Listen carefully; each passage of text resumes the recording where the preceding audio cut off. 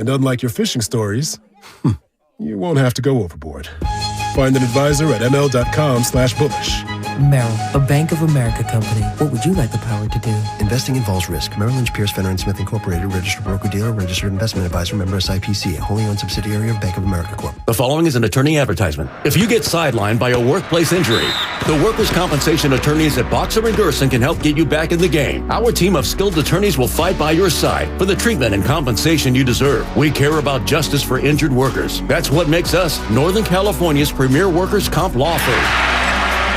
Call Boxer & Gerson at 510-345-2341 or visit boxerlaw.com for a free consultation. Boxer & Gerson, your life is worth the fight. Get fast, reliable speeds at home and on the go with internet and mobile from Xfinity. Now through December 21st, new customers can get 1.2 gig internet plus Xfi Complete with unlimited data and Wi-Fi equipment included. It's just $50 a month for 2 full years with no annual contract when you add Xfinity Mobile with unlimited data at regular rates. Plus, get $200 back. Go online, call 1-800-XFINITY or visit a store today. Requires paperless billing and auto pay with stored bank account. Restrictions apply. Taxes and fees extra. Xfinity Mobile requires Xfinity Internet. After promo, regular internet rates apply. Actual speeds vary. At Outdoor Supply Hardware, to give is to receive. December 6th through Christmas Eve, get a free $10 gift card with every $50 Osh gift card purchase. Limit 4 per household. Osh gift cards never expire, fit everyone, make terrific stocking stuffers, and look fantastic tucked into trees. Plus, they make great gifts that are perfect to give all year long. So snag this BOGO deal. December 6th through the 24th for a free $10 gift card. Great gifts are in the cards at all 14 Osh stores.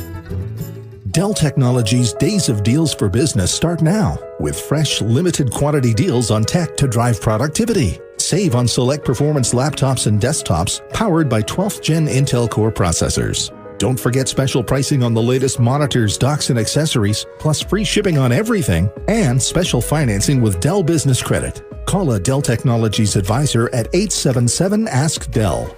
That's 877-ASK-DELL. PatriotSoftware.com.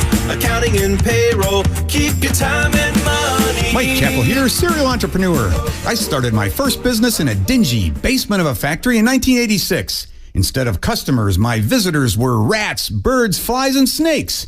To psych myself up that I was going to succeed, I wore formal business attire and a tie to that lonely factory basement every day.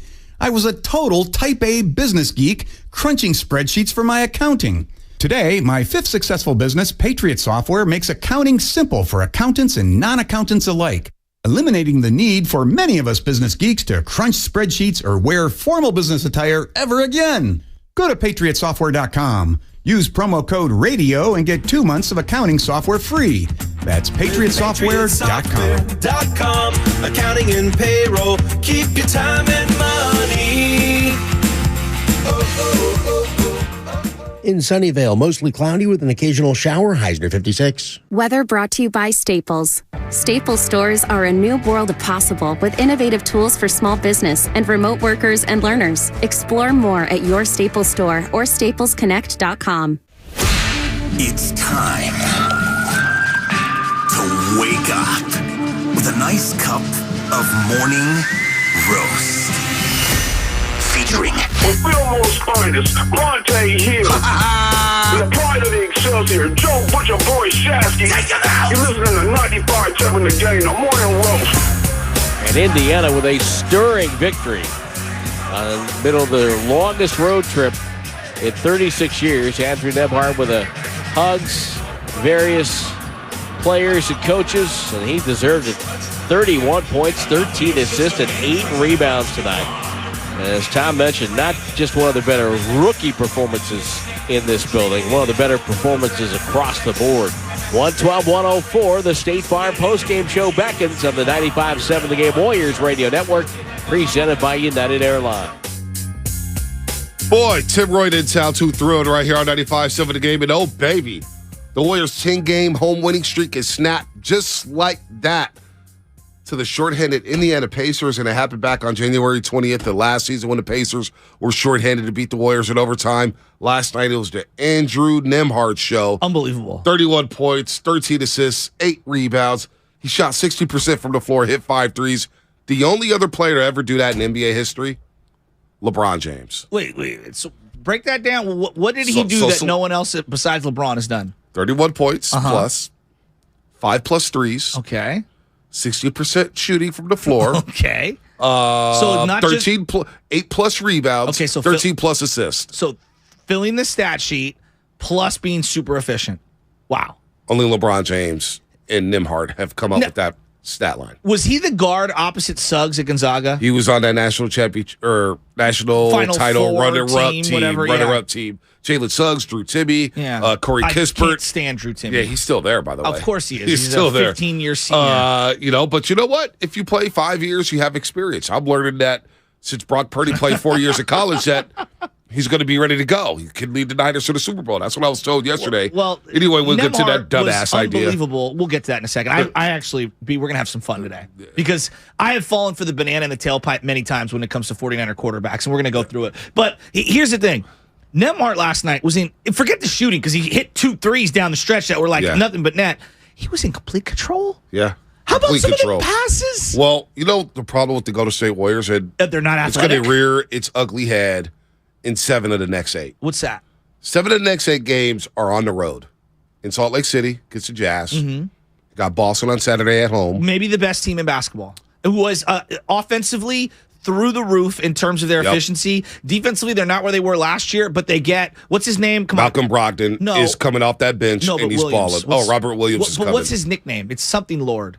Is it Dark Side Lord? I don't even remember his. I don't remember his nickname. He has a specific nickname, and it's like comic Time Lord or something. Yeah, I think it is. Is it Time Lord? I think you're right. I think it is Time Lord. Yeah, there you go, Time Lord. Yeah. Malcolm Brogdon's been a great trade for them. It's been a great addition. He says the best basketball he's ever seen play, and it's the best basketball he's been involved in. So you got Boston. So you got Milwaukee, Indiana.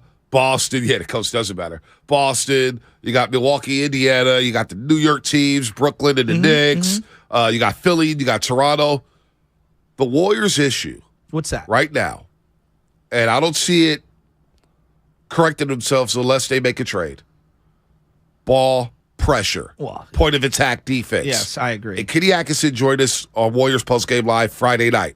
He said, "Look, we're not close. We haven't turned the corner yet.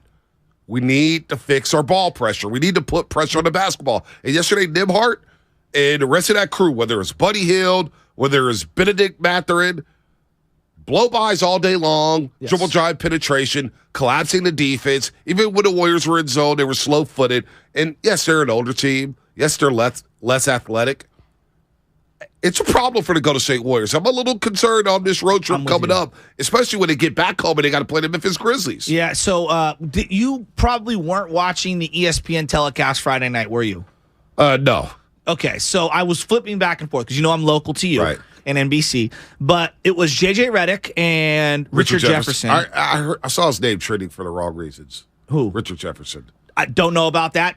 I don't know. But what I would say is that J.J. Redick kept bringing up point of attack defense on the Golden State Warriors and how bad they've been. Whether it's jumping out too far, letting a guy blow by them, not switching properly, switching too much. Like he was basically diagnosing all the issues that is wrong with their defense on point of attack. Whether it's a screen and roll, whether it's just a basic offensive set. And right now they don't have a lot of great perimeter defenders. No, it's not. It's a problem. And then I would also add to that when they start scrambling, they don't have the athleticism to recover. No doubt. And I think that is as important as the point of attack defense because some teams can get away with that at the top of the key when they have either a rim protector or some athletes that can, recover quicker. So you get dribble drive penetration. Ball pressure has been a problem for the Golden State Warriors. And Kuminga's trying hard. I actually like Kuminga. I thought he helped flip the game in the second quarter when they went on an 18-2 run. I think he could play that GP2 role from last season. Now, does he have the IQ like Gary Payton the second right now? No, he doesn't.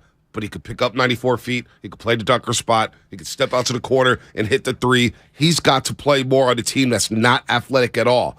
He gets a bad whistle. He gets a terrible whistle. Yeah. He's a young guy. Jordan Poole, Curry, Clay, they're all getting blown by. Yes, you did miss Andrew Wiggins yesterday. Oh, big time. And Andrew Wiggins covers up a lot for this basketball team. How serious is the abductor injury?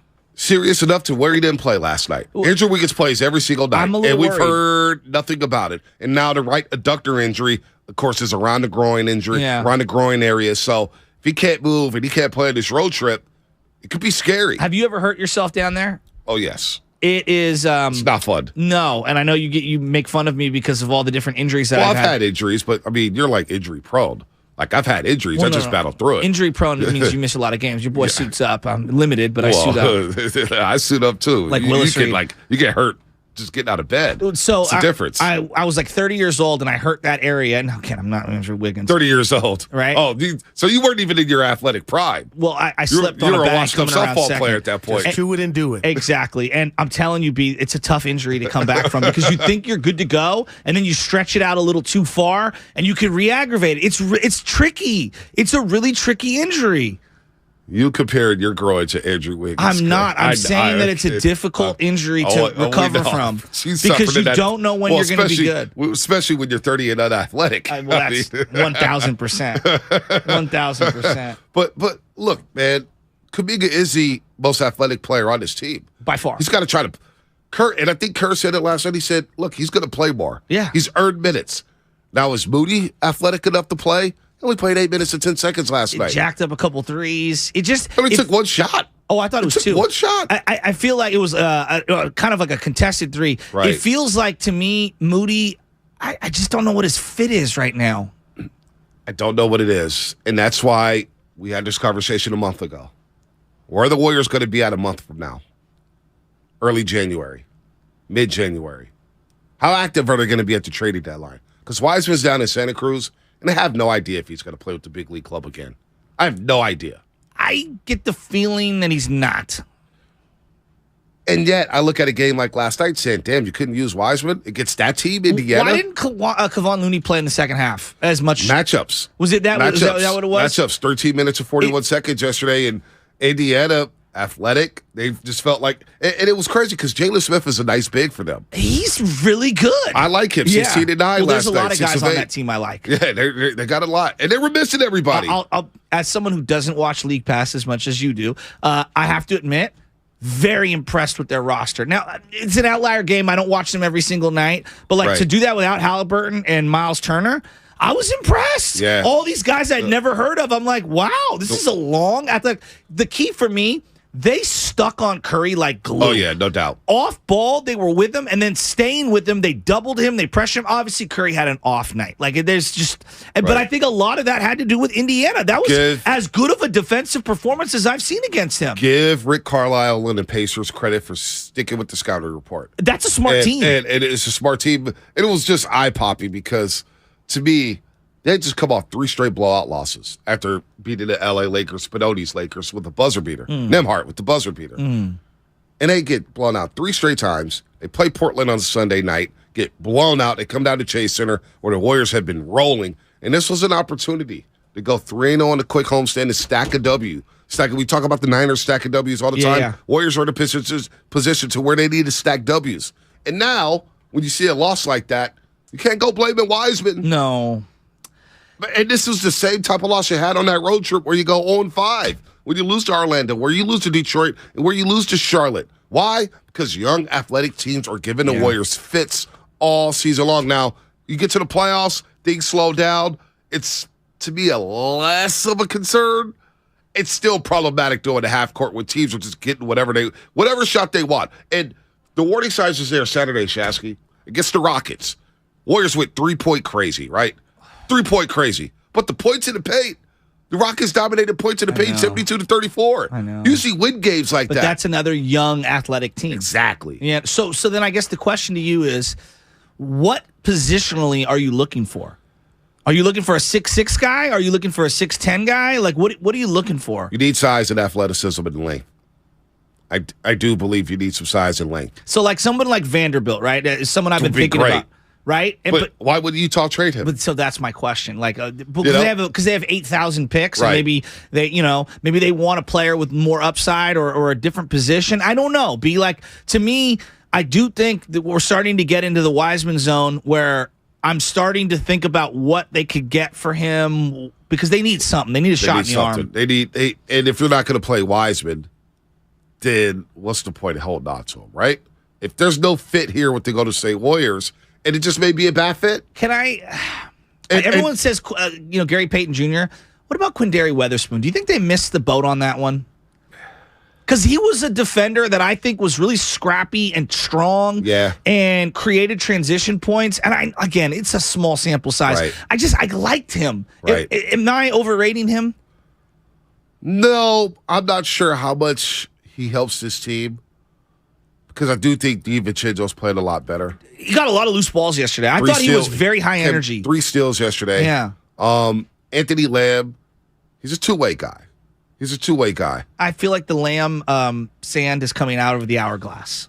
Missed some threes yesterday, but the plus-minus geeks may say, you know what? Oh, wait, he was a minus. Oh, actually, he was a plus 14. Well, I just felt like he was a little. He had a couple of nice passes. One to Jermichael Green, for example. That's why plus-minus is a joke. Yeah, I just thought he didn't play well yesterday, and I'm not trying to pinpoint him, but it did feel like Kerr trusts him more than I do at this point. Right. I feel like he's kind of losing my faith because he had earned it. You see why plus-minus is a joke? Well, come on. He had the best plus-minus yesterday for the Golden State Warriors. Yeah, he was not the best player. I thought actually Clay until the final, 4 minutes or so. Right. Clay had a great game. He had a couple of beautiful dribble drive kickouts. Right. One to Jordan Poole that was beautiful. Another one cross court that swung back around to Steph Curry for a 3. I thought Clay had a good game. Yeah, outside of Klay Thompson, the Warriors were 5 of 28 from the 3-point line. He was 8 of 16 himself, surpassing Jason Kidd, surpassing Dirk Nowitzki on the 6-year anniversary of the 60 burger against the Pacers on a Monday night. It's kind of crazy that him and Draymond are climbing up the list on 3-point makes. I know it's diluted because the game has changed so much, but it's still surprising me. Like Jason Kidd, right? Growing up, 1992, beating that Duke team. Jason Kidd's an all-time legend. He is. And now, because there's so many great point guards, I think it's forgotten. To me, he was a top 5 point guard all time. I know other people maybe disagree with that. I had him on the same level as a John Stockton, below a Magic, probably below Isaiah. But for me, I had way more of an affinity for the way Jason Kidd played. So to see him pass him, that meant something to me. Yeah. If the Warriors don't have Andrew Wiggins on this road trip, they're in trouble. They could be in big time trouble. Big time they trouble. They already are a bad road team. I mean, 13-12 right now in the season. Going to Salt Lake City Wednesday. Never an easy place to play. Then you get a finals rematch against Jason Tatum and Jaylen Brown Saturday night at Chase Center. Tatum's learned how to dribble. Oh, Jason Tatum is playing like an MVP. Brown, no, but Tatum, yes. Tatum may have been injured in those finals. You think?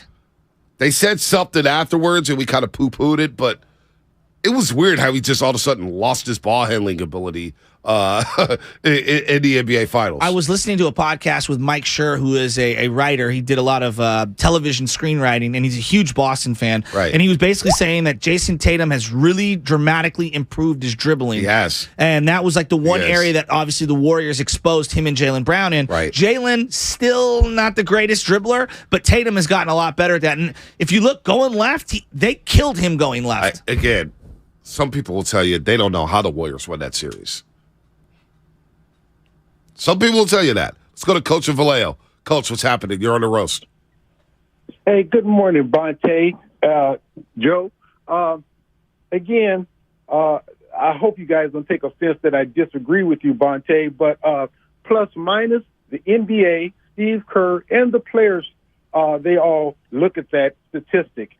And what's glaring to me is that if you look at it, every time they brought Kuminga in and they brought in Lamb, that's when the Warriors started catching up. Now, they didn't necessarily make shots, but they start playing defense out there. Real quick. So I do agree that Kuminga came in to help change the game. But Kuminga was even when it came to plus minus, 0. Anthony Lamb was plus 14, which to me, I thought Kuminga had a bigger impact. And I agree. However, if you do look at the plus minus, Bonte, what was Jordan Poole's? -6. Started the game. -6?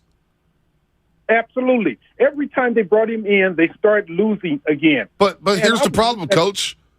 He had 23, 5, and 4, and he was a -6. Like Saturday night, he had 30. Or excuse me, Friday night he had 30 and he was a -6. Can we meet in the middle and just say that it's a tool, but it's not the end-all be-all? Like, for example, Kevin Durant, his rookie and sophomore years, he was fantastic. 25 points a game. -651 and -501. Right. I mean, Those were his rookie years. This is one of the greatest players of all time. Some players use it as a tool. It's a tool. Some players think it's an absolute joke. Some former coaches think it's an absolute joke. Some players like it.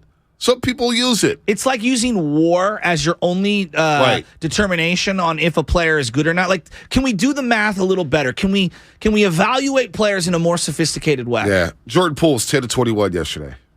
I thought Jordan Poole was fine yesterday. Now, down the stretch, I felt like he doesn't get enough shots because it's really difficult. It felt like Steph was kind of shot hunting at the end, which he's Steph Curry. I mean, come on. And look, Steph's entitled to a bad game. Steph played poorly. So Kuminga was 4-4, grabbed 4 rebounds, scored 10 points. Set some nice screens, got a couple of nice rebounds. Anthony Lamb was 3 of 9, 0 for 4 from the three-point line, 5 rebounds, 6 points. He was plus 14. Kuminga was at a 0. I thought Kuminga was better than that. And Kuminga stayed on the court later in that game and got a couple of weak fouls. And then he started arguing with the ref. I kind of love to see him. That's the first time I've seen him show emotion to a ref. If you like plus minus, that's fine. Like Benedict Mathurin for the Pacers last night was all over the place. 4 of 16 from the floor, 14 points. Yet he was a plus 9. It was a plus 9. It could be flawed. Plus minus could be flawed, but I'm not going to deter anybody from looking away at the plus minus or whatnot. If you want to use that tool, that's fine. It's a tool. Sometimes I'm just looking at it and just like, all right, Jordan Poole's a -6 last night. I get defensively, they were getting cooked, but he had 23, 5, and 4. I mean, Nembhard hit a couple of threes down here. I was like, you got to be kidding me. Nembhard was really good. He hit 2 threes back to back from the hip like he was a freshman in high school, and I was like, damn. Yeah. He was awesome. And then he threw an alley-oop in the final couple of minutes. Like, he was in full control. He gets rid of the ball, circles around, gets it back, dribble drives in, throws the alley-oop. I mean, he was fantastic. This team needs a jolt, man. They need a jolt. They're not clicking yet. I thought they were close to turning the corner. Without Andrew Wiggins, a lot of things could be exposed coming up here. Let's see how long Andrew Wiggins is going to be out. 888-957-9570. If you got some thoughts on the Golden State Warriors, this segment was brought to you by Golden State Lumber, serving the Bay Area for 3 generations. When you succeed, we succeed. Visit GoldenStateLumber.com. By the way, Baldy, 7:30 today. Brian Baldinger. We all love Baldy. He's going to join us at 7:30. Then he'll be in studio Friday, all 3 hours. All right? It's going to be a lot of fun. Going to get a double dose of Brian Baldinger. The Shea Hay Kid, John Shea, 8:30, down in the winter meetings in San Diego. What the hell is going on with Aaron Judge?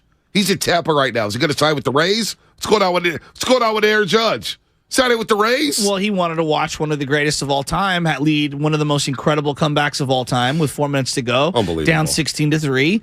And I said it.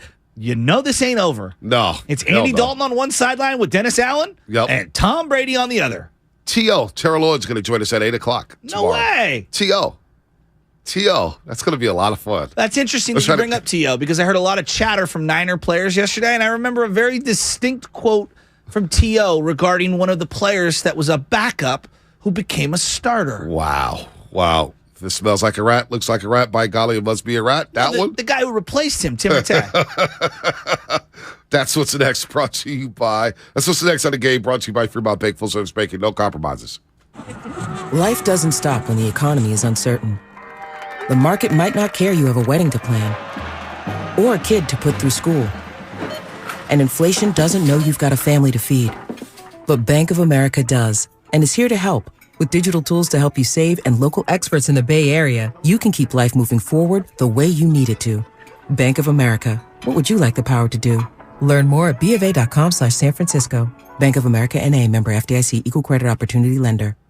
Kirby, they're your driveway mechanic, and they bring the shop to you. And our friends over at Kirby just won the Motor Top 20 Award for innovation. Brakes and tire replacements, oil changes, and so much more. And they've just added Kirby's eco-friendly wash. It barely uses any water, but it makes your car look brand new. They use all biodegradable products that provide the ultimate shine and protection to both the exterior and the interior of your car. all in the ease of your driveway. The ultimate convenience, easy booking, transparent pricing, on-time arrival, service in your driveway. No waiting rooms, no coordinating rides, direct access to your mechanic, friendly, reliable service, no middlemen, and no upsells.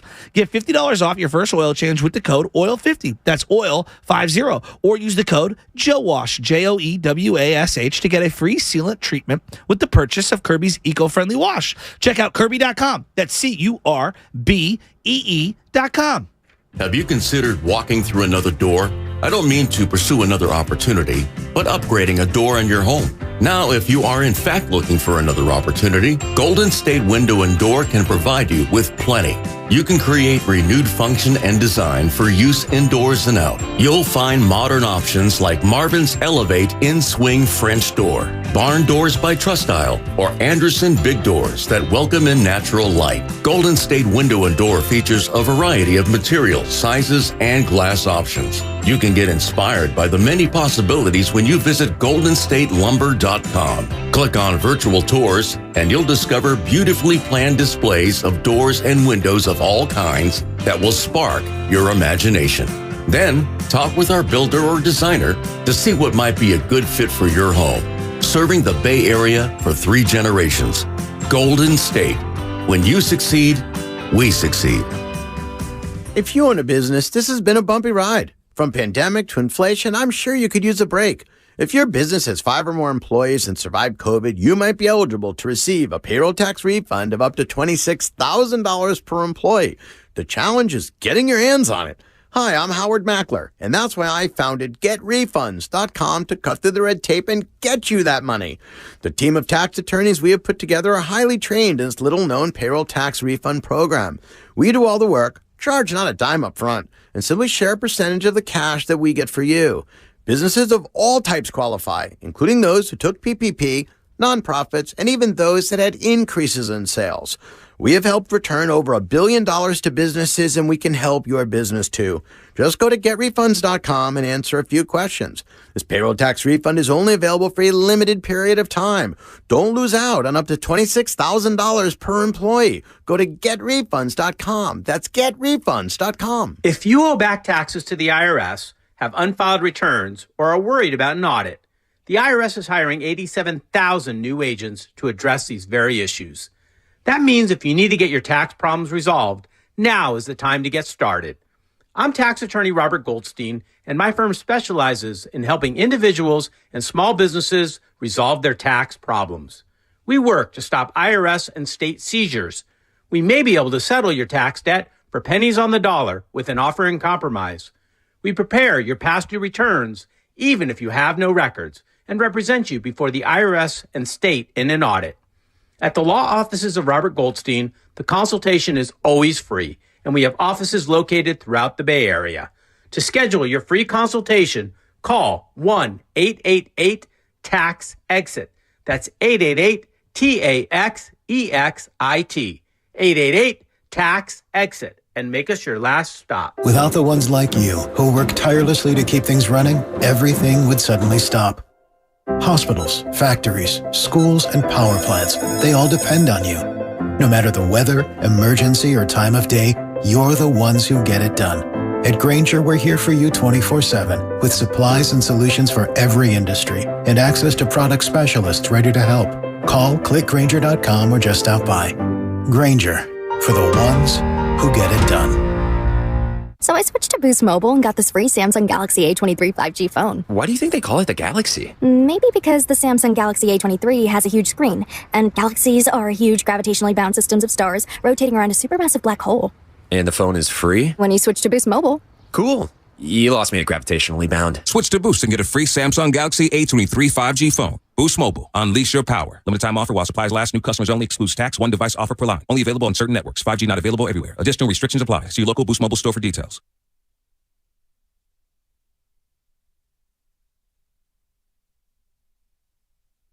It's your boy Guru from Steiny Guru, noon to 3, right here on 95.7 The Game. Now back to the morning roast. I'm a roaster because these two guys are my guys. Yin and Yang, right here on 95.7 The Game. Triple drive penetration for the Golden State Warriors. They've got to be better on the ball. Ball pressure. Are they too old? Zay's starting to catch up with them on the defensive end of the floor. I have no idea. They lose last night to the Pacers. As the Pacers come out in the first quarter, they shoot 65% and outscore the Warriors 34-21. Now, the Warriors did get back into the game with an 18-2 run in the second quarter. Briefly took a lead, 44-42. Then the Pacers, they go on a 17-6 run to end the half and take a 9-point lead into the break. And you know what? They kept control. And basically, Andrew Nembhard was the star of the show. This kid was special last night. 31 points, 13 assists. 31 points is the third most for a rookie this season in a single game. The 13 assists is the most for a rookie in any game this season. And then he grabs 8 rebounds, a Steph Curry-like stat line in 41 minutes and 18 seconds. Steph Curry, you ask? It's the roughest game of the season. 3-17, 2-10 from the three-point line, 12 points, 6 assists. And for all you plus-minus geeks, he was a -17. Oh, my God. Bench him forever. Was that his lowest scoring output in, like, I'm trying to think, like, he didn't do that during the playoffs at all, did he? I don't remember that. He had a bad night in finals. Game 5, he didn't hit a 3. Yeah, but did he have 12 points? I don't think so. I can't recall the last time. Okay, I thought maybe you'd have the advanced numbers on that because it felt like one of his worst games. I just wanted to erase the game from my memory. In months. So I'm looking at Steph Curry here. How about this? 17.6% field goal shooting tonight is tied for the third worst in a game in his career in which he attempted at least 15 shots. You follow me? 17.6% field goal shooting tonight is tied for the third worst in a game in his career in which he attempted at least 15 shots. Last night marked the 627th time he's taken 15-plus shots in a game. So, one of those nights for Stephen Curry. Did you see the video that went viral over the weekend? Not the Steph Curry one. By the way, on the Steph Curry one for a second, because I was listening to Willard and everybody talk about this in Steiny during the crossover, I didn't even see that he did it 5 times. I just saw him throw the ball across the court on the viral video once. Because you didn't click through videos. I didn't even watch it all the way through. Shows how ADD'd out I am. Yeah, I know you are ADD. So he made it 5 times in the video. Having a conversation with Shasky. He tuned you out in 2 seconds. Continue on. He made it 5 times in that. Well, that's what the video was doctored to look. 5 times. So easy to do. I was unaware of that. I thought it was 1 time. No, it was pretty funny. Then JD McCauley Sunday was like, I just heard from the Warriors. It's not real. I'm like, thanks, JD. I love JD McCauley, Associated Press. So he hit 5. I didn't even watch the video. But he did say after the game. What did he say after the game? He said he hit 2 of those after the game. Or was it 3? In a row? Not in a row, but he did hit a couple. Okay. Well, I think that's the thing about that video. It's like we've seen him hit shots like that before. So, like, that's kind of why I thought it was real. Like, it looked very plausible when he made that shot. It's Steph Curry. Well, to show. Are you going to doubt Steph Curry? Well, no, just to show how, like, ADD'd out I am on social media. On Insta, I just kept clicking. You don't even watch the video all the way through. More than 5 seconds, I'm like, all right, I'm good. Next video. So, I guess I totally whiffed on that one. Yeah. ADD. I didn't even know there were 5 makes in a row. So I'm looking at Steph Curry's stat lines for lowest point totals here. Wow, one game he scored back in 2016. 14 minutes against the Nuggets. He scored 5 points. He must have got hurt or something. Yeah. I'm looking here. 2019 against the Lakers in 29 minutes. He scored 7. 7. Down at Staples Center. Now Crypto.com Arena. I might be losing that name. Crypto.com Arena? Yeah. Why? Well, it's completely bankrupt across the board. I mean, it's just losing Bitcoin's done? All of it. I mean, it's just, well, there goes my money. You have Bitcoin? Just a little bit. I invested a little bit. Not much. What do you have, like a fraction of a ring? Yeah, it's bad. It's bad. It was up at 65,000 at one point, I believe. That was a high. Now it's down to what is it down to? 15,000? I blame Steph Curry. Blame Tom Brady. Yes, 650 Xfinity Mobile text line. Bond signed with the Giants 30 years ago today. We're running it all day yesterday on Warriors pregame live and postgame live. That he signed a 6-year, $43.75 million contract with the Giants coming over from the Pittsburgh Pirates. And the big news with Barry Bonds, of course, is he didn't make the Contemporary Baseball Hall of Fame. Damn it. I don't even care anymore about the Hall of Fame. So, and I'm going to do this every single time that this gets brought up. I don't give a rip about the Hall of Fame. You know what I care about? AT&T Park, Oracle, whatever you want to call it. Build the statue. Larry Bear, I know you listen to the show because Bonte told me that you guys ran into each other. I know you listen. Just say you listen. Build the statue. I'm begging you, as a fan of the Giants, as someone who loves baseball, appreciates what you and the team and Barry have brought to the community, build the statue. Let us Giants fans have our spot to be able to memorialize Barry Bonds and his contributions to the San Francisco Giants. I don't care about across the country, in Cooperstown, what they do in that museum. I don't. It's not even a museum because you document all the history in a museum. They have selective museums in there. My point is, I don't care about it anymore. I'm not going to scream. I'm not going to yell. I don't care about who made it, who didn't. We all know Fred McGriff is deserving of going to the Hall of Fame, but at no point in his career was he better than Barry Bonds on any given day. That being said, please, dear God, build the statue. Lubman, I want to bring you in here on the air, not in the studio. I don't want to stay 6 feet away from me. Sam Lubman, by the way, good morning to Lubman and Spinoni and everybody out there getting off their graveyard shifts and YouTube and everything. And I hear you, Shasky. Just build a statue. I'm surprised you don't care about the Hall of Fame no more. I just don't. I was there last year. I'm fatigued. I'm done with it. Yeah, I'm done with it. But I do. It's a sham. Look, we got to break in a second. I do want to break down before we get into 49ers and we'll get back into the Warriors. I do want to break down the voting process of what happened. Have you seen how ridiculous it is? Oh, yeah, and that's why I want Lubman to come in here on the other side to break it all down. I told you this last year when he didn't get voted in. I said, I don't give a damn. I don't want to talk baseball Hall of Fame no more. I'm over it. But I'm over it. Let me ask you this. Before Barry Bonds, did you even have a desire to go out there? I mean, a little, I guess I had a desire. I have a desire to go to all the Hall of Fames. Okay. And the only Hall of Fame I've gone to is the Hockey Hall of Fame in Toronto. And it blew me away.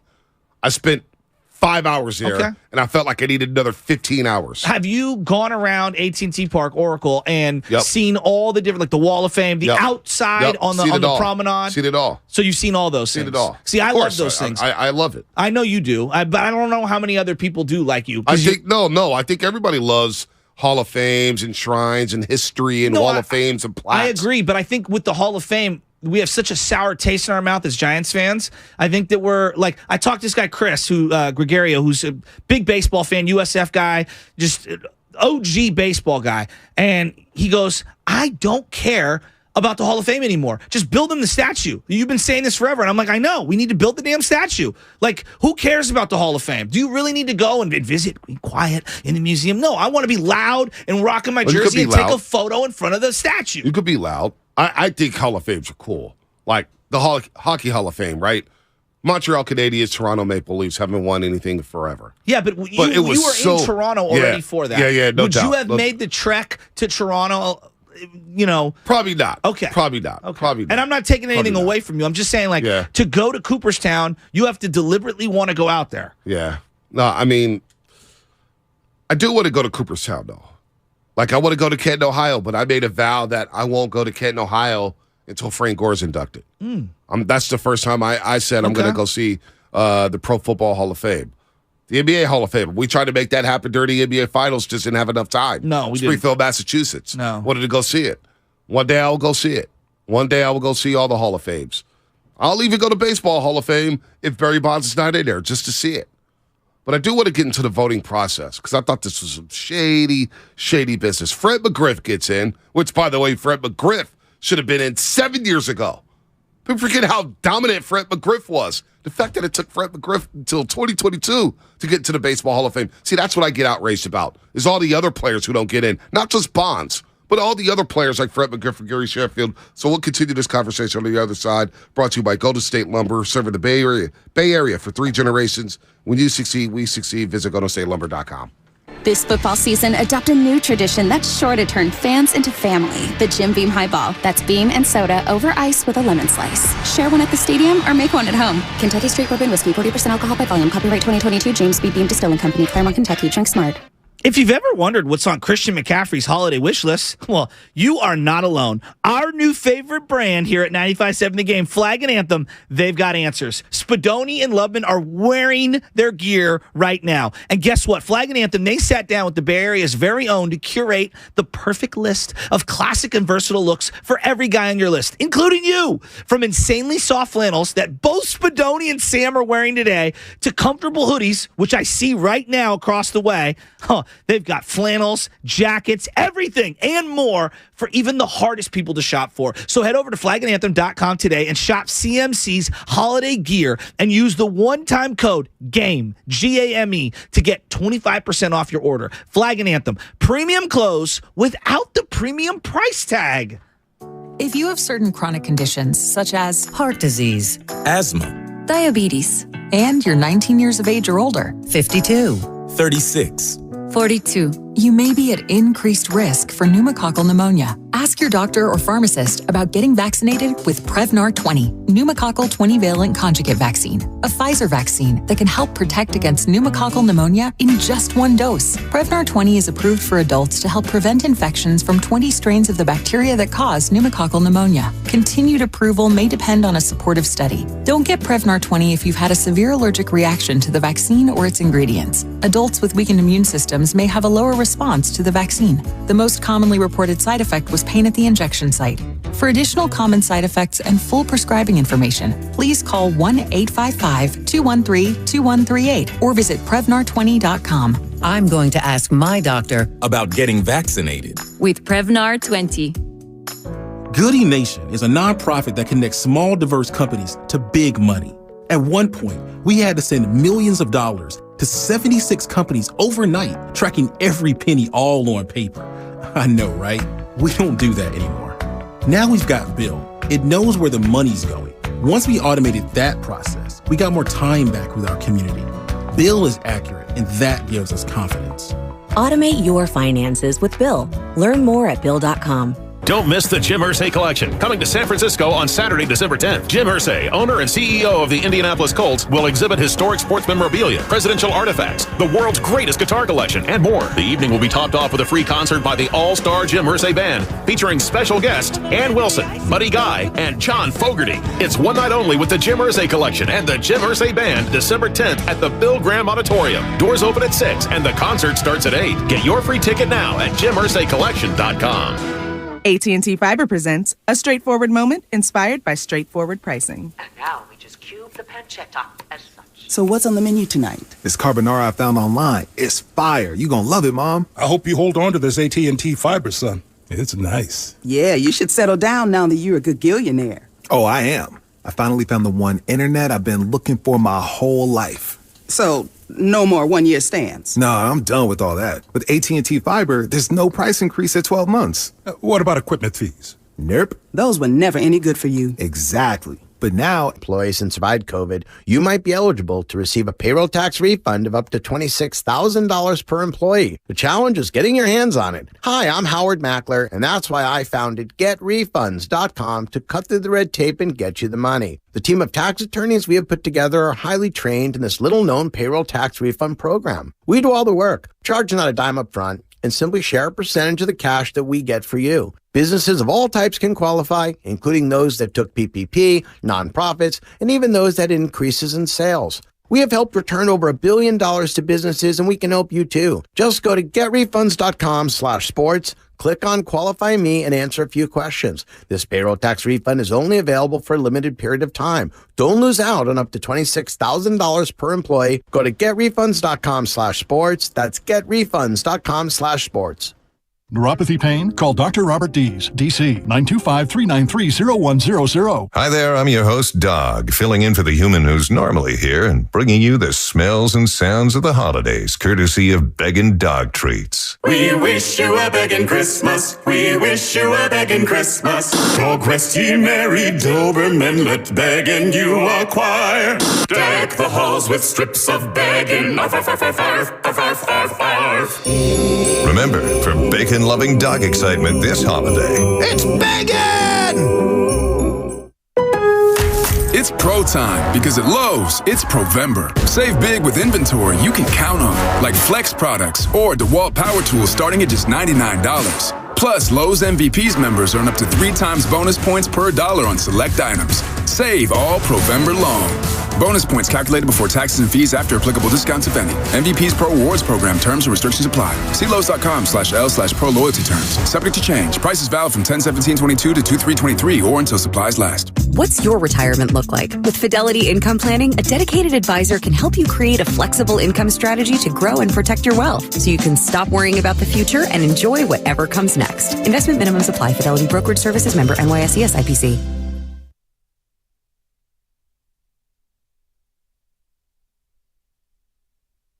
Come on, man. You got Larry June in the building. You listen to the Morning Roast, and we're doing numbers, man. Good job, Morning Roast. Sock it to me. Hey. Yee! Larry Jude, what's up, man? Doing numbers. Aaron Judge is going to do some numbers today, tomorrow, next week. Whenever he signs, he's going to get a big number. Trey Turner yesterday got a big number from the Philadelphia Phillies, 11 years, $300 million at AAV, average annual salary value, $27 million. Money time. How about Justin Verlander? Money time for him? 2 years, $86 million. It's a lot of money. The Trey Turner number, like the number of years, 11 years, that kind of surprised me. Yeah. It kind of surprised me. Not that I don't think he can be good for, 7 or 8 of those years. It's, middle infielders who rely on athleticism and stuff, it's just really hard as you start to age out. Now, look, Omar Vizquel played until he was like 45 years old, and he was good. Like, he was a very good. Right. I think he won a Gold Glove at like 39 years old or whatever. Smaller guy, athletic. Wasn't known necessarily for the bat, though he hit well in his career at times. I thought that number was wow. But here's my bigger takeaway. It's not just that Trey Turner signed for a ridiculous amount of years and money. It was, think of where the Phillies were when they went after Bryce Harper. Now think of the trickle-down effect of what Bryce Harper has brought them via free agency.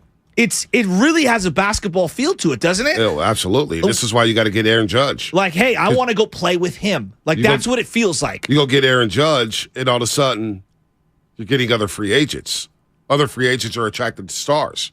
And Trey Turner's like, I get to go play with Bryce Harper again? And Citizen Bank Park? And Castellanos. And JT Real Muto and Reese Hoskins, who had a big postseason. Yep. So, look, man, we'll see what happens with Aaron Judge. We shall see. He was in Tampa last night watching Tom Brady come back and rally the Bucs over the Saints. By the way, everybody's got their go-to meal at their favorite restaurant, so it's time we head back into their kitchen for episode 3 to go-to, presented by Trimark. Check out Rome Artisan Burgers at 957thegame.com. Also, don't forget Baldy 730. We're going to cancel Shay's, not in San Diego. Going to move off of Shay. We want to be in San Diego. Shay's not in San Diego. We're going to move off. The winter meetings are in San Diego. Yes, for anybody who don't know. Yeah. Winter meetings in San Diego. Has a nice I've been going back and forth last night. I had the 2-screen action going. I got my iPad, a brand new one, so I'm very happy with that. And I was going back and forth between, obviously, I had the Warrior game on the main TV, and then I had Monday Night Football and MLB Network. And I was going back and forth and back and forth and back and forth. And so it's pretty cool to see all the different people down at the winter meetings. They're at some Hilton hotel down there. Oh, yeah, it's nice. Yeah, it was really cool. They got some pretty cool setups, MLB Network. So I'm going to break down the Hall of Fame before we move on to football. By the way, 957thegame.shop.com. Oh, yeah, I'm going to buy one of the sweatshirts. 957thegame.shop.com. El Sleepy Floyd hooked us up. Again, I want to give out some Christmas gifts. I will have details by the end of the week. I'm trying to figure this bad boy out. I'm a roaster. I don't know how. I haven't seen any new gear. We'll figure it out. But people are going to get Christmas gifts. The logos are cool. The logos Sleepy are Floyd cool. created some really cool stuff. He did. But we're gonna send out some Christmas gifts. Where do they go over the holidays? If they want to see them, 957thegame.shop.com. Yeah, and I want to grab a sweatshirt right there on the website. Pops. All you got to do is look at YouTube and Twitch, and you see it right there. The banner's right under the Morning Roast. 957thegameshop.com. Yeah, I'm excited to get some gear. I gave my dad one of the sweatshirts, the one that says "What's up, doggy?" and should have said "Pit Vic, don't panic." We botched that one. That's okay. I'm not tripping. But my dad really likes it. He's really excited. High quality sweatshirt, fits him perfectly. He got a large. I was given to me by Matt and Hegan, and I gave it to my dad because my dad really wanted one. Nice and then so now I'm going to buy a couple more sweatshirts. I want the shameless shout out one. I think that one's really cool. It is really cool. Yeah, that logo is really cool. Alex in Atlanta. Warriors getting out rebounded and outperformed in the paint has become a common theme this year. Small lineup also seems like they are becoming too reliant on the three-pointer, and they just had a stretch where they made at least 23s in 4 of the previous 5 games. And that three-guard lineup, ever since the tail end of the Denver Nuggets series in the first round last year, hasn't been as effective with Jordan Poole, Klay Thompson, and Stephen Curry. Would it be better if they had a rim protector that they could funnel these guys to? Like, I think that if you're going to play the 3-guard lineup and you're kind of not set in stone, but it feels like, hey, look, because of the roster construction and you're going to play those guys, those are your best players. I do think the more and more I've been thinking about it, it is imperative either Wiseman gets up to speed or you have to acquire someone who can be a defensive funneler that can that block shots at the rim. And I don't know if Wiseman's the answer. And I don't know if that guy exists on the open market. That's the other thing that you need to be honest about yourself with. Miles Turner? He's okay. Were you looking forward to watching Miles Turner yesterday? A little. It's a little disappointing we didn't get to see him. Yeah, but I mean, even if he got acquired by the Warriors, like Jakob Poeltl, pick any player you want. Those guys aren't going to be playing like 40 minutes or 35 minutes. They're like 15 to 20 minute a night guys. They're like in that DiVincenzo zone, you know?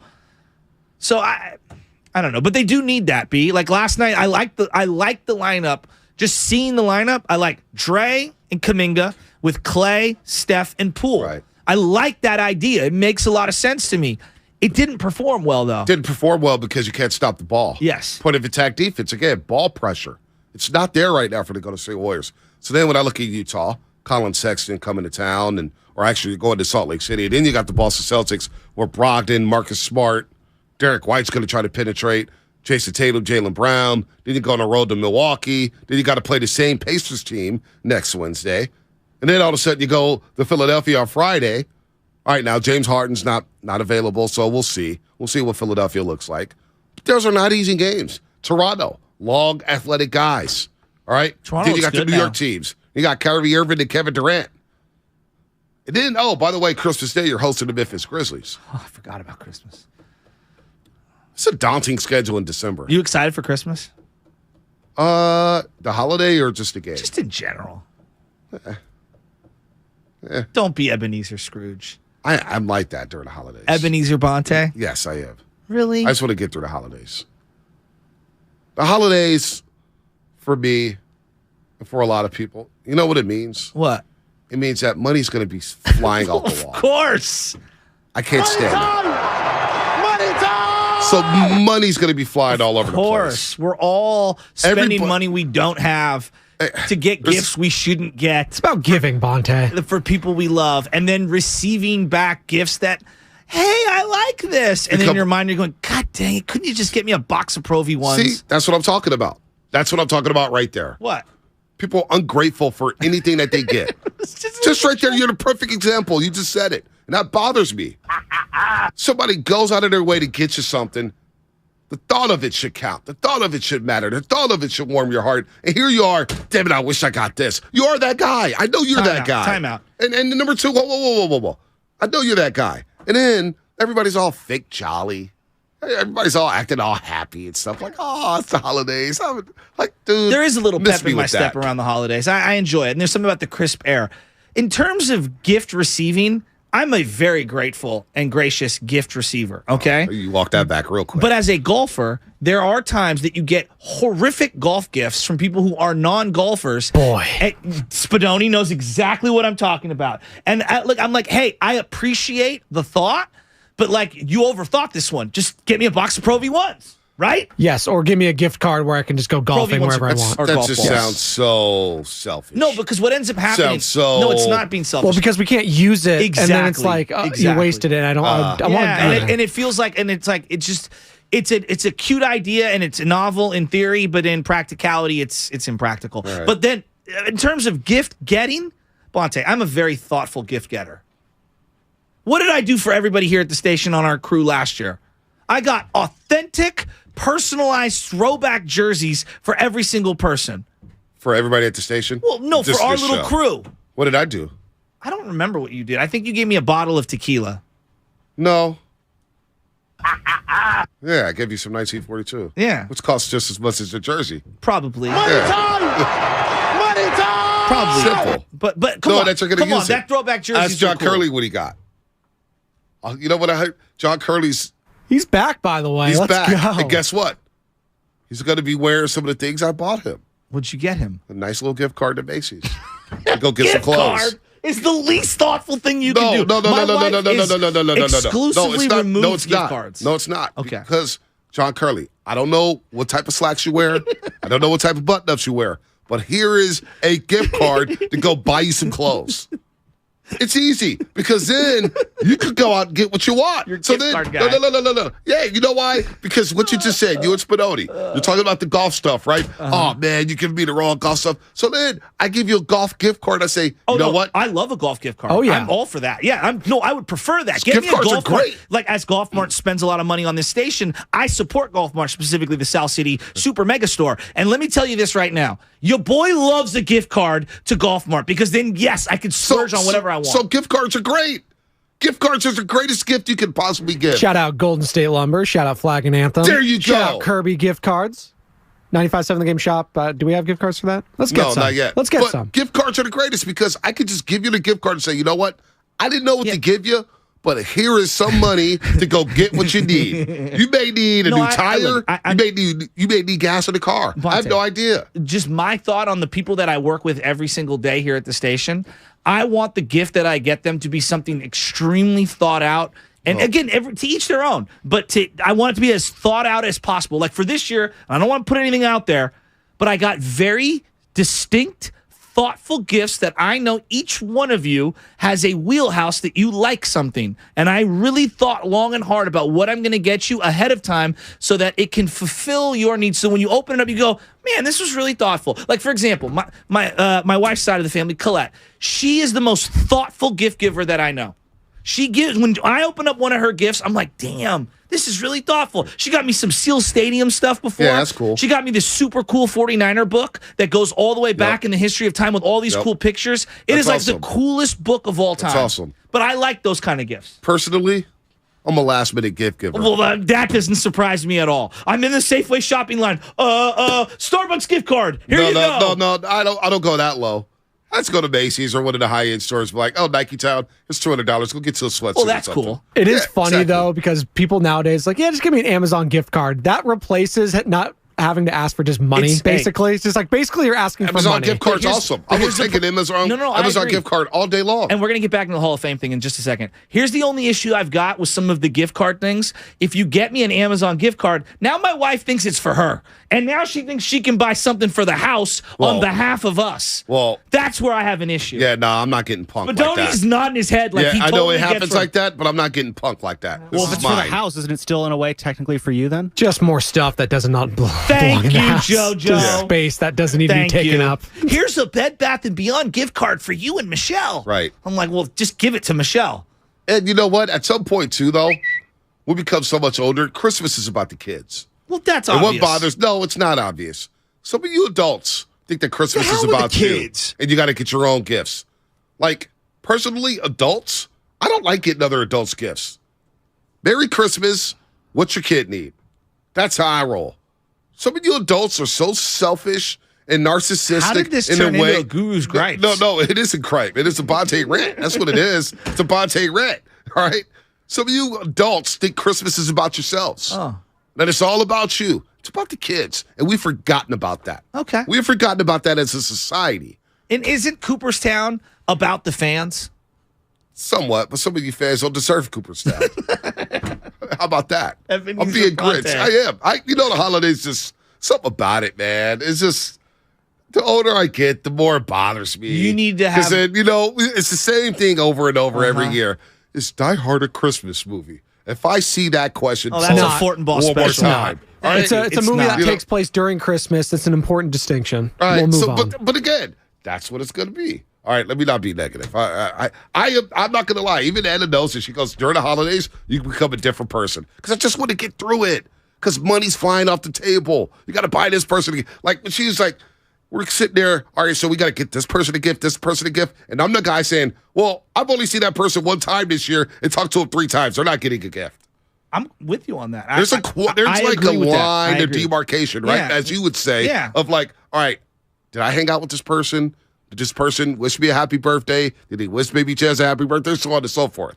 Well, there's like the inner circle, right? That's what I like to call it, because there's some people that are family, even though they're not quote unquote family, that you have to keep in it. So, look, I don't want to get down your particular Christmas list. We're just going on a quick aside.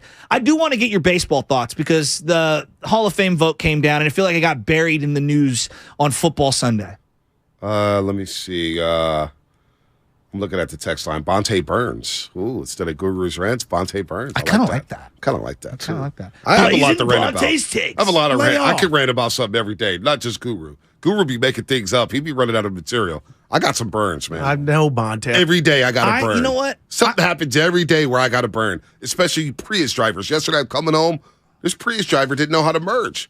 He stops on the freeway. So it's a sweeping indictment on all Prius drivers. Prius drivers got problems. Okay. It's a sickness out there with you Prius drivers. You're listening to 95.7 The Game, KGMZ FM and HG1 San Francisco. Always on for the free Odyssey app. Prius drivers and Tesla drivers. Download the Odyssey app and favorite 95.7 The Game for the best and most up-to-date sports coverage. And don't forget, you can also watch this every single day on our YouTube and Twitch streams. Just log on and search 95.7 The Game. Be sure to like and subscribe to the channel while you are there. These Prius drivers got the smallest car on the block, and they think they got a big body or something. Okay. Escalade. It's just out of control. I don't care about Prius drivers. I'm just telling you, they're horrible.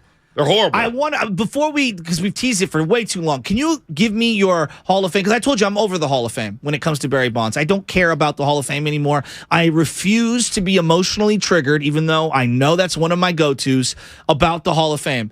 I want the Giants to build the statue for Barry Bonds so that us fans who really do care about him and the impact that he's had on this community, I want us to be able to have that ceremonial communal gathering spot where we can honor our guy. That's what I want. I want the Giants to just commission the statue and get this thing going. Yeah, that wouldn't be bad. And I think it'll happen. It'll happen. But let's get into the Hall of Fame and what happened. Lubman, let's bring you in here because I know you love this stuff. Barry Bonds received 3 of the 16 votes. So there were 16 votes. 16 votes. They created a panel, and you're only allowed to vote for 3 people? 3 people. I mean, this feels so arbitrary. 3 people. Like, that's the other thing. Like, what if they're all, eligible? Why do I have to vote for just 3? That's number one. Number two, look who's on the panel. It's a bunch of Braves guys. By the way, 650 as a Prius driver. I hate Prius drivers. Lubman, get in here. So unnecessary. They're terrible. Go ahead, Lubman. Well, yeah, no, I just thought if you want me to kind of break down how the process works here, I think it's a completely stupid process how they do this, which they purposely set up to try and limit how many people get in. Exactly. And it's just like the whole time Bonds has kind of been in this deck stacked against him voting process, whether it was, the writer's ballot, which they knocked down from 15 to 10 years, which we all know that was done simply to get Bonds and Clemens off the ballot faster.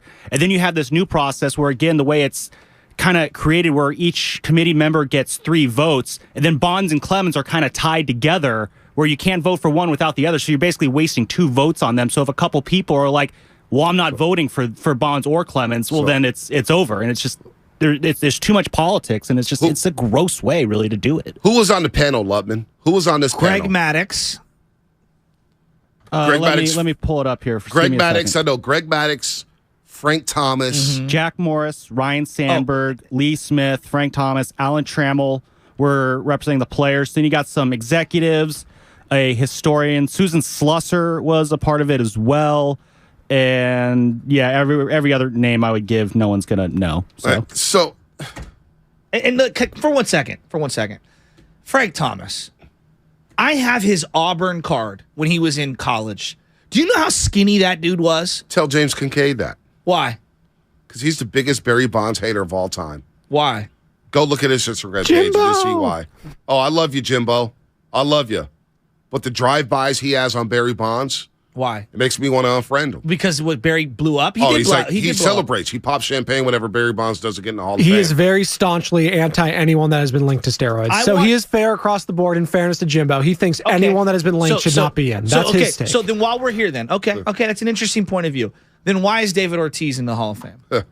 He was on the Mitchell Report. Or how about Bud Selig, who pretty much let it all happen, washed his hands of it, and then inducted himself into the Hall of Fame. Remember when he made up his own award and gave it to himself before he retired? 1,000%. I mean, and then, again, I want you to Google, right now, Google this, my favorite segment of all time, Auburn, Frank Thomas. Oh, I know. And you look at the photo of him as a 21-year-old, because that's what everyone does with Bonds, and then they flash forward to him at 38, and you tell me the man at 38 who Frank Thomas was is the same guy that he was when he was 21 at Auburn. Well, get out of here.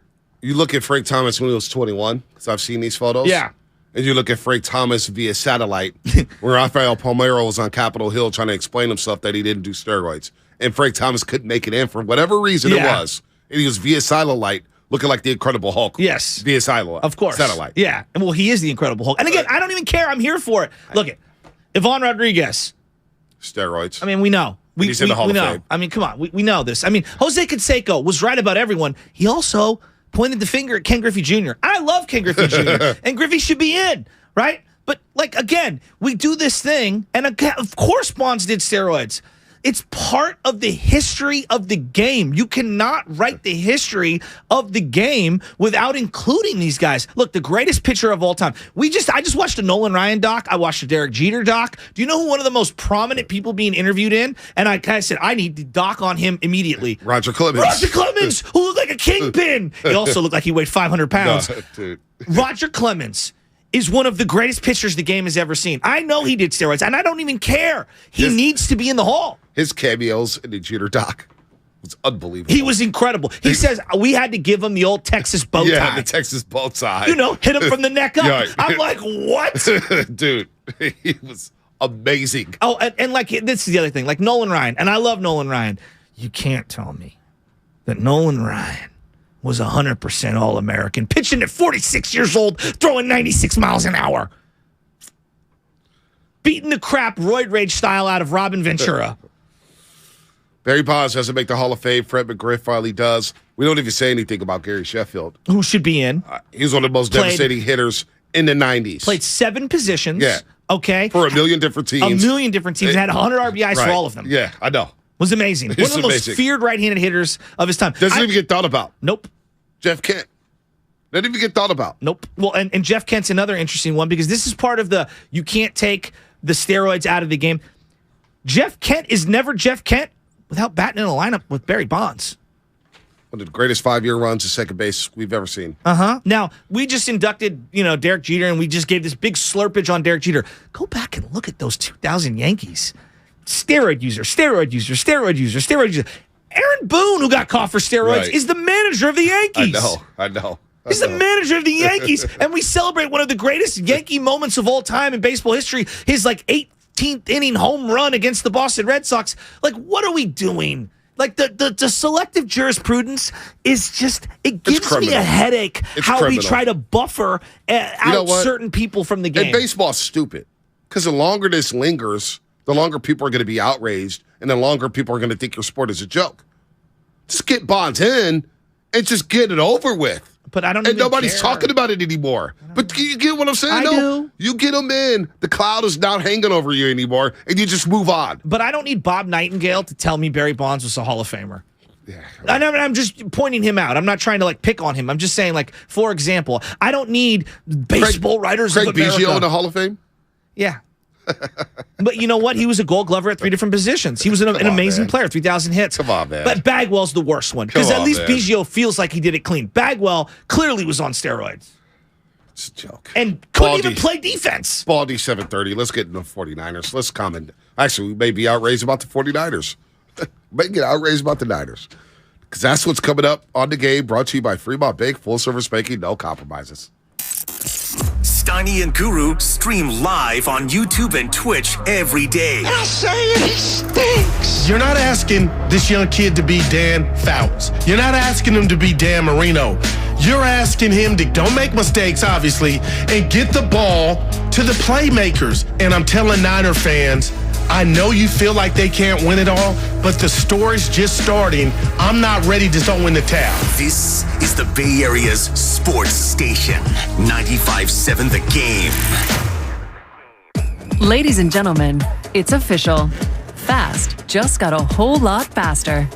Xfinity has the fastest internet with up to 6 gig speed. Plus, Xfinity Mobile is the fastest mobile service with 5G and millions of Wi-Fi hotspots. You heard that right. Xfinity just increased internet speeds again. And Xfinity Mobile gives you can't catch me speeds. The fastest internet, the fastest mobile service, and major savings? Can't argue with the facts. Now through December 21st, new customers can get 1.2 gig internet plus X-Fi Complete with unlimited data and Wi-Fi equipment included. It's just $50 a month for 2 full years with no annual contract when you add Xfinity Mobile with unlimited data at regular rates. Plus, get $200 back. Go to Xfinity.com/faster. Call 1-800-XFINITY or visit a store today. Requires paperless billing and autopay with stored bank account. Restrictions apply. Taxes and fees extra. Xfinity Mobile requires Xfinity Internet. After promo, regular internet rates apply. Actual speeds vary.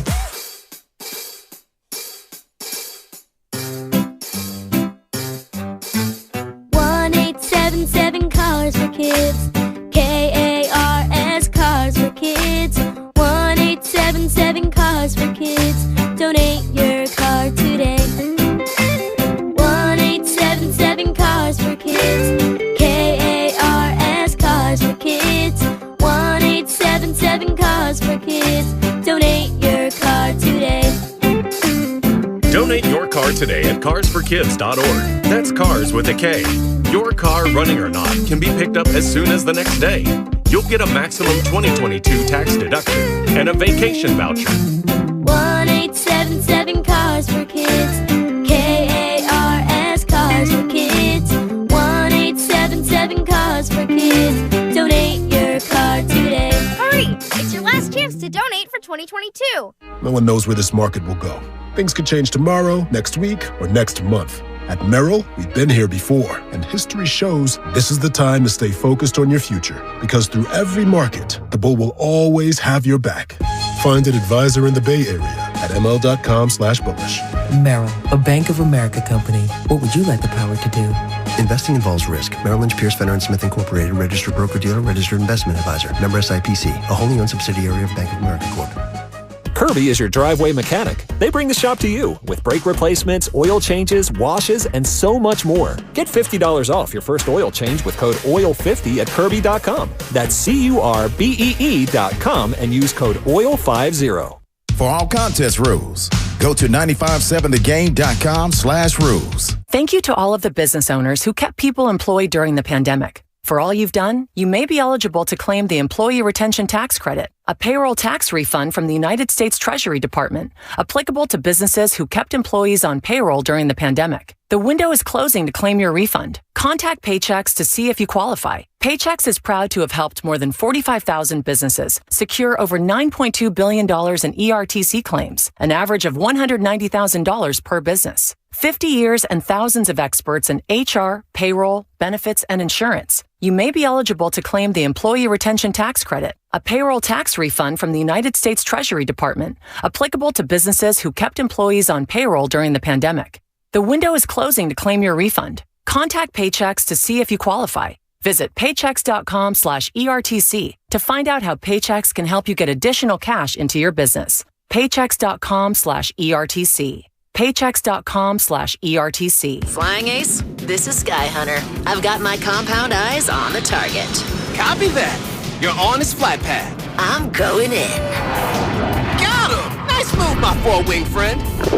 Tasty. That mosquito never saw me coming. See how dragonflies catch a mid-air meal at Bugs, a new exhibit at the California Academy of Sciences. Explore the secrets of bugs, massive models, and more. Now open. Get tickets at calacademy.org. Kansas City Steak Company, another AmericanEagle.com success story. Started in 1932 as a family-owned butcher shop, today they're a leading distributor of superior all-American steaks delivered right to your door, ready for the grill and your taste buds. When it came to their website, an average site wouldn't do. They chose AmericanEagle.com to take their website to the next level. With a dramatic increase in competition and a softening market demand, they had two challenges: improve their brand presence and message, and produce a positive return. AmericanEagle.com got to work and executed usability studies and detailed audits of site experience, digital assets, and marketing. The result? An integrated digital marketing and customer experience plan, organic traffic increase of 20%, and a long-term roadmap for success. If you love great steaks, go to KansasCitySteaks.com for website design, development, and online solutions that bring efficiency and results. Visit AmericanEagle.com. If you need a results-driven website, call the team at AmericanEagle.com at 877-WebNow1. That's 877-WebNow1.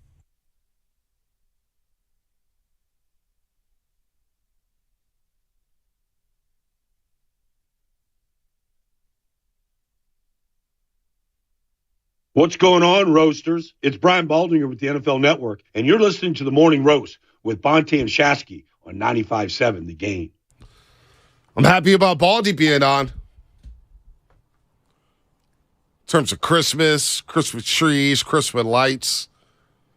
Let me just get to New Year's Day. Give me the New Year's Day. And if you give me the New Year's Day with the Niners with a playoff berth, I'll be really happy. Are you gullible? I am. You think you are? Oh, I know I am. Like, as a 49er fan, you think you're gullible? Oh, well, not as a Niner fan. No, not at all. I always ask this question. This is a safe space, right? We can admit things here. Yep. Just us in the audience, Yep. the entire Bay Area. Yep. I've fallen for the banana in the tailpipe with the 49ers when it comes to the quarterback position specifically a lot of times. I did with JT O'Sullivan. I thought he was going to lead us back to the promised land. I want to go through some things here. So, obviously, Brock Purdy comes in, and he did really admirably. And I'm really rooting for him, and I want him to do well. But I also am trying to be reserved, and I'm going to be, I guess, cautiously optimistic moving forward. And you had a great point of view yesterday saying that you're just going to take it week to week. And that's kind of what I'm trying to do right now. I remember where I was for each one of these, and I went down the rabbit hole of all the different times me, as a 49er fan, Joe Shasky, has fallen for the banana in the tailpipe when it comes to the quarterback. I've only done it with JT O'Sullivan. Now, the guys that have had the most success for the 49ers, going back to Jeff Garcia, have been some of the guys they've invested high draft capital in, who have been designated starters, who might have lost their job or whatever. Alex, number 1 overall, obviously lost his job, gained it back many times. Kaepernick, 34th overall pick, second rounder. You know, he took the job from Alex and had his moments, and then obviously lost his job, regained it. And then obviously Jimmy Garoppolo, who was a second round pick, who they traded a second round pick for and invested a ton of money into, and had his job. Obviously he's earned it, lost it, kind of won it back, I guess, if you will. But there's been many times in between Garcia and all those guys I've mentioned where I've fallen for it. B, do you want to go down the memory lane with me for a second? So let me guess. Go ahead. I'm going to laugh. I'm going to sit back and just laugh. Do you want to go in chronological order, or do you want to go in reverse order? Well, let me just let everybody know that this segment is presented by Boxer & Gerson, Northern California's premier workers' compensation law firm, helping injured workers get their lives back for over 40 years. Baldy's going to join us via Zoom in about 9 minutes. Yeah. So make me laugh. Okay, so let's start at the beginning. Jeff Garcia gets injured. I fell for the banana in the tailpipe. I thought Tim Rattay was going to be that guy. Of course you did. Because he was the all-time Louisiana Tech. He broke Terry Bradshaw's records. Yeah, they played nobody. Okay. They ran a spread formation. So here you go, okay? Starting in place of an injured Jeff Garcia, Rattay wins 2 out of 3 games in 2003, throwing 7 touchdowns and just 2 interceptions before he ended up getting hurt. When Garcia was released in the March of 2004, Rattay gets the starting job. From 04 to 05, he went 2-11. 2-11. So let me guess, you fell for the banana in the tailpipe with JT O'Sullivan like me? We'll get to that. You fell into it with Sean Hill? We'll get to that. You fell into it with Nate Davis? So some of them I didn't omit because it's not even worth our time. So I took off the list Brian Hoyer, Gabbert, O'Sullivan, Wenke, Dilfer, Dorsey, Pickett. I took them off the list. Let me go to the next one. Sean Hill. Now look. We all thought Alex was going to be that dude. He ends up getting hurt. Out of nowhere steps Sean Hill in 2007. He makes his debut December 9th after Trent Dilfer got hurt with a severe concussion. I think it was his final game. In comes Sean Hill. He slings it 22 at 27 for 181, 1 touchdown in a loss to his former team, the Minnesota Vikings. Bonte, I thought Sean Hill was that dude. I did. I thought he was going to be that guy. I was wrong. Did you think that Sean Hill was going to be that guy? I like Sean Hill. I like Sean Hill, but I knew there was limitations. Now, I knew there was limitations. Got to remember, we grew up watching Joe Montana and Steve Young. It's easy to see the difference between a Sean Hill and two Hall of Fame quarterbacks. I agree. But similar to Tim Rattay, his first NFL start, December 15th, 2007, he beats the Cincinnati Bengals 21-28 for almost 200 yards, ran and threw for a touchdown. Sean Hill, if you were a Niner fan during that era, you got sucked in by Sean Hill. Wouldn't you agree? Not everybody. I think a lot of people did. You know what? It's sad. It's sad. And this is why we're here with Brock Purdy. I got two more. This is why let's speed it up, because this is why we're here with Brock Purdy. Troy Smith. I thought Troy Smith, like JT O'Sullivan, I was on the Troy Smith train. Okay. 2010, October 27th, Smith's announced starter against the Broncos. He's the first black quarterback ever to start for San Francisco. And during the game, he runs for a touchdown, throws another. Niners beat the Broncos. Well, they were down 17-0 in that football game. Look at you. They were down 17-0 in London. That game was in London. 16-0, but yes. It was 16-0? Yes. All right, 16-0. They win 24-16. Yep. Unbelievable, all right? And then he ends up winning 3 out of 2. Yeah, they beat the Rams in overtime, and I remember he led in the locker room. He broke it down, said, all right, baby, we're back. We're going to go to the playoffs. Singletary was in the middle of that huddle. And as you know, that season ended with Troy Smith yelling at Singletary on the sideline. He wins 2 weeks in a row, loses another, then he gets benched for who? Alex Smith. Okay, so I felt for Troy Smith. I thought he was going to be that dude. And then the last ones, C.J. Beathard, I never fell for, but Niner fans did. I remember the voice of the 49ers. He's so tough. He stands in there and throws the ball hard. Remember that? Well, C.J. Beathard and Nick Mullins. I'm getting to him. Beathard makes his debut against the Washington football team, replacing Brian Hoyer, who stunk. He plays the rest of the game. Yep. 45-yard pass to Aldrick Robinson. That's a name. They lost 26-24 that game. Look at you. They narrowly lose 26-24. He's named the starter, and the very next week, they get blown out by the Dallas Cowboys 40-10. Yep, at home. Ezekiel Elliott had a screen pass that day. I think it was like 56 yards. It was the day, I believe, they honored Dwight Clark. Dwight Clark that day, and they played Eric Reed at linebacker. Very good knowledge. Good knowledge. They played Eric Reed at linebacker in the nickel, and they got ran over, and it was depressing. So, and then the last one, Nick Mullins, 16-22 in the final ever Battle of the Bay game against the Raiders on a Thursday night. 262 yards, 3 touchdowns, 0 interceptions. It's one of the greatest debuts in the history of quarterbacking because it was so unprecedented in what he did in his first ever start. A quarterback rating of 151. What's the common denominator from Nick Mullins, Beathard, Troy Smith, Sean Hill, Tim Rattay? What is it? They all started off with so much promise, and yet I think most fans around the league that aren't Niner fans took a step back and said, this is unsustainable. I was never sold on Mullins. You know that. I know you weren't. I tried to save this fan base from believing. People hated Jimmy Garoppolo so much, and I was like, whoa. We need Jimmy. Don't need Nick Mullins playing. And Michael Silver came out with that report before the 2019 season. If Jimmy struggles, this coaching staff will turn to Nick Mullins. And I thought it was a complete farce.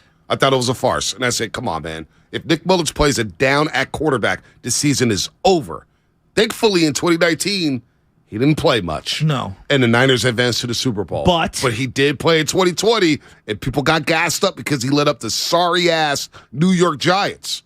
And it's Sunday Night Football. I'll admit this. Sunday Night Football against the Philadelphia Eagles was the first time I ever rooted against a 49ers quarterback. Why? I wanted him to fail so bad. Why? Because of the disrespect Jimmy Garoppolo was receiving from this fan base. Yeah. And I wanted Nick Mullins to fail. And by the end of that game, he was on the sideline and he got benched. I felt bad for him. I laughed for 15 straight minutes. When he missed Juszczyk on that little screen early in the game. And then he threw a pick six the next play. It was so bad. Then he threw a pick six the next play. And then he threw another pick six. And they showed the Eagles in the zone. They rushed 2 guys. They dropped back 9. And the Niners had a one route. They ran one receiver on the route. And he threw a pick. And I just laughed. And I remember we did the post-game show, and I ripped everybody. I think you started I'm not falling me. for it. Well, no, so here's where I'm going with this, okay? I am rooting for Brock Purdy. I really am. We have no other choice. I want him to win, but I also want to be realistic here. And I just take a deep breath, Niner fans. All right, he's not the second coming of Christ. I hope he can win some games. Let me ask you something. But I don't want to fall for the banana in the tailpipe like I've done for Mullins and Beathard and Troy Smith and Sean Hill and Tim Rattay, because I am guilty of doing that so many times before. What do you make of, because you were at training camp. You were at training camp. And I'm seeing reports yesterday that some people think Brock Purdy was the best quarterback in training camp. All right. Better than Trey. Better than Nate Sudfeld. He was better than everybody. Okay, so that is just unequivocally not what my eyes saw. All right, I wrote it down. I think I went to 7 padded practices and 2 or 3. I didn't know if it was 2 or 3 non-padded practices, because one of the days I went, they took the pads off because they were hitting too hard the day before or whatever. You barely saw Brock running 11 on 11s. The way it works is here comes Trey. He's going to run 4, 5, 6 plays, okay? Mm-hmm. And then he comes out, and then it was Sudfeld because Jimmy wasn't practicing, and he's going to run 3 or 4 or maybe 5 plays. And then for 1 or 2 plays, Brock Purdy would go out there. Now, the way they were doing their substitution patterns and everything, for the most part, when Trey Lance was going out there, now we're armed with the hindsight. Now we're armed with the data. He was facing, and I knew it in real time watching it, a defense that was so suffocating no one was open. And everyone was like, he's not ripping it. He's not throwing it. There's no one to throw to. I kept saying to Sam Lubman, we were watching, standing there, and Stephen Langford as well, I'm like, there's nobody to throw to. Like, no one's getting any separation. But when Brock went in there, he made a couple of plays in 11 on 11s. I'm not going to diminish him, but in the drills, to me, it was the most noticeable. In between the middle of the field, he wasn't bad. Anytime he had to roll out and throw on the run, either across his body or to the short side of the field, he wasn't as good. He was skipping passes left and right. That's just what my eyes saw. All right. I'm just telling you what I saw. I was there. Well, let's get to Baldy. And I'm rooting for him. I want him to do well, Bonte. It's just a rookie quarterback's never won a Super Bowl. And I just think when people tell me that he has enough to help this team get to Glendale, Arizona, I laugh and say, I'm sorry. I don't have any faith in Brock Purdy walking into Philadelphia at Lincoln Financial Field against that defense in front of that fan base. This ain't the Big 12. You ain't playing in Ames, Iowa. You're not playing in Lawrence, Kansas. You're not playing in Lubbock, Texas. You're not in Waco, Texas. It's the NFL, man. It's the NFL, well, and I just don't see it, man. And Brock Purdy's a nice story. I'm rooting for him. And look, maybe he proves me and everybody else wrong, but I'm trying to, for me, I'm rooting for him. I want him to be great. But you're trying to temper the expectations? I'm trying to not set myself up for being a fool. And that's all I'm saying. Let's just take it week to week. I don't think that's an irrational opinion. No, it's not. All right. Can we just take it one step at a time? Yeah, I want to. That's all? I tried to yesterday. All right, let's get to the intro. He breaks down plays better than anyone. I mean, this is like Shark Week now. And you know what Baker Mayfield is? He's chum. Look at these sharks. You think you're getting away from those 4 angry sharks? It's Shark Week. It's time to eat. Make the read. Urgency. That's the name of the game right here. Urgency. Now, on it. He's on it. Touchdown. Beautiful throw. He's our 95.7 The Game NFL insider, Brian Baldinger. All right, it's Shark Week.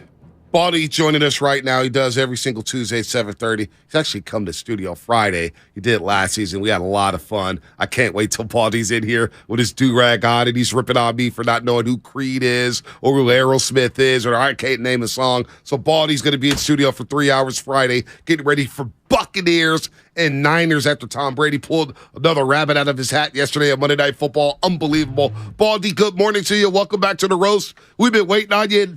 No, I wanted to start with the defense. I wanted to start with Bosa, Fred Warner, and Dre Greenlaw knocking heads off Sunday against the Miami Dolphins. But let's start with the quarterback spot. We all know the news now. Jimmy Garoppolo's out for the season with a foot injury, and Brock Purdy came in and saved the day.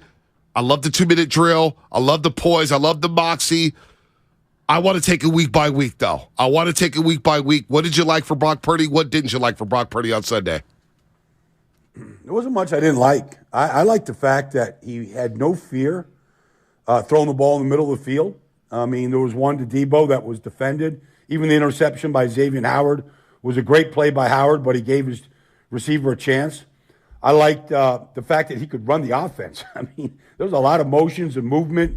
Guys got to get lined up. He's got to get guys, in the right places. He handled all of that. The moment didn't look too big against a really talented defense. A lot of good players in a lot of places. They blitzed the hell out of him. Like, they came after him with all the artillery that they could find. He showed movement. He showed poise. He threw the ball on the run. He converted third downs. He did quarterback sneaks when they needed a yard. I mean, it wasn't much that you didn't like about it. To your point, Bonte, it's one game. Okay. Yep. You want to take it by week, you should. Mm-hmm. But it was an impressive debut. I mean, there's a lot of guys in this league, Justin Fields, Zach Wilson. When they made their debut, none of those guys looked like that. That's for sure. So I give him a lot of credit. He was prepared. He was ready. And the moment wasn't too big. So, saying all that, before we get to Shanahan and what he did for him on that day, you wouldn't make any moves behind the scenes to bolster the quarterback spot? Like, for example, Baker Mayfield's out there. Does that even make sense to you? Do you just roll with Purdy? Like, how are you viewing this situation? And just in general, the quarterback position for the Niners here. I would collect as many Big 12 quarterbacks as you could get. Look, man. I mean, Jimmy goes down on a play where it's kind of a routine-looking play, but the foot gets trapped, he's gone. Like, you don't know. Yeah. If Brock Purdy, I mean, he was a very durable player at Iowa State. I'm pretty sure I did his first start. He didn't start right away as a freshman, but he was highly recruited. And Matt Campbell held him out for the first few weeks, but it was just a matter of time. You just don't know, like, the durability of any of these guys. Tua, Jimmy G, outside of Brady and maybe Rodgers, you don't know who's going to just stand the test in this league right now. But, you continue to start him. I mean, he's very well prepared.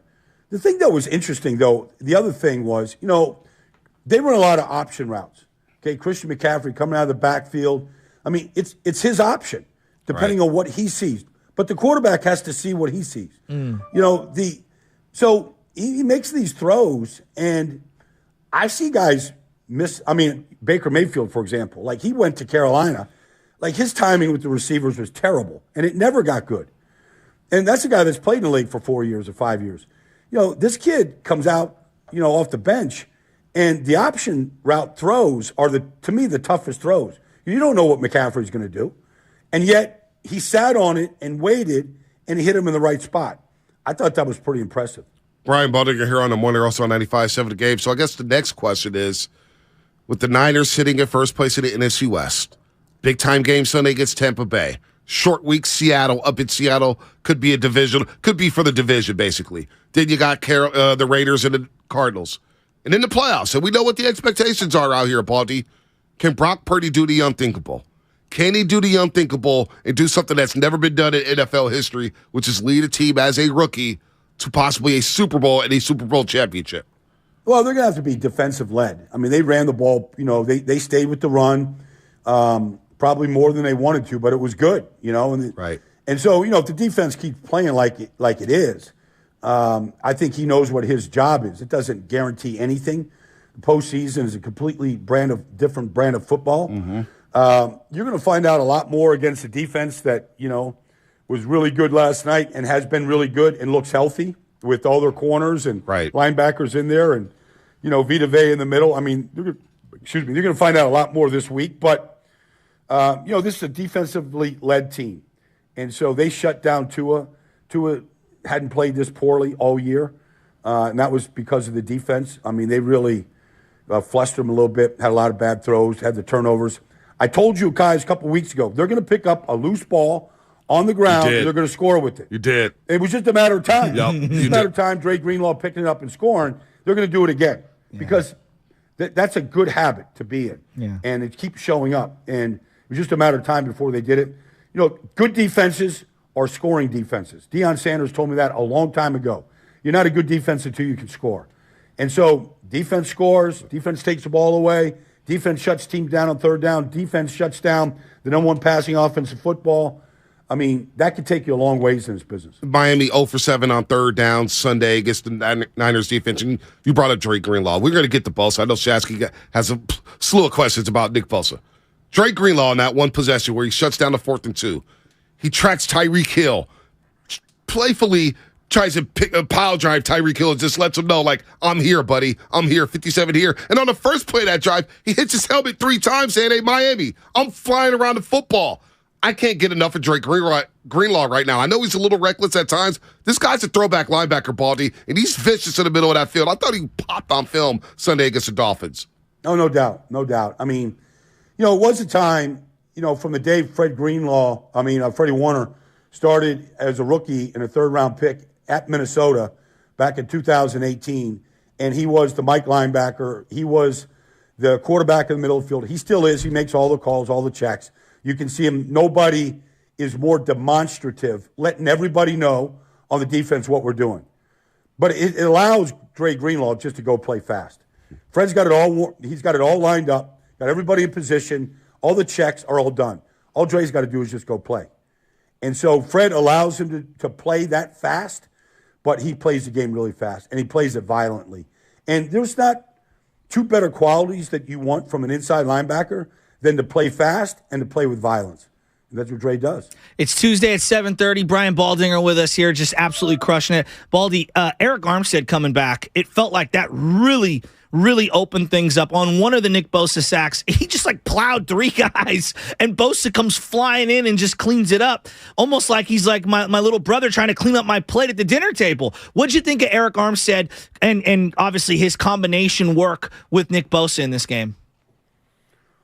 Well, when I don't know how many weeks Eric missed. I mean, it's been at least 5 or 6. Maybe it's longer. I lost track. But he had fresh legs. You miss that much time, you come out. You got some fresh legs now. You're moving faster than anybody else on the field. You haven't practiced. You haven't played. Your body's not beat up. You feel good. Just want to get back out there. That's number one. Number 2, size matters. Him and Calais Campbell, there's about 3 or 4 guys in this whole league that just their size and their presence in the middle of the field makes a difference. I mean, it's hard to throw over, the Empire State Building sometimes. Well, especially Tua, because he's small. Like Tua, that's 6 feet tall, to constantly move his feet, to throw between the trees. He's good at it. He's really good at it. But still, there's a presence there that, all the other guys that they have don't have. And it makes a difference. And then Nick Bosa, this guy, it felt like one of those games where Bonte kind of highlighted it going into the week. If you want to win Defensive Player of the Year, the big-time games, you got to have big-time moments. This is it. And I felt like he just took over that game. Yep. And he almost snapped 2.5 at the end. Yeah. The hit by Tua, honestly, I when I put that on video, I said, "Don't let your children see this. This is not a PG-rated movie right here. You're going to see this is extreme violence. So I don't want anybody to see it. I don't know how Tua got up from that hit. I mean, that ends a lot of people's careers right there. That hit, but that's the game. You come around the corner like that, and you're just a European sports car on the Straits of Monaco, and you're turning, and you don't have time to slow down. And he did hit him one time. I swear to God, I don't know how he knows how to do this. He literally put his arm completely out. He came up the middle, and he hit him just squarely with his shoulder, and it was to his shoulder. His head was completely out of it. To have that kind of control. The last thing Nick Bosa wants, honestly, is to have a sack taken away because of a late hit, a flag, thrown on the hit. He wants, those sacks are so valuable to him. He lives for it. And so last thing he wants to do is screw up a sack because he hit the quarterback in the wrong area. His aim is just pinpoint right now. 14.5 sacks for Nick Bosa. I was asking for 4 sacks over this 3-game stretch against the Dolphins, Bucks, and Seahawks. Picked up 3 last week against the Dolphins. The conversation for DPOA, I believe, starts with Nick Bosa right now. But Michael Parsons, they're neck and neck. It's going to be fascinating to see how that race plays out. But Shanahan, I want to get to Shanahan, Baldy, because I've been highly critical of Shanahan over the years. I thought Sunday was one of his finer moments with his mind, helping out a young Brock Purdy with this play calling, quick screens, quick hitters. What did you think of Shanahan's performance Sunday against his former mentee in Mike McDaniel? I felt like he didn't hold back. Yeah. Because it was a 6-foot-tall rookie quarterback, 7th-round pick that hadn't really played. He didn't hold back. I mean, the throws, and the plays that were called, when it was called to throw the ball down the middle of the field, I mean, I've seen quarterbacks just go, I am not throwing it there. I'll run around and I'll throw to the sideline, but I'm not throwing it in the middle of the field where all the danger exists. But I like the fact that he didn't shy away.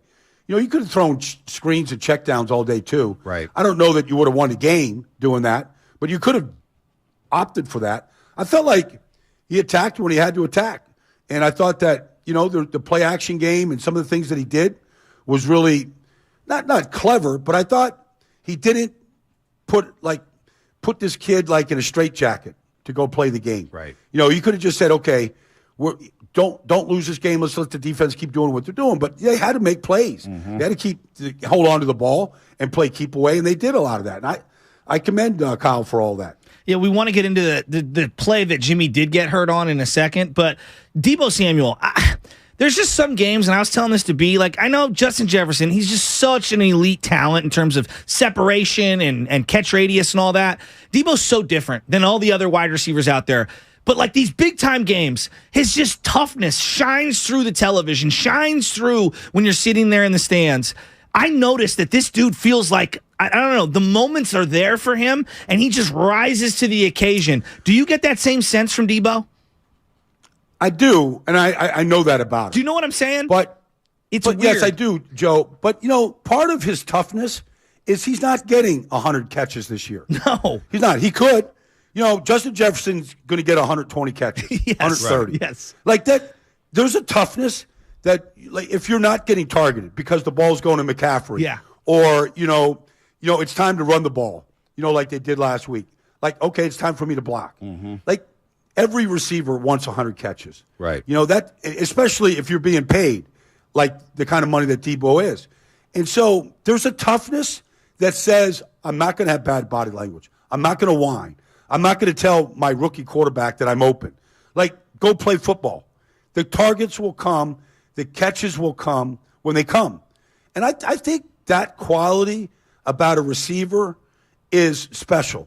Because, yeah, everybody, you know, wishes they could be Christian Watson and just go put 8 touchdowns in a month. He's nice. You know, and set the world on fire. And, you know, Deebo has some of that. He doesn't have the speed that Watson has. But, like, you know, we certainly have seen him take over games, you know, in big games. Yes. And so I just think the fact that he's able to just play the game that he needs to play when the ball's being spread around to a lot of different targets, and there's a certain style that San Francisco likes to play, and he plays on a team with a great defense that isn't playing from behind where you're throwing it like Brady did last night 56 times. That guy. Like, I think that's a special quality in Deebo. Yeah, Deebo's a man. He's a grown-ass man. Brian Baldinger here on the Morning Roast on 95.7 The Game, breaking down the Niners win over the Dolphins. The play that Jimmy got hurt. Pardon me, Baldy. The play before he got hurt, on second down, I thought he missed Brendan Ayuk wide open. Ayuk let him know about it. You saw him flashing his hands. That play, and I stand corrected. I watched it over and over yesterday, and Phillips came in free. It was Phillips or Baker. They came in scot-free from the left side. It's like nobody touched him. But I thought Jimmy, you know, you see Peyton Manning, Tom Brady, when they feel the heat to get down, right? Get down to live another play. And Jimmy tried to make a play, and he got sandwiched in. You know, it's unfortunate that if that is his last snap as a 49er, it feels a little fitting because his tenure as a Niner has been marred by injuries. Baldy, what did you see on that play? Well, I saw the same. I mean, you got a free hitter coming right at you. You try to avoid it. Like, the easy answer, Bonte, is to say you got to know when the play's over. Right. I mean, Eli, you know, the Mannings do that. Right. Brady will do that on Sunday when Bosa is on top of him. He's going to go down, live for another play. But that's a lot easier said than done. Right. It just is. Especially if you're in a big moment, in a big game. Like, he's taken a ton of hits in his life, and he's gotten up from them. But the reason why they made the monster trade to get Trey Lance was simply because of his injury history.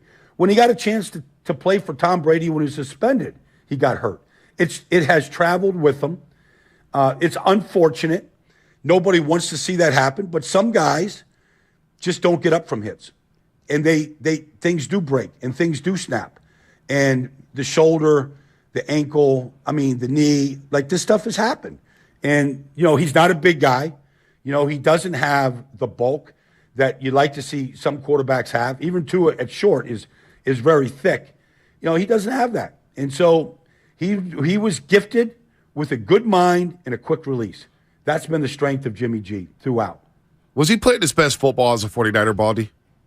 I think so. But, these quarterbacks, they truly, Bonte, they only get measured, and this is just goes with the territory. You get measured by how you play in the postseason. Mm-hmm. So you can put up all the big numbers you want. We've seen a lot of quarterbacks do that, right? And they fade in the postseason when it's sudden death and there is no tomorrow, and the season is riding on it, and some guys just come up short. Kurt Warner told me a long time ago, do you have the big play genes? And that's how quarterbacks, he might never get a chance to win a Super Bowl. Now after this, who knows what's going to happen, especially after just what happened this year. Right. Nobody knows. But, only so many guys are able to do that. Yeah. But before you get out of here, Christian McCaffrey, that feels like one of the great trades in 49er history. Right? Fred Dean is going to be at the top of the list in terms of in-season trades that just change the defense. CMC, he gets 8 targets in the pass game, or 10 targets, 8 catches, 80 yards. He wasn't the most prolific rusher in terms of running the ball, but what he does, it's almost like a Steph Curry effect. He opens up the field, and he makes everything so much more comfortable for your quarterback on those checkdowns. I mean, am I overstating his impact on the team, Baldy?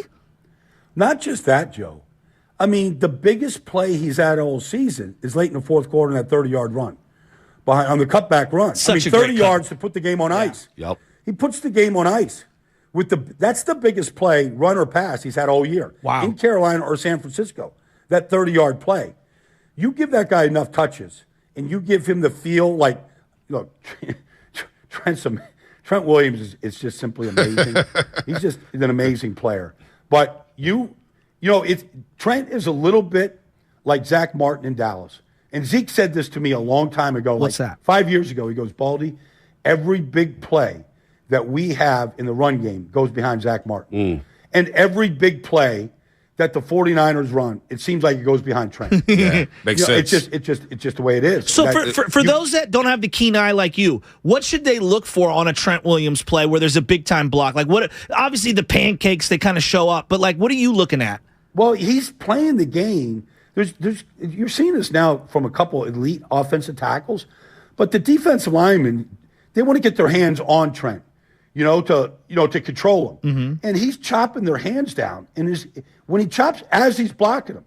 So as he chops the hand down, Joe, they start to lose their balance. They start to go forward. And once he starts to feel that lean, then he takes him by the back of the head, the scruff of the neck, and just takes him down to the ground. And on that play, that's what happened to Christian McCaffrey. The cutback lane was there. There was, in fact, the outside linebacker there, he kind of went around Trent, so he actually blocked 2 guys on that play to open up the lane. Hey, so, Baldy, I always love to ask you about the next week's game, the one that you're calling. And obviously you're coming out to the Bay Area for the first time calling Niners and Bucks. And watching the Bucks last night come back late in the game, down 16-3. Brady and the Bucks are coming. You mentioned their defense being healthy. I always say, hey, it's going to be a body bag game. I feel like this week, carnage is going to be left on that field in Levi Stadium. These are 2 hard-hitting defenses that don't want to give an inch. Brady's in the pocket. Brady. Bosa's coming. Come on. Bucks defense is coming for Brock Purdy. He's surgical, This Baldy. feels like a classic old-school NFC 17-13, 13-10 type of football game. It could be. It could be, Bonte. I just know, it's interesting. Nick Bosa lined up at left end most of the time last Sunday. I expect him to do the same thing against Josh Wells. Tristan Wirfs, who's been an all-pro tackle, one of the best linemen in all of football, he's out. And so Josh Wells is in his place. They do a good job of chipping and all that kind of stuff. Bosa's used to seeing all that, but I expect him to rush from the left side to the front side of Tom Brady more than, not that he can't beat Donovan Smith on the backside, because he will go back and forth. But, there's a weakness there at right tackle in the pass game. And if Brady wants, they're not a good running football team. They haven't been a good running football team. Fournette, Rashad White. If this becomes a throwing game, a passing game, like it was last night against the Saints, look, down 16-3 with 3 minutes to go in the game, and they win the game. He's incredible. It's, they get the pass interference penalty to Mike Evans, puts the ball on the 1-yard line. 2 rookies caught touchdown passes in the last 2 minutes. If this becomes a passing game, Nick Bosa is not going to be able to sleep this week. He's going to get 56 chances to go rush Tom Brady. He's not going to be able to sleep. Before we get on out of here, real quick, it's hard for me, and I want to live in the moment, and it's right now, but I'm also kind of got a little thought toward the future, especially with Brady right now. Should the Niners consider bringing in Tom Brady at the end of this year? If it, things work themselves out, does he still got it? He's throwing the ball like you just can't. You keep looking for it. I saw it with Brett Favre. I've seen it with quarterbacks where the arm begins to go. There is nothing. Like he can't throw the ball really any better. He threw one bad ball last night. He didn't see DeMario Davis. But he can't throw the ball. Deep ball to the out, accurate, avoids, just protects his offensive lineman with his movement. He's as good as he's ever been, period. Wow. Real quick, you said the best trade in the history of the 49ers, Fred Dean. Fred Dean. The arm wrestling tournament you had, right? Did you arm wrestle? Well, yeah, Fred Dean smoking cigarette smoker. Yeah. Putting the butt out before he slammed me in about 4 seconds. But I remember one time I was in Dallas. Yeah, I was in Dallas, and we're playing the 49ers on a Monday night at Candlestick. And I go in for our right guard, like in the first quarter, he gets hurt. I go in there. I got the clean jersey on. Clean jersey. Fred Dean never lines up over the right guard, ever. I go in there, first play, there's Fred Dean. Like who's the new guy? Let's go test out the new guy. I'm like, I get the best pass rusher in the league on the very first play. How'd that work out? Shotgun. I'm like, good Lord. How did that work out, Baldy? I probably wasn't my shining moment. Danny White, throw it away. Yeah, throw it away. Like, look out. Did you get yelled at on the sideline there after that sequence? It's funny because I'm in Dallas right now, and I'm going to this Cowboys this Christmas reunion tonight with everybody. Like Drew Pearson, huh? Probably. Yeah, Drew Pearson's putting it on tonight. Oh, that's awesome. I love that might tell guy. a few of those stories. A few of those lives back in the day. Oh, man. That's You're the best, Baldy. We can't wait to see you Friday to break down this Bucs Niners game. I'm looking forward to it, guys. Yeah, no, it's going to be two I'm great coming defenses. bandana and all, Bonte. Hey, I'm ready to roll, Baldy. I'm ready to roll. And then okay, we'll go rock and roll versus rap all morning long. Where are we eating that afterwards? Where are we eating? But look, it's your choice. All right. Your choice. We'll figure that out. I'm on that. Okay. I'm on that, all right? Yep. If Joe wants to put the steaks on the grill, I'm coming over. Let's go. I love it. I love it. guys. Baldy, you're the See you, man. buddy. We'll see you Friday. Yep. See you, Brian man. Baldinger here on the Morning Roast. We got to keep it moving here. A lot of good breakdowns there. 888-957-9570. Your reaction to what Baldy said. He believes in Brock Purdy. What's your thoughts on that? 888-957-9570. Some Brock Purdy talk coming up, but now it's time for the injury report. It's time for the injury report. That really hurts. Brought to you by Boxer & Gerson, Northern California's premier workers' compensation law firm, helping injured workers get their lives back for over 40 years. No, Tyler Miller would not taking Baldy to Maestro's. My Maestro's experience last time out was not a very good one. Not a very good one. Just saying. There's better spots than Maestro's. I like Maestro's. There's better spots. Why are you looking at me like that? Why are you looking at me? Boxer and Gerson, injury report. Why are you looking at me like that? I'm not looking at you anyway. No, you side-eyed me. No, Want to go to Maestro's? The Maestros or Maestros? Yeah, Maestros, I thought it was Maestros. I thought it was Maestros. Okay. All right, maybe it's Maestros. Everybody Tomato, says Maestros. tomato. All right, whatever.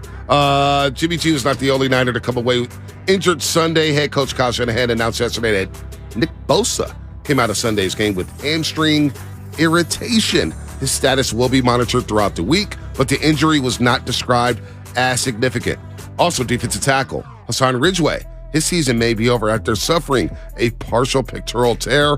The injury is not expected to be severe enough to require surgery for Ridgeway. The injury report brought to you by Boxer Gerson, Northern California's premier workers' compensation law firm, helping injured workers get their lives back for over 40 years. What's coming up on the game? Sponsored by Fremont Bank, full service banking, no compromises. Your phone calls 888-957-9570. Purdy, can he do it?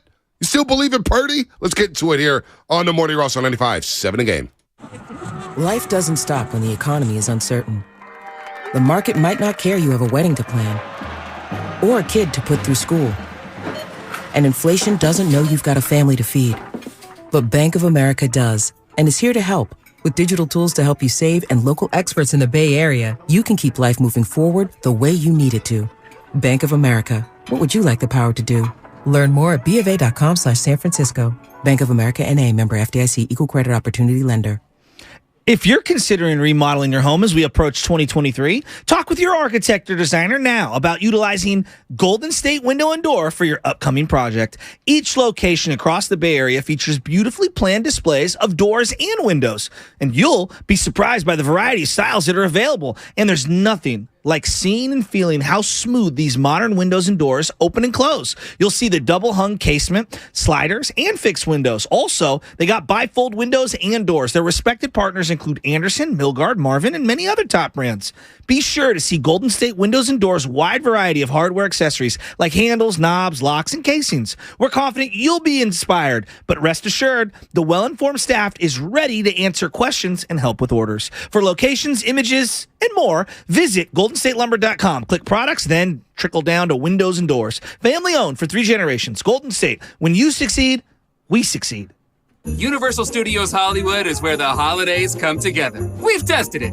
Festive food with refreshing Coca-Cola. Family, friends, and fa-la-la. Dazzling lights cranked up to maximum merriment. The Grinch and his dog Max stealing your tree. All the science adds up. It's the awesomest celebration of the season.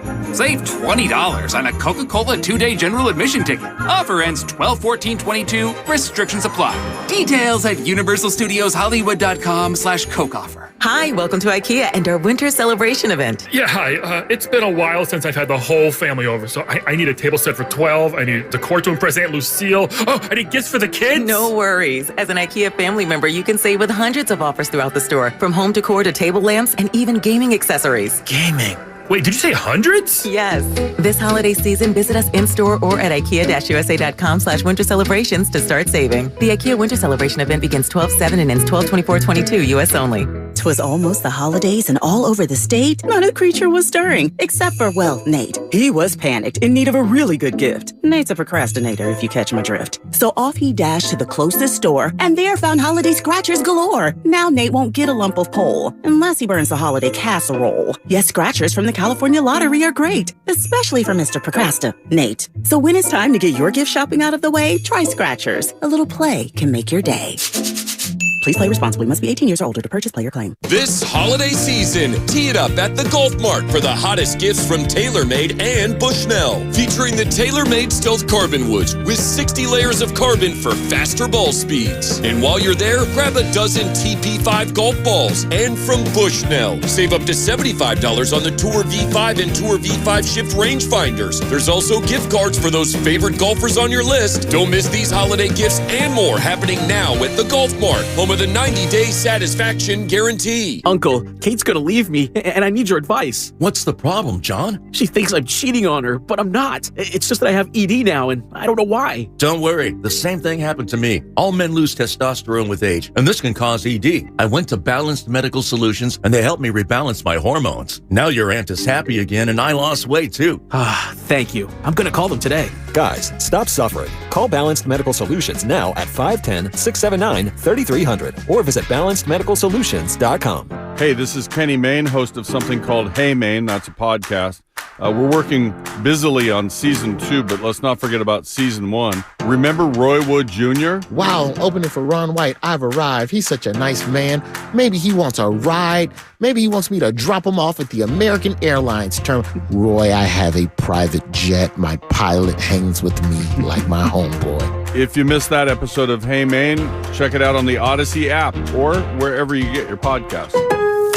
It's pro time because at Lowe's, it's Provember. Save big with inventory you can count on, like Flex products or DeWalt power tools starting at just $99. Plus, Lowe's MVPs members earn up to 3 times bonus points per dollar on select items. Save all Provember long. Bonus points calculated before taxes and fees after applicable discounts, if any. MVP's Pro Rewards Program terms and restrictions apply. See Lowe's.com/L/Pro Loyalty terms. Subject to change. Prices valid from 10/17/22 to 2/3/23 or until supplies last. When you can't stop, there's Vicks VapoRub. Vicks VapoRub sends powerful medicated Vicks vapors right to the source of your... so you can experience cough relief and breathe easier.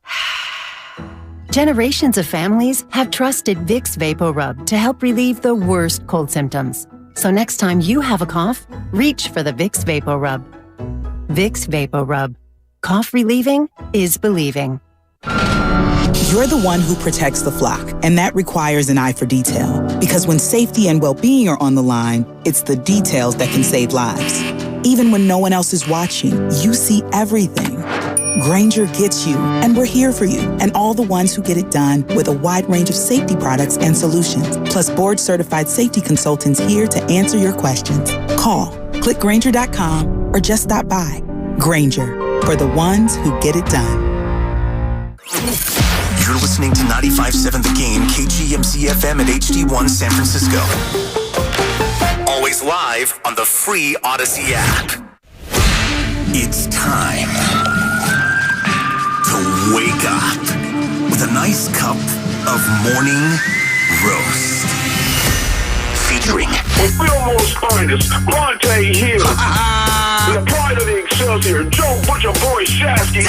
You're listening to 95.7 The Game, the morning roast. I'm a roaster. Good morning to everybody out there. Oh, baby. Oh, baby, oh, baby, oh, baby. Now I'm gone. Oh, my juices are flowing.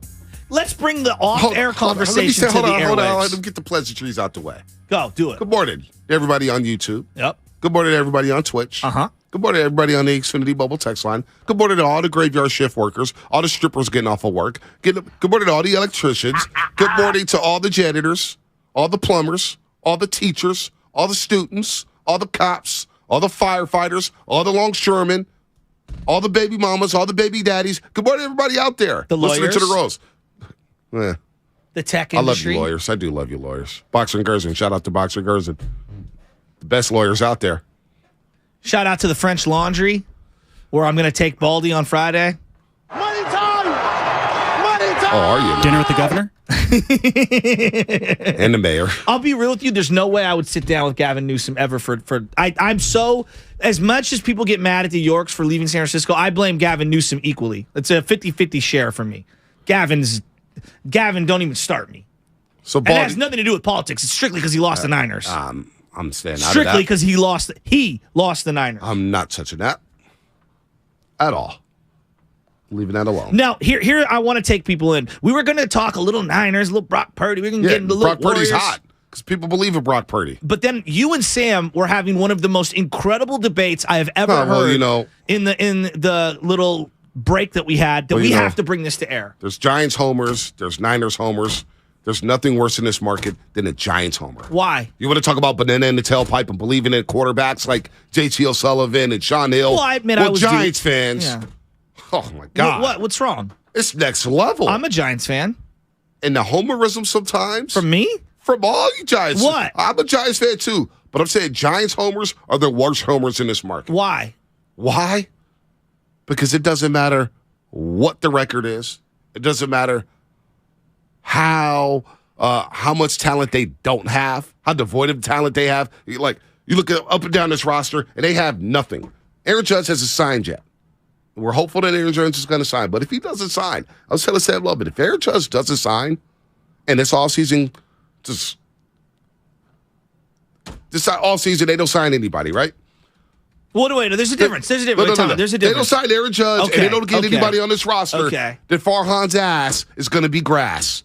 Farhan needs it. The heat's going to be on. That's all I'm saying. You better go get Aaron Judge. Is that even on him at this point? Like, I'm asking sincerely. Let's take a step back. Is it on ownership? Is it on somebody's head's ownership's gonna sell the team? No. No, I'm just asking, like, so you're blaming Farhan. Isn't it above I'm just Farhan? saying, if we go into the season, okay, and there's no talent on this roster, and they sign guys like Will Myers, who Lutman was on the phone with me last night. I want nothing to do with Will Myers. Well, he wants Will Myers. No, he said Will Myers hits at Oracle Park, and he's a fourth, fifth and I said, outfielder. if you go ahead and sign Will Myers, and you see how this fan base reacts.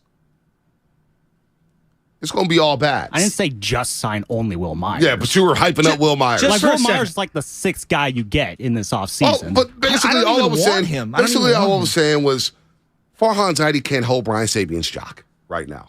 Well, Not Brian even close. Sabian is extremely underrated in terms of his spot in the hierarchy of Bay Area sports. He's one of the best offices. GMs in Bay Area sports history. Yeah, and also I think he's a fringe Hall of Famer in baseball. I mean, you were the architect of 3 championships. 3 And championships. you competed at a time when there's only one wild card spot, and you won this team's first division title in 9 years. And then they were knocking on the doorstep of a championship year after year after year. And it was a disappointment when they didn't make the playoffs. Exactly. Huge disappointment. Huge. And he retinkered the philosophy. They got pitching. They went pitching heavy and went away from the hitting philosophy. And orchestrated one of the most aggressive trades in Giants history, trading away fan favorite Matt Williams for Jeff Kent. Picked up Darryl Hamilton, Jose Vizcaíno. Made a great deadline deal. Always made deadline deals. Always made. Whenever you were in contention, he made deals. Whether it was Kenny Lofton, whether it was freaking Danny Darwin, who was 45 years old, did not Terry matter. Mulholland for the 16th time. Did not matter. But see, let me just for 1 second. Now we'll get into the Farhan aspect of this. I actually think Giants homers. Like you're calcifying I'm just saying the homers. I'm a homer when it comes to the Giants. There's homers and there's just next level homers, right? But I would argue, for me, I think the Giants actually make me the most angry of the 3 big teams that I love, the Giants, Niners, and the because every day, think about this, 7 out of 10 times you fail. Yep. And you go to the Hall of Fame. It's a game of failure. So it's a game of misery. I've always felt that way of baseball. It's a grind. I'm mad at this guy. I'm mad at this. I'm mad at this pitching situation and this roster. And then why you pinch hitting this guy? I'm always second guessing everything in baseball. But at the end of the day, I am optimistic on my team because I'll give them this. Since 1993, they've been about as competitive as you can be. This is the losingest era right now. We are in the middle of the losingest era. No doubt. And, last year notwithstanding. But Giants baseball in But my you know life. what people have been throwing at me from last year? What's that? It's not just you. What? Well, they did finish 81 and 81. They did, though. That's a fact.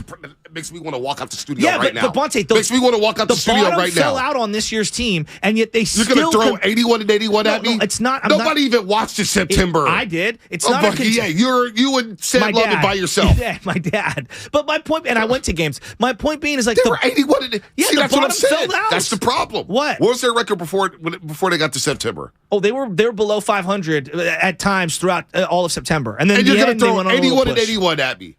No, I'm not throwing it at you. I'm saying, given that everything went wrong, we act like they're the Pirates. We act like they're one of the worst teams. They're not. They're not. They're a well-run organization. Do they have elite talent? No, they don't. I am not here to say, they're on par with Toronto and the Dodgers. No, they're not like that. But in terms of, ineptitude, they're not the Chris Cohan Warriors.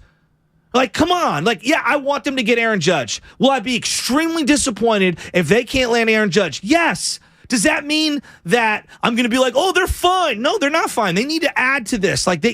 I'm worried if they don't get Aaron Judge, they're in a really precarious spot here because they do need to spend it. And I'm afraid that they spend bad money. It just feels like whenever I throw heat on Farhan, there's a lot of pushback. I don't know if Farhan's any good. I don't even know. Let me throw heat on John Lynch and Bob Myers, and people are high-fiving you, right? But they've won championships. They've won championships. John Lynch and Shanahan have gotten the Niners close. And we give them scratch. so much heat. And they started from scratch. And we give them they started from scratch. At least I'll give this. Everyone's Farhan inherited a dumpster fire. I always push back on them wait a minute, time out. You inherited a team with unbelievable resources in a sport where there's no salary cap, essentially. And secondarily, you had Hall of Famer in Buster Posey and a Hall of Fame manager at the time. And you ran him out of town. Well, ran him out of town. So here's the deal. It's hard for me to not hear him talk about DeGrom yesterday and feel a certain way. Right, exactly. About Bochy. Exactly. Leaving. And as I wear my Giants pullover, all I'm saying is it's year 5 of Farhan. And damn it, you better go get Aaron Judge. Because if you don't get Aaron Judge, I'm not angry now. I'm not angry. Trust me, folks, I'm not angry. All I'm saying is if they don't get Aaron Judge, and this all season is a quiet one, and you end up with somebody like Will Myers or Brian Reynolds or Brandon Nemo, your boy gonna be angry. But what if he simply doesn't want to play here? I'm preparing myself. I feel like I'm setting myself up for such a disappointment. I'm preparing myself to why wouldn't he want to play here? You know why he wouldn't want to play here? Clearly wanted to play in Philly, right? Yeah, no doubt. The money and the years were there. I don't know what the Dodgers' best offer was for Trey Turner. I know what the Phillies' best offer was, and to me, it felt like he wanted to play in Philly with Bryce Harper. What if Aaron Judge, the Giants gave him $400? I think they're going to $400 for 10. feels like that's what I would give. That's what I would give. Now, let's say the Giants did blow them away financially in years and everything, but he simply doesn't want to come. You're still going to have that same energy? Absolutely. Because then that's a problem with this organization. That means this organization is not respected around the baseball world. That means this organization. No, but this organization is not appealing to anybody else. He is on a tour, getting recruited. He came to San Francisco. I know. He came here in a hotel last week. I know. And if he doesn't sign here. And he's local, quote unquote. That means this organization not appealing. Now, why is it not appealing? It's not the ballpark. It's not the history. That's one thing about the Judge thing, real quick. Have we heard anything about, the dimensions? Guys don't want to play the dimensions. I haven't heard anything about it. Me neither. Keep going. So, it's not the stadium. It's not the history. No. It's not the colors. It's not the fan base. It's the damn lineup. It's the president of baseball operations, and it's the manager. That's not appealing. Now, I think that the lineup should have been farther along in terms of I wished all of the youngsters would be here by now.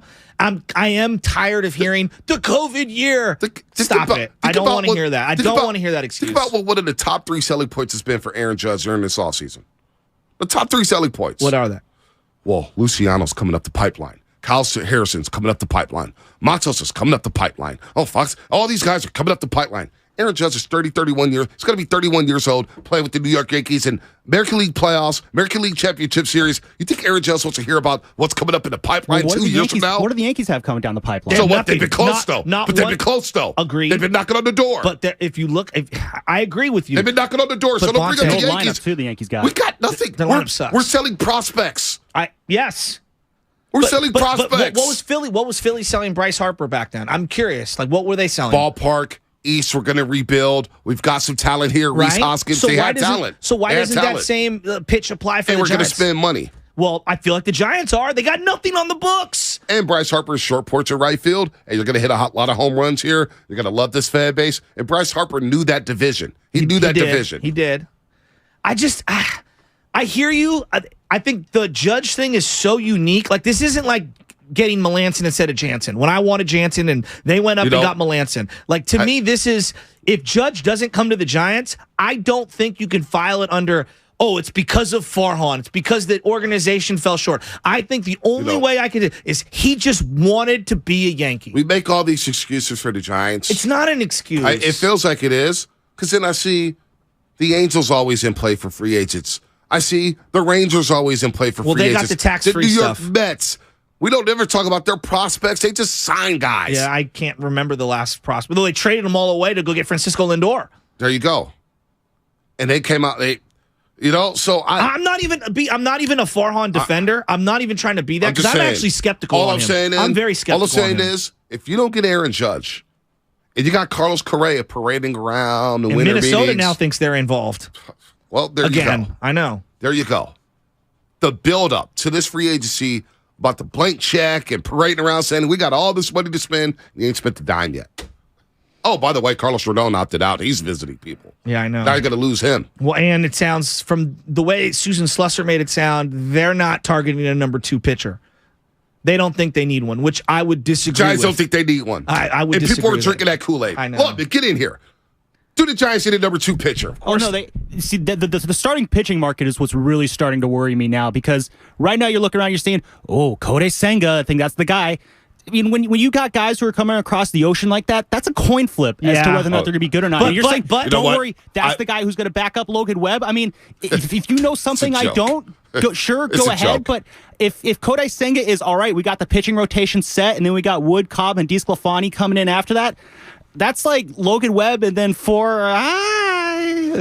you go. DeSclafani? I know. And you know what? I stand corrected. Drew down. I stand corrected. They gave Jock Peterson $19.6 million. And people were okay. No.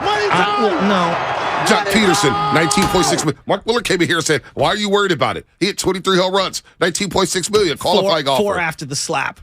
2.5 months after he got his ass slapped. Yeah, he had 19 and then 4 with baby after. powder at Synergy Field in Cincinnati. Got the soul slapped out of him. This year and the power won't go away. And he got $19.6 million. What team is he on, by the way, the guy who slapped him? Gave him $19 million in sympathy dollars, saying, you know what? Let her say what happened last year. Here's $19.6. No, look, let me defend the Jock thing. I don't think that Jock is worth $19 million, but I don't think it makes or breaks them. It's irrelevant to what they're doing. They did it for the qualifying offer. Yeah, they're kind of competing against nobody on the money, but like B, It's like he's a good clubhouse It's like the Warriors guy. going to sign Corey Maggette. He's competing against nobody. No, they gave that's Corey different. Maggette $40 million. That's different because it's a salary cap sport. There really isn't a salary cap for the Giants. I get that. So what? You still gave away $19.6 million. Is that good business? Jock doesn't kill you. He's fine. He's fine as a DH and a platoon guy, and I think he fits the clubhouse. He's a guy that keeps people loose. He fits. Dude, he was fun last year. Like, I'm sorry. Like, I watched them every night. He was one of the few guys who was fun and a threat in the lineup. Only Giants fans can sell fun. Hey, you know what? We went 81 and 81. It was fun. Jock made it fun. Hit 4 home runs after he got slapped. I know. Did he hit a home run in July? No, but he went like an entire month, 40 days without a hit. He wandered the desert like Moses. He went 40 days without a hit, but you know what? It was fun. Hey, that's my problem right there. Do we play the Red Sox next year? That's what gets my blood boiling right there when it comes to Giants baseball. Right there. 40 days without a hit. And I'm not getting on you, Shasky. You know I love you. 40 days without a hit. Dude, this team makes but me it was irate. fun. This team makes me irate more than anyone, probably. This team in drives me market. crazy. But B, at the same time, I also understand there are things that are out of their control. You could give the greatest pitch of all time, and if the person simply doesn't want to play for you because he wants to stay with the current team that he's on or whatever, like, I get that.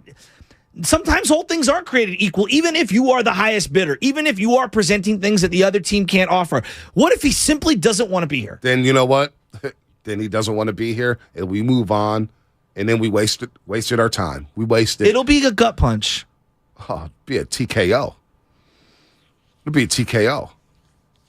It'd be Juan Manuel Marquez knocking out Manny Pacquiao in the 6th round. Look. Where we're seeing stars when we're getting up, like, what just happened? But Bonte, Tweety birds flying. You're going after Farhan. You're going after Farhan. I'm going after this regime. Well, see, because Farhan and Gabe Kapler. Listen. I am actually the most skeptical of anyone on the way they play baseball. I don't like the way they play baseball.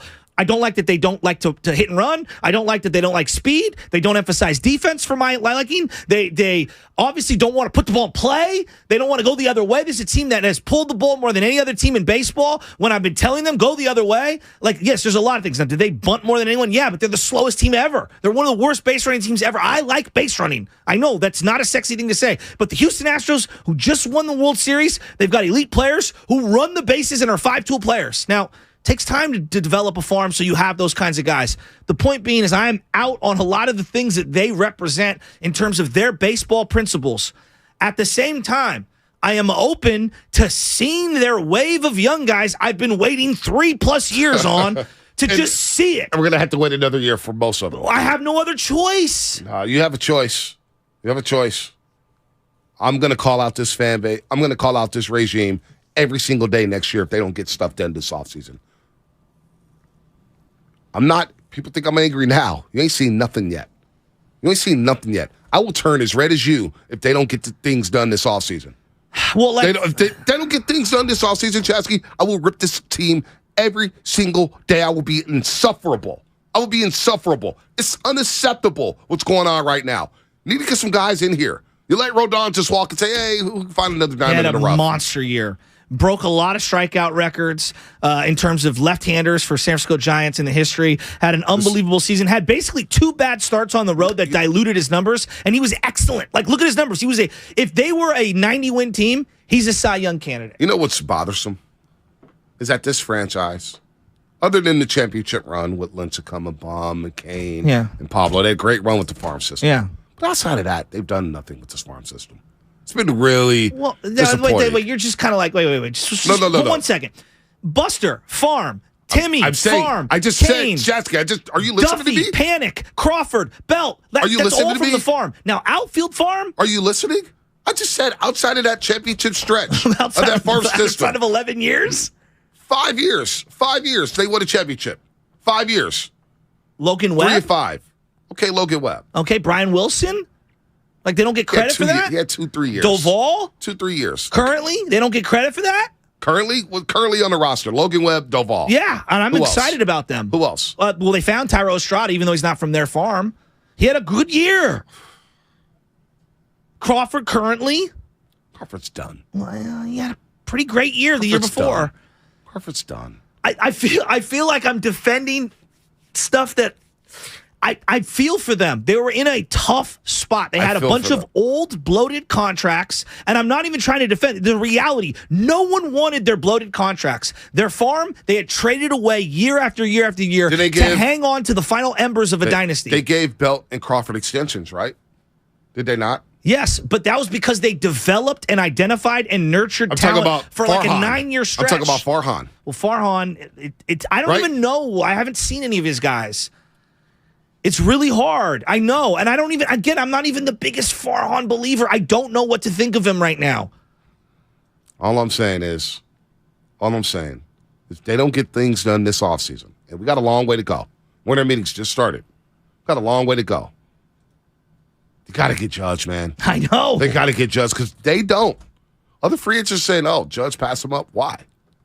Why did they pass him up? Well, and then all of a sudden, you're missing out on all these other guys. I know. And then what's going to happen? Well, to your point about Farhan, I think Farhan's part of the pitch at some level. To me, this is like Larry Bear. Like, this is above Farhan. That's the way I view it. When you're talking hundreds of $500 million, that goes above the GM. Like, you've got to, you're going to be buddy-buddy with the owners and the ownership brass. What if the owner already signed off and said, hey, Farhan, you have a blank check. Go get me Judge. Yeah, but he's still got to be a part of it. Like, you know what I mean? Yeah, like, no doubt. He's got to be a part of it. When they brought in Kevin Durant. But Farhan's got to pitch him on the philosophy, right? He's got to pitch him on what the lineup's going to look like. That's where I get a little worried. Well, that's a problem That's then. where I get a if little you're worried. worried about the president of baseball operations not being able to pitch a free agent with a blank check, that's a problem.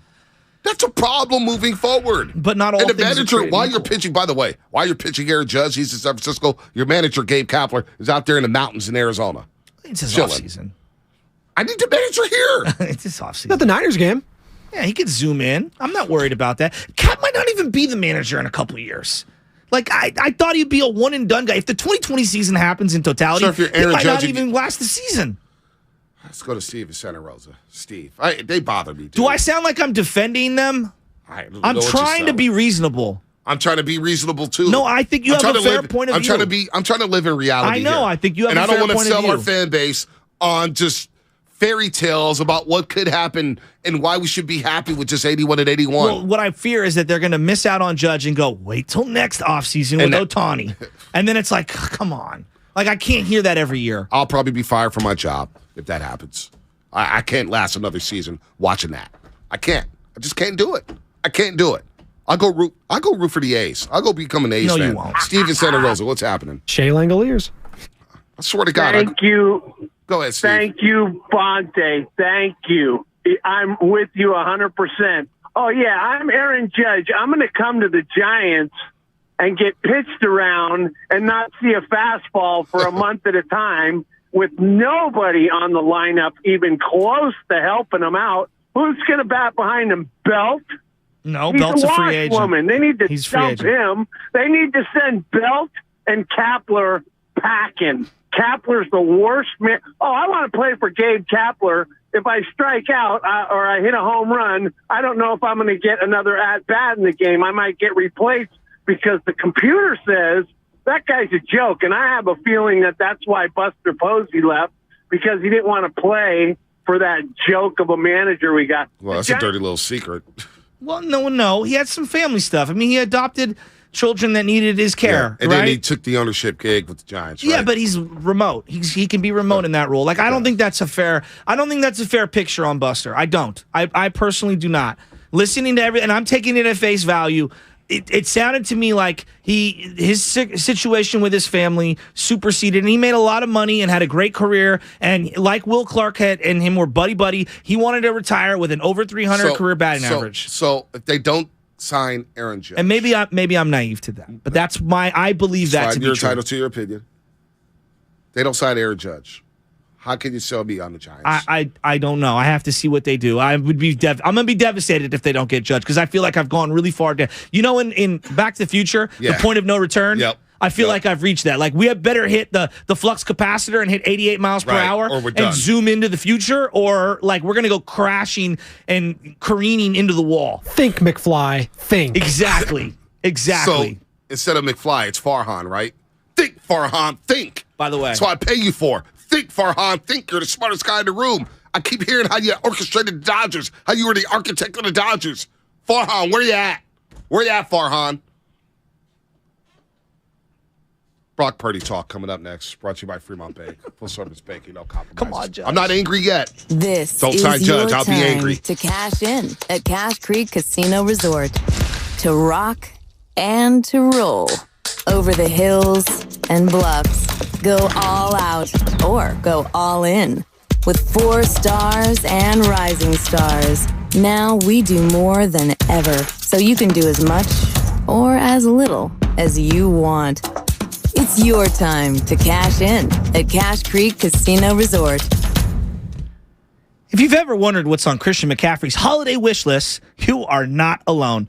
But our new favorite brand at 95.7 The Game, Flag and Anthem, they've got the answers. They sat down with the Bay Area's very own to curate the perfect list of classic and versatile looks for every guy on your list, including these schmucks here at 95.7 The Game. From insanely soft flannels that both Sam and Joe Spadoni are rocking right now, to the comfortable hoodie that I wore coming into the studio, to shirt, jackets, jeans, and more, there's something for even the hardest people to shop for. So head over right now to flagandanthem.com today to shop CMC's holiday gear and use the one-time code GAME, G-A-M-E, to get 25% off your order. Flag and Anthem, premium clothes without the premium price tag. And a 1, 2, 3, and play. Yes, this is a holiday cover, and we've never sang professionally, but you can save a sleigh load over Verizon, T-Mobile, AT&T with hundreds in your pocket. There is no better price, and mobile speeds that are faster than a room clearing when we harmonize. We can't sing well, but our savings are swell on the fastest mobile service we say. If you haven't turned the sound down yet, switch to Xfinity Mobile today. Hey! Rated savings, not singing. Join the 5 million customers and counting that have switched to Xfinity Mobile, the fastest mobile service with 5G and millions of Wi-Fi hotspots. And get the best price for 2 lines of unlimited with 5G, compared to the lowest price plans of the top 3 carriers. Just $30 a line per month. Learn more at xfinity.com/fastestmobile. Xfinity Unlimited, intro service and Xfinity Internet required. Taxes and fees extra. Reduced speeds up to 20 gigabytes of usage. Data thresholds may vary. Hi, welcome to IKEA and our winter celebration event. Yeah, hi.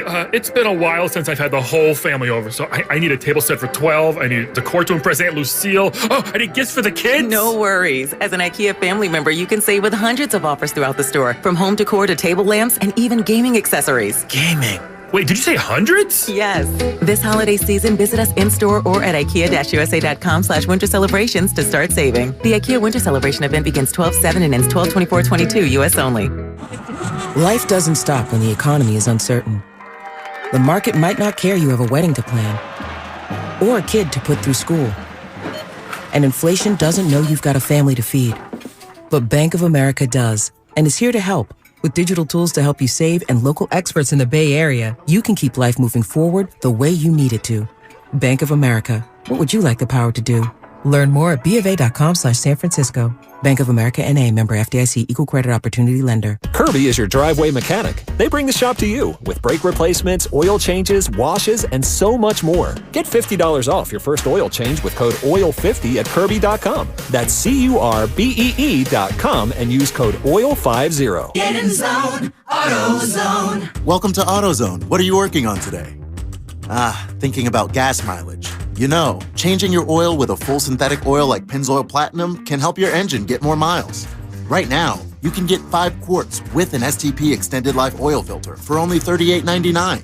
Get everything you need for better fuel efficiency at any of our 6,200 stores or on AutoZone.com. Get in zone, AutoZone. Restrictions apply. I'm Bob Burke, founder and chairman of Burke America Parts Group, a family of brands that includes RepairClinic.com, an appliance and HVAC parts solution company that's grown into an international brand. Before AmericanEagle.com, we partially launched a new technology platform developed by another firm. American Eagle helped take our technology to a whole new level with digital marketing, software development, and business insights into our key markets, appliances, HVAC, and outdoor power equipment, and did so both on time and on budget. AmericanEagle.com has the resources, experience, and talent needed to produce solutions. Our new technology platform, developed by AmericanEagle.com, has produced tremendous results with higher traffic, conversion, engagement, and online revenue. If you have any home repairs you need to take care of, check us out at RepairClinic.com.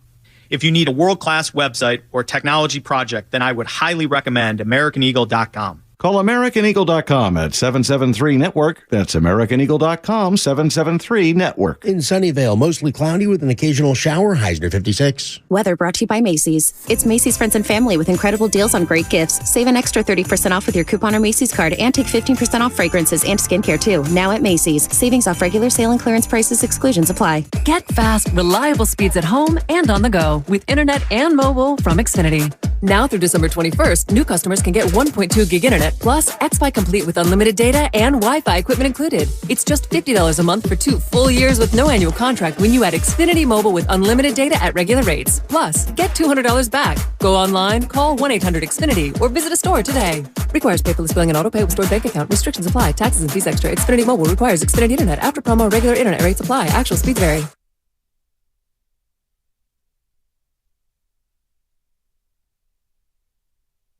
I'm a roaster. Now back to the morning roast with Bonte Hill and Joe Shasky. Take it away, Bonte. You know, Steph, you're the Sportsman of the Year, Sports Illustrated. You had a phenomenal season. Finals MVP, 4th NBA championship, All-Star Game MVP, 3-point king. And hearing your voice, Stephen Curry, it's made my day. Because I was angry about 30 seconds before hearing that rejoin. I started to get angry. You know why? Why? Because I'm watching the Warriors with no ball pressure last night against the Pacers. You drop a game at home against the Pacers. They looked very unathletic. Made Andrew Nembhard look like the greatest thing since sliced bread. Yeah, he looked good. He looked great. Although I didn't like what Halliburton was wearing on the sideline. He looked like he was from a 1990s, Bone Thugs and Harmony video. You know what? Like the denim jacket thingy was very weird. Am I the only one that saw that? Yeah, I can't knock the fashion. Who am I to talk? I looked like a damn crime boss last night. You looked amazing. I love that khaki coat. I've got a similar like one. I love like that one. Yeah, a little boss look. Yeah, you know, with the tie underneath. I do. I had the 38 special. Do you guys inside. all coordinate that you're going to wear ties simultaneously? No, never did. Because sometimes Festus wears like a really cool jacket. Like I don't know if they're bomber jackets or what they're Leathermans. Are they Leatherman jackets, bomber jackets? He does his own thing. A Leatherman's like a knife thingy. Our sock game, though, Fitz during the break, he was like, "Man, your sock game is." All you guys, sock game, eh? It's on point. Fitz has been on point during the broadcast. Yes. So, Mark Willard did guarantee a 3-0 homestand. Size matters. Oh. So, the Warriors lose last night.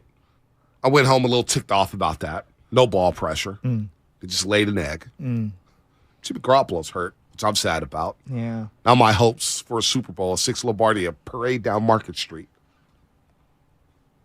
Falls on Brock Purdy. Falls on Brock freaking Purdy. And I got people yesterday telling me that he was the best thing to happen in training camp. He was the best quarterback in training camp. He was lighting it up. People are just blatantly lying to me about Brock Purdy lighting it up in training camp. So I'm angry about that. And Aaron Judge is out in Tampa Bay wearing a Mike Evans jersey. And I have no idea if the Giants are going to sign him or not. And I'm waiting. And now the winter meetings are in San Diego, and I'm afraid that Andrew Friedman, who just lost Trey Turner, is going to be like, hey, Aaron, come on, man. Come down to SoCal. Come be next to Hollywood. Come shoot these commercials. Come play at Dodger Stadium. Be a Dodger. Out there, we're ready to win. Go play next to Mookie Betts. I'm afraid that the Dodgers are going to bring Mookie Betts and have him meet Aaron Judge, and boom. Or the San Diego Padres, who are in on Trey Turner, and say, hey, Aaron, come down to Petco, man. It's a party down here. It's a party. Did you see the projected lineup right now for the Dodgers of what their current roster is?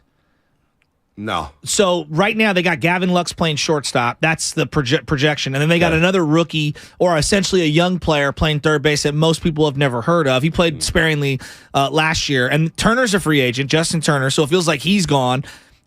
Yes, Betts and Freeman are studs. Will Smith is a stud. There's no doubt about it. But it's not as bad. Like, losing Trey Turner is a huge blow for the Dodgers. And then Bellinger, say what you will, they're going to start Trace Thompson, at least it looks like now, in center field. Trace is kind of a one-month wonder. I'm not. I like Trace. Like, he's Clay's brother. I'm rooting for him. But, like, there's a reason he's bouncing around a lot. We will see. You know, it'd be like us saying, oh, Mike Yastrzemski. Like We'll see. most people outside of San Francisco say, Mike Yastrzemski, he's like a 1-year wonder. So anyway, that's all I'm saying is that Trey Turner loss is a big one. It's a big one. Keep going. I'm a little depressed right now. I just got depressed thinking about all that stuff. Yes, folks, I'm here on the Morning Roast on 95.7 The Game at 8:37 a.m. A little depressed this morning. How about Brady? Did he make you depressed coming back Hell last night? yeah, I wanted him to lose. Did those Saints helmets make you look depressed last night? Yeah, they were whatever. I liked them. The They're black whatever. and the Yeah, little they're tiny little whatever. like They're whatever. what is that I mean, Saint logo I'll tell you called? one thing I'm happy about. Fleur-de-lis. It Florida- looks yeah, like the a league. like Yeah, you ever yeah. like go in front of a fancy house with a gate? Yeah. That's It's what got it looks that- like. Yeah. The look how- jerseys were sick. The I gold like looks them. I like them. awesome. Yeah, I I like like them. I like Jarvis Landry's look with the black socks. And the number 5. Well, It's good. too bad he can't catch a cold. I do need a pep talk. You're right, Dennis. I need a good pep talk. I'll say this. Give myself a pep talk. My 4 fantasy football teams, 3 of them have clinched playoff spots. The other one, if I win, I'm in. That's all I got going for me right now. Anna and Baby Chaz don't like me no more. They don't even want to paint with me. The Giants don't have anybody in that lineup. We got Jock for $19.6 million. So let's make that happen this year. Okay? You know, like, Jock Peterson. He didn't have a hit for 40 days, but you know what? He was a fun guy in the clubhouse. That's what I got. That's my selling point. He was an adventure in the outfield. It was fun. He made it fun last year. Brock Purdy's playing quarterback for the 49ers, and I gotta have faith in Brock Purdy. Well, of course we do. We have no other option, and why not? I got people saying go get Baker. Brock. Would you get Baker? Let me ask you there. Stop here. A lot of people have been in my DMs asking me about this. Baker. I know, but would you take Baker? I don't know. I think I would. If Christian McCaffrey, who just played with him, says like, yeah, he's not going to be like, a bad guy. If he says that, like that's what I would ask him. I'm stressed out. I don't know, man. I would bring him in. I don't know. Wouldn't have him come in and start because the offense is way too complex. Right now, you could sell me on Ryan Leaf. Right? You can sell me on Ryan Leaf. Leaf's been out of the game. Yeah, but that's what I'm saying. You can sell me on anything right now. Just Jimmy's foot. I thought they were so close. Nevada beachfront property. Right now, you could. Lex Luthor. You could. Freddie, Daly City, enlighten me, man. I'm depressed right now. Hey, Freddie. I'm a depressed young man. I'm depressed, Freddie. Enlighten me. I love Daly City. I do too. How you doing? Thank you guys for taking my call. Anytime, Freddie. Look, I just wanted to tell you guys a little bit about Brock Purdy. I think he's phenomenal. He's amazing. He's definitely making smart movements and reading the defense. I mean, he's amazing for a 22-year-old rookie. Is he amazing enough to lead us to a Super Bowl? Look, I'm going to tell you this. I feel like the Niners are the only team to where they could have these injuries and situations happen with quarterbacks to where going from Trey Lance to Jimmy G to Brock Purdy, I feel like he could definitely lead us, especially with Kyle Shanahan. Lead us where? Lead us where? To the playoffs? I'll meet you there. I think getting into the playoffs is still a tough task. I think can we all agree there? Like getting into the playoffs, they're going to have to win at minimum 2 games, and it's got to be the right 2 games. But at minimum 2 games, at most 3 or 4? They have to win 4 games. It's only 1 bye week. Freddie, he's gone. I just think it's really hard. I think it's really, really difficult. David, Brentwood. Quarterbacking is hard. David. Aaron Rodgers, one of the greatest players of all time, is having a horrific season. You know what? I need San Francisco to come out. Maybe it's time for San Francisco to come out. I need a hug. David, Brentwood, Purdy, your thoughts? Dave. Good morning, guys. Butcher Boy, I called to talk about Brock Purdy. Okay. You're making my blood boil, okay? Why are you defending Farhad? The guy stinks. Farhad, to me, is the Trent Barkley of baseball. Okay, Trent Barkley used to bring in players with David. It's not helping me.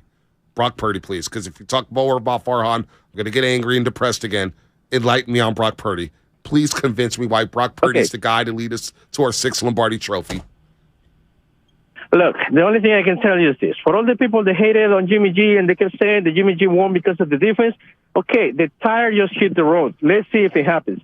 As a Niners fan, if Brock Purdy goes, Russell Wilson, vintage Russell Wilson on his first year when he was kicking the Niners' ass, hey, by all means, I'll be more than happy. I'll call in and I apologize, but right now, I'm just not seeing it. Okay. Didn't we time out? Real quick, David, real quick. keep David on. I'm going to ask him a question in a second. But didn't Russell Wilson lose to Atlanta? Yeah, he didn't win the Super Bowl his rookie year. Yeah, they lost in the first round. Yeah. They lost in the second round. David, let me ask you this question. Who do you believe in more, Brock Purdy or the Giants and Farhan landing Aaron Judge? You know what? Sadly, I believe more in Brock Purdy actually doing something. I think I might. Giants, as long as Farhan is in charge, nothing's going to happen. Okay. Remember when we had Trey Barkley with the Niners? No one wanted to play with the Niners. They kept signing players off the street to play quarterback. Why? Because Trey Barkley was a really, really bad manager. He kept getting bad players. Okay. With Farhan, all he keeps doing is he keeps getting all these players that no one has ever heard of, hoping he gets lucky. The guy goes, to the dollar store to buy, the groceries to make a 5-star dinner. And then you try to invite Aaron Judge to that dinner. Aaron Judge going to say, you know what, this broccoli here looks so yellow in some parts and brown in some parts. What's going on here? Why would he come to the Giants? Well, as long as Farhan is there, you keep saying it's not Farhan. It's upper management. It's people above him. David. So what's the point of him being here? Yeah, I don't know, David. David, help me, David. Help me. You got me more depressed. Okay. Well, because the Brock Purdy, we've got all week to chew on that. If, big if, and this is not an Ian Rappaport article on Sunday morning. If the Giants land Aaron Judge, are you walking back everything? About what? Just frustration with Farhan and everything. Because when they landed Kevin Durant, go to another sport. Are you sure that the Warriors were even like a draw for Aaron Judge? I mean, he grew up outside of Sacramento. What if he's a Kings fan? That's true. It's a good point. Maybe the real sell is, hey, come here and we'll let you light the beam every day. Oh, God, they'll light the beam. Oh, wow. That's the problem. We had to go to another LTB. sport. We had to go to a rapper in E40. Hey, help us get Aaron Judge. Hey, E40 the Warriors part are of like, my pitch. We got our team right here. We're bringing our entire starting 5 to come see you, KD. There's nothing wrong with E40 being part of the pitch. I'm what not are you saying talking that, about? but that's how desperate we are with the Giants. Yeah. We can't even bring one of our own guys. No, it's the utility belt like Batman. You use any one of them that you need. So, if Gordon Ramsay was part of the Bay Area, Michael Mina, for example, if he likes food so much, I'd have him meet Michael Mina. Whatever I need to close the deal, Bonte. You know this. How sad is that? What do you mean, how sad is that? We had to go outside of our sport to go pitch Aaron Judge. Everybody is different when you're selling them on something, right? So when you buy a home, some people want to be close to a great school. Some people want to have good access to freeways. Some people want a backyard. Some people want 3 bedrooms. Some people want a big kitchen. God. Some people don't want a big kitchen. They want it already remodeled. Everyone has their different things. So whatever you need to create that sale, you have to be on your toes and willing to adapt on the fly. Bringing in E40 is the least of my concerns. I'm not saying that. Wrong way, San Bruno. Wrong way, San Bruno. I love San Bruno. I love it. Wrong way. I live in San Bruno right now. San Bruno Park, I love in San Bruno right now. I love San Bruno. Joe's. Wrong way. Wrong way. Help me out here, man. Help me out here. Hey, listen. The 49er quarterback situation has always been linked to Kyle Shanahan. That's why half the fan base is divided, because we think anybody can quarterback this system and get us to where we need to go. If I'm Kyle Shanahan, however, all that being said, he better hope for his general manager duties that Brock Purdy doesn't lead us to a Super Bowl, because that just totally discredits him as a general manager by giving up all the draft picks for Trey Lance.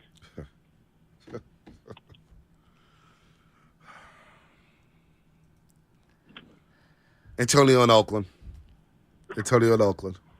What you got, man? This might be our best work ever. Hey, Antonio, you were looking pretty fly in that red coat. Wrong way. The other day. Wrong way. Next time, dial the wrong number, please. Antonio in Oakland. What's happening? Yeah, man. Hey, thank you, Shasky, for that compliment. But yeah, I believe in Brock Purdy, man. He gonna play like Brock Lesnar. He gonna play like Nick Foles. He's gonna lead us, man, because we got a great team. And it's like, just give us 17 points. That's all. He doesn't have to score 4 touchdowns every game. We have enough of a team to do this, man. The NFC is wide open, just like that hit song by Mac Mall. Wide open. Wide open, So we got this. When I first glanced at you, I knew I had to have you. Fly chassis. Come on, B. I know you know the song. That was a hit in 7th grade. Wide open. What was wrong? I haven't gotten over wrong way yet in San Bruno. Shanahan would be thrilled if Brock Purdy. Yeah. You think Belichick is apologizing for passing on Brady a zillion times and giving Drew Bledsoe a ton of money and then winning a Super Bowl with him? You know what? I'm an idiot. I should resign. You know what? I should resign. Wrong way again. I'll repeat this. Dial the wrong number next time. Just feels like Best album cover ever? The Baby Alligator? Mac Mall? I like the Mac Mall and Mac Dre album cover. Where they're looking like tennis players. Yeah.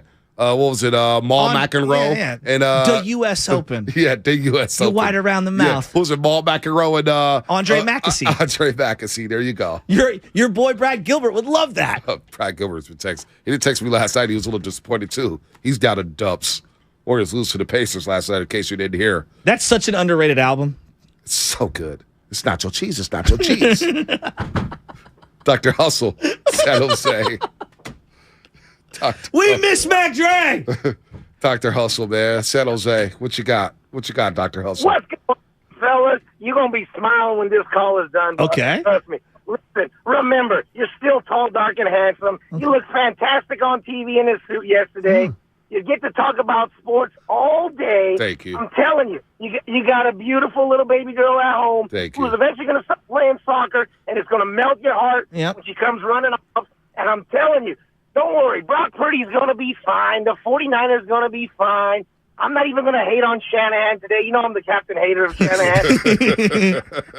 we still celebrating the Golden State Warriors, NBA champions. We got the greatest shooter in the history of the game that you're getting to watch up close and personal with one of my idols growing up as a kid, Chris Mullin. Not bad. Living life, baby. We're living life. All right. Hey, Dr. Hustle. I know you're not a doctor, but that's a damn good call. I'm getting there. It's uplifting. The takes are flying. The only doctor that I acknowledge right now is at the gym at the O Club, Dr. Dish. You know where you're shooting hoops and it kicks it back to you? Yeah. One of the most incredible workouts you can get. Fun. Yeah. Those are fun. I would like to face you one-on-one in Dr. Dish. I'm an underrated three-point shooter. I don't even know if you can get through like 2 minutes uninterrupted. Please, stop. I'm gonna be gassed. 38% three-point shooter. Oh, you are? Yeah. Let's put that to the test. You can. Did you see that Jalen Rose video I sent you of him trying to hit a golf ball? No, I didn't click on it. I was a little busy yesterday. Jalen Rose misses the golf ball like 65 times in a row. Spadoni, did you click on that? Did anyone click on that? Probably not. I want you to look at it. I think that you can hit a ball better than Jalen Rose. Oh, that's an old one, too. Yes. From Jalen Rose. It's one of the worst swings I've ever seen in my life. Bonte could absolutely do better. Baby Ches can probably do better than that. He owes the golf course at least $500 for tearing up the tee box. A 3-year-old can swing better than 100%. that. Shout out Benjamin. Giants, please, God, sign Aaron Judge. Thank you, God. Was that the Sandlot or Angels in the Outfield? Angels in the outfield. It's God's thumbnail. Need Angels in the front office now. That's a good one, Loveman. And Loveman. If they don't get Aaron Judge, we're going to be pretty disappointed, you and I, aren't we? I'm going to be very sullen for a couple days if Aaron Judge doesn't come to the Giants. If Aaron Judge doesn't come to the Thrones? If Aaron Judge doesn't come to the Giants, Loveman and I will fight before the season starts. Cage we match? almost fought last break. Almost fought my producer. Well, no, it was no Tyler Rogers conversation, but it got testy. Can you defend Farhan? I'm going to give you 2 minutes right now, or less than that, to defend Farhan. You get 30 seconds. Because you've been listening to me try to defend him, and I don't think I've done a great job of it. No, you haven't. Because Bonte thinks Sabian's the greatest. I think Sabian is very underrated. I love Sabian. No, Sabian did a lot of great things with the Giants, and I used to be very out on Sabian, and I'm very in on him. I'm always going to be thankful for everything he brought to the team. But I want to give Farhan a chance to screw up before I'm all like, no, get out of here. And I think this is the moment. This is the week where if you don't get Aaron Judge, it's very hard to justify the fan base that, you know, you're worth trusting. Somewhere the trust got lost. He has to re-earn it. This would be a great way to do it. If it doesn't happen, then he's going to be hoping that whatever he does can at least get 90 wins and a playoff appearance next year, and that might not even be enough. So no, it's no pun intended. No, the pun is intended here. All right. It is Judgment Week for Farhan. T2 Judgment Day. By the way, did you hear the phone ringing? That was Nahegan calling in saying, "Get Sam off the air now." Look. Where's he at a drop? This is not good radio. Please move on. What does he say? And you know what's going to happen? Willard's going to come flying in like the Kool-Aid man, bust the door down, and start defending the honor of the Giants. Yeah, crosstalks, changeovers lasting 9:05. 9:05, we're out of here today. We're not, I will be Khaleesi. No. What was that. your name? Well, Cersei's. I'll be Cersei's. He'll be my mountain. Yeah, oh, my God. Yeah, and we'll defend the honor of the throne. Ben Portola, get the call in. We got 13 minutes left. Hey, Go ahead, Hey, Ben. what's up? Hey, Bonte and Shasky. A little caller. I changed it up from McLaren Park because I had to go to, Portola, Palega Park. There you go. I'm not mad at that. Play infield, St. Mary's, you know what I'm saying? Like Lincoln High graduate. Reggie, Racer, the Schneiders, you know the whole crew. Oh, yeah. We're all about Quintera, 28th over there. Look at you. So, 48 Quintera. We like that bus. Yep, what's up? Come on, baby. Hey, yeah. I'm a Sunset kid, but I'm a Portola Excelsior all day, every day. You're like me. We're kind of like what's his face in what's that movie, The Departed? Come on, what's the famous actor who finally won a Oscar because of The Revenant? Leonardo DiCaprio. Yeah. I got a little Southie in me and a little I finally watched The Departed on the flight from Europe. Incredible. I finally watched it on the flight from Europe. Unbelievable movie. What you got? Mr. Hill. Yeah. Mr. Hill. I'm here. You're doing your thing, baby. You're doing your thing. Thank you. I love you on the post game with the Warriors pregame. You locking it down, baby. You taking care of your family. You take care of your friends. Appreciate that. This life ain't easy sometimes. and the people that hold it down, hey, that's what we do. I got some people in my life that hold me down, and I hold others down too. You guys are always the best in the Bay Area, 100%. I was at the Niners game. I bought Niners tickets for that game 3 months before, not knowing what I was getting into. And, that was a special moment. I had a friend of mine who had his birthday, and we don't ever get to see each other very often. Love that. He's down in Santa Clara, and we went to the game, and it was a special time. I love that. So Niners all day, every day. I gotta say they're my number one. The Warriors. I was watching them on KICU back in the day. Run TMC, Timmy Hardaway. Come on, Mr. Mullen. He's my guy. And we got championships on that one. And Mr. Sanchez, that game when we won versus San Diego in the play-in game to get 2010, right? Yep. First championship. Yep. No doubt. Johnny Sanchez. I love Johnny Sanchez. All right. Willard Marin, real quick. Willard Marin, and then we'll get to Alex in Daly City. What's happening? William. Yo, what's up, guys? Thanks for taking my call. Shasky, I just want to make you feel a little bit better real quick. I just got reading an article about how frustrated judges with the Yankees fan base and how the Yankees had them turn on him and him being booed. So I'm really liking that. Yes. Bonte, I just want to give a shout-out to you. I've been listening to you since you were getting interrupted by Papa and could barely get a word in. It's so good that you got your own show. You're killing it, both on TV and the radio. And I just want to make you guys just look at something realistic, okay? Give it to me. So the consensus, he's not elite. He's just a field manager. He puts up about 200 yards with a touchdown or two, a few oh-no's, and a pick. Brock Purdy kind of did that. So all I'm saying is if Brock Purdy can put up Jimmy G numbers, which are very realistic, I think that we can be successful. Is it Super Bowl? No. But I think we could go a little bit farther and definitely win a first round so the season won't be a complete bust. So shout out to you guys. Interesting. Have a great day. Okay. And you guys always kill it. So thank you. Thank you, brother. Thank you, man. I appreciate that. That was uplifting. It was. I'm not so depressed right now. David and Brittwood. It's unbelievable. Alex in Daly City, last call on the show. DC, before we get to the flex. baby. What's up, DC? Fog City. What's going on, guys? I love the show. Thank you so much for taking my call. I just wanted to kind of say that I think that, with all this Giants talk, I got to kick it off or end the show with something a little bit more positive, Give it to me. So what I'm looking at is I think if Brock Purdy can give us 2 solid drives a game, just 2 touchdown drives, and we get a turnover or a short field from our defense, I think that's going to be enough to give us a pretty good chance at making a deep playoff run. That and taking care of the ball. Those are my 2 things. That's all I got. Yeah, taking care of the ball is paramount for me because I think people say this a lot, like, oh, if you just do what Jimmy did.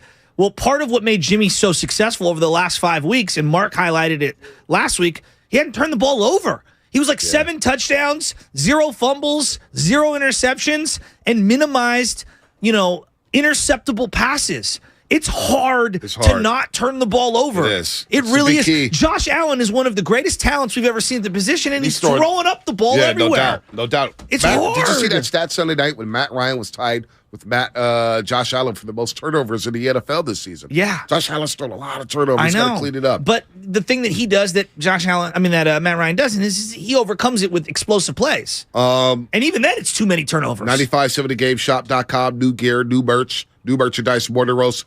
By Friday, I promise you guys, by Friday, I will have details on how we're going to get you guys some gear. We're going to give away some gear for the Christmas holidays. That'd be my gift to all the roasters out there before the end of the year. We'll do that on Friday, 9570gameshop.com. In the meantime, let's flex. Sign Aaron Judge. And maybe I'm naive to that, but that's I believe that to be You're true. entitled to your opinion. They don't sign Aaron Judge. How can you sell me on the Giants? I don't know. I have to see what they do. I'm gonna be devastated if they don't get Judge because I feel like I've gone really far down. You know, in Back to the Future, the point of no return. Yep. I feel like I've reached that. Like we have better hit the flux capacitor and hit 88 miles per hour or we're done. and zoom into the future, or like we're gonna go crashing and careening into the wall. Think, McFly. Think. Exactly. So instead of McFly, it's Farhan, right? Think, Farhan, think. By the way. That's what I pay you for. Think, Farhan, think. You're the smartest guy in the room. I keep hearing how you orchestrated the Dodgers, how you were the architect of the Dodgers. Farhan, where you at? The Flex of the Show, presented by Xfinity Flex, the 4K streaming TV box with voice remote and Peacock Premium, free with Xfinity Internet. That might be my favorite flex ever on this show. Had a lot of good ones. That was a three-way. That was like a three-man weave. Yeah, that Be was. doing that at 3:30. That was the name of my college radio show. You know that? My college radio show, 3-man weave. Have you ever done a three-man weave? Yeah, absolutely. Come on now. 3-man weaves are great. Did you get back on defense? Got to play defense. 3-man weave. Oh. You got Mark Willard. Hey, Mark. We weren't. You saw him today? No, I'm not. He's around. I don't know if he's in the restroom or whatever. He'll be here. But yeah, we were not allowed to leave basketball practice until we had conducted the entire team, a 3-man weave. Ball doesn't hit the floor Ball unless doesn't it's hit a the pass. floor, and the layup is made on both ends. On both ends. And if you can't execute that, thank you. Then you can't have dinner. All right, so you were listening to our banter. Yes, I'm I assuming, was. I always do. I don't on miss- free agency. I don't miss the morning roast. What hit you the hardest this morning? Besides the Back to the Future reference. Well, Back to the Future is one of the great trilogies of all it's time. awesome. I think and it do may- not remake that movie, please. Just leave it be. Wait, are they discussing no, remaking but I'm it? just saying. I know how Hollywood Did works. they remake White Man Can't Jump? No, did they not? No, they didn't. No, they were trying to with Jack what Harlow. would that movie be called if they remade that? Because you got to twist it a little bit, right? White men still can't jump. You got to be careful. Yeah. You got to be careful. Few white men can jump. And Back to the Future, not an elite trilogy. The sequel was good. The third one, the get cowboy out one? of here. Oh, the Wild West was also Yeah, it was amazing. I don't Shots even- for a matter of $10. I don't even know if I saw it. Yes. I don't even think I saw it. Oh my gosh, this is a I classic. don't even think I saw it. Yes, it was classic. Square dancing the style, man. It was awesome. Yeah, actually, listening to all your references, Mary I know I Steen didn't see version? it. I definitely didn't see it because I have no clue what you guys are talking about. But No, but what hit you the anyway. hardest this morning? Well, no, obviously, look, there's a bunch of Judge stuff, and I get the way this is playing out. It is now emotionally getting to us in a way that could be dangerous Yes, it is. for the San Francisco Giants, quite frankly, because the drumbeat continues to move in a direction where you're moving from hope into expectation. If you listen, if you read the comments that were made by Brian Cashman yesterday, he sounds defeated. But I don't know what to believe. And Farhan Zaidi sounds the opposite. And you're seeing the reporters. John Heyman tweets last night after Farhan talks to local media. Heyman goes, the Giants think, and he called it an upset. He goes, but the Giants think that they can pull this off. Did you see the Cashman stuff on MLB Network last night?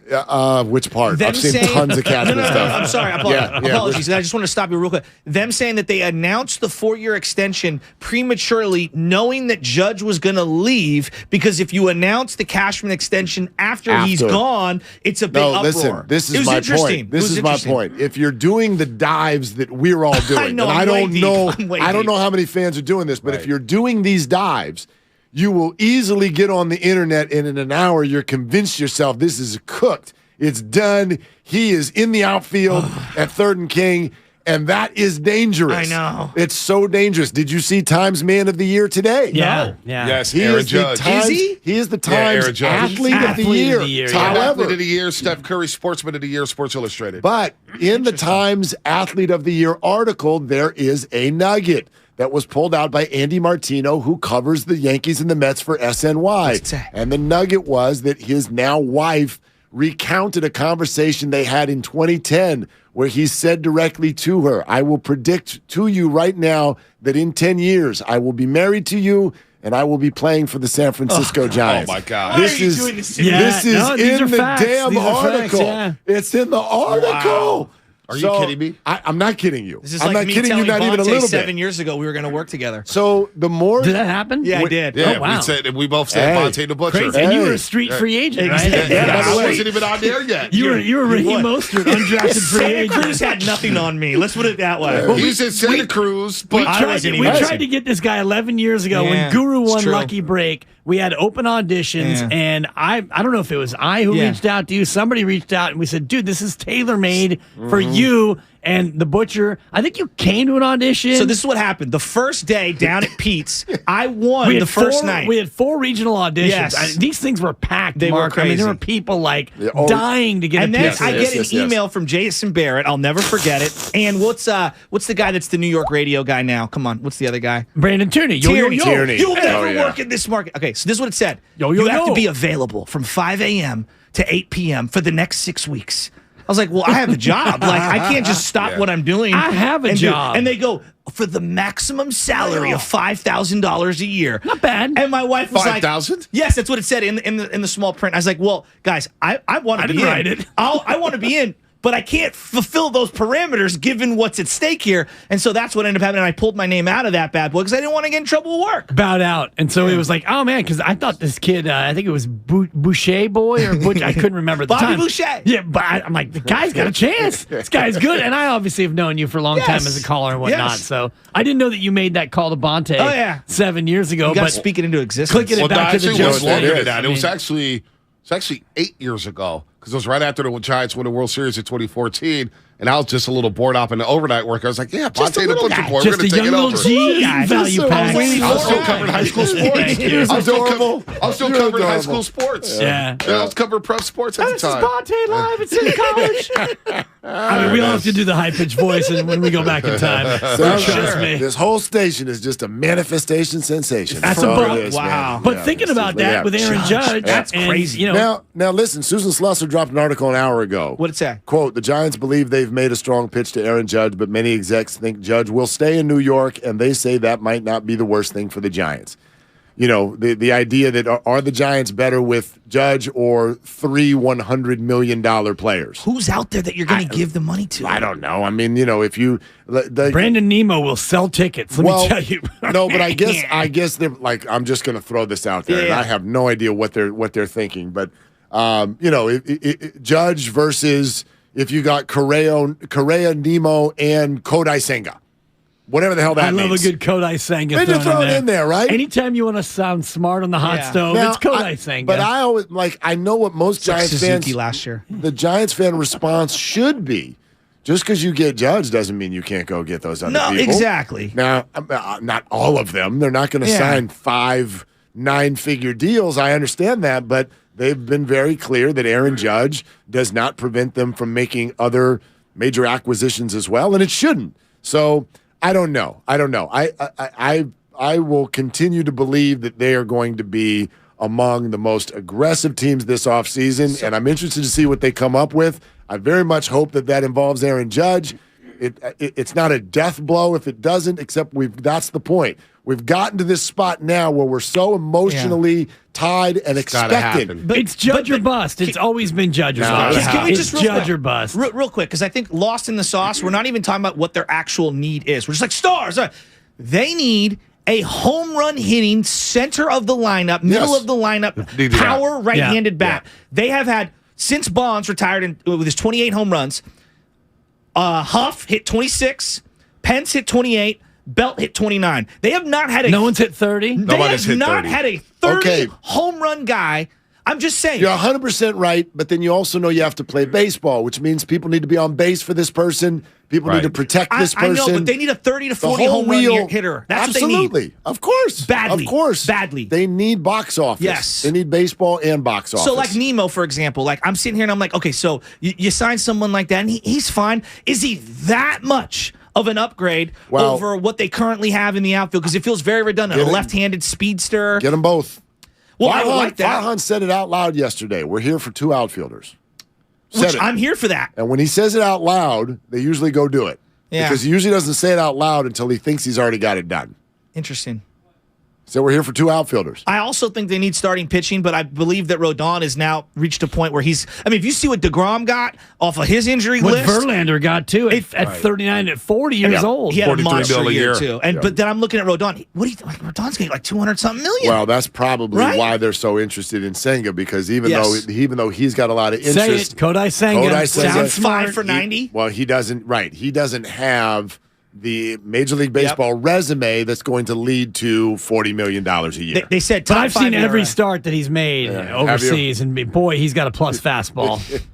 Just such horse bleep. Brock Purdy talk. It's so true. Let's pivot real quick. The Brock. We could talk about the Warriors too. Warriors didn't win 3 home games. Yeah, we could. Donuts, baby. Donuts on Friday. Courtesy of me. Another failed guarantee from a partner. Because, well, it was my first guarantee, as you know, but I guaranteed that they would sweep this homestand and go 3-0. That's right. And so look at how happy Dan is. One man's joy is another man's misery. I'm very, no different than the burritos that you guys enjoyed many months ago. Yeah. I don't do bets where the loss is a true loss. It's just a win-win. win-win, yeah. I got no problem going to get some donuts for everybody on Friday. So leave a little room in your belly. 4 miles to Lartsburg. You know who's going to be here on half Friday? a mile down the street now. But Baldy, you better bring 2 boxes. Oh, done. I'll bring 2 boxes. Make sure everybody's all You covered. got to bring some steaks, according to the tail end of that interview. Last time I had my grill going. Bonte came over, and Baldy's the largest human being of all time.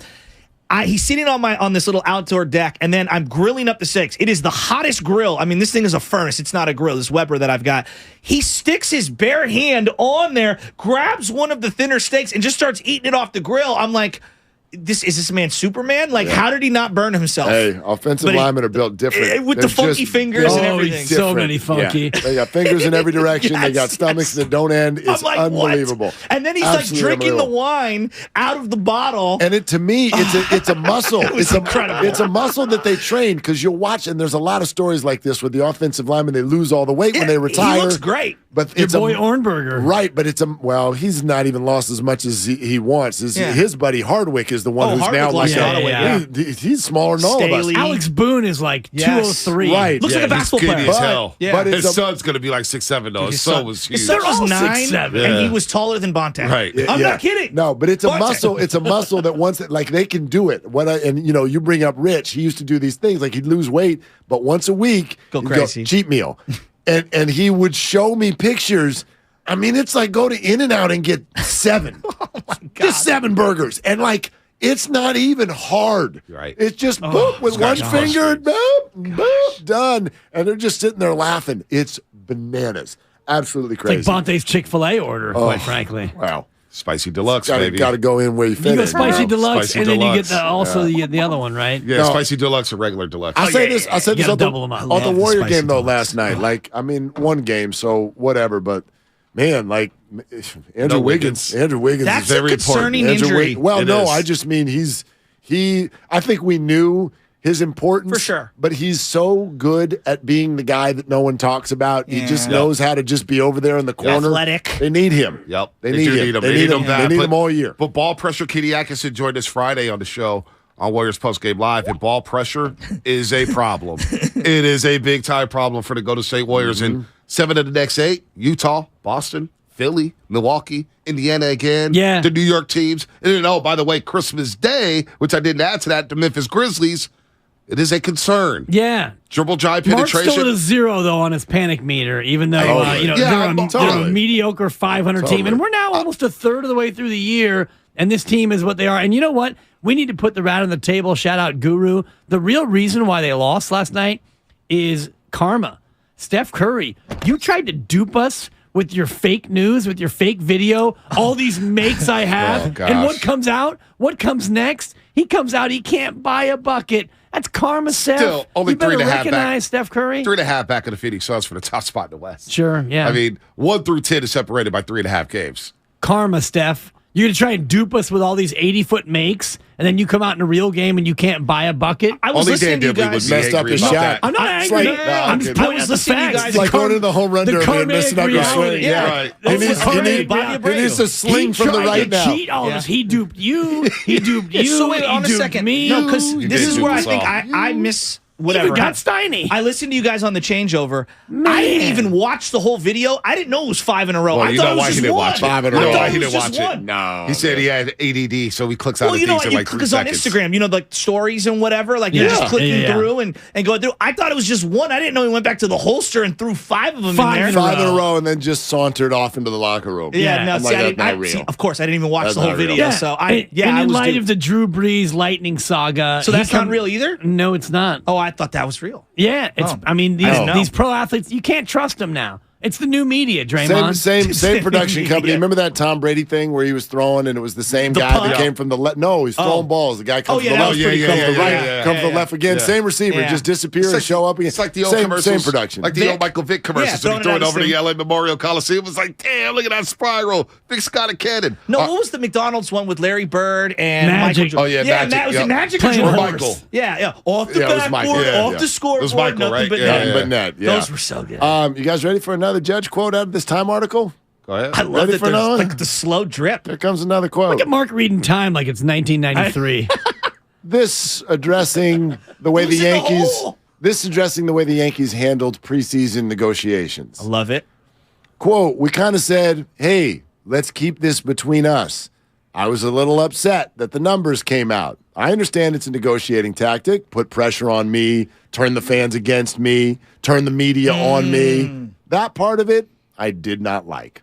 Didn't like it. 7 for 210. I'd love to be insulted like that. Yeah. Oh God. I mean, how dare they? But he wasn't. But he wasn't 400. But he wasn't insulted by the number. He was insulted by the way they handled it. Well, no, Derek Jeter was really. I don't know if you guys saw the whole Derek Jeter doc. He was pissed at Steinbrenner during their negotiations. No, and Cashman. He was more pissed at Cashman. You're right, Cashman. More pissed at Cashman. He thought Cashman disrespected him. So anyway, that's that. Last thoughts before we get out of here. Brock Purdy Mania. It's heating up. Some people thought he was the best quarterback in training camp. Who? A lot of people. But okay, you said training that camp. Training camp. A lot of people. You got receipts. I know you have your receipts on the wall here, which doesn't seem to really. Let me tell you, no one. I was walking around just for the days that I was there. Nobody was like, Brock's lighting it up. Like he looked mediocre in the drills. I'm just being honest. He looked mediocre. I saw your boy Grant Cohn was in a slugfest with somebody on Twitter yesterday over trying to get credit for Brock Purdy. People taking credit for Brock Purdy. Larry QB3. was all over Brock Purdy. I'll give him that. But here's what I would say it's way too early for a victory lap on That's if you what were I'm saying. on Brock Purdy. Don't do that because you saw 3 good quarters. That doesn't make a player. Nick Mullins had 3 good quarters. Pro Bowl, hello. Yeah. Well, that was that also doesn't make a player. Mark, that was one of the things that we were talking about today. It's like I've fallen for the banana in the tailpipe with the backup quarterbacks. JT O'Sullivan, Troy Smith, Sean Hill, Sean Tim Heasy Rattay. was so good. I've done this 1,000 times to myself, and I'm saying to myself, all right, Joe, you have to be more mature now. Look at You're you, older. third person. I'm trying to be more patient with it. But I'm seeing Niner fans lose their minds. I'm like, come on, guys. Let's just take it week to week. And maybe I'm being the hater. No. Week to week is definitely the way to take the football thing. If there's a conversation. I take it snap by snap. That's even better. Yeah, that's what I'm talking about. Thank you, D'Amico. We shouldn't even be talking about 49ers. Still 5 days away.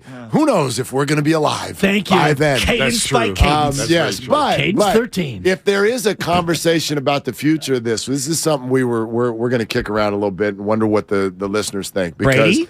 No. Yes, there's that. Yeah. I can't stop thinking about it last night. I'm like, well, if he's available. I can, but we'll get to that. If he's available. I'm not there yet. Yeah. What about this? I wonder privately what the 49ers actually felt when Jimmy went down for the year. Because while they're in the moment, and I think that they all agree that's bad for their Super Bowl chances. For sure. Right? The bigger picture was, let's not ignore the problem that was being created. If Jimmy, especially if he were to go to the Super Bowl or the NFC title game and lose again, which wouldn't we all agree? That's what he does. Technically was probably the most likely thing. If I was to give you 3 options. What were the options? Either miss playoffs or early bow out. Okay. Round 1. Okay. Win the whole damn banana. Or fall short somewhere. Dance and fall short. What's the most likely possibility? They'll probably win a game or 2 and fall short. Dance and fall short. So Dance if and fall that short. happens, the 49ers are in a really prickly spot in terms of what to do like next. a cactus. You have all kinds of fan pressure to keep Jimmy, but financially that does not work. Trey Lance is coming back. What the hell do you do? And if there are any people in the organization who like Brock Purdy, never got a chance to look at him, so you don't even know. Yeah. This creates a situation where Jimmy probably is now off of the table. Who knows? You get a look at Brock. Yeah. Mike Silver told us 3 weeks ago there's no way they're coming back with just Trey. There has to be some sort of viable plan B. Now you're going to find out over 6 weeks. Could Brock be the plan B? If he's not, go get another plan B, but that plan B is not going to cost you $40 million a year. Like, this injury is bad, but it might have saved, who knows, Deebo Samuel on the team. It might have saved them financially. Great point. You know, yeah, I hadn't considered that. I hadn't Great considered point. that. Possible. Interesting. Yeah. Interesting. Who else you guys got coming up? Well, Rich Aurelius is coming on at 10. Oh, nice. Right? He just joined us last night. He did? Whispered in my ear, get me on the show later this week. Damn, they're still everything. Too late, bro. Hey, man, I was on this last week. I mean, anyway, seriously. Is I'm he sorry. in I'm sorry. Let me Richie say it did different. say, give me a call. Get me on the show. No, because I know let me his say it kid different. was down in San Rich Diego Aurelius is golfing. not coming on at 10. Aaron Judge's idol There is you coming go. on at There you 10. go. There you go. And then Nick Wagner to talk about the Niners coming on at 10. We were trying to get Richie to join us in Linden, but he happened to be out of town at the time. Otherwise, he would have joined us in, Nice. because he's a big fan of Linden. So. Yeah. There it is. Willard Dibs coming boys. up here on 95. 7 the game. They're longtime friends. Let me tell you something real quick about Dibs that I'm sure not everybody knows. And first-time partners. Hang in there, big guy. There'll be brighter days ahead. Now, these 2 homegrown Bay Area boys finally come together to take over sports talk. Get the hell off of my doorstep. Major League Baseball, you stink. It's Willard and Dibs on 95.7 The Game. All right, my man, I wonder, what do you think about that? The scenario that I just kind of laid out. Good morning, everybody. YouTube, Twitch, we see you. Thank you for being here. If you're listening, traditional means, if you're in your car, good morning. Get your butt to work. And if you want to text us on the Xfinity mobile text line, you're welcome to do that as well. Rich Aurelia will join us in 40 minutes. We are on Judge Watch, all things winter meetings watch for sure. But we're all over the 49ers and the Warriors as well. Tough one for the Warriors. I'm going to give us a few days to really put together a couple of nice, solid, well-thought-out dozen donut boxes. Okay. What's your order? Give me two. What's your order? Maple bar, and chocolate old fashioned. That's the one area where you and I think, bonded first when we started doing a show together. Very good point. Our love of the chocolate old fashioned. And so, Warriors, thanks a lot. I will be giving you an expense report because your loss is what led to these donuts. Raymond Ritter's got you. Yeah, he's got your it. back. So we'll get to that and the 49ers as well. What do you think about, you and I started actually having this conversation yesterday afternoon after our show yesterday, which is once the emotion dies down of a moment, sometimes you see things through a little bit of a different lens. I want to make sure that I say this very, very clearly. The Jimmy Garoppolo injury is awful. He is a human being. His foot is still being examined. There could be something even more serious going on there. I don't need to tell everybody here that I'm a very big fan of this guy and this player. I think he's done unbelievable things for the 49ers and handled weird situations in an awesome way. So the injury is just bad. It is bad. It is bad from every possible angle. However, scenarios play out the way they do. And the 49ers were on a march toward a playoff run and a problem at the exact same time. We've said it a few times. March was going to be weird. I don't know what it was they were necessarily going to do, and it's easy for them to do what Bob Myers told us before the year. Just enjoy this year. However, our minds don't always work that way, and so I don't know how this was going to play out or what the 49ers were going to want to do. But now you get a look at Purdy and that contract for a quarterback that you weren't ready to sign.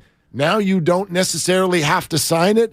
There is a way of looking at this that could say this is likely to end up being a blessing in disguise for the organization. How does that grab you? It grabs me very accurately, and I think that the angst was mainly fan angst. I think the team was in a spot where they were going to say goodbye to Jimmy Garoppolo no matter what. The only thing that would have maybe made it more difficult was if he won the Super Bowl. Short of him winning the Super Bowl, they would have parted ways with Jimmy Garoppolo. They weren't going to pay him $30 million a year to be retained as the starting quarterback when you've got Trey Lance. And now that what you know about Brock Purdy, at least he's a competent guy who can step in and play, at least make it look like he knows what he's doing. So now you've got two quarterbacks because you have faith in Trey Lance. He was the guy you drafted after all, and you still want to take a look at what you have with Trey Lance. I don't think that you've seen enough of Trey Lance to move off of him as QB1. So he's going to get the first look next year, no matter what happens with Brock Purdy this year. Now, if Brock Purdy runs the table and you win the Super Bowl with Brock Purdy, well, now you go into next year with a real quarterback controversy, and then the Jimmy Garoppolo question is put aside. If Brock Purdy struggles from here on out, then you go into next year realizing you probably need a veteran to come in and compete with Trey Lance. You keep Brock Purdy as your 3, and you hope that maybe you can develop Brock Purdy down the road and he can be a possible piece. Now, who is that veteran you bring in?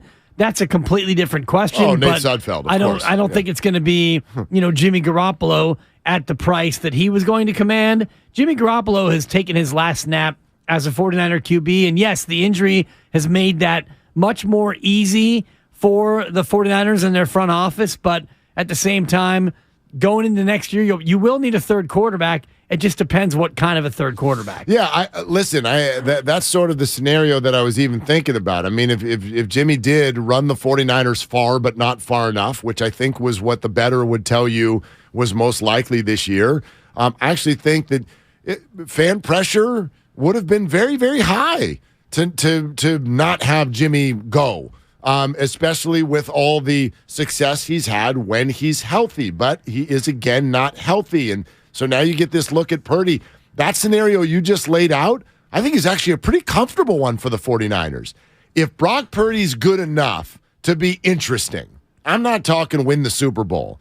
If he's good enough to win some games, if he's good enough to go 3-2 or better the rest of the way, and you win the NFC West, and he's interesting in the playoffs. Let's say he wins that first week at home, and then there's a road trip, and that doesn't go well. Let's say you lose. Or even if you lose in the NFC Championship game, if he does a Jimmy Garoppolo. Yeah, like if you do that, are the 49ers at a high comfort level to say, all right, like QB competition. Yes. We got a rookie and a young guy who hadn't played. They would essentially be very similar experience level. Right. Brock would actually have a little bit more. Yeah, they're drafted in 2 different years, but it would feel very RG3 Kirk Cousins. And Cousins won the gig. Right. Oh, like it took time, and this did too. And RG3 was hurt, maybe even worse than Trey Lance was hurt. And Trey would obviously, he would be the presumptive one. You'd start next offseason like, yeah, that's our guy, but you had an openness to, I don't know what you're going to look like coming off of injury, or I don't know what you're going to look like at all. I wonder if it would be an open competition, quite frankly. Well, if Brock Purdy goes, and he doesn't get the win, I know, in this last game over Miami, but let's say he wins 3 of 5 regular season, and he wins 2 of 3 playoff, and now he's won 5 of his 8 games, not counting the Miami game, and he goes into next year looking like the guy. I think Kyle Shanahan opens it up and says, look, Trey, you got to fight for your right to quarterback. Well, thank you, Barry. That's a very good reference. I don't know how they would handle that. There's so many things that we don't know yet, but I think a good organization drafts you and then forgets where they drafted you. Exactly. Elijah Mitchell, you can beat out Trey Sermon. And Jordan Mason, you can beat out TDP. I saw even 49er insiders going into last week. Oh, Jordan Mason got carries last week because he's on special teams. TDP is still ahead of Jordan Mason. No, he's not. Was he activated? He was active in play. He didn't touch the rock. No, Jordan Mason's ahead of him because a good organization, okay, Russell Wilson and what's his name? Matt Flynn. Who wins the job? We just gave Matt Flynn $1 bajillion. Man. Russell Wilson won the job. Why? Because he's better. a good organization drafts you or signs you and then forgets where they drafted you. So we'll see. But we'd love to talk that out with you for sure. 888-957-9570. Is there any sort of a way where this just became a blessing in disguise? And we certainly will address the Tom Brady question / rumors as well. We do that coming up next. Aaron Judge's idol is 34 minutes away. That's what's up next on The Game. Brought to you by Fremont Bank. Full service banking, no compromises, and sponsored by ChooseChange.org. Good morning. It's Willard and Dibs. Stimulant use disorder is a disease, not a choice. But getting help is.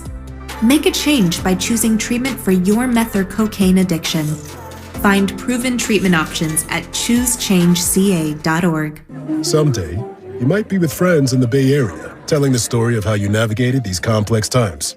The market was all over the place, so you reached out to a Merrill advisor, and with their help, charged ahead. And unlike your fishing stories, you won't have to go overboard. Find an advisor at ml.com/bullish.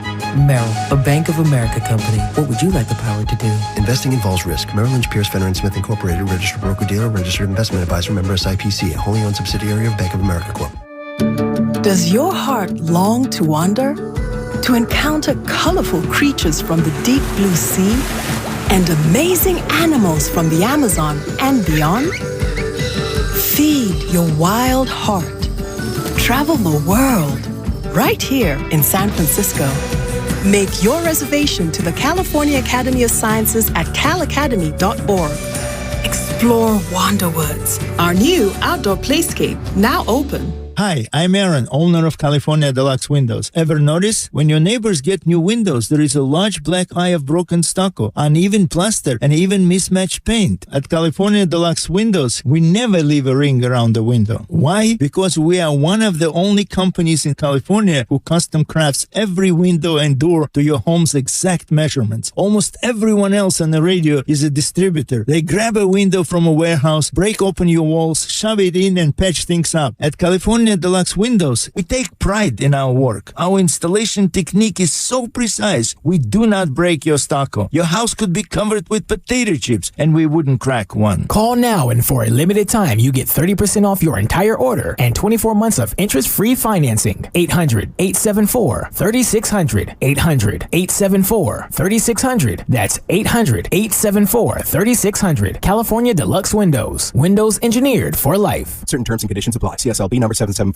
If you own a business, this has been a bumpy ride. From pandemic to inflation, I'm sure you could use a break. If your business has 5 or more employees and survived COVID, you might be eligible to receive a payroll tax refund of up to $26,000 per employee. The challenge is getting your hands on it. Hi, I'm Howard Mackler, and that's why I founded GetRefunds.com to cut through the red tape and get you the money. The team of tax attorneys we have put together are highly trained in this little-known payroll tax refund program. We do all the work, charge not a dime up front, and simply share a percentage of the cash that we get for you. Businesses of all types can qualify, including those that took PPP, nonprofits, and even those that had increases in sales. We have helped return over $1 billion to businesses, and we can help you too. Just go to getrefunds.com/sports, click on Qualify Me, and answer a few questions. This payroll tax refund is only available for a limited period of time. Don't lose out on up to $26,000 per employee. Go to getrefunds.com/sports. That's getrefunds.com/sports. Thank you to all of the business owners who kept people employed during the pandemic. For all you've done, you may be eligible to claim the Employee Retention Tax Credit, a payroll tax refund from the United States Treasury Department,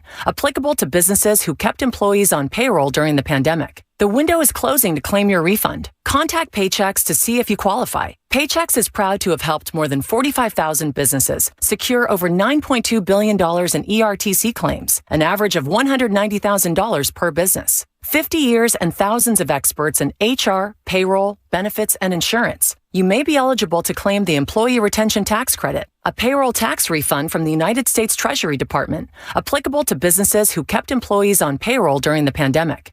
The window is closing to claim your refund. Contact Paychex to see if you qualify. Visit paychex.com/ERTC to find out how Paychex can help you get additional cash into your business. Paychex.com/ERTC. Paychex.com/ERTC. Get in zone, AutoZone. Welcome to AutoZone. Thinking about gas mileage? If your check engine light is on, it may be affecting your MPGs, but the free AutoZone Fix Finder service can help. With the most complete free warning light report backed by technician-verified fixes, you'll know what's affecting your gas mileage and more, and you don't have to drive too far to find the fix. The free AutoZone Fix Finder service is available at all 6,200 stores. Get in the zone, AutoZone. See details at AutoZone.com. People who come to Cricket stay with Cricket. Why is that? Well, if you ask someone with one of the latest and greatest phones from Cricket, they might tell you it's because of the amazing phones. Like the new iPhone 14 that lets you capture stunning photos in low and bright light. Plus, they'd probably tell you about the fast nationwide 5G included with all plans that lets you stream, text, talk, and more, all at 5G speeds. Yeah, they might mention something like that. Smile, you're on Cricket. Cricket 5G is not available everywhere. Fees, terms, and other restrictions apply. See cricketwireless.com for details. Get in the zone, AutoZone. Welcome to AutoZone. What are you working on today? Thinking about gas mileage. You know, changing your oil with a full synthetic oil like Pennzoil Platinum can help your engine get more miles. Right now, you can get 5 quarts with an STP extended life oil filter for only $38.99. Get everything you need for better fuel efficiency at any of our 6,200 stores or on AutoZone.com. Get in the zone, AutoZone. Restrictions apply. New Gillette Intimate gives guys a gentle and easy shave on there. And around there. And even under there. Don't treat your groin like junk. Respect it with Gillette Intimate, the best a man can get. Buy now at Walmart.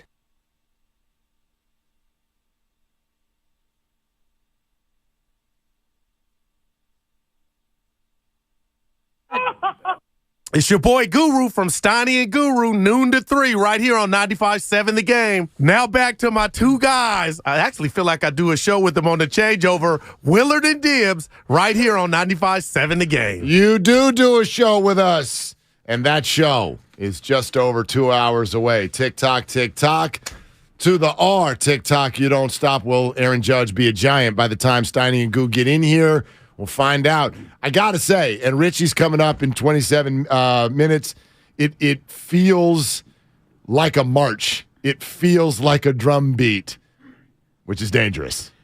Yes, it feels like dangerous. Well, it feels like one of those classic 18 play drives that starts at your own 5-yard line, and it's like, okay, we need to go 95 yards. We got 7 minutes, but we need to use all the clock. We don't want to leave Mahomes any time. And right now, it feels like it's 1st and goal at the 10. It's too telegraphed, though. It's just too telegraphed. But you're one bad play, one bad snap, one errant throw, one coughed up ball at the goal line away from this thing not happening. I mean, I think that they've made their pitch. The only thing they need to be ready for is if somebody else comes in and grabs his attention. I will tell you this, the San Diego Padres are now, some are saying, ready to go after, because we know the Padres, they star hunt.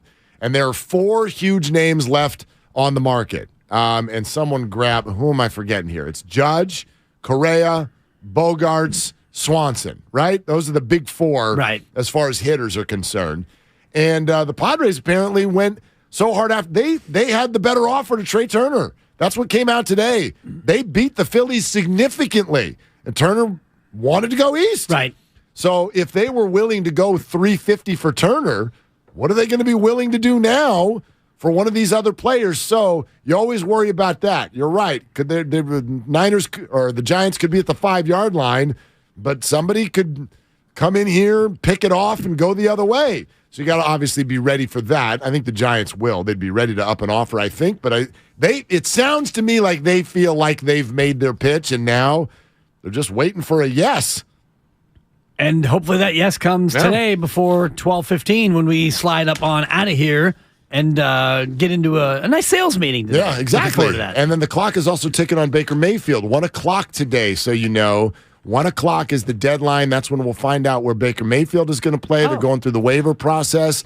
And drumbeat moving toward the idea of the 49ers actually making a claim, so some say. We'll see if they're right. And again, even if they put in a claim, doesn't mean they're going to get them. They are 24th on the list. Right. But I don't know how many teams. And some of the teams that we thought might be interested, Texans, Seahawks, a lot of reporters are like, nope.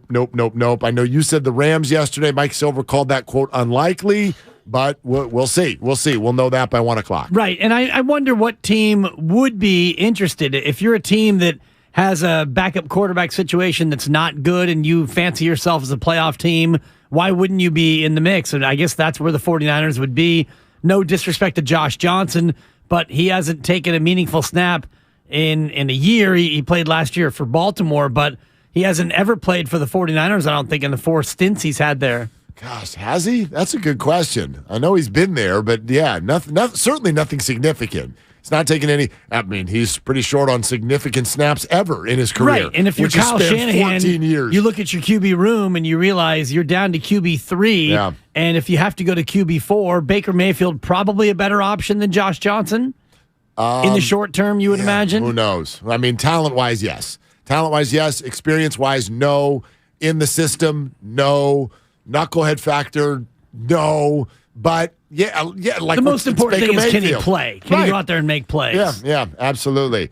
Can you go out and get everything checked on your holiday wish list? That's another question for you right now. What's today, the 6th? December 6th? Yep. That used to be chillin' time for me. I'm officially becoming my parents. I'm learning that this year. I've never been so far ahead in holiday shopping. Oh, you're already out there. I'm not done by any stretch, but out there meaning like a lot of online things have already taken place. I used to really love the idea of December 22nd. Okay, let's start. And it was a game to me, but that's gotten too dangerous with the fact that everybody's out of everything always. And shipping is now a 3-week venture. So get out ahead of this. And the reason we bring it up is great place to do it is 957thegameshop.com. New items are up right now and on sale. We love the What Are You Doing t-shirts, but there's stuff from every show. Get in there, get a gift for someone special, or it can be a gag gift too, let's be honest. Whatever it is, get in there. Do it for yourself. Do it for the kids. Do it for the kids. Do it for the kids. Do it for the family. 957thegameshop.com. Gosh, some kid, can you imagine a little 5-year-old comes out, opens up a box, and dad got him a double XL What Are You Doing t-shirt? Yeah. Giant sweatshirt. Merry Christmas. So I walk in today to the prep room, the green room as Guru calls it. Yeah. And our very own Kyle is, I won't say blaring Christmas music, but he was playing Christmas music. Good on him. No? Well, I was about to ask you. Oh, gosh, big fan. I said, Kyle, December 6th, too soon. Oh, no. Yeah, see, I think it's too soon. Let me take you the other way. We're still in the December book, ratings-wise. Book. Until we get to Thursday and we get into the holiday book, I found it to be a little bit too early. Okay, so... Especially because he was playing the schlocky, poppy, rocking around the Christmas tree, and it was like the 2020 version. And I said, Kyle, really? My man, a respectful, hard disagree. I do have family members. They're extended family members. I wouldn't let them live in my house, but I do have family members that have a hard rule of you may not play Christmas music until after Thanksgiving. That's their rule. I think, dude, if you're in the spirit, get in the spirit. I don't reach for it before Thanksgiving, but if it's on, I don't get offended. But I didn't get offended. I felt too soon, 19 days out. Once Thanksgiving passes, I'm in. Hell, Target puts up Christmas decorations as soon as Halloween. We're not talking about Target. I know. We're not talking about Target. But you've been like, come on. And Kyle has set a very good, because I get here usually a little bit before you. You do. And when I get in the prep room, Kyle generally is playing jazz. And he and I have bonded over our love of Miles Davis, John Coltrane, some of the classics, and so he's playing meditative jazz. Space. Very chill. Yeah. But this morning it was rocking around the Christmas tree, and also there's a certain amount of sectarianism that goes along with Christmas. That got serious. Well, I mean, we're playing Christmas music. Right. We're rocking around the Christmas tree. But I'm a Jew. We celebrate. I'm a Jew now, Mark. I'll get that cut. I was a free agent. And I got picked up by Judaism. No, but you...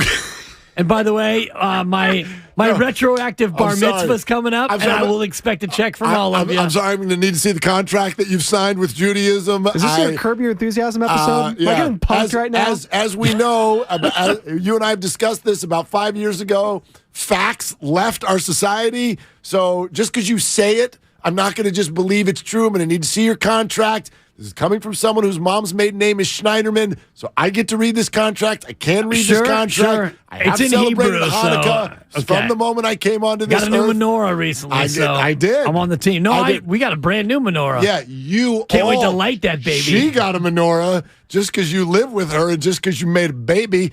That doesn't mean you get to just be a Jew. Married a Jew, had a baby who's a Jew. I'm a Jew.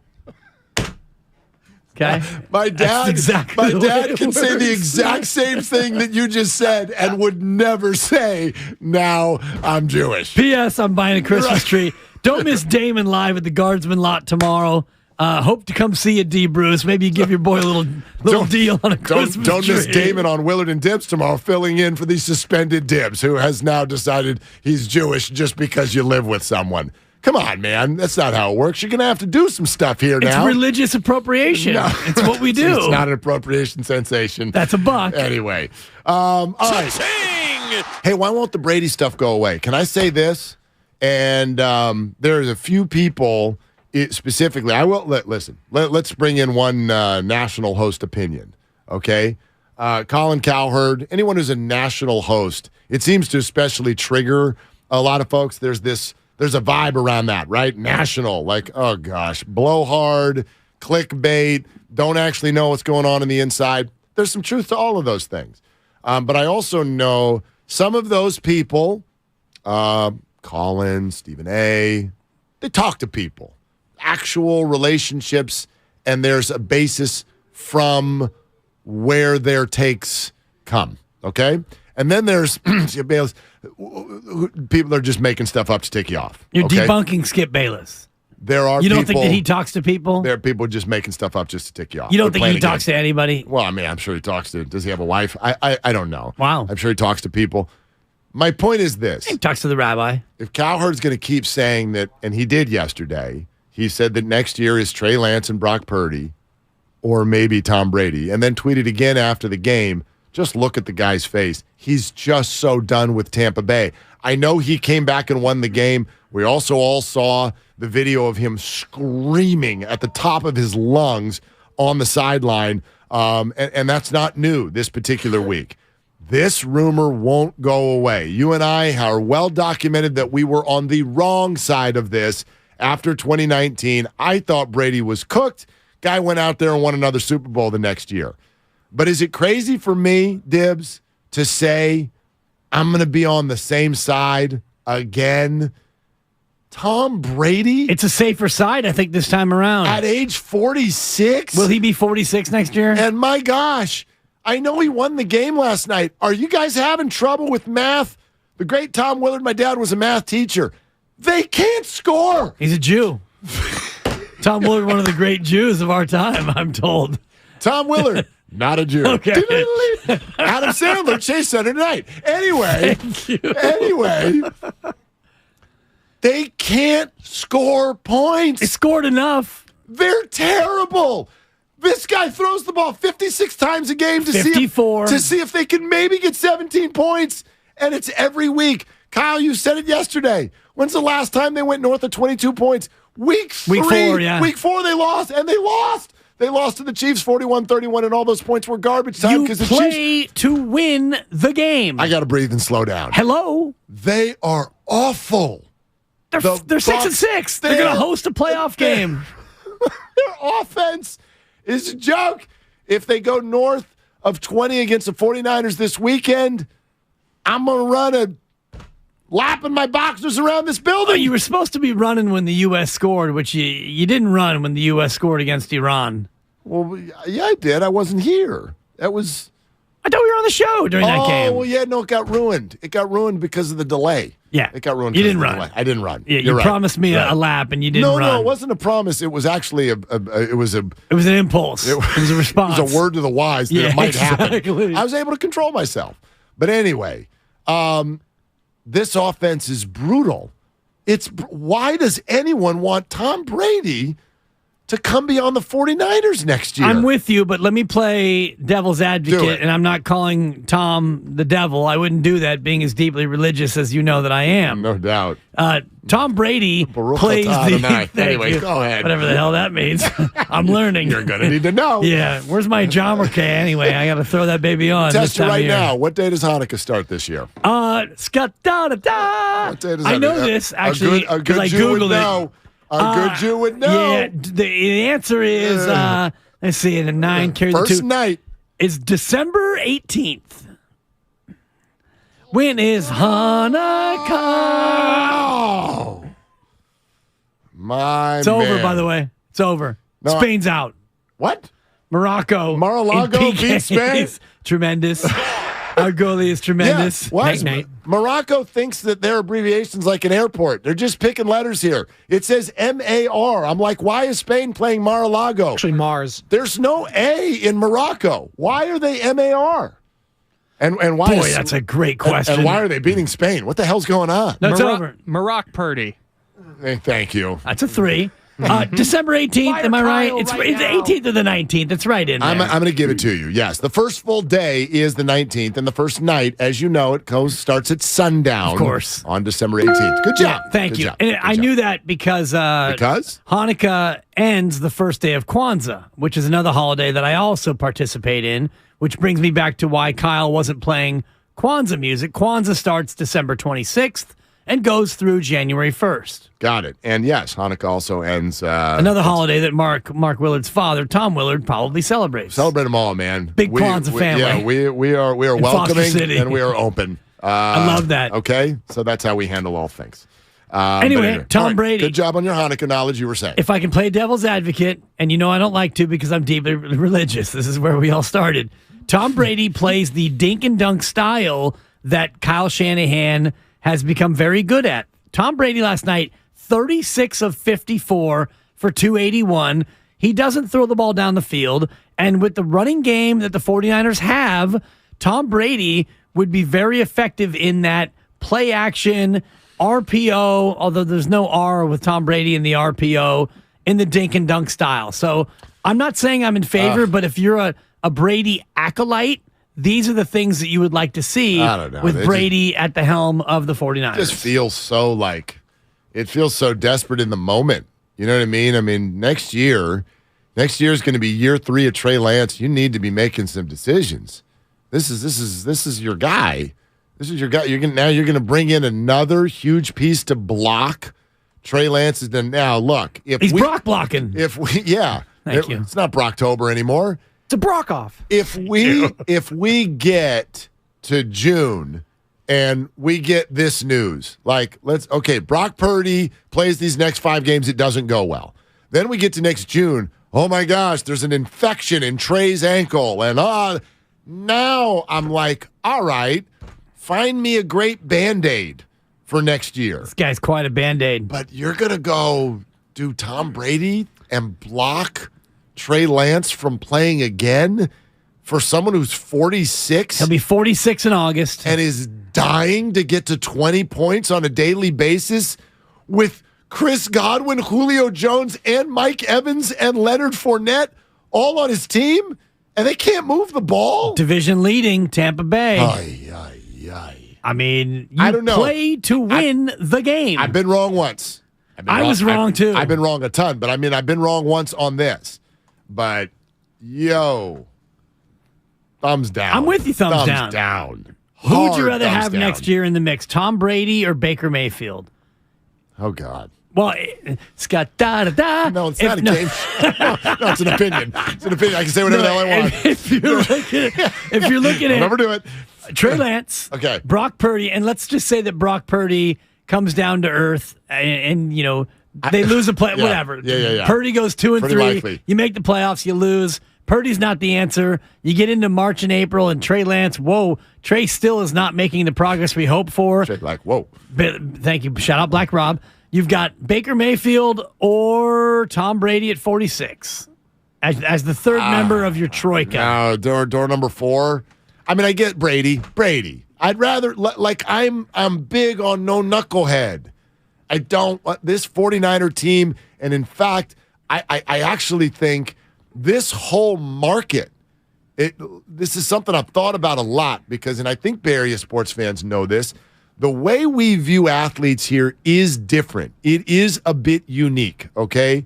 And there are idiosyncrasies in every market. The farther east you go, right, it ruins your day if your team loses. It ruins your week. It ruins your month. We're told that we're bad fans because, like, I don't know, we can wake up the next day when our team loses. We get over and we go to the beach. We also like our sports figures to, have a heart, not be in the legal realm. Like, I think that matters a little bit more here. Not asking them to be perfect, not saying the organizations have been, but if you look around this city and this market, no knuckleheads is a priority everywhere.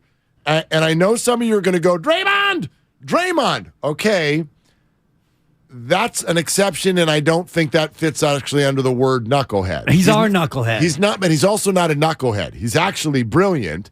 He can be a bleep starter. He's got a temper. He can be overly emotional for sure. Right. And yes, that causes problems. I don't need to reach far back for one just a handful of weeks ago. This is not Reuben Foster or Alden Smith. He's not an idiot. This is not Aubrey Huff. Correct. And that's a priority here. I don't think Baker Mayfield, and I know, his ego will be in check this time. You sure? Are you sure? Maybe it's a culture thing. And you look at Cleveland. Man. Cleveland's a situation where you've seen many athletes go and struggle, and Carolina is not exactly a very stable organization either. So I think you can make the argument that Baker Mayfield, who has been humbled, you would figure, if he comes into a winning situation and he comes in as the backup quarterback, he's a talented QB. He knows it's Brock Purdy's team until it's not Brock Purdy's team. And he also knows that going into the offseason, going into next year, it's going to be Trey Lance's team. So there's no designs like when he goes to Carolina and it's, okay, it's you and Sam Darnold, and you guys are going to fight it out to see who the guy is, and then it doesn't work out. Yeah. And by the way, Carolina is an ownership group that is even worse than Cleveland in terms of stability and what their owner's going through. Yeah. Their owner's being sued. Yes. For crying out loud. Yes, I know. And it goes under the table because there's for instance, owner in Washington who's just way worse. And so it's like we don't think about it too much. There's an owner in Dallas who is preventing people from going to school, 65 years ago. And that gets swept under the rug as well. No doubt. I will say this. I left here yesterday because we were having the Baker Mayfield conversation, and I almost felt like it was tongue-in-cheek because I'm like, we can throw out our opinion, but it doesn't matter because it's not going to happen. That's how I felt yesterday. I'm not so sure today. I think there's a 20% chance that Baker Mayfield's a 49er at 1 o'clock. That high, huh? Because yesterday you would have put it at about 2%. I would have put it at 0. I think 15, 20. Man, based on the fact that no other team will claim him and that they'll put a claim in? Based on the fact that I think it's a 60% chance right now that they're going to put the claim in, and that there's a healthy chance that 23 other teams say no. Combine those two percentages, and I think it's low, but it's higher than it was yesterday. Yeah, that's what I think. You want to know what J.P. Morosi thinks with regard to Aaron Judge becoming a San Francisco Giant, because he just made comments on MLB Network less than an hour ago. We'll have those for you, plus Aaron Judge's idol. His name is Rich Aurelia. You may have heard of him. Joining us next. Keep it coming. 888-957-9570 is our number. It's Willard and Dibs. Steiny and Guru stream live on YouTube and Twitch every day. I say it stinks. You're not asking this young kid to be Dan Fouts. You're not asking him to be Dan Marino. You're asking him to don't make mistakes, obviously, and get the ball to the playmakers. And I'm telling Niner fans, I know you feel like they can't win it all, but the story's just starting. I'm not ready to throw in the towel. This is the Bay Area's sports station, 95.7 The Game. Ladies and gentlemen, it's official. Fast just got a whole lot faster. Xfinity has the fastest internet with up to 6 gig speed. Plus Plus, Xfinity Mobile is the fastest mobile service with 5G and millions of Wi-Fi hotspots. You heard that right. Xfinity just increased internet speeds again. And Xfinity Mobile gives you can't-catch-me speeds. The fastest internet, the fastest mobile service, and major savings? Can't argue with the facts. Now through December 21st, new customers can get 1.2 gig internet plus X-Fi Complete with unlimited data and Wi-Fi equipment included. It's just $50 a month for 2 full years with no annual contract when you add Xfinity Mobile with unlimited data at regular rates. Plus, get $200 back. Go to Xfinity.com/faster. Call 1-800-XFINITY or visit a store today. Requires paperless billing and autopay with stored bank account. Restrictions apply. Taxes and fees extra. Xfinity Mobile requires Xfinity Internet. After promo, regular internet rates apply. Actual speeds vary. Universal Studios Hollywood is where the holidays come together. We've tested it. Festive food with refreshing Coca-Cola. Family, friends, and fa-la-la. Dazzling lights cranked up to maximum merriment. The Grinch and his dog Max stealing your tree. All the science adds up. It's the awesomest celebration of the season. Save $20 on a Coca-Cola 2-day general admission ticket. Offer ends 12/14/22. Restrictions apply. Details at universalstudioshollywood.com/Coke offer. Hi, welcome to IKEA and our winter celebration event. Yeah, hi. It's been a while since I've had the whole family over, so I need a table set for 12. I need decor to impress Aunt Lucille. Oh, I need gifts for the kids. No worries. As an IKEA family member, you can save with hundreds of offers throughout the store, from home decor to table lamps and even gaming accessories. Gaming? Wait, did you say hundreds? Yes.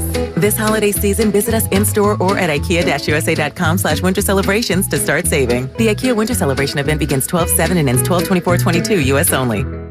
Cache Creek Casino Resort is the place for the biggest names and the very best in live entertainment. Rock out with your favorite bands, whether it's throwback classics or today's top hits. Sit back and laugh at stand-up comedy from well-known icons and tomorrow's legends. Plus, so much more. This is your time to cash in at Cache Creek Casino Resort. Find tickets and see our full lineup at cashcreek.com. Life doesn't stop when the economy is uncertain. The market might not care you have a wedding to plan or a kid to put through school. And inflation doesn't know you've got a family to feed. But Bank of America does, and is here to help. With digital tools to help you save and local experts in the Bay Area, you can keep life moving forward the way you need it to. Bank of America. What would you like the power to do?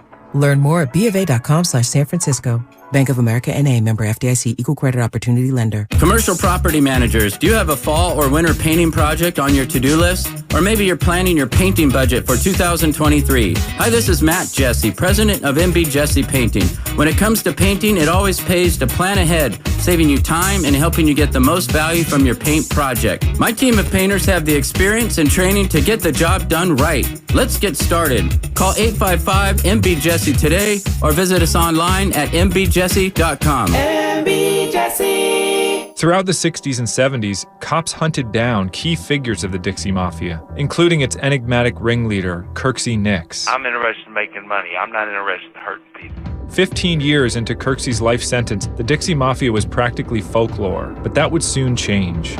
I'm Jed Lipinski. This is Gone South, a documentary podcast from C13 Originals, a Cadence 13 studio. Season 2, The Dixie Mafia. Available now on the Odyssey app or wherever you get your podcasts.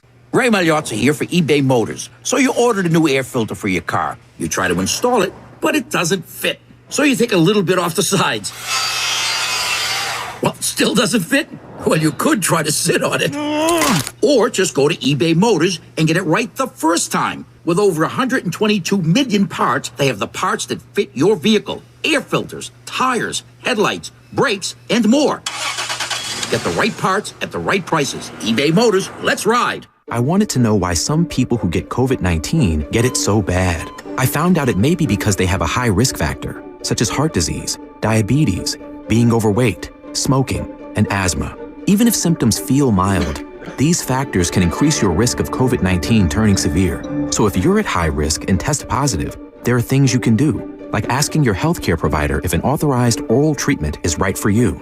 Learn about an option at treatcovid19.com. This message is sponsored by Pfizer. Guys, 2022's been a roller coaster year, so spoil her this Christmas by giving her the next best thing to wearing nothing at all. With soft, silky, naturally nude pajamas, exclusively from Pajamagram. Sensuous and smooth, naturally nude pajamas feel just like her own bare skin, even more alluring than lingerie. The texture and touch of these pajamas is so seductive that you'll both love the feel of them. She'll love the feeling of wearing next to nothing at all, and you'll love the way they look.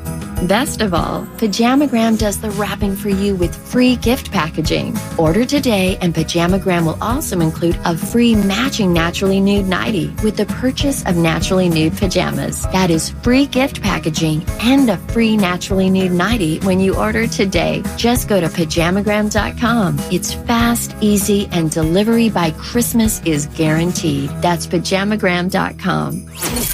You're listening to 95.7 The Game, KGMC FM at HD1 San Francisco.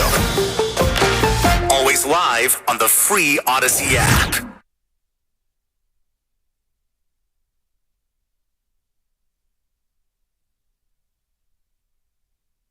Now back to Willard. Now back to Willard and Dibs. Take it away, Mark. Thanks, Steph. Hang in there, bud. I know last night wasn't your best shooting night. It's all good. We got you back. Needs to take more 84-footers, Mark. That's right. That's his problem. Start shooting with one hand from the side, and everything will be fine. Karma. We're going to let you hear some very interesting comments from J.P. Morosi. I look forward to that. Here in just moments. In fact, we'll play them for Aaron Judge's idol, Rich Aurelia. Are you okay if we introduce you that way? Not just Rich Aurelia, Aaron Judge's idol. Good morning. Thanks for coming on. You all right with that, Richie? I'm totally fine with that, man. I'm 12 years removed from putting a pair of spikes on, so yeah, that's cool by me. That's got to be pretty cool, though, when the home run king of the American League is like, yeah, forget Bonds. I'm a Rich Aurelia guy. Well, yeah, usually, on the teams I was on, I was usually third or fourth on that list of players that people watch. I mean, we had Bonds, Kent, JT Snow. You kind of like slid in the fourth slot with those guys. But yeah, man, it's really kind of cool. The first time I heard of that was about 3 years ago. And we've been trying to set up for 3 years with working over the summer with NBC Sports Bay Area. We've been trying to set up meetings when they come in to play Oakland, when the Yankees would come in, and it just never kind of worked out. Either I was out of town or they said no, or whatever it was, so, but I love it, man. The only hard part for me is there's a lot of my friends back in New York where I grew up I was inundated with texts when that came out, more prevalently this year. And, I don't know, man. I don't know what my buddies are going to think if he ends up signing here. They're going to blame you, Rich. Yeah, exactly. Well, especially if what I'm thinking, I mean, you tell me if this was true. Look, the Giants pulled Steph Curry in for this Aaron Judge pitch. If I'm them, I'm definitely including you in the pitch. Was there any discussion? Were you involved in the Aaron Judge pitch?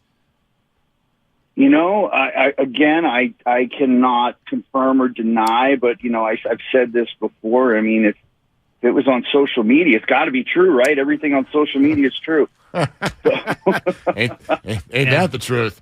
Well, good. That makes me feel good. And then there's this, and you can answer this obviously any way you'd like. But Rich, what can we as fans take from a couple things? Because we're all left to read between the lines right now. Brian Cashman signs an extension with the Yankees yesterday. They rushed to get that news out. A lot of people noticed, thinking, well, if they were about to lose Judge, they wouldn't do it afterward because that would not go over well with Yankees fans. Combine that with Time Magazine today comes out with Aaron Judge as the athlete of the year. Very interesting. It comes out right as the winter meetings get going, and there's all kinds of quotes in there about him predicting 10 years ago that he was going to be on the Giants, and he admits that the Yankees ticked him off preseason. Rich, this feels like it's being scripted. What are we overthinking it to look into this? I think in the big picture, I think, yeah, it could be, people can overthink it. There's so many things that come into play. But guess what? It's going to come down. The money's going to be there wherever. It's not going to be about the money. It's going to be about where Aaron Judge wants to play, where he wants his family to be, where he wants to raise kids, once he has some children. It's going to come down to that. I mean, listen, it seriously, guys, if it's 300 or 310 million, I mean, what's the difference? Like, seriously. Right. So I don't think the money is going to be an issue. I think it's going to be a comfort with where he would be for the next, whatever it is, 7 to 10 years with his family. And two, which team's going to have a commitment to winning every year. And, I think that's really what it comes down to. So everything we hear and we read, it is what it is. I mean, in a storybook ending, yeah, would it be great if he ended up here? I mean, but at the same time, it's really hard to leave a situation like the New York Yankees where you're basically the modern day Derek Jeter if you go back to the Yankees. And that's hard for somebody to turn down. I mean, listen, I don't know this for a fact, but you got to think he had to be a little ticked off where he's having just this absolute monster year, and then he's getting booed in the playoffs. When he's not producing like he did during the season. I mean, that's got to kind of at least rub you the wrong way. But from everything I've read about this young man and the way he goes about his business, he'd be an asset for any club to have. Yeah, no doubt. And the last person or thing that got booed here, I think, was the Crazy Crab out in San Francisco. So I'm not sure if we do that out here. You mentioned being able to have a winning team around him. Do you think that Farhan Zaidi and company can build this team into a winner fast enough to really attract him and make him think that this is a place he wants to be? That's a great question. I look at it. I don't look at just the Judge thing. You got to look around that. And, you've heard their name mentioned in rumors with some other players, some other big free agents. And listen, you guys know this. You watched it. They're not one player away. They're not an Aaron Judge away from contending again. You got two teams in the National League West that have really, Dodgers have dominated for years pretty much, and the Padres are getting better and better every year. Diamondbacks are getting better as the years go by and after their rebuild. So it's going to take more than one player. So there's a lot of holes to fill. Sometimes I just, as a guy who's a more old school player, you wonder sometimes, like, if you go to sign a free agent and, do you come in here thinking you're going to play every day, or you're only going to play against lefties or righties because that's the way they do it here now? I don't know. But can they build a contender? Yeah. Can they win in the next few years? Of course you can, especially when you got a lot of money coming off the payroll and you have a lot of money to spend. Let's talk money for a second. Rich Aurelia with us, Willard and Dibs, 95.7 The Game. What is your take on what appears to be the way these winter meetings are going to go, which is suddenly baseball teams are not scared of paying 40 or more million per year for people well over the age of 35. Everyone's getting paid up until 40 and massive numbers. Are we being too prisoner of the moment and not thinking about the future, team by team? I don't know, but they sure are throwing money around like it's growing on trees, right? I'm actually, I'm not surprised about like the Verlander deal, just for the fact that, guy basically had 2 years off, had surgery. His surgery probably is kind of behind him, and he just came off one of the best years of his career. And I was watching MLB Network yesterday, and I watched they did the interview with Dusty, and Dusty was like, "Yeah, it hurts losing that guy because, if you knew he was pitching, you can go a bullpen game the day before and a bullpen game the day after because you knew Verlander was going to go 7 or 8 innings. So it's a big loss for them. But the amount of money that guys are signing for, it's a lot, but am I surprised yet, like, what guys have gotten on this market? Not really, because most of them are at the top of the market. The guys that are, DeGrom and Verlander and Turner. I mean, to me, Turner is one of the best players in baseball because he's literally a 5-tool player, and there's not many of those guys left around anymore. So I was not surprised by that signing either. But, I think the big pitchers have fallen, except for Rodon. Big position players off the board. But I mean, now, the next thing has to be Judge. And listen, I was at the Warriors game last night, and I went on the pregame with Bonte and Mully and Festus for a little bit, and I didn't know this, and I think it was Mully that brought it up. He goes, "Wouldn't it be ironic that like 30 years ago today, the 6th, is when the Giants signed Barry Bonds to that big contract in 1993?" Oh, wow. Wouldn't it be ironic if they signed Judge tomorrow? And I was like, man, I didn't even think of that or know that or remember that. Oh. Like, that'd be pretty ironic, wouldn't it? That'd be amazing. And you're breaking news to all of us in this room right now. I had no idea that was the case. So that's today. I just Googled it, December 6th. Today is the 30-year anniversary of Bonds? Yep. Oh, Judge feels like a guy who would know that. Well, he was probably born that year, I think. Seriously, right? That's actually another good point.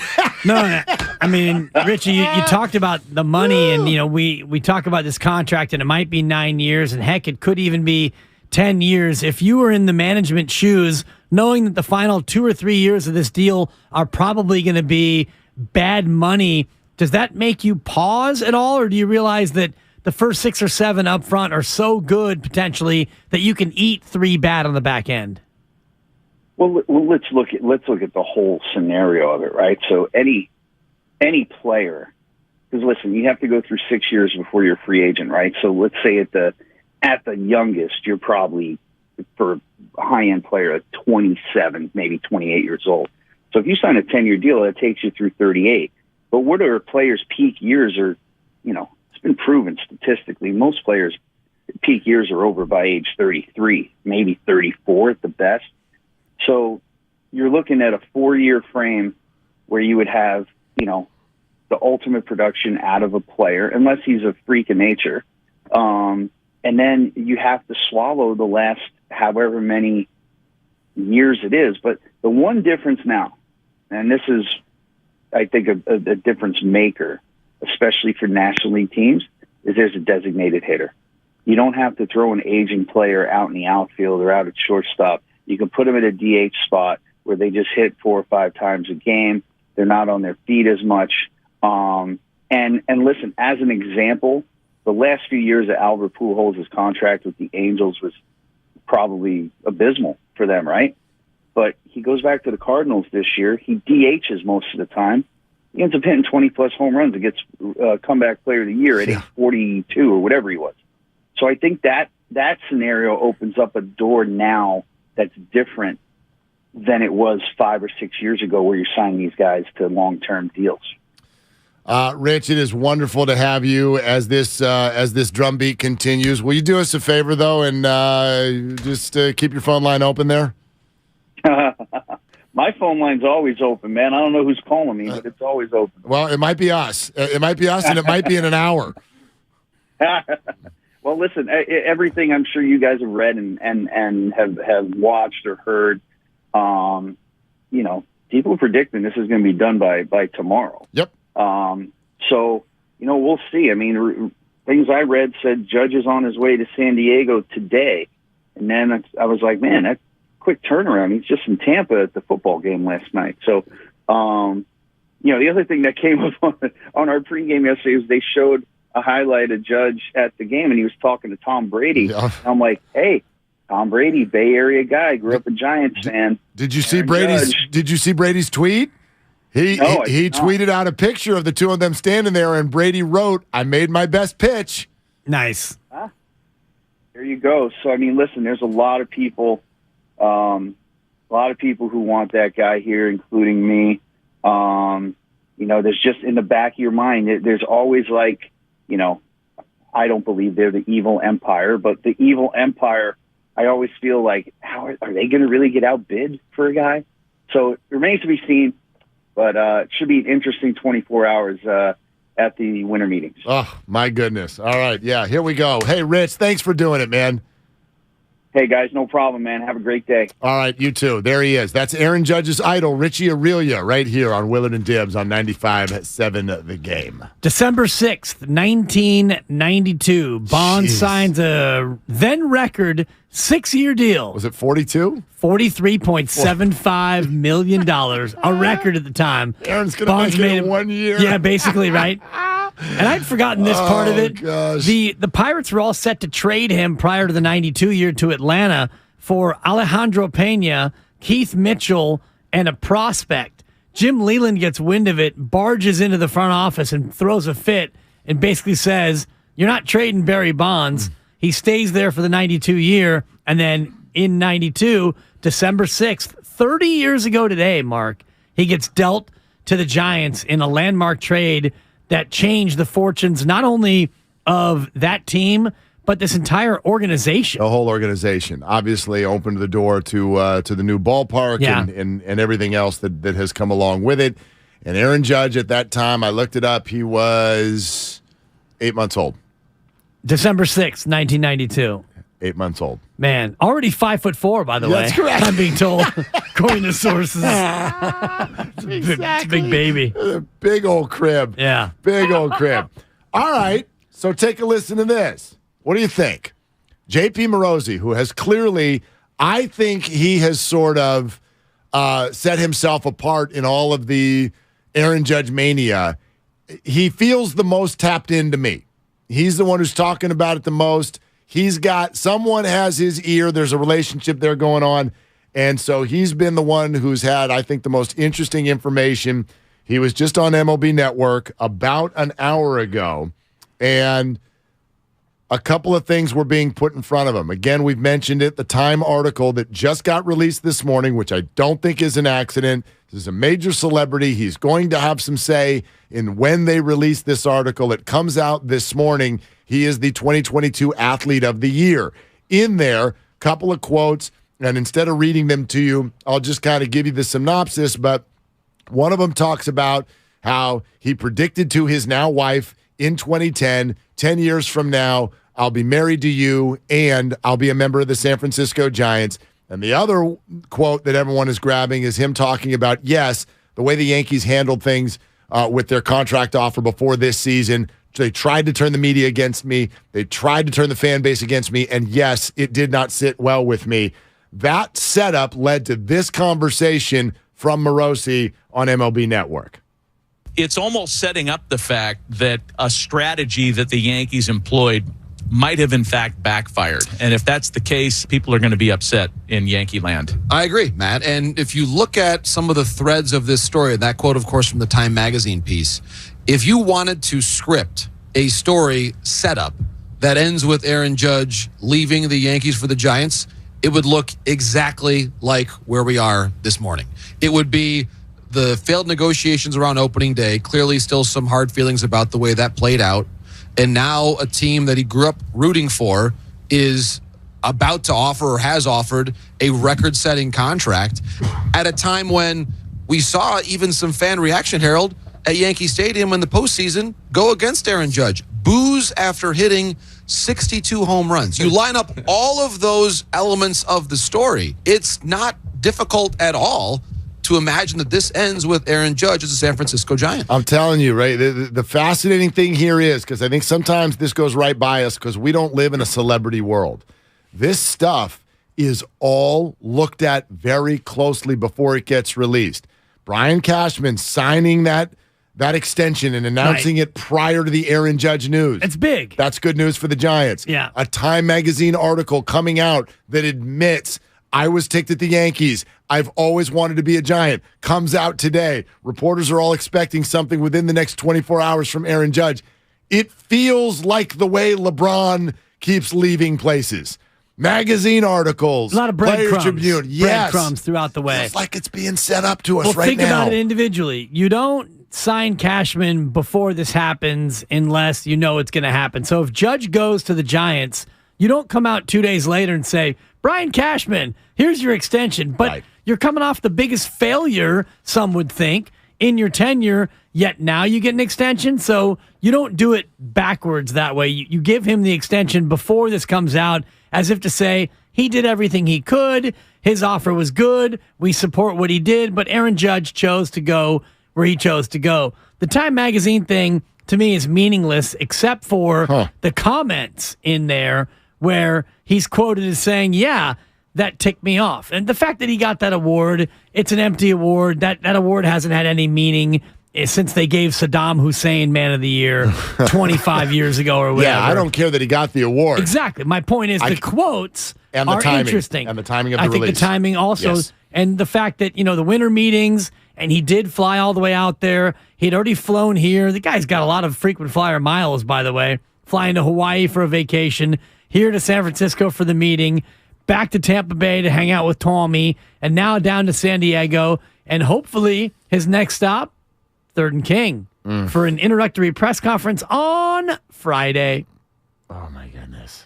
You can't even handle it. You're getting so excited. It feels that way. And let me also address this. Like, for instance, this is one of our faithful YouTube chatters and watchers. Uncle Looney just said this, and I know that he speaks for many. Quote, I just don't understand why Judge would come to the Giants. The team is not set up to compete with the Dodgers and the Padres. I know a lot of you think that.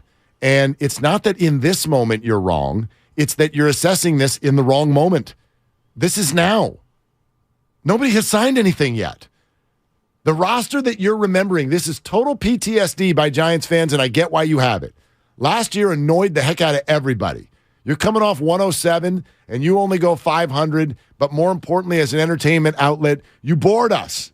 That is not okay, and so you're allowed to have PTSD.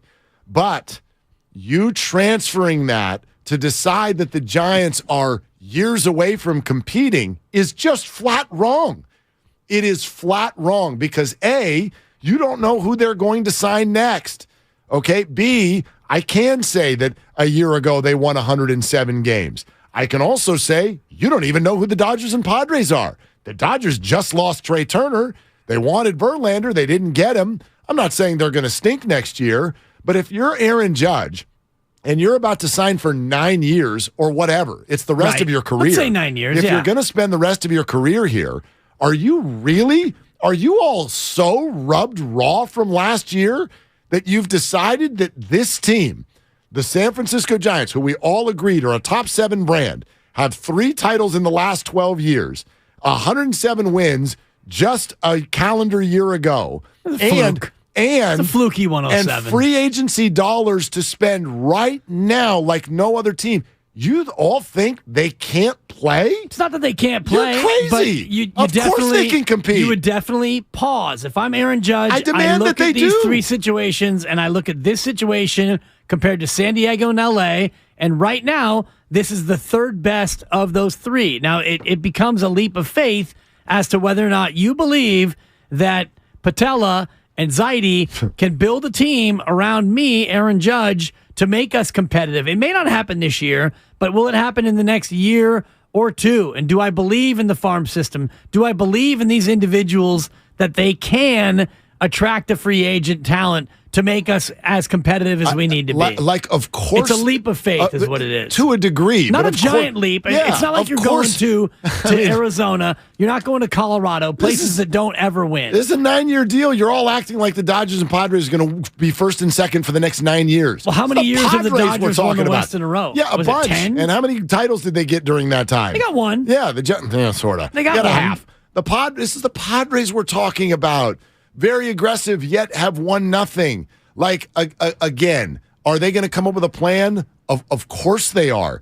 I could easily respond to that and make the case that if you want to actually play out the next 5 years of baseball, the Yankees are in way worse shape than the Giants are. Bloated contracts in their 30s all over the place. When's that going to fall off the cliff? Like, if you want, you're all saying this year. Sure, I get that. Yankees were couple of games away from the World Series a couple of months ago.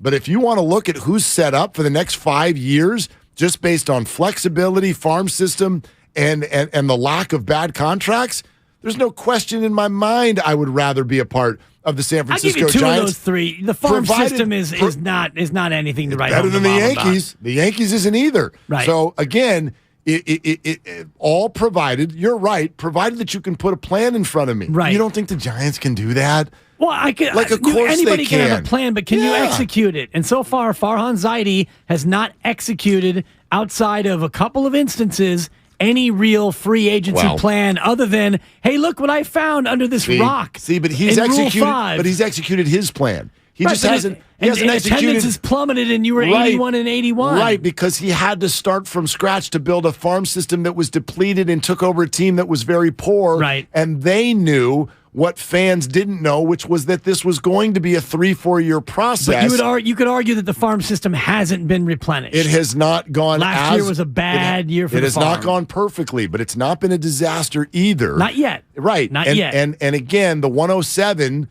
absolutely accelerated all of our hopes and expectations. And that wasn't necessarily the greatest thing. I'll admit all that. It has not been perfect. They've got a ton to prove. But you'll notice nobody with the organization's like, I think we should fire Farhan. Like this. No, of course not. This was the plan. You just didn't like it. Well, no, that's what I would say. We loved 107. We didn't like 81. And you know what? Even in 107 didn't have great players, though. Well, and you know what, Mark? The way you know that people didn't like it is look at the box office, because you've never drawn fewer fans than you drew last year when you were dead boring 81 and 81 without an attractive player on your team. And that's exactly why they're doing what they're doing right now. Hopefully they get it done. Nick Wagner on the 49ers right around the corner. 888-957-9570 is the number. That's what's up next on The Game. Brought to you by Fremont Bank. Full service banking, no compromises. Also sponsored by Bed, Bath, and Beyond. On Willard and Dibs.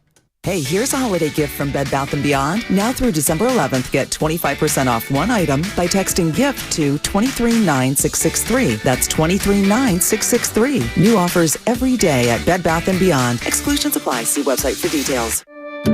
Does your heart long to wander? To encounter colorful creatures from the deep blue sea? And amazing animals from the Amazon and beyond? Feed your wild heart. Travel the world right here in San Francisco.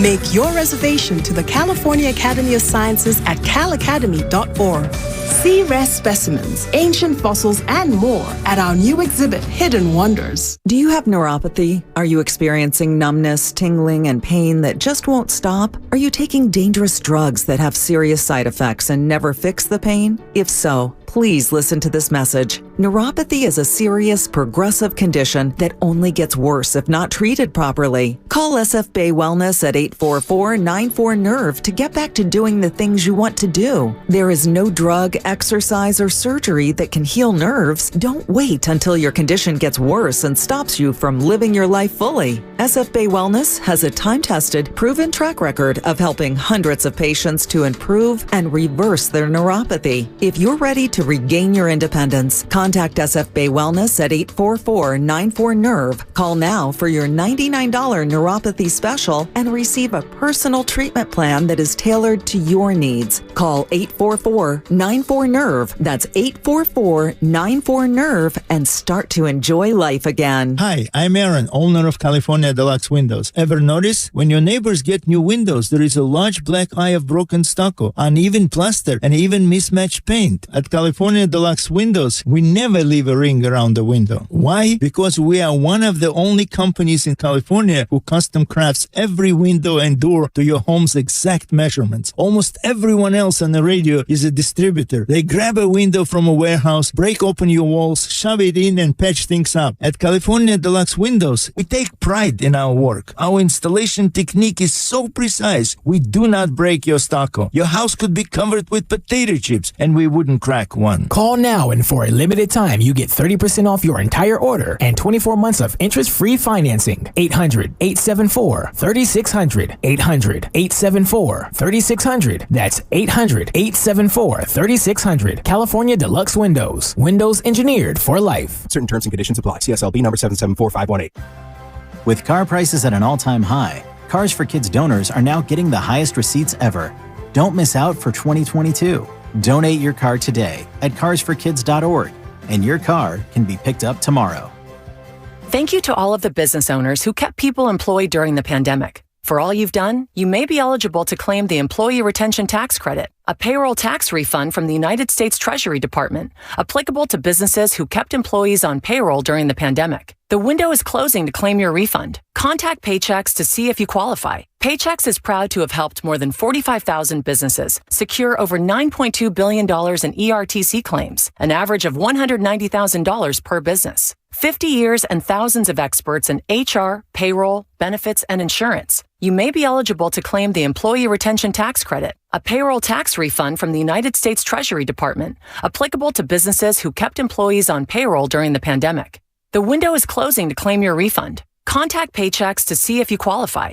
Visit paychex.com/ERTC to find out how Paychex can help you get additional cash into your business. Paychex.com/ERTC. Paychex.com/ERTC. Dell Technologies' Days of Deals for Business start now with fresh, limited quantity deals on tech to drive productivity. Save on select performance laptops and desktops powered by 12th Gen Intel Core processors. Don't forget special pricing on the latest monitors, docks, and accessories, plus free shipping on everything, and special financing with Dell Business Credit. Call a Dell Technologies advisor at 877-ASK-DELL. That's 877-ASK-DELL. Without the ones like you, who work tirelessly to keep things running, everything would suddenly stop. Hospitals, factories, schools, and power plants, they all depend on you. No matter the weather, emergency, or time of day, you're the ones who get it done. At Grainger, we're here for you 24/7, with supplies and solutions for every industry, and access to product specialists ready to help. Call, click Grainger.com, or just stop by. Grainger, for the ones who get it done. Where do holiday happenings take over every aisle? Lowe's, actually. Right now, you'll save big on everything you need for the holiday season. Get up to 50% off select pre-lit Christmas trees and holiday living LED string lights. Plus, save on your gift list with up to 50% off select tools and accessories. The holidays are here, and so are the savings. Only at Lowe's. Offers valid through 12/14. Selection varies by location while supplies last. What's worse than calling your groin your junk? Treating it like junk. Respect your pubic region with Gillette Intimate. Gentle and easy pubic hair care from America's #1 trusted men's grooming brand. Gillette, the best a man can get. Buy now at Walmart.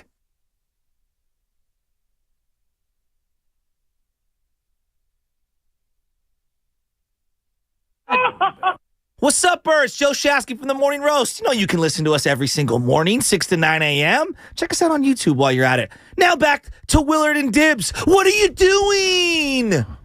What are you doing, Joe? What are you doing? We're just hanging. Can I roll through a bunch of stuff I just saw? Check this out. Sure. Before Nick Wagner comes on. Is this breaking? It's all developing. Okay. / breaking. There's two pieces that are breaking. It's a two-piece. One of them very minor, although Giants fans might be interested to know. Harleen Garcia to the Pirates. So Harleen Garcia, the Harleen Garcia era for Farhan. is over. You're getting killed, Farhan. Over the Giants. Other rumblings, though, around the winter meetings. John Heyman says Evan Longoria is talking to 5 teams. He is still looking to continue playing. He is looking for a contender. He did not name any of those teams. I don't believe any of them to be the Giants. This from Chelsea Janes, who is a national baseball reporter for the Washington Post. She gives the old for dub-I-dub, for what it's worth. I've heard from multiple people familiar with his market that the San Francisco Giants are one of the teams very much in pursuit of Cody Bellinger. She writes, which I found interesting. Oh, God. I mean, talk about... What? They wanted to be more athletic. Yeah, well, that's but that might be. So let's just get another guy who can only play 2/3 of the time because he can't put him up against lefties, and I don't even know if he can hit righties. His last 2 years, he can't hit. The guy cannot hit. The last big hit he got was against you. Right. It was a little flare to right center that drove in the run that knocked you out of the playoffs. He used to be able to hit. Right. So. Right. And, Gabe and his various 27 assistant coaches, is he a reclamation sensation? Maybe. I don't know. I don't know. If he's Cody cheap, Bellinger. if he's cheap, Might as well get Yasiel Puig, who is at the winter He's meetings. there too, yeah. Let's just get Puig while I don't you're there. know. I don't know. I know that they really, really want to also defensively get more athletic in center field. That's why they're interested in Brandon Nimmo, but Brandon Nimmo might be too expensive if you're about to sign Aaron Judge. No, he's not. You I don't know. told me. No, you no. told me that he's not too expensive. No, getting Judge and more is not too expensive. I don't know who else you're going to go get. You're not going to do 4 9-figure deals. No, but you're how not about going to do that. How about 2 of them, or maybe even 3 of them? Yeah, maybe. But that And may, if that may, Nemo's going to be what, 5 years and maybe 125 million? Listen, Farhan said we're coming for 2 outfielders. I think if Cody Bellinger's one of them, that doesn't count, Farhan. Oh, sure it does. Bellinger and Judge? Bellinger stinks. Okay, I'm not going to disagree with you. However, there are a bunch of teams. Cody Bellinger's getting another shot. Got his MVP 4 years ago. 4 years ago, right? He's getting another shot. You know what else was going on 4 years ago, right? My man. And it was tremendous. I'm not here to tell you I love the idea of Cody Bellinger. I'm telling you he's going to get a shot. I'm here to tell you that if Farhan says he's getting 2 outfielders and he gets Aaron Judge and Cody Bellinger, that doesn't count. I'm here to tell you, and I promise you this, we can run a Twitter poll on it. If that's what the Giants come home from the winter meetings with in terms of their outfield, that will be roundly applauded by Giants fans. Because it's Aaron Judge. And Cody Bellinger struck out 150 times. The numbers are terrible. 504 at-bats. He batted .210. I'm with you. Off a year where he batted $165. I'm with you, but they need an athletic center fielder, and if they're going to pay big for a pitcher, and if they're going to pay big for Judge, and they want to do something on the infield, if that means no Nimmo and Bellinger, I'll take it if it also means Judge and a frontline starter. Do you see what I mean? I'm waiting for the whole package. I'm waiting for the whole package. I would rather have them go with what they have in the outfield in terms of a defensive-minded outfielder. Give me Yaz in center field. Not as good as Bellinger defensively. Well, he can hit a lot better. Cody Bellinger is an automatic out for 2 years running, and maybe longer. Yeah. So no, I'm with you. I'm just saying that doesn't count. Hey, if you're telling me you're getting 2 outfielders, no, and you it counts. It counts. He's a player. He's gonna make more than Yaz this offseason. Bellinger. Yeah, someone's gonna pay that guy. Yaz is pre-arb 4. Yaz is getting screwed more than just about any player in Major League Baseball. You're right. He's getting beaten by the system. No, because as soon as he's going to be ready to be a free he's agent, gonna be 50. No, but he'll be over. He'll be past 35. Yeah, he'll be over 35. 36, yeah. So no, you're not going to get any argument on that. The arbitration system's ridiculous. Also, throw this out, and this is from Adam Schefter. Okay, sources. It is officially a sprained PCL for Lamar Jackson, which carries a designation of 1 to 3 weeks traditionally. I think Lamar is almost for sure out this week. Right. And one of the underrated CLs, by the way. We always talk about the ACL and the MCL. The PCL and the LCL are the underrated CLs when you talk about your ligaments. Well, except for the PCL is 2 things. It also used to be the Pacific Coast League. Sure so was. when you say the PCL, for me, I'm like, it's hard to sprain it. It's a whole league. That's quite a sprain. That's pretty crazy. It's a ligament. That's right. That's good. 4. That was really good. Sleep. Yeah, well, that's fine. Take a rest. Nobody's getting sleep around here. It's right. I'll tell you. I mean, yeah, you deserve a nap. You want to take a nap? Working, same thing. Take a nap for a second if you need. I won't be offended. I used to do this by myself. No, I good. get it. Take a nap. It's okay. Once I'm here, I I'm want not you that here, tired. but take a nap. What'd you get last night? I got about 5. Okay. I got 3 hours of not enough, unmitigated screaming. Oh, jeez. We went about 8 to 11 last night in the screamatorium. Oh, my gosh. You all right? I scream, you scream. We all scream. Actually, you know what? No, just you scream. Oh, wait a minute. We got there's some people who want to battle you, I think, on Cody Bellinger. Okay. Hey, Mark is in the city. You're on with Willie and Dibby. What are you doing, Mark? Hey, what's up, guys, man? I'm just out here chilling, listening to the best sports radio in the Bay Area. So I'm talking about. Talk to me, Mark. You know what I mean? Hey, no, for real, man. You guys keep it all sports. You guys talk about real topics, and you guys have really interesting takes on them, man. Some other shows are like, man, I don't know, man. Some other shows in the city just don't do it like you guys. But to get to the Cody Bellinger acquisition, man, I think he'd be a great pickup, man. I think ever since the Dodgers tweaked up his swing for some reason, he's just gone downhill. And if any team is going to be able to help him get his swing back, I really think it's going to be, Kapler and his little crew over there. I think they work wonders with Cody Bellinger. So yeah, man, he'd be a great pickup for a cheap price, and he's proven, he got power, man. He can hit, so why not, man? Give him a shot at a cheap price. Farhan loves these kind of pickups. Let's go Giants, man. Let's get Judge in and let's go. What would you say to a guy? Thanks. Thank you so much, Mark. Truly. Mark, no, thank you, Mark. 47 home runs in 2019. He was the MVP. He follows that up with 12, 10, and 19 home runs. Pandemic. Okay, fine. 12 and 56 games. Yeah. Then he plays 95 games in a non-pandemic year. Must have been a little bit dinged up. It was brutal. I mean, if you would have seen these numbers for a player in the 90s, what would you have said to Brady Anderson? Oh. Are you telling me that he goes 39, 25, 47, pop. I'm Cody Bellinger. I'm the MVP. Well, let me put it this way. I hear you. Is it out of the realm of possibility? Of course not. Okay. I'll tell you, I've heard rumblings. Sources? No. Okay. I've heard rumblings. I've heard rumblings that would suggest there's a thought that maybe this was more, I don't know, maybe off the field. Okay. Stuff. Okay. And I don't know. Has it been resolved? I don't know. And doesn't look like it. Like that's even just a guess. This is somebody who, when you're an MVP and you go through 2 years of hitting a $190, like all the theories get thrown out.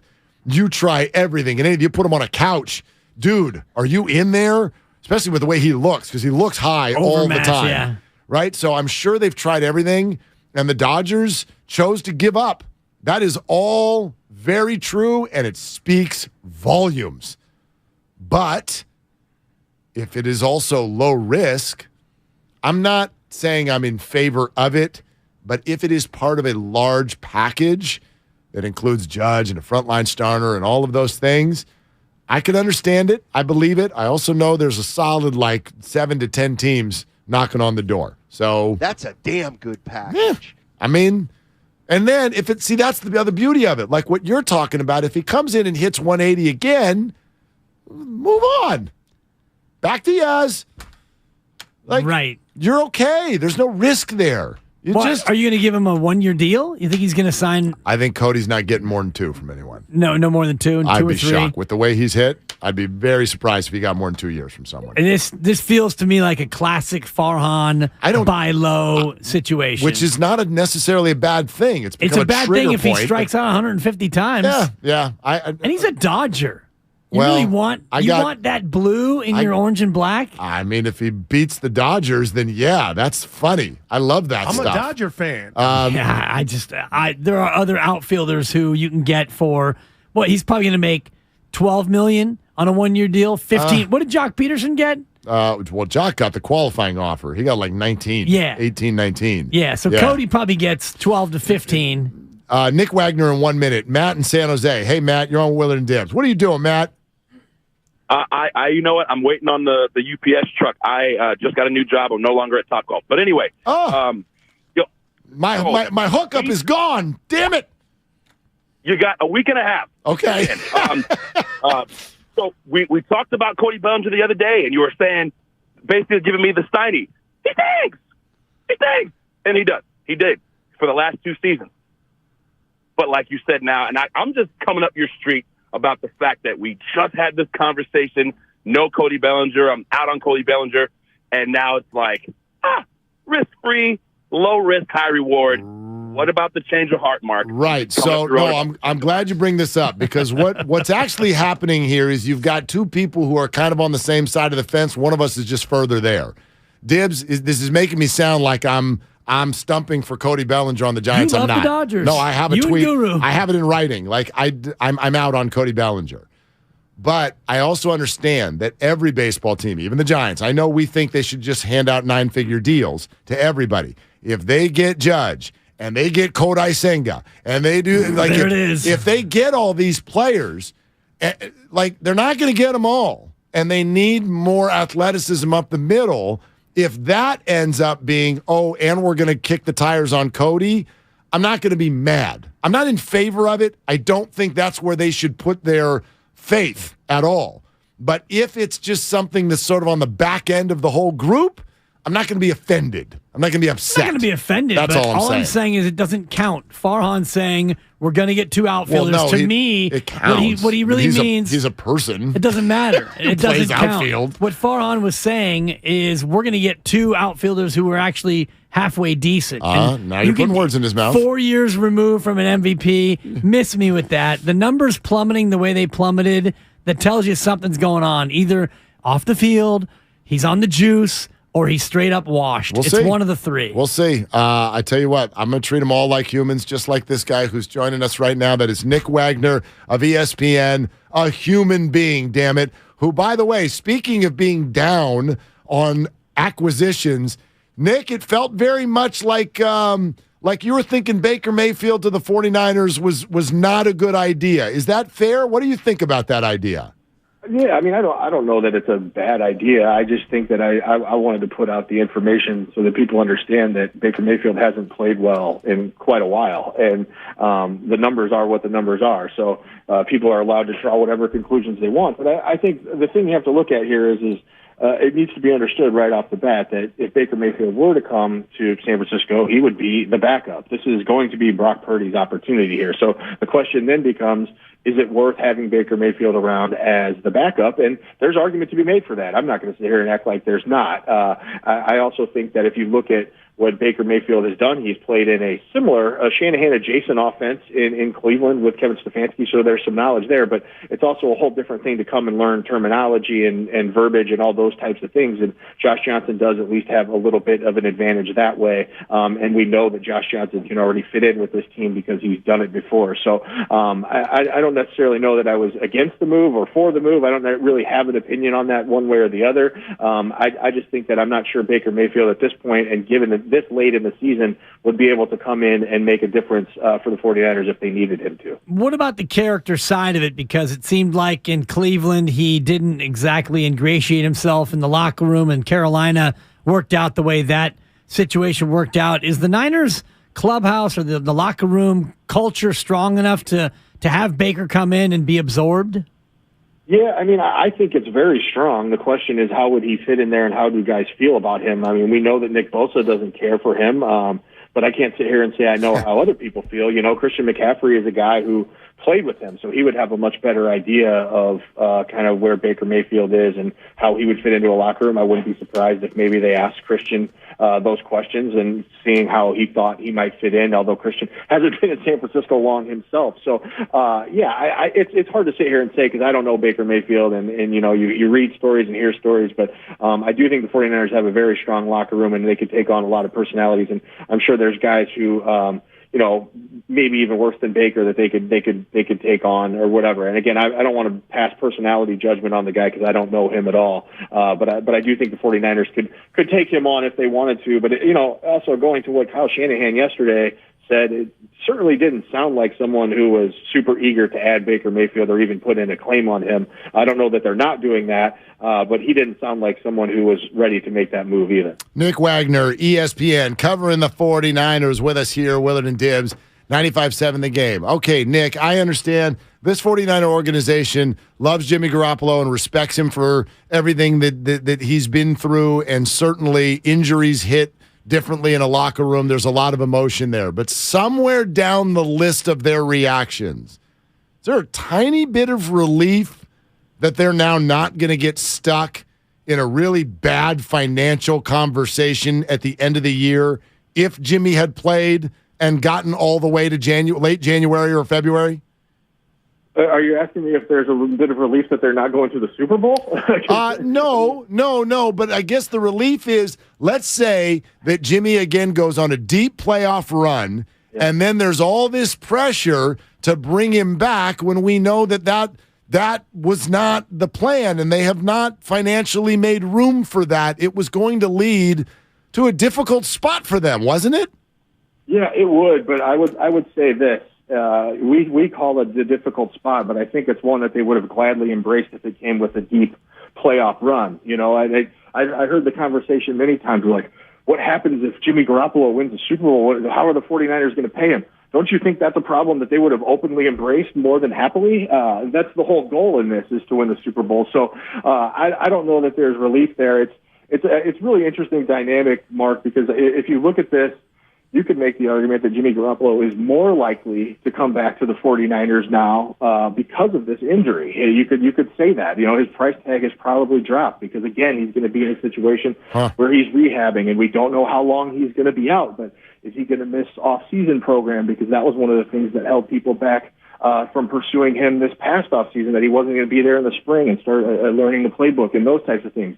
The other side of that coin, though, guys, is you could make the argument the 49ers at this point might just say, okay, we just can't keep going down this road because this is 3 times in 5 years that we've tied at least some of our season to this guy, and we cannot count on him to stay healthy. So those are going to be the things that they have to discuss, and I don't know that it makes it any easier. It does from the financial standpoint, to your point, Mark, but overall, I think it makes it maybe even a little bit more confusing because they're going to have to figure out, do they still want to bring Jimmy back? And if they don't, who are the alternatives? If they do, what is the cost of that? And what other steps do they have to take to make sure that they're okay at quarterback next year? Lost in all this is Trey Lance and his stifled development, his inability to showcase what he can and can't do. Have you gotten any sense that the organization has any clarity in terms of where they see Trey Lance going into next year?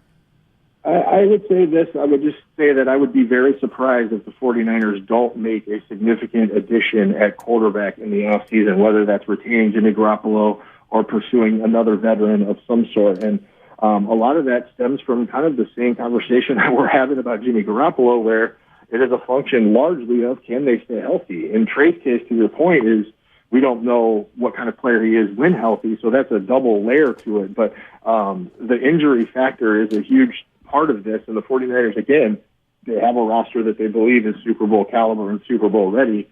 So who are they going to tie that wagon to at quarterback? So I think in terms of Trey Lance, there are a lot of unanswered questions, maybe definitely more so than really any other quarterback in the league, you could argue. But they know what they have with the rest of the roster, and so they're not going to just go in next season blindly hoping that Trey Lance is going to be able to carry the freight for them. I don't believe that's going to happen. Now, Brock Purdy could maybe surprise us. Maybe something crazy happens with Brock Purdy, and that gives them a little bit of stability. But I think a lot of people would be surprised if he played that well, that it just, kind of solidified things here over the next 5 weeks. Okay, that's interesting right there. Let's hear more about that, Nick. Take us through the Brock Purdy experience from beginning till now. What does the organization actually think about him? What did they think about him in training camp? And what do they think he can handle now?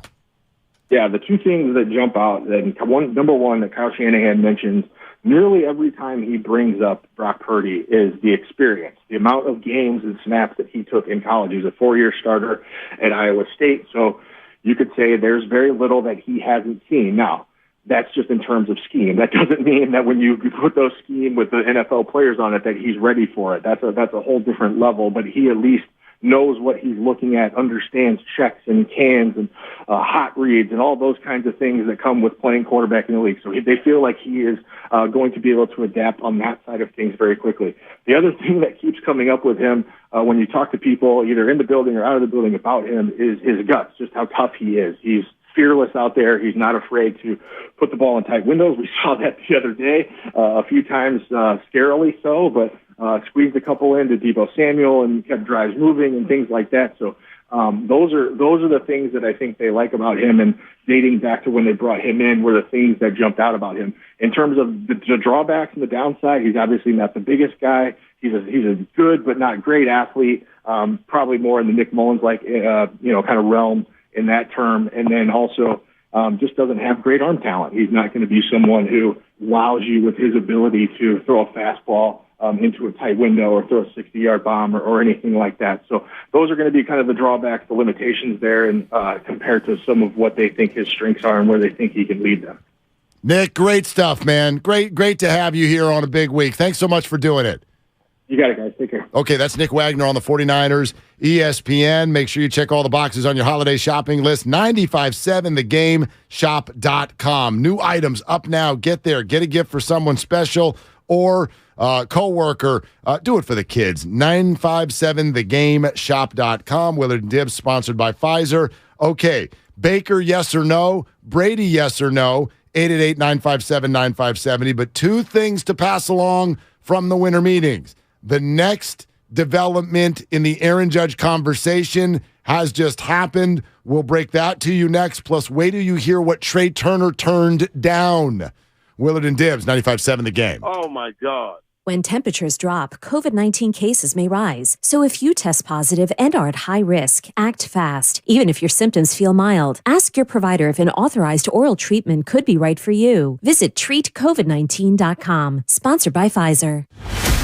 The Aaron Judge decision is looming.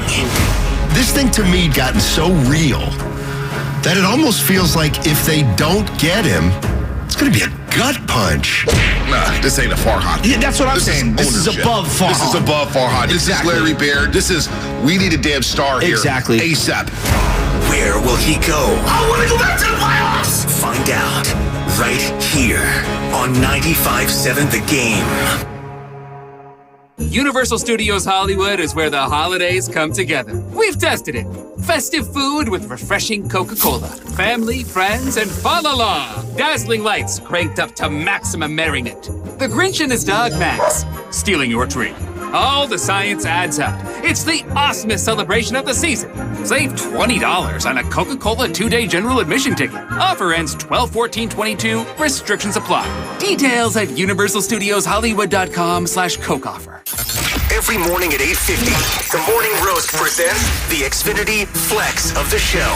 Bonte and Shasky flex with their best moment of the day. Replayed at 8:50. You win it. 4th championship. Steph, Draymond, Clay helped the Warriors win this one alongside Jordan Poole, Kuminga, Moody. Nobody can say anything. They can't take this one away.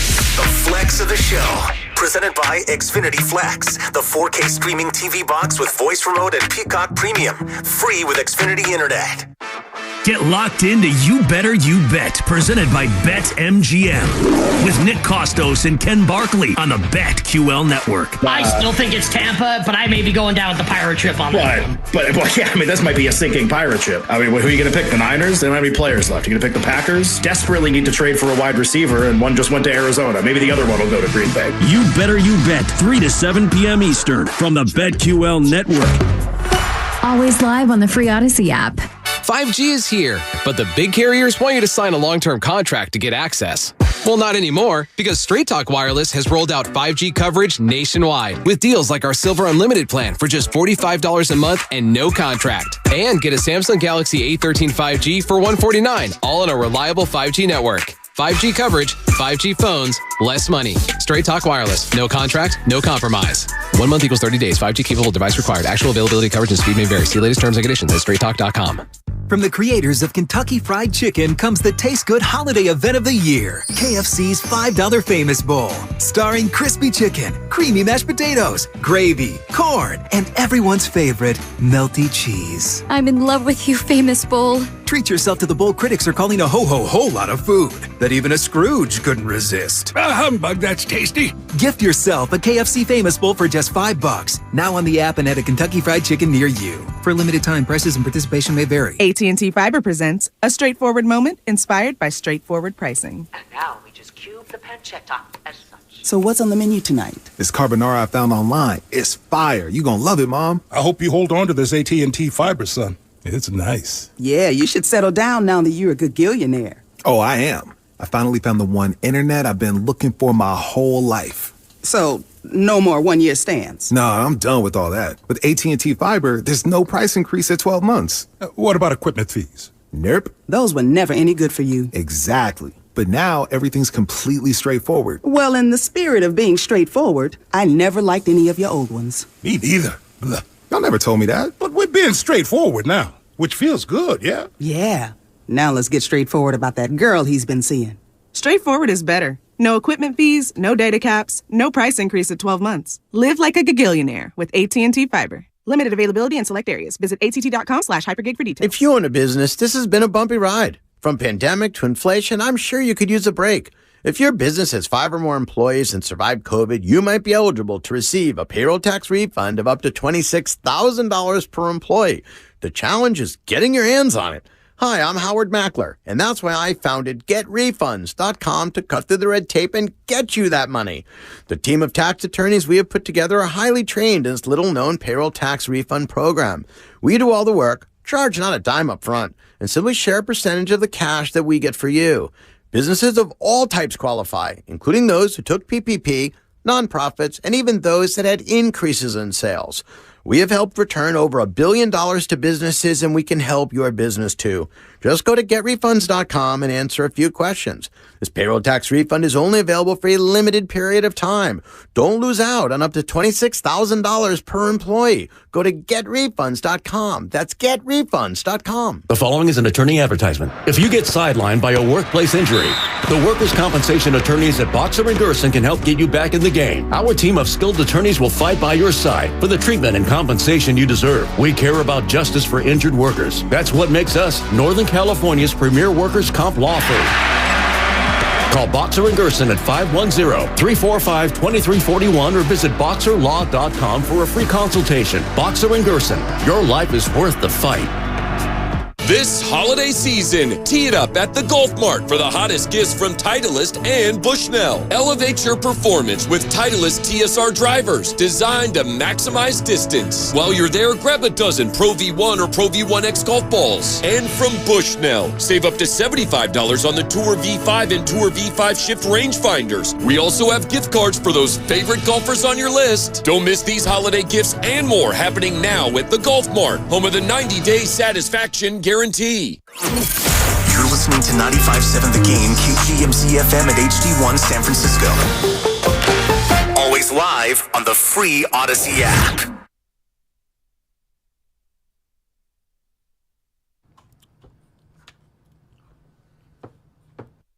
Hey, it's Dante DiVincenzo. Now back to Willard Dibs. Take it away, Mark. No, you take it away, Dante. I saw you take it away a couple of times last night. Good game, I thought, for Dante DiVincenzo. One of the few who played well. Clay played all right. Yeah, Clay was good. Clay had some. Yeah, I was listening to the boys this morning talking about the 3-guard lineup, and didn't look very good with the Poole, Steph, and Clay. Yeah. I mean, Wiggins just a very quiet glue piece on both sides of the ball. Yeah, big for time. This team. Don't you try to kill the K-Wig bit. We'll bring it out when we need to bring it out. It's dead. You don't get to kill bits like that. No, because K-Wig did just, we're just cruising along. No, we can't cruise without Andrew. We need Andrew. Well, he's got an adductor strain, and we'll talk to Doc Pondia later in the week about We're going to talk to a doctor means. About an adductor? Yeah. Okay. All right. It's a 3. A doctor. We're going to talk to a doctor? Not a doctor. Okay. Anyway, go ahead. No, that's all I have. Okay.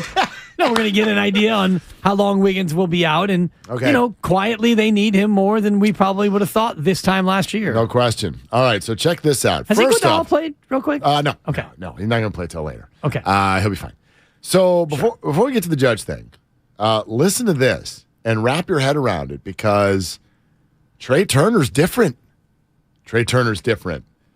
Someone from the Players Union will call Trey and be like, dude, really? So he went to the Phillies yesterday for 11 years and $300 million. It has now come to light, and it has to because the Padres are trying to tell their fans, hey, we tried. The Padres offered Trey Turner $342 million. And he said no. He turned down $42 million.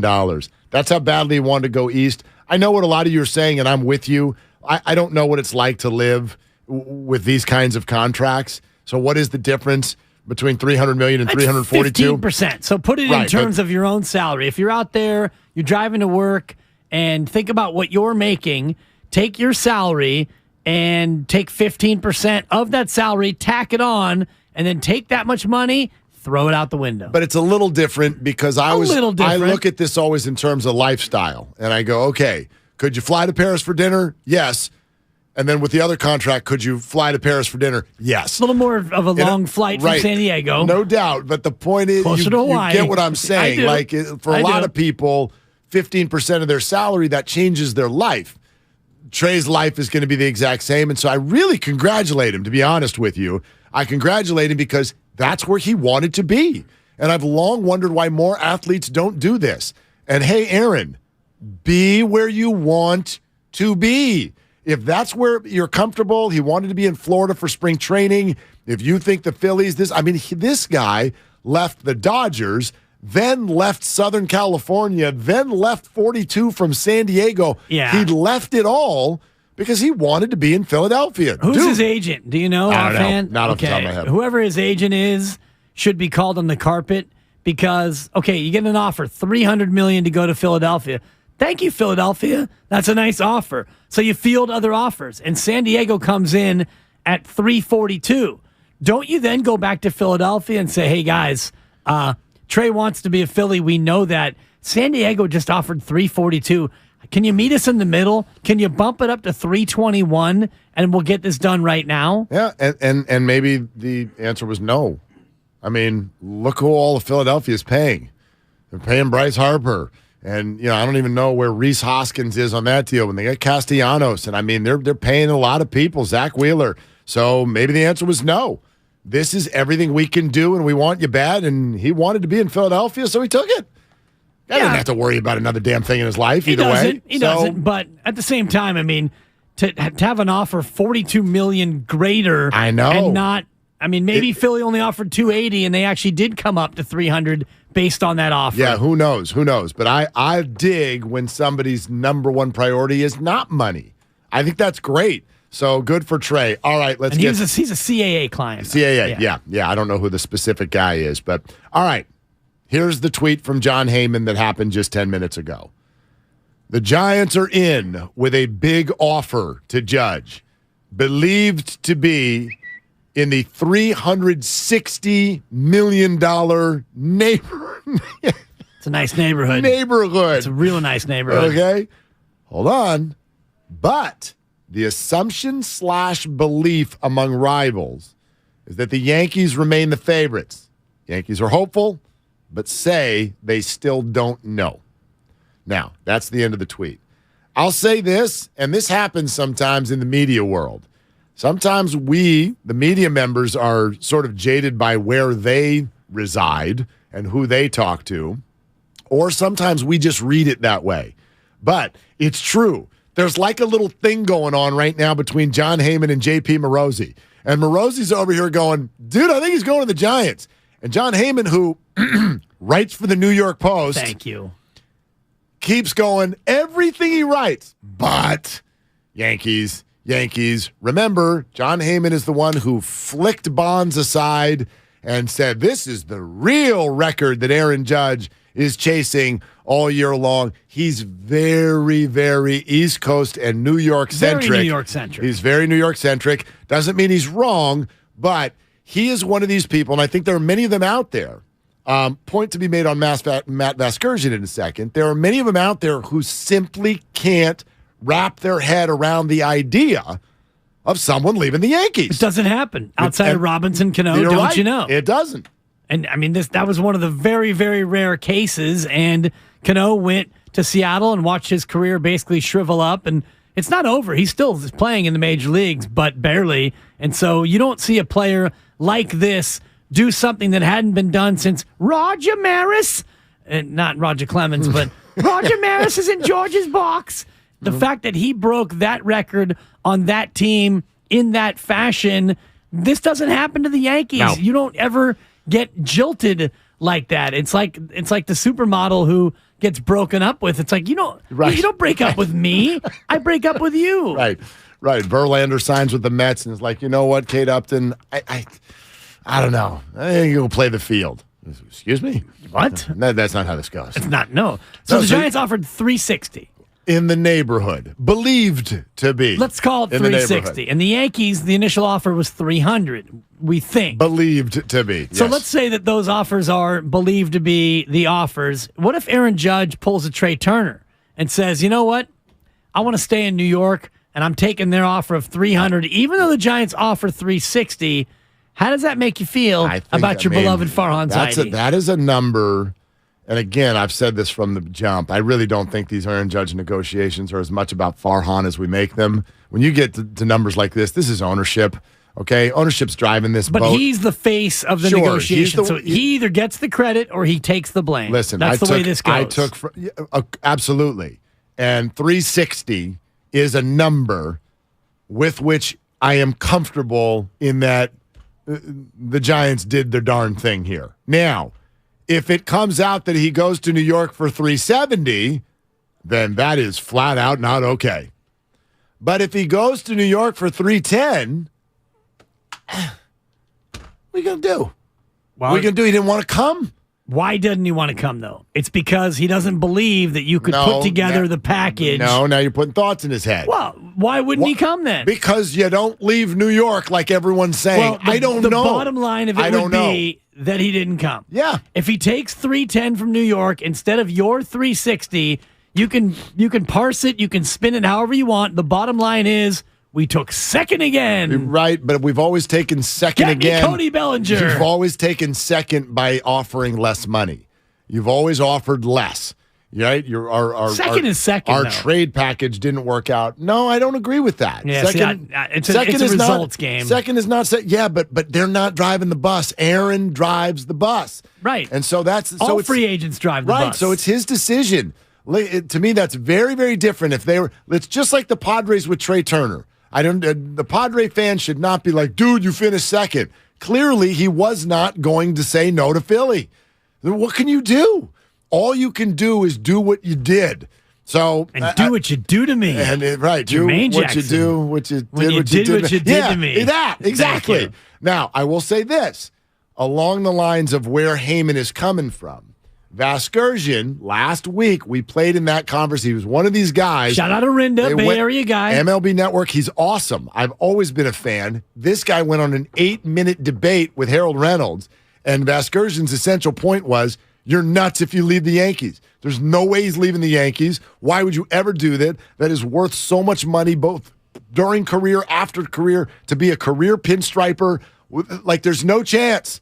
That same man, 5 days later, this morning, sits in San Diego at a podium or at a desk broadcasting on the MLB Network, looks at the same two people, Harold Reynolds and John Paul Morosi, and goes, guys, based on everything you're reporting, based on everything I've heard here in San Diego, I change my point 180 degrees.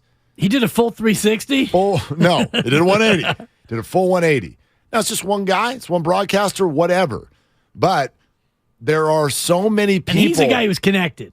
Matt Vasgersian. My God, he's worked the for face of the MLB networks. Network. You think they're not hearing things? Santa Maria. I have no idea what's going to happen, but I think that this is moving in a really good direction. And a lot of the people you're hearing, even what Heyman says, MLB execs believe it to be the Yankees.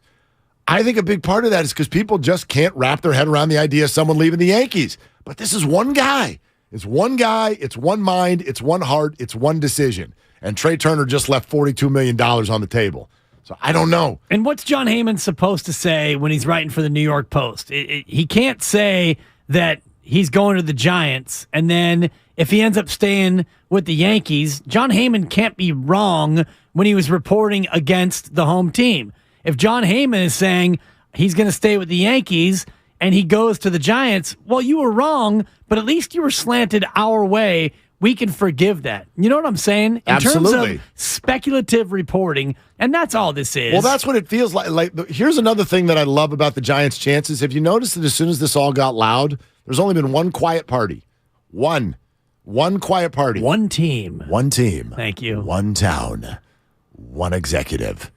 Farhan Zaidi. Hasn't said a word. No, I mean, he actually has, but not specifics. The Yankees have been like, we called him, and then we went to his house, and then we texted him, and then we called, and then we went to Linden, and then we... Wait, that was us. Yeah, that's right. Good point. Right? Like, that's been the Yankee vibe. Aaron's just over here like, so, Times Man of the Year, and yeah, let me admit, I did get mad at you, and I did tell my wife 10 years ago I wanted to be a Giant. That's all we've gotten from him. The rest of the media, loud, loud, loud, drumbeat. Here it comes, here it comes. The Giants are sitting there with a smoking jacket and a pipe. Doesn't mean they're going to win, but it certainly feels like they think they're going to win. Well, and they're done. The hay's in the barn. You had your meeting, you made your pitch, and if you've given them your number, maybe not all the details and, the breakdowns and the incentives and all the rest of it, but if you've given them the number, you can feel like you're done. It's like when you do that final exam paper. Well, you don't have a test, but you got to do that 10-page paper. Yep. And you do all the research, and you write your draft, and then, well, if it's me, you do it last minute. But then you do your paper, you write your paper, you turn it in, you're done, baby. That's it. Your paper is turned in. There's not a thing you can do. And I think that's where the Giants are now, Mark, where you had your meeting, you pitched him, you had 2 days, you wooed him, you sent a mid-morning show to Linden to broadcast unofficially in his hometown, you gave him the number, you're done. Your term paper is in. Let me ask you this, though, Mark. One question. Fire away. Do you think Aaron Judge has decided? Do you think that on this day, December 6th, 2022, do you think he knows what he's going to do? Yeah. I think that he's known all along. I don't know which team that is. I think that everybody enters negotiations that way, and sometimes the process makes you change your mind. Right. But I don't think that will happen here because both teams seem as activated as they possibly could be to give him what he wants. Therefore, he gets what he wants and goes where he wants. And therefore, it's just a matter of which team he's using to make the other one get to where he wants. Right, and you might as well, I don't know which one it is. You might as well play one against the other to get an extra 20 or 30 mil because why not? I mean, I know the kid. This is your chance. I know the kid wanted to be a Giant, but then there's an adult who's had an experience. Right. And a life and all of and the a things. Wife. Right, and the things that come with being a lifetime athlete in in market one. That's a lot. So I don't know if that experience outdid the kid in him, right, who always wanted to be a Giant. I don't know. It's interesting. Or what happened preseason that clearly ticked him off. Right, and also what happened in the postseason, which had to be annoying. The guy hit 62 home runs, and yes, he struggled. He hit one postseason home run. He wasn't terrific in October, and I guess he didn't play in November, but in October, he wasn't great, and yet the fans gave it to him again. So I wonder if that plays into it as well. And I also wonder how much the fact that he and his wife both being from Linden here in Northern California plays into it. And that's why I was asking you if you thought that he had decided, because if he has decided, he's probably only told his wife and maybe his parents and or her parents, and then maybe the agent. Yep. Maybe he told the agent, hey, don't tell the Yankees, but I'm going to the Giants, or vice versa. Let's see if we can milk this cow for another $20 million. GD5 on YouTube. Let's do a quick poll. What do you guys think the chances are of actually getting Judge? A, 10%. B, 25%. C, 50% plus. Or D, no chance in hell. Which one of those would you pick? Well, I was D for a long time, Mark. Yes, that. You were. I was no chance, and I don't like to use the H word because, I am a deeply religious man. You are, yes. Of late. Judaism has accepted you across the board. It's a 5-year deal with a 6-year religious option. But we'll see how that goes. Oh, gosh. I'm now Team C, Mark. Yeah. 50% or more. It does feel that way. I definitely, 50 plus. Not much over 50, but 50 plus. I thought the poll answers could have been skewed a little bit better to make it a little bit tougher, because I think C is the obvious answer. Yeah. I mean, C should have been, 66.6% and above. Where's the 99%? For multiple reasons. All rise, number 99. Look at you. JP Morosi actually said even before John Heyman did that the offers for Judge are in. It's not definite that it's going to happen this week, but to me, from what I can tell from sources, the cards are on the table right now. Many people in the industry believe he already has a 9-year offer in hand. that both the Giants and the Yankees are above or at least $300 million.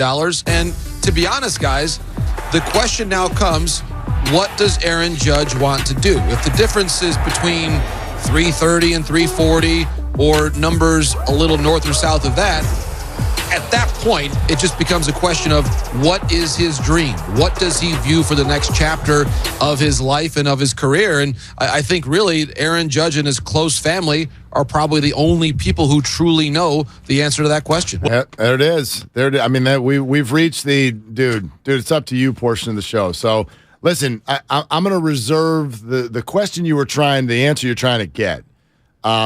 You have to reserve it until we see the final numbers. I would be upset at the Giants even if the numbers were equal. Even if they oh, he signed with the Yankees for 360. Well, the Giants are for 360. Sorry, you had to beat him. But it may be a case where the money is not the object. Well, and that's where I would be like, okay, got to pivot. Go get Correa. See what you can do. Of course, you got to pivot, but still, but I wouldn't be mad if they're $40 million over the Yankees and he picks the Yankees. Hell, are you gonna do? It's another L. Another L for Farhan. Not the same kind of L.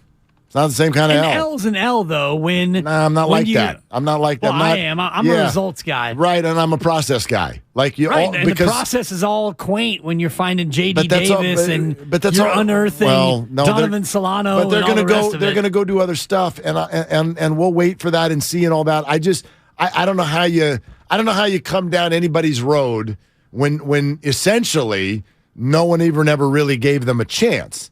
It's like if you're not okay, if he's going to go to the Yankees for 320 when the Giants offered 360, what if the Giants were like 400 and he'd still be like, no. What do you do? 500.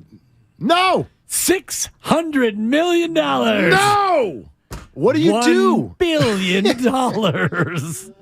You know what I mean? What do you do? You stop finishing second. You look at your process. Be different. No, that's you look at your process and say, that's unfair. No, it's not unfair. It's totally unfair. Because why would he not want to come here? Is it just because he doesn't want to leave the Yankees? I don't believe that. But then he never would have come out here and taken a meeting. No, that's not true. Of course you take the meeting. When anybody calls with an offer, you take the call. And yes, that ups what the Yankees would give you. Like, all I'm saying, you can't put thoughts in his head. I'm not going to let you do it. You can't say that's not the only reason. Maybe it is. You can't give them a blanket pass for missing out yet again. I didn't. I gave them a pass for if they come in way hotter than the Yankees and lose, then Aaron didn't want to come. But why? And you keep saying but why, and we're never going to know, and we can't. It feels like you want to say there's one sentence to that, and it's the reason why everyone doesn't come. It's different for every guy. Right. These are individual people. But if you continue to not bring home the big fish,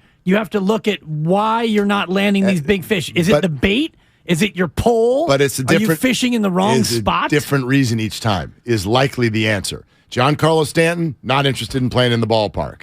Okay, what's his name? Who ended up in Chicago? No, Bryce Harper. You came in too low. Who am I forgetting? Who ended up in Chicago this year? Seiya Suzuki. Suzuki didn't want to live in San Francisco, and if it's Aaron Judge being like, dude, I was never going to leave that brand. Then I'm not going to sit here and come down the Giants' road. Is underwhelming. We'll see what he says. Right. And maybe that was it.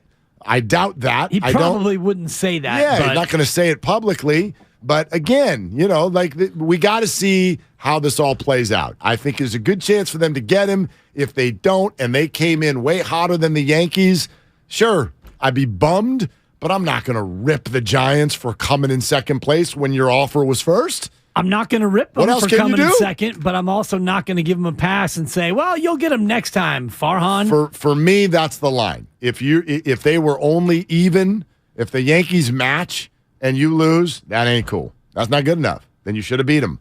But if you beat him and he doesn't come anyway, that's different. That's a different loss, in my opinion. But still, it's a loss. Yeah, of course it is. If they don't get Aaron Judge, it's a loss, no doubt. All right. Hey, Cody Bellinger at least can patrol center field and hit $190. Reclamation. Let's roll. Okay. 888-957-9570. You can get in on any of the Judge stuff. But also, let's get to Brady and Baker, or are you out on all of that? The 49er quarterback position, every single week, it continues to twist and turn and be something new. So we'll dive into that at 888-957-9570. That's what's up next on The Game. Brought to you by Fremont Bank, full-service banking, no compromises. It's Willard and Dibs. Steiny and Guru stream live on YouTube and Twitch every day. I say he stinks. You're not asking this young kid to be Dan Fouts. You're not asking him to be Dan Marino. You're asking him to don't make mistakes, obviously, and get the ball to the playmakers. And I'm telling Niner fans, I know you feel like they can't win it all, but the story's just starting. I'm not ready to throw in the towel. This is the Bay Area's sports station, 95.7 The Game.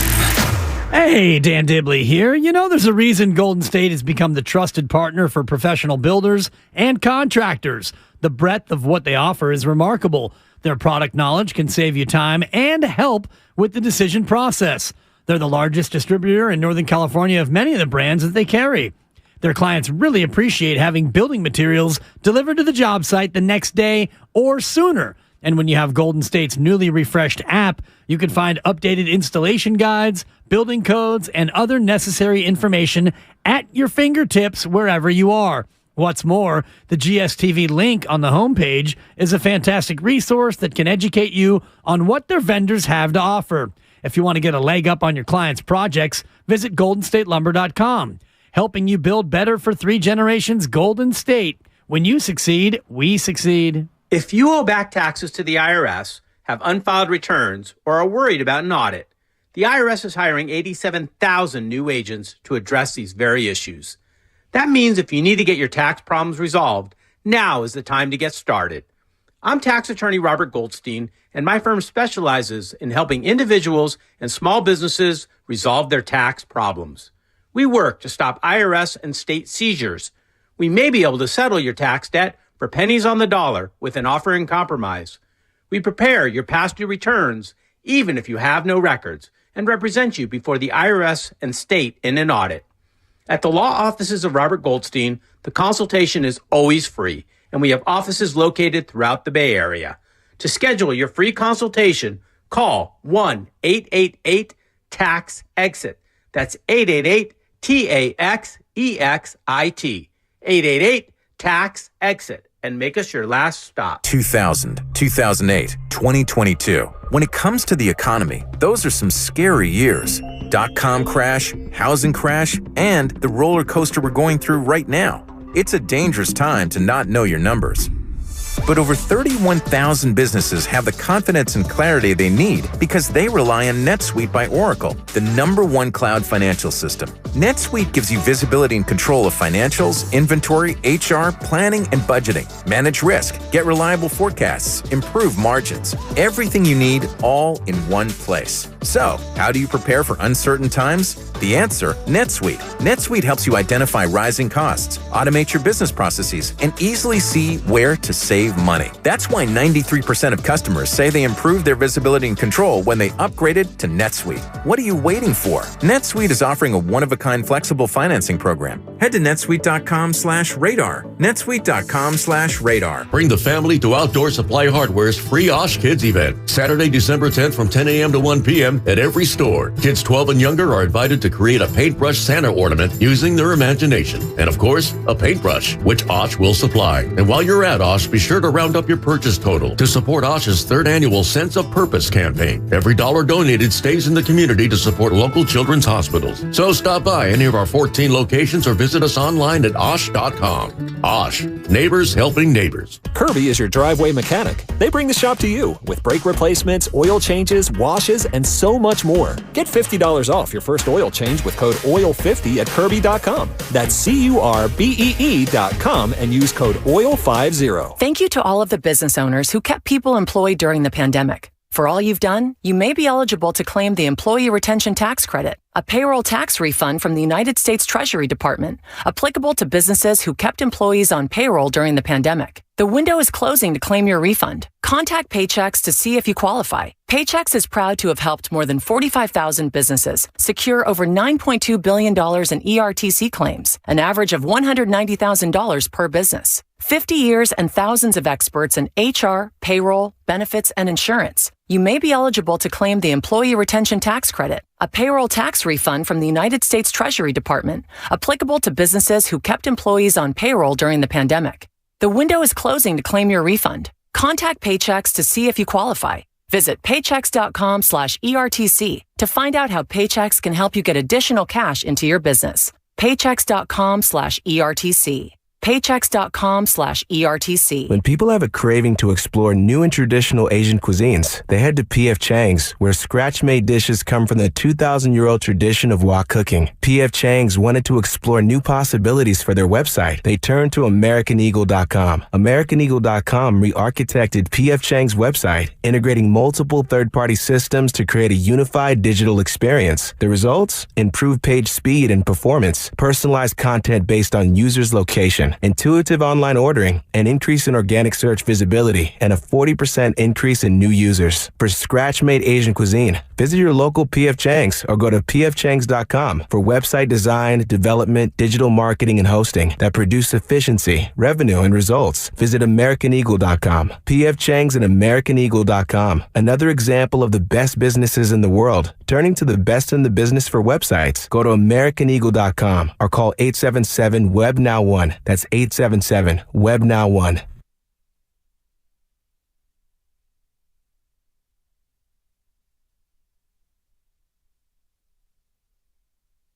Hey, this is Matt Steinmetz of Steiny Guru, 12-3 on 95.7 The Game. Now back to Willard and Dibs. Guys, what do you got? Dibs, Willard, what do you got? 49ers, Giants, Warriors. Ayuk is what we got. Is he on fire? Ayuk is on fire. Ayuk is on fire. I guess he talked to our guy T.J. Hushmanzado, who he talks to all the time because that's his personal private wide receivers coach. Pretty interesting stuff with regard to Brock Purdy, Baker Mayfield, the Dallas Cowboys, and the Miami Dolphins. Let me roll through some of these. You tell me what you think. Okay. First off, with regard to the Miami Dolphins, what'd you think, Brandon? What'd you think of the Dolphins? Quote, I feel like the only dogs they got are the ones who were with us. Man, which is half their team. Right. Mostert, Exactly. Wilson Jr., Craycraft, Sherfield. Am I missing anybody? The head coach. Thank you. Right. Yeah. Mike McDaniel. Wow. I don't think there was anybody else. I think he got them all. Yeah. He brought all the skill position players that the 49ers weren't like, no, you can't have him. All the other ones, he's like, all right, we'll take them. And they've done some great things. Sherfield, man, if that's their third fastest receiver, holy hell. Seriously. My God. I'm like, there goes Tyree.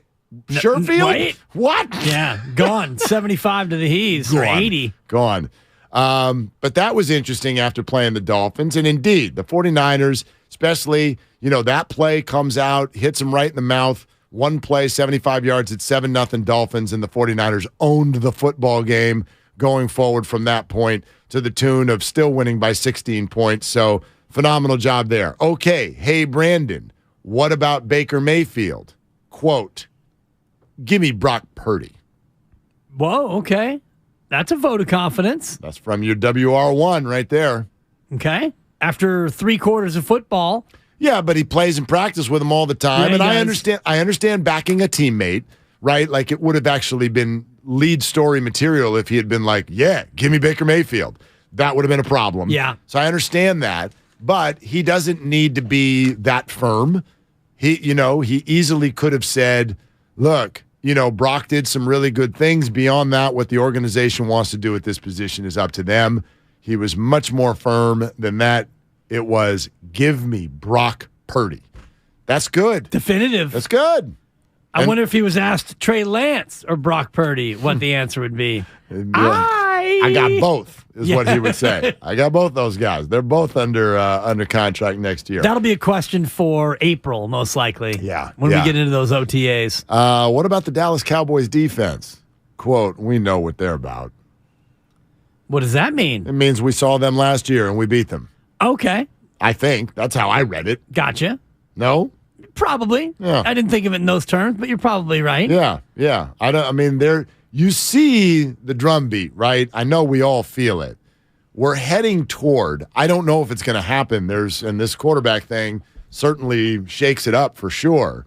But there's a massive, for example, there's a huge social media debate going on right now between Richard Sherman and Emmanuel Acho. And they are arguing over DPOY, Micah Parsons v. Nick Bosa. And there's part of it is because a graphic went out. I don't know which outlet put it out, but a graphic went out with the two players listing all of their stats side by side. Very comparable. Doing a comparison and how do you take anything away from either of them? They've both been just otherworldly. Right. But Acho kind of grabbed that graphic and went, well, here's why Micah Parsons is way better, in the video. Okay, right. Got to do it in the social media way. Micah Parsons for sure. Richard Sherman is clapping back and coming hard in favor of Nick Bosa. Is it because they were teammates? I don't know. The points he's making seem pretty valid to me. Again, I don't know how you take anything away from either of these players. They've both been just absolutely fantastic. But there is a thing right now between the 49er defense and the Cowboys defense. Quienes más macho? I think everybody would love. I don't know if it's going to happen. Brock Purdy is going to have to be a dude, but man, I would love for that to be the NFC title game somehow, some way. And that's the only way that those two teams could meet, right? Based on what you and I were breaking down. Because the Eagles are the one. They're going to be the one. Vikings the 2, Niners the 3. Right. And Buccaneers the 4. Whoever Tommy. the 4. So, let's give it to Tampa right now. So that team probably would host Dallas. Correct. Is going to be the 5. So if 5... So Dallas beats Tampa, they're the 5. Yeah, you're right. They would go to Philly. And the 5 would automatically play. They'd go to Philly. And the 49ers would, let's say, go to Minnesota. And then if they were both to win those games, then Dallas would come here to Levi Stadium. If the 7-seeded... that would either be the Giants, Commanders, or Seahawks. Let's say it's the Commanders. If the Commanders beat Minnesota... Well, yeah, then the Commanders go to Philadelphia. Good point. Yeah. So, and then if the 6 can't beat the 3 because then the Niners would be out. So in that case, the Cowboys would come here. Then the Cowboys would come here for the divisional round. So it could be either, but it would take an upset. Yeah. If the favorites win most of round 1, right, you would be looking at Dallas on their way to Philadelphia and the 49ers on their way to Minnesota. And that Washington and New York tie, by the way, is going to make all your tie-breaking scenarios. It's going to make your head explode. And if you're Seattle, that hurts Seattle because, now the Giants 7-4-1 and Washington 7-5-1. And now you're going to get into that whole, record against other teams in the conference tiebreaker. Well, although it prevents, obviously, a tie between Seattle and them, unless Seattle comes up with some sort of tie at some point. But Washington now gets a week off. So this is a huge weekend for Seattle, and they host Carolina. Winnable game. I'm no longer going to call that a slam dunk. Carolina's still in it. Carolina plays defense, and Seattle has been wobbly of late, but Seattle will be favored, no question. If they win that, they go to 8-5. They move into playoff position, and then Washington plays the Giants again next week. That's crazy, yeah. And so we're going to get some clarity on this pretty quick prior to Seattle. What if they tie again? I mean, then bleep it all. 7-5-2. Right. Like a soccer team over there, That's the most ties any team has had in a season. Modern era. Yeah. Overtime era. 2 would be my guess. I don't think a team's ever. Has anyone ever had 3 ties in a season? No. I doubt it. But anyway, yeah, those are the scenarios that are unfolding. And then obviously after that Washington Giants game, Washington comes here. Yeah.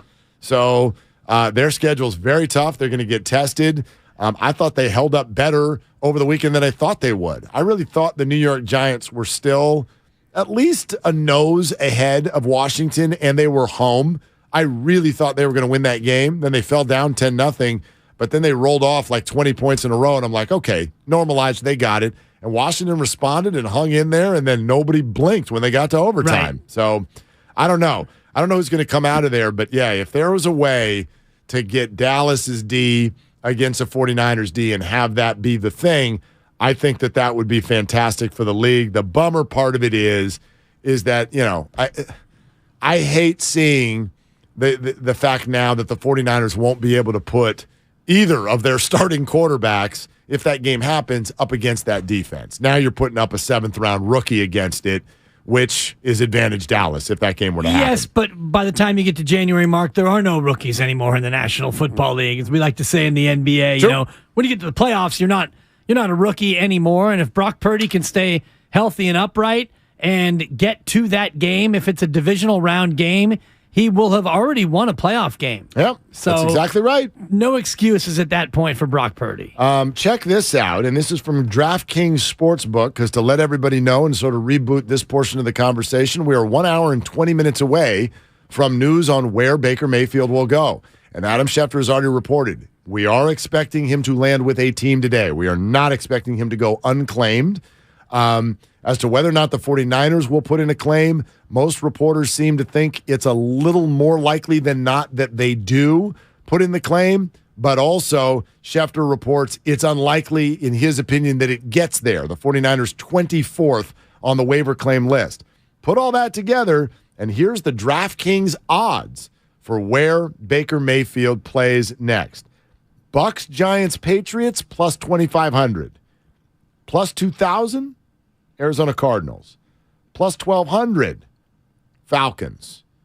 Plus 800, Texans.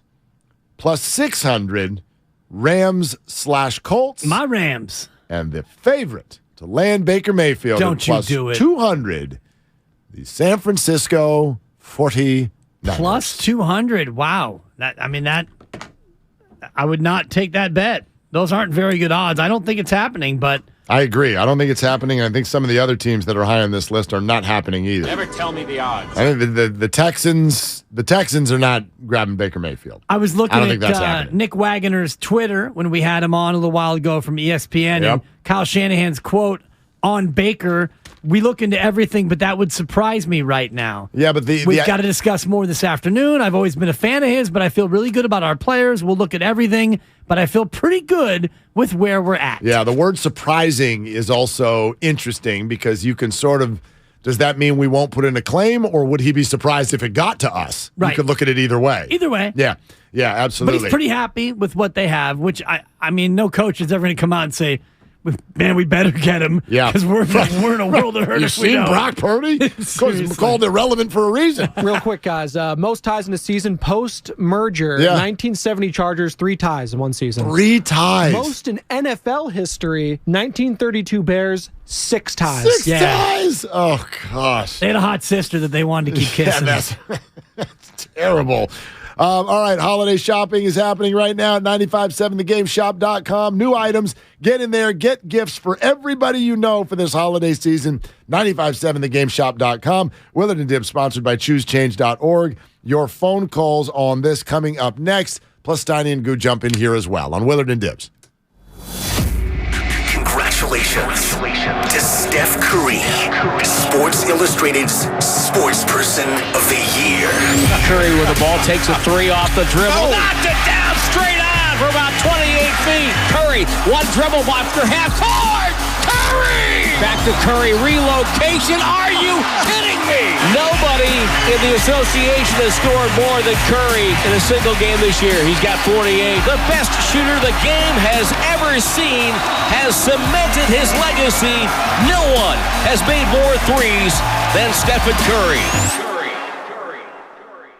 When you're young, life is full of choices. Don't let opioids like highly addictive and deadly fentanyl take away your life or your choices with just one wrong pill. Find medically proven treatment options at ChooseMatt.org. 'Twas almost the holidays, and all over the state, not a creature was stirring, except for, well, Nate. He was panicked, in need of a really good gift. Nate's a procrastinator, if you catch my drift. So off he dashed to the closest store, and there found holiday scratchers galore. Now Nate won't get a lump of coal, unless he burns the holiday casserole. Yes, scratchers from the California Lottery are great, especially for Mr. Procrastinate. So when it's time to get your gift shopping out of the way, try scratchers. A little play can make your day.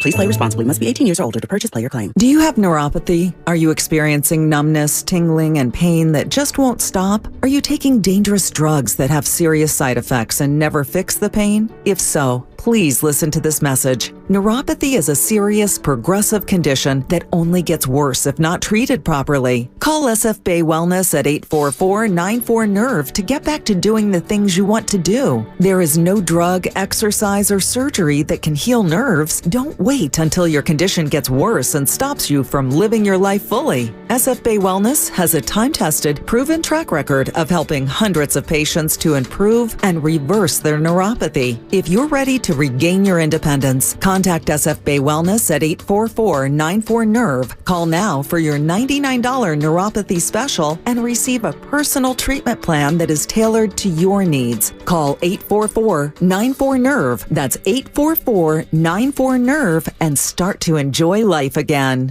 At Harris Ranch, we do beef, just like we've done for over 50 years.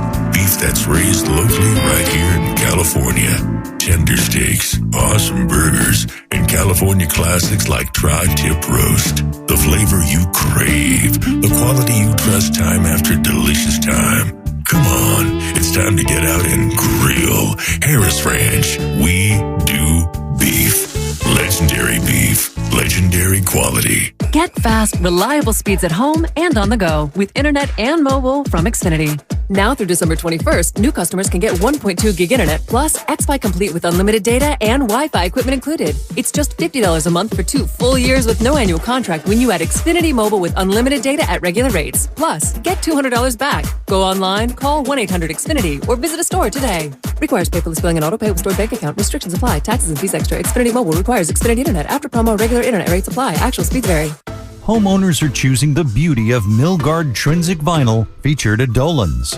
Narrow frames, the contemporary look, the color choices, perfect white and tan, and an array of custom exterior colors. And that's only the beginning. The innovative Smart Touch window locks exceed California's rigorous forced entry codes plus energy efficiency for comfort. Discover Milgard's vinyl benefits in the ideas section at dolanlumber.com. No one knows where this market will go. Things could change tomorrow, next week, or next month. At Merrill, we've been here before, and history shows this is the time to stay focused on your future. Because through every market, the bull will always have your back. Find an advisor in the Bay Area at ml.com/bullish. Merrill, a Bank of America company. What would you like the power to do? Investing involves risk. Merrill Lynch, Pierce, Fenner & Smith Incorporated, registered broker-dealer, registered investment advisor. Member SIPC, a wholly owned subsidiary of Bank of America Corp. You're the one who protects the flock, and that requires an eye for detail. Because when safety and well-being are on the line, it's the details that can save lives. Even when no one else is watching, you see everything. Grainger gets you, and we're here for you, and all the ones who get it done with a wide range of safety products and solutions, plus board-certified safety consultants here to answer your questions. Call, click Grainger.com, or just stop by. Grainger, for the ones who get it done. Let me guess. Unknown caller?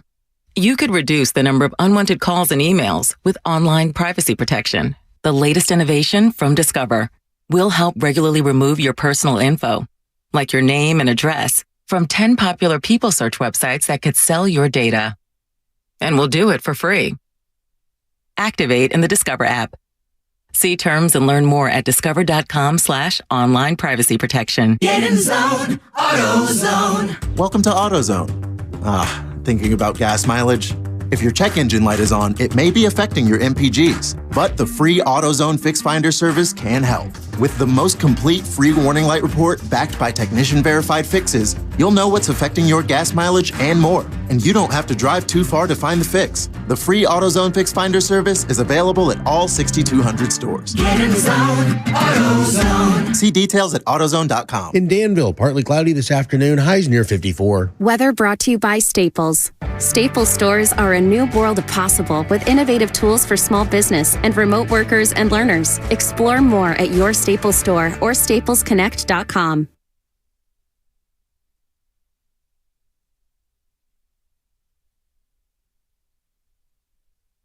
I love provocation. Now, back to Will and Dibby on 95.7 The Game.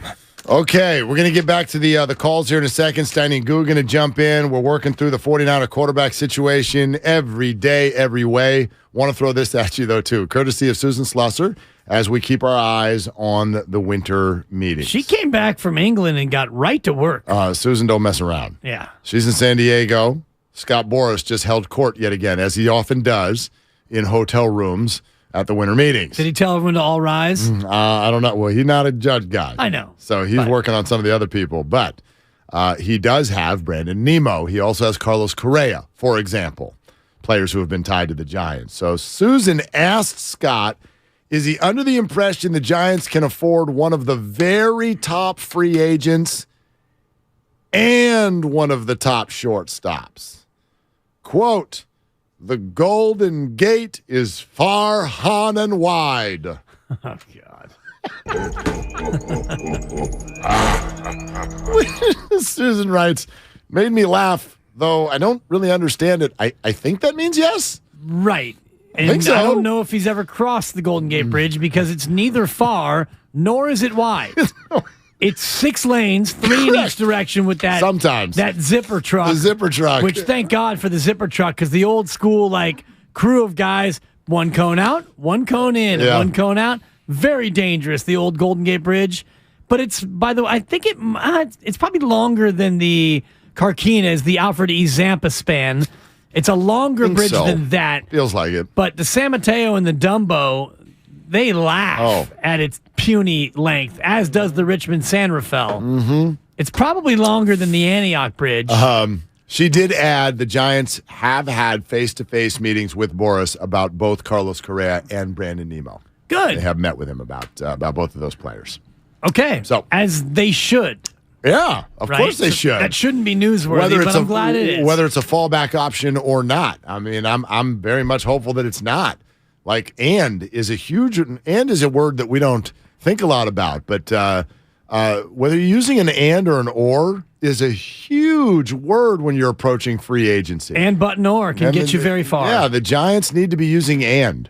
This is not an or. We'd like Judge or some other good player. Right. No, this has to be an and. You guys keep talking about how he needs to throw a plan at Judge. What do y'all think that plan was? We're going to bring you in and then, I don't know, take a flyer on Cody Bellinger so high?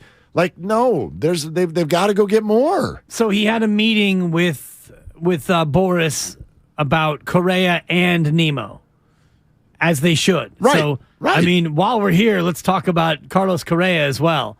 I mean, it's not like they had a meeting. Let's meet back in an hour to meet again. This time we'll talk about Brandon Nemo. I think they've been tied to both of those players for a long time, and so I think what Boras is saying is that if they get Aaron Judge, are his guys still in play for the Giants? Yes. Yeah, Far, absolutely. Han, and wide. Far, Han, and I give him a 2 for his. All right, yeah, it's a good effort.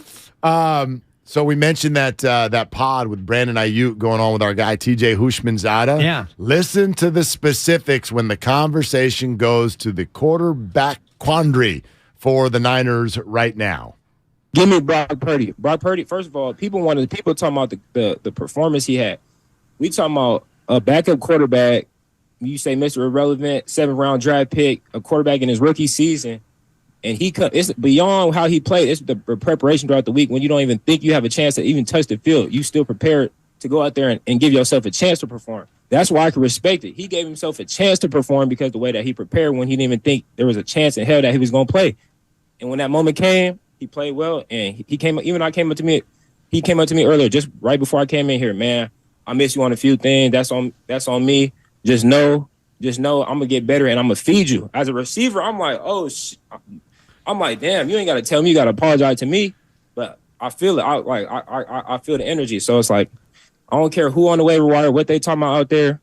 I'm rocking with BP for sure. There it is, BP. He is not interested in Baker Mayfield. So you don't have to apologize to me, but when Jimmy G doesn't throw it to you when you're wide open and you throw your hands up and you have a little mini tantrum, that's a different story. But BP, you're good right now. I'm rocking with BP for sure. But Jimmy G doesn't get that same amount of leniency. There's history there. I get it. There's history there. I get it. Everybody has opportunities to build up some resentment, and Brock hasn't had that yet. And Brock is his guy because, Brock is new and fresh on the scene.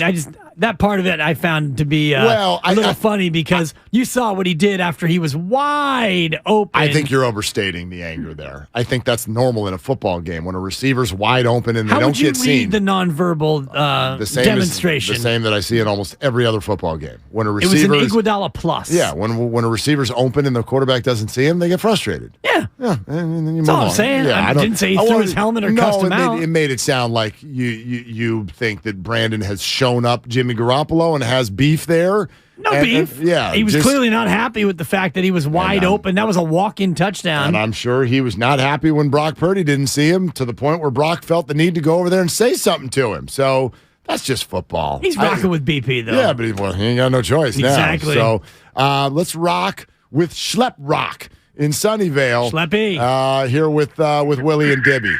What we doing? What's up, Dibs and Willard? Dibs says Schleppy. Hey, also known as the Angry Black. But here's the thing. First thing, Dibs, congratulations on your new chapter in your life with the baby girl and the new significant other. Thank you, Angry. Here's my question. I appreciate you, Dibs. Here's my question. I want to pose to both of you. I want to get Dibs and Willard answer on this. So the Niners and Brock have, 5 more games in the regular season? If they want to get to the Super Bowl and hoist the trophy, another 4 games, correct? 9? Is that 9? They have how many of those games do we really expect a rookie, Mr. Irrelevant, to win? I don't care what kind of defense you got. The offense still has to score points. How many of those 9 games do you expect this guy to win so that this guy's going to hoist the trophy? Well, that's all I'm asking. Yeah, 6, so Schleprock. Thank you. It's a little bit of a flawed question because for there to even be 9 games, he has to be winning almost all of them. Well, he would have to win the 3 in the playoffs for sure. Right, and he's going to have to win what? At least 3 Probably of the 2 in the regular season. Right. So I'm not expecting there to be 9 games. How the hell can we expect that? That's a big word. I can hope, and even that you could rip me for right now. This is a rookie.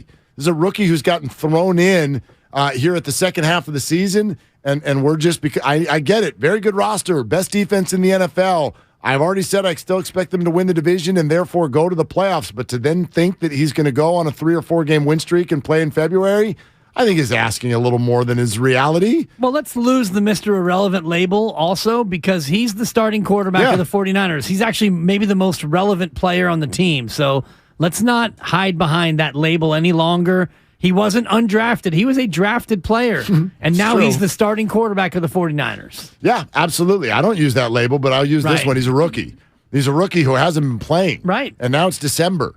So how many of the remaining games would I use the word expect to win? Of the 5 regular seasons. 3. Yeah, exactly. Which is why I put it at 6. And then if you say, okay, they win the division and they go to the playoffs, how many would I expect him to win? Expect 1. Yeah, 1. I like that. That's what I'd say. I like that. And again, that's to use the word expect. That's and then not you've got saying him maybe getting knocked out by Steiny's Minnesota. Well, again, that's different than hope. That's different than believe. That's different than, any of that. Expect? Yeah, I expect them to go 3-2 and win 1 playoff game with Brock Purdy. That's what I would say. All right, good stuff today. Hi, Steiny and Goo. How we doing, gentlemen? Hey. What's Doing cooking? well. What's cooking? Doing well. What's floating the boat today? There's a lot. There's a lot. What do you think, Goo? You're a little subdued today. There's a lot. I'm not subdued. He asked you a question, and you looked at me. Yeah, because I like to defer. Yeah. I like to be polite. You take this one. We actually we got off to a weird start today because we bumped into each other in the bathroom. Yeah. Like physically? No, just I was in there and I saw Guru was in there. There was none of that. Guru and I have a thing where you're not allowed to be in the bathroom not at the same really. time? We don't like to leave together either. We got because a rule. Then we have to walk down that hallway together after a show. What are you going to say? You're done talking to him. You take the elevator, I'll wait, and we can find So I walked in. That's so funny. I walked into the bathroom, I saw Goo, and I walked right You're out. like a family at Thanksgiving. Like you get to that night That's so game and you're great. like, please, I don't want to answer questions. Honestly, do you want to know since you asked? Yeah. Always want to know. So I know we got Judge, Purdy, everything going on, right? So when you grow up and you live this life, you look forward to getting married. Check. Having Couple kids. times. Wife had kids. Can't stop I was having the kids. father, had kids. And then also This is one you don't look forward to, but losing a parent, which I've experienced. I never knew the how heavy a kid leaving the coop was. Little Durrell's at Santa Clara. He's really technically at home. I say all that to say is that my daughter's going to Grambling. She got accepted. She can go to, I don't want to say better schools, closer schools. And Steiny don't know this. I've been crying to Ratto like the world is so vicious and mean outside of school. I don't want my daughter that far. And I sound like a hater and she wants to do it. But I just like, when did I become this weakling about society and my daughter being on the other, all the way in Louisiana? There's no such thing. Dude, I'm down. There's no such thing as being a dad and having it be a weakling thing because you're showing some emotion and some fear and all of those things. That's daily. That's daily if you're doing it right, if you ask me. But first and foremost, congratulations. Yeah. No, I know. I'll let her know. Congratulations. Yeah. You know, and then it's all. I find it helpful. I think it's helpful to remember that it's her life, right? It's her life, and you're just right. You're just here to guide, and so guide.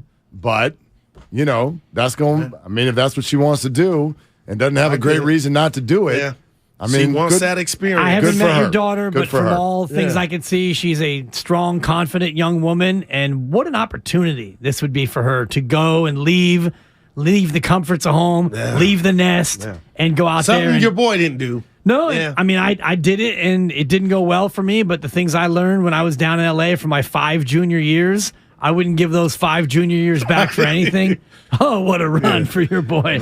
But, my son's in Santa Barbara. Steiny's daughter, for crying out loud, is in London. I was going to wait, spring it on. The other one's in D.C. Dude, London. So it's, and he can't wait to get the other one to maybe Dubai. She's coming, but Grace is coming home in a couple weeks. That's awesome. Mid-December. They do come back. Which You is guys sensed it out of me. See? I was holding it. You look at some dude. I laughed. What I'm really right. you got, and again, this has been a slow build, and I don't know where it's headed, but your relationship with Ray Ratto is I imagine it to be headed for the bathroom at some point.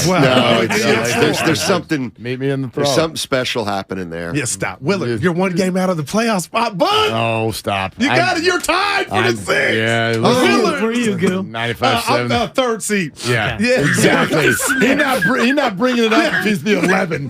He's not bringing it up if he's the 11. Right. You know me. Yeah, you're listening to 95.7 The Game, KGMC FM and HD1 San Francisco, always live in the Odyssey app. And yes, happy Week 14 to all of those who celebrate. It's a big game for you, It's Will. make the playoffs week. And you play me. I do? Yeah. Oh, crap. Will you lay down? I've been thinking You don't about need it. I'll let you know my price. Come on, hook up your boy. Yeah. I was thinking of it. Hook him up. Little George Bush, legit Bush stuff. Old ship saloon on me next Monday. Come on, let's go. Yeah, By the way, you were wrong on your guarantee. I was. That's why donuts on Friday. Which now donuts on me wipes out my Mavs pick.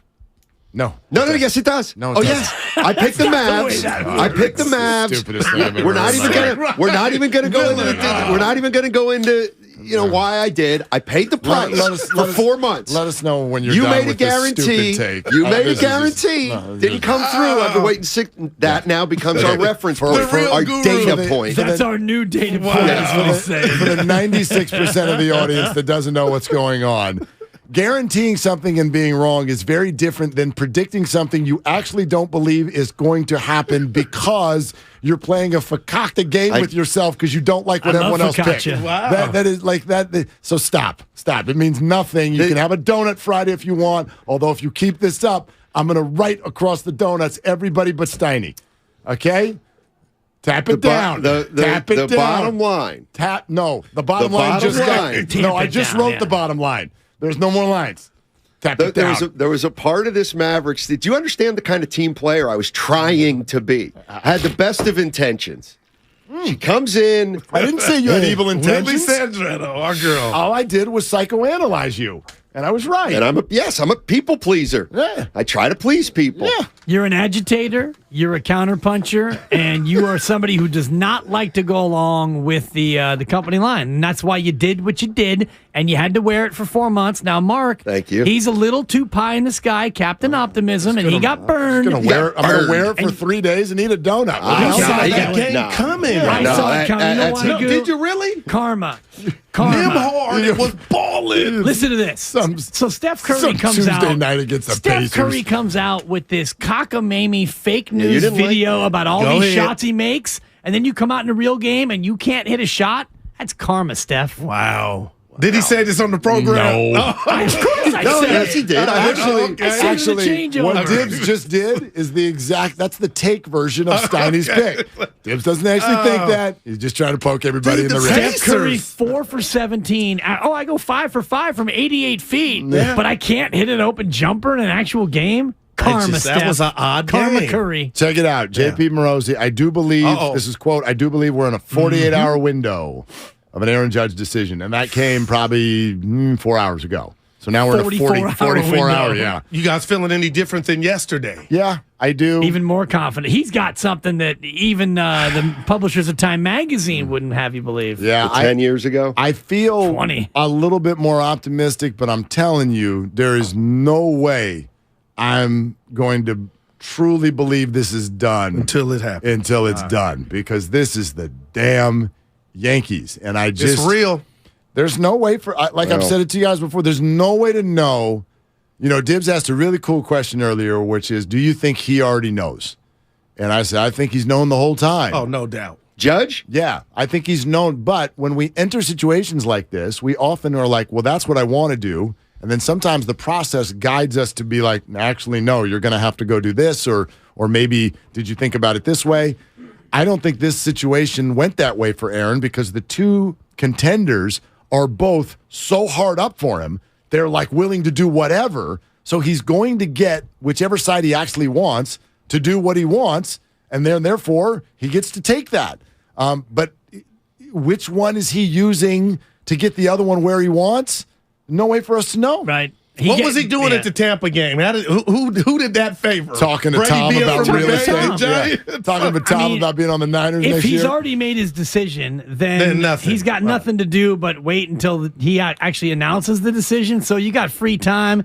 We were in Linden. He was in Hawaii, reportedly, during that time, which is why we didn't see him. And then he had his meeting with the Giants. You fly to Tampa. You fly to San Diego. You're Aaron Judge right now. You get to do what you want to do. But I agree with Mark in that I think that he already has made his decision. I believe you guys too. And, you know, I think when these decisions get made, and we've all had big decisions in our life, a lot of times it's the misses who ultimately sways you.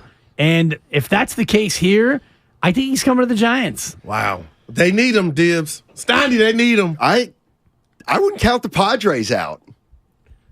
Yeah, I think they're out. I think the Padres are going to go get Bogarts. Okay, I think that's like a Judge. Yeah, what they already have. I think they're activated for one of these shortstops for multiple reasons. I think they want to splash again, and I think that they're pretty ticked off and not trusting about the future of Fernando Tatis. And he's out 80 games. Well, I think he's out for he already sat like 40. He already sat a bunch of them. So he's going to only miss the first, whatever it is, month and a half. Yeah. But I think they think he can move to the outfield. And or just, we'll see where the rest of his career goes. I mean, that's been a really wobbly deal for them. So that would be my prediction now. I think they're going to get Bogarts. Do you think? So you think Judge is coming? Yes, I do.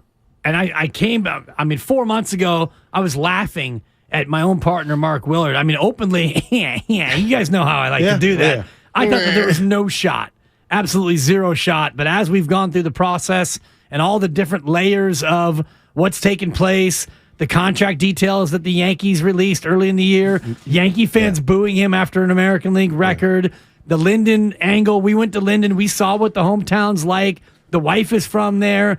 We talked to Richard earlier, his boyhood idol, and the idea of him coming home to play for the Giants and not having to worry about the New York media. Everything to me lines up to where he's coming home. And if it was New York, Steiny, why would he be delaying, I love you, you guys love me, let's keep it going? Like, if I'm a Giant fan, the fact that you're doing that to them, you were a Yankee. He's letting his agent do his work. Yeah. I think. But the one thing, the one issue that we don't know about is what he thinks about the Giants. Right. Compared with the Yankees and the maybe the Dodgers or the Padres, and you know what I mean? Totally. Although if you really, instead of just doing what most of us do, which is what does the roster look like in April, which, by the way, we don't even know because free agency is just getting started. But if you look at the next 3 to 4 years of these two franchises, the Yankees are in some trouble. They've got a lot of bloated deals with people in their 30s, so that's to be considered as well. But what swayed me a few percentage points, if you will, today was actually the Time Magazine article. For multiple reasons. Not just what was said in it, but the fact that was released today. Aaron Judge, I'm sure, if you're going to be the athlete of the year, you probably have some say in when and how a story like this is released. And you're very aware of what quotes are in this article that are then going to go viral. And two of them have, one of them being that 10 years ago, right, it was said directly to my wife, 10 years from now, I'm going to be married to you and playing for the San Francisco Giants. Now, that was when he wasn't a Yankee yet either. That was when he was in high school. But the second thing is the quote where he openly admits how upset he was at the Yankees for how they handled the contract offer preseason, saying that they were trying to turn the media against me, trying to turn the fans against me. I know that's just negotiating, but I didn't like it. Like, to say that and have that come out publicly today as the winter meetings get going and you're on a plane to San Diego. And how many relationships That's wild. are severed over one decision or one thing somebody did to where there is no get back. Right. And if he just said that, like, that's heavy. Cashman, it might be a wrap. Well, and also when you get to that point where you have an option, you have a choice to make, and you look at two situations and maybe they're similar and you write down all the pros and the cons and it comes down to the one thing, and maybe it is as easy as the comfortability, the locality of the family, and to go to a new place, too. You get a fresh start. If you go back to the Yankees, well, you still have the burden. No championships in what, now 12 years or something? Since the Yankees have won a chip 13 years. So you still have that burden. You come here, you've got a couple, 2-3 years. It's kind of a clean run out here in San Francisco. Yeah, it's a dramatic, it's a drastic, it would be it's a monster decision for the guy, no doubt about it. There's also something about he's been in the league 10 years. Where's he going to spend that? Is he really going to kind of split his career like Bonds did in a way? Yeah. Pujols is the comp. No, Pujols is the comp right now, and I know that scares people. And then, right, but I mean that wasn't the plan. That was because he started looking the Bonds old. signing 30 years ago today. Exactly. 30 years ago today. So, and by the way, it's not irony. It's coincidence for everyone out there who thinks it would be ironic if he signed today. No, go back to English class. It would be a coincidence. I blew it. I had an opportunity. There's nothing interrelated about the two that makes it ironic. It might not even be coincidental if they did it on purpose. If he told the Giants 3 days ago, I'd like to sign on the 30-year anniversary of Barry Bonds. Wow, then it's not even coincidental. That is strategic. The one thing bothering me is you went Nick Nolte with the 48 hours, and everything I'm doing, I stop, go to Twitter, I type in Judge, and I type in OBJ. I told Dibs about 30 minutes ago, I go, we have officially released, we have reached can't step away from Twitter season. But what if this keeps going? No, but baseball fans lose, though. That's what I just wish there was a hard cap on when you got to make a decision. I don't think he's going to do that. He's already said, like, he wants to do this early. Huh? Yeah, I do. I think it's coming, like... Might come during your show. I was going to say, if it comes during your show, take a breath, Steiny. Make sure you don't get schnookered. Okay, if you see something that says you're laughing at Willard, if you said and I got a burger pick for Willard for you too, Steiny. Make sure you don't get schnookered today. Make sure you do your due diligence there, kid. Okay. So, we're family here, just the four of us. We are. Yeah. We are. Right. And I hear Willard doing the morning show do a promo of, oh, these are my buddies, and, us against the world. That's great. I love Shasky and Bonte. What'd I say? Us against the world? Then you do a promo for our show, and you go, I didn't know you had Tupac in you. I really took it to those two dudes there. they're barely breathing. What did you say? I didn't like it. I don't even remember. What did I say? You came back. You did when we were yeah. So people know those aren't live. Yeah. Like we did those weeks ago. I said, that's my Willard. What you kind of said you took it to us. Look, if there's ever any controversy on this changeover, it's always with Steiny. Yeah. Always. You know not that, anymore. right? Yeah. Always with Steiny, never with you. This one, you went Machiavelli on us. I don't. Yeah. My dad goes, he doesn't like it. I go, no, Willard loves us. If I was too heavy-handed, I apologize. But I don't even know what the hell I said. I'm being sensitive. No joke. We went and did 6 of those, and I did them in 6 takes. Steiny and I caught strays. Yes, the whole point is strays. Before we go any further, I wanted it to to be strays, for sure. Let's give the audience a That's taste. What family does. I haven't heard it. Okay. I don't think I've heard it. Well, it's funny because Steiny took a shot at Butcher Boy, and Joe took it very personally. Oh, whatever, D7.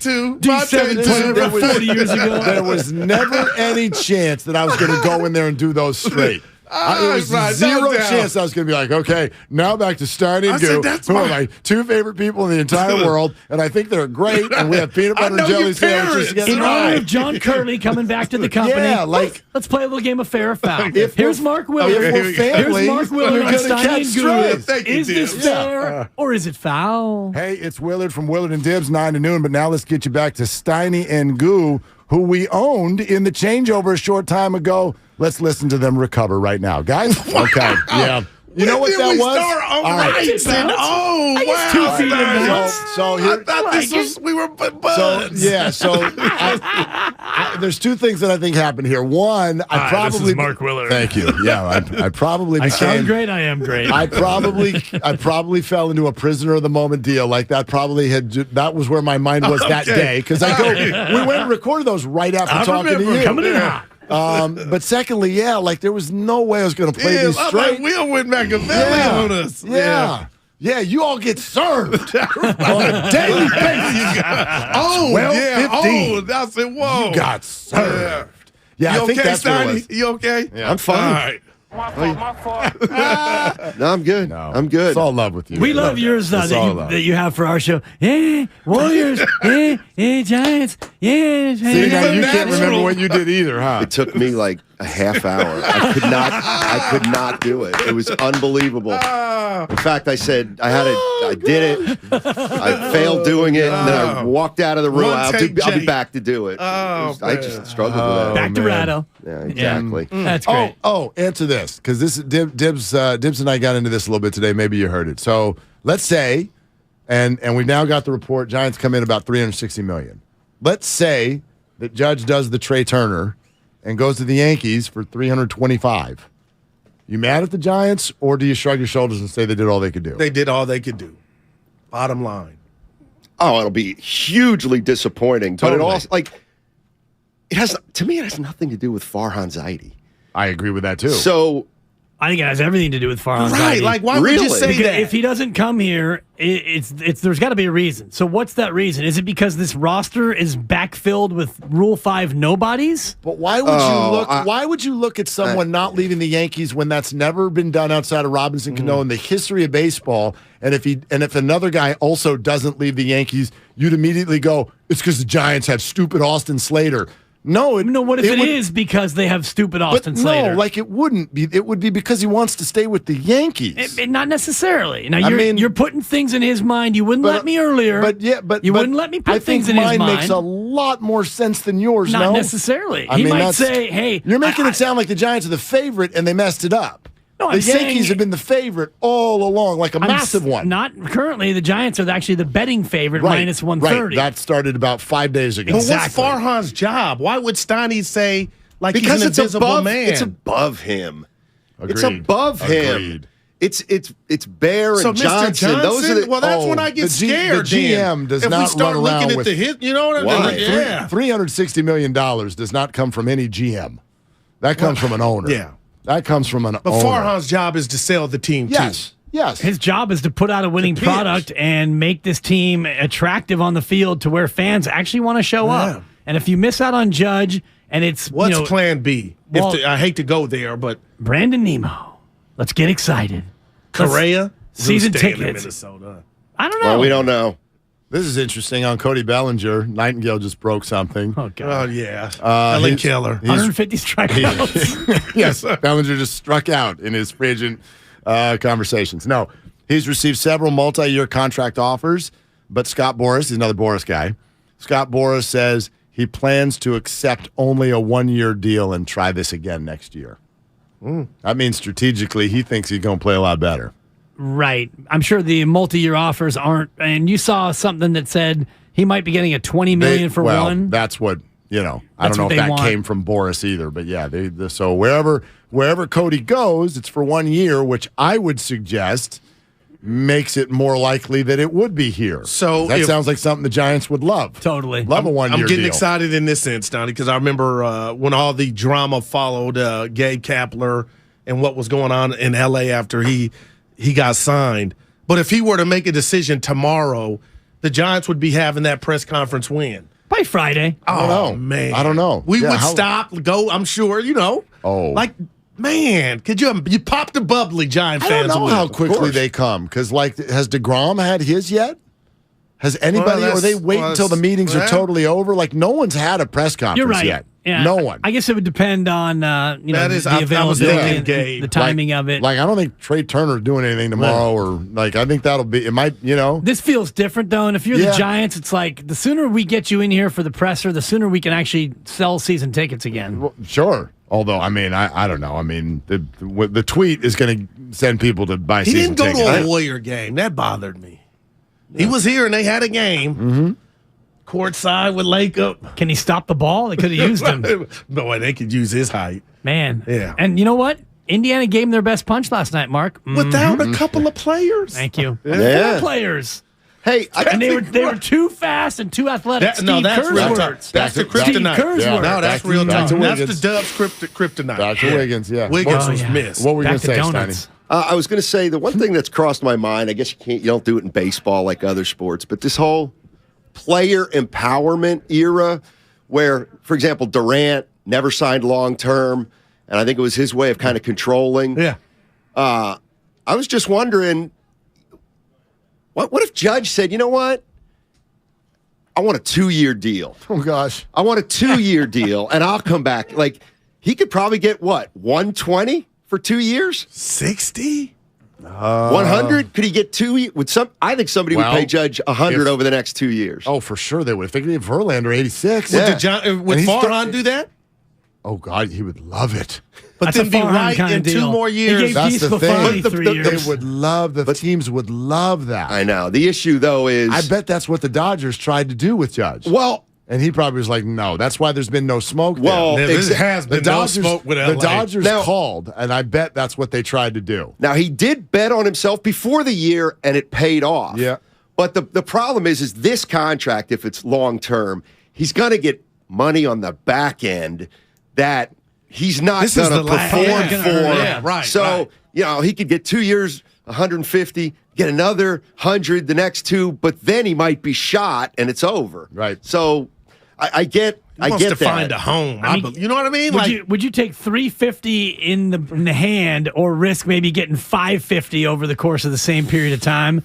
I mean, you'd rather take the $350. I think so. I mean, because you're right. If he gets 100 now, then he gets 150. Now you're 34. Can you go out there and get that last 200 to put you over the top? That is generational wealth, totally. Man. This is crazy. I've been to Linden too. He will own that town. Yeah, exactly. If he doesn't own it now, a couple $100,000. What is Linden worth? I'm going to Google that. Well, that Masonic temple you guys were in looked nice. Yeah, it was a Lions Club. Oh, it was a Lions Club. Lions, Elks. Actually, they had to move the train tracks in order to accommodate the extension that they did. That's how. And you guys had Jordan alongside with you, Tim? No. Oh, actually, okay. Tim Jordan is such a great engineer. He's the man. He went out there 2 days. He went out there 2 days before on his own to make sure the equipment was going to work. That's the kind of engineering staff we have here. Yeah. That's what he does. He couldn't sleep. I call him He TJ. couldn't sleep not knowing whether or not the equipment would work. So he drove 80 miles out, set up the equipment. 2 days before. And drove 80 miles back. Just to make sure that we were going to be good. Willard. I can't get a sticker price on the city of Linden, but I can tell you that the average home price is less than $500,000. Okay. So, yeah. Bay Area. He'll buy 10. Exactly. That wouldn't even be a dent in his pocket. The joke Tim Jordan and I before I really knew who he was and stuff. So Tim Jordan he used to be a program director. I mean, he's a legend. He's a legend in radio. Yeah. And he sets up, he knows it all. And because he's been in his business, so now he does everything. So early in his tenure, I see him like fixing a coffee machine, and I see him doing a printer, and I see him in microphone. Somebody, I just saw him one day. And I'm walking by. I'm like, hey, kitchen sink's a little bit clogged. Oh yeah, I'll take a look at it. JD goes, dude, he's not a maintenance man. I'm like, no, he's a jack of all trades. He's like, that's Tim Jordan. He's a legend. He's like, he fixed the clog. We can't do without that guy. You can't do, Willard. Yeah. Literally everything but the kitchen sink.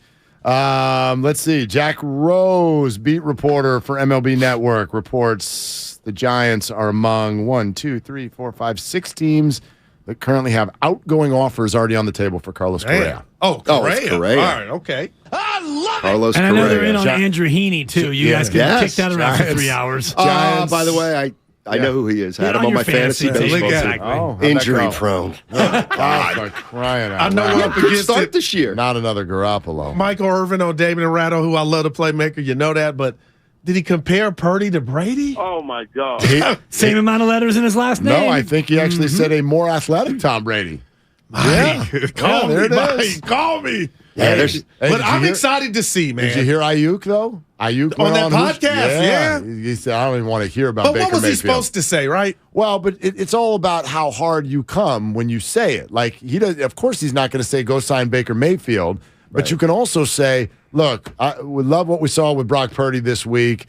I don't make decisions on this roster. We're pretty excited with what we saw. No, but he was like, he went riding with Brock Purdy, and I don't want to hear about anyone else. You think he anticipated more? Because Jimmy was feeding Ayuk. Yeah. I mean, look, again, this is like we all saw Brock Purdy for the first time. They're not. Okay. So. And I'm saying the history says they can't go do this and get her done with a third string quarter, but we got to watch it. So I'm excited for that. We need a pool. This whole station. Shout out George. Station needs a pool. This is great. Which show gets the Judge news? It's these two. It's these two. And by the way, you're going to get the Baker Mayfield news today, too. Is the date. Mayfield's coming to the Niners. It's going to happen at about 1 o'clock. That's when the waivers 34 minutes. Processed. They say the Rams are in on him, though. I said he's going to the Rams. So when it happens, just know that somewhere I am. Send us a text. Somewhere I'm doing a sniff. Why would the Rams want him, though? And I get it. They're down. They need a body. But they're done. Right? Well, this for the future. But they have no draft picks anyway, so you might as well get a guy in and maybe audition him, and if you like him, you can sign him for next year. Stafford's career's over. Spinal cord? Like he could be their starting quarterback next year. Doubt. I don't know if Stafford's coming back ever. No, hey, that's real. Might as well kill Oh, my damn. But he got some stuff. We're coming back, though. We'll come back tomorrow, even though you two just got served. The Aaron Judge decision is looming. This thing to me gotten so real that it almost feels like if they don't get him, it's going to be a gut punch. Nah, this ain't a Farhad. Yeah, that's what I'm saying. This is above Farhad. This is above Farhad. This is Larry Baird. We need a damn star here. Exactly. ASAP. Where will he go? I want to go back to the playoffs. Find out right here on 95.7 The Game. This is your time to cash in at Cash Creek Casino Resort. To rock and to roll. Over the hills and bluffs. Go all out or go all in. With 4 stars and rising stars. Now we do more than ever. So you can do as much or as little as you want. It's your time to cash in at Cash Creek Casino Resort. If you own a business, this has been a bumpy ride. From pandemic to inflation, I'm sure you could use a break. If your business has 5 or more employees and survived COVID, you might be eligible to receive a payroll tax refund of up to $26,000 per employee. The challenge is getting your hands on it. Hi, I'm Howard Mackler, and that's why I founded GetRefunds.com to cut through the red tape and get you the money. The team of tax attorneys we have put together are highly trained in this little-known payroll tax refund program. We do all the work, charge not a dime up front, and simply share a percentage of the cash that we get for you. Businesses of all types can qualify, including those that took PPP, nonprofits, and even those that had increases in sales. We have helped return over $1 billion to businesses, and we can help you too. Just go to getrefunds.com/sports, click on Qualify Me, and answer a few questions. This payroll tax refund is only available for a limited period of time. Don't lose out on up to $26,000 per employee. Go to getrefunds.com/sports. That's getrefunds.com/sports. The following is an attorney advertisement. If you get sidelined by a workplace injury, the workers' compensation attorneys at Boxer & Gerson can help get you back in the game. Our team of skilled attorneys will fight by your side for the treatment and compensation you deserve. We care about justice for injured workers. That's what makes us Northern California's premier workers' comp law firm. Call Boxer & Gerson at 510-345-2341 or visit boxerlaw.com for a free consultation. Boxer & Gerson, your life is worth the fight. Donate your car today at carsforkids.org. That's cars with a K. Your car, running or not, can be picked up as soon as the next day. Hurry to get a maximum 2022 tax deduction and a vacation voucher.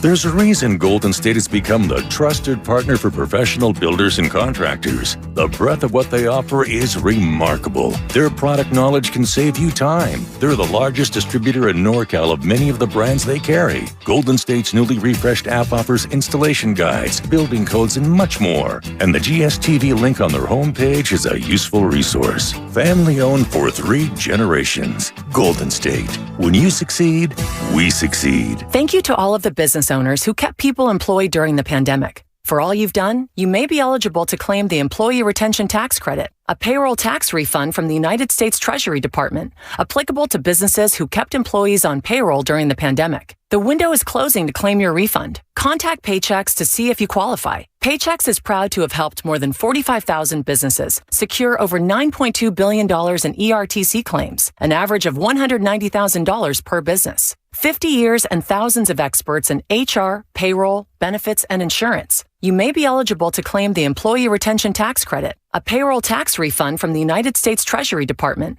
applicable to businesses who kept employees on payroll during the pandemic.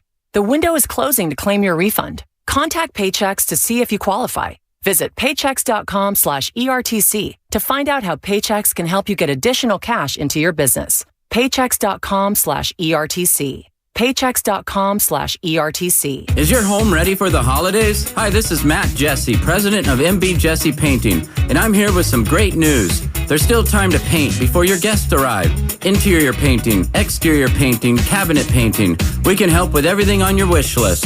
You'll also get a free professional color consultation. So why wait? Don't miss your chance to give your home a fresh look this season. Call 855-MB-JESSE today or visit us online at mbjesse.com. MB Jesse. 'Twas almost the holidays, and all over the state, not a creature was stirring, except for, well, Nate. He was panicked, in need of a really good gift. Nate's a procrastinator, if you catch my drift. So off he dashed to the closest store, and there found holiday scratchers galore. Now Nate won't get a lump of coal, unless he burns the holiday casserole. Yes, scratchers from the California Lottery are great, especially for Mr. Procrastinate. So when it's time to get your gift shopping out of the way, try scratchers. A little play can make your day.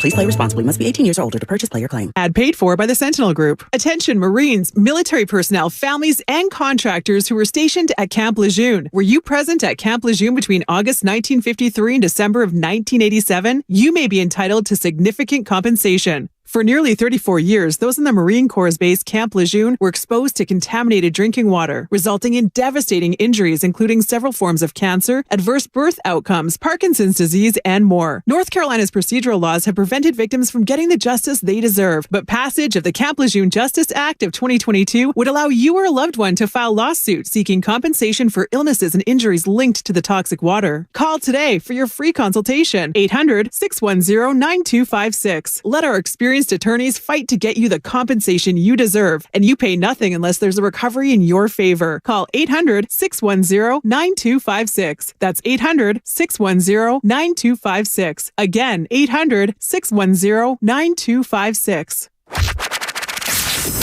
He brings the passion. For what? I want to know now. I'm mentally invested. Don't tell me to pray and you don't say what for. He brings the perspective. Yeah, I think they both have a great point. Get off me, text line. He's truly one of a kind. That is wow. Oh, my God. And he's doing a great job. I need you to man up and say what you really want to say. Diamond, you're doing a great job.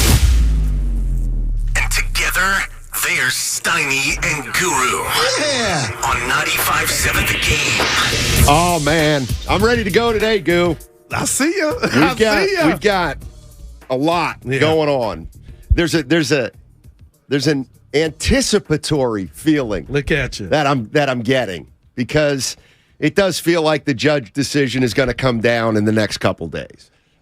In order to be very conservative, I'd say I'll bet by the end of the week we have a decision. Right. But I think it may be even quicker than that. Do you have a front runner in your mind for Giant fans? Like you know me, I always got something to say. I got to see it. I got to see it. You're going to leave New York? I'm not going to.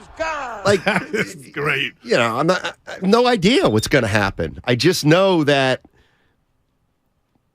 I got to see him sign with the Giants before I believe he's going to sign with the Giants. I don't, but I'm not saying there's no chance. Obviously, this feels more real than Bryce Harper or Stanton, that's for sure. Here's what we got today also. We're going to talk a lot of Judge. We're going to talk 49ers. Jesse Sapolu, former 49er great. He's joining us at 1 o'clock. Get this. This is pretty cool. One of the reasons we wanted Jesse Sapolu.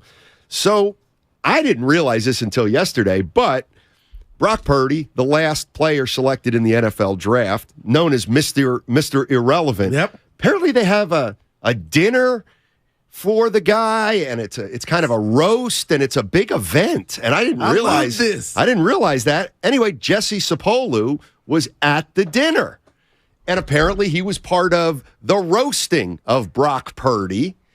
And Sapolu tweeted out in the last day or two that he's been very impressed with Purdy, and he met him that night, and he thought a great deal of him. So we figured, let's get Sapolu on here because he's got a perspective of Brock Purdy that most of us don't have because we don't know who he is. Yeah. So now we do. And, of course, Jesse Sapolu tied to those great 49er teams of the past. Ross Tucker also at 1:30.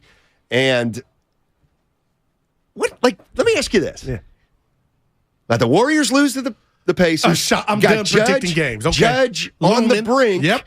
And the 49ers quarterback situation / outlook for the rest of this. Like, what'd you spend most of yesterday thinking about of those three? I'm keeping it real like I always do. Brock Purdy. Yeah, me too. And it's not just Brock Purdy.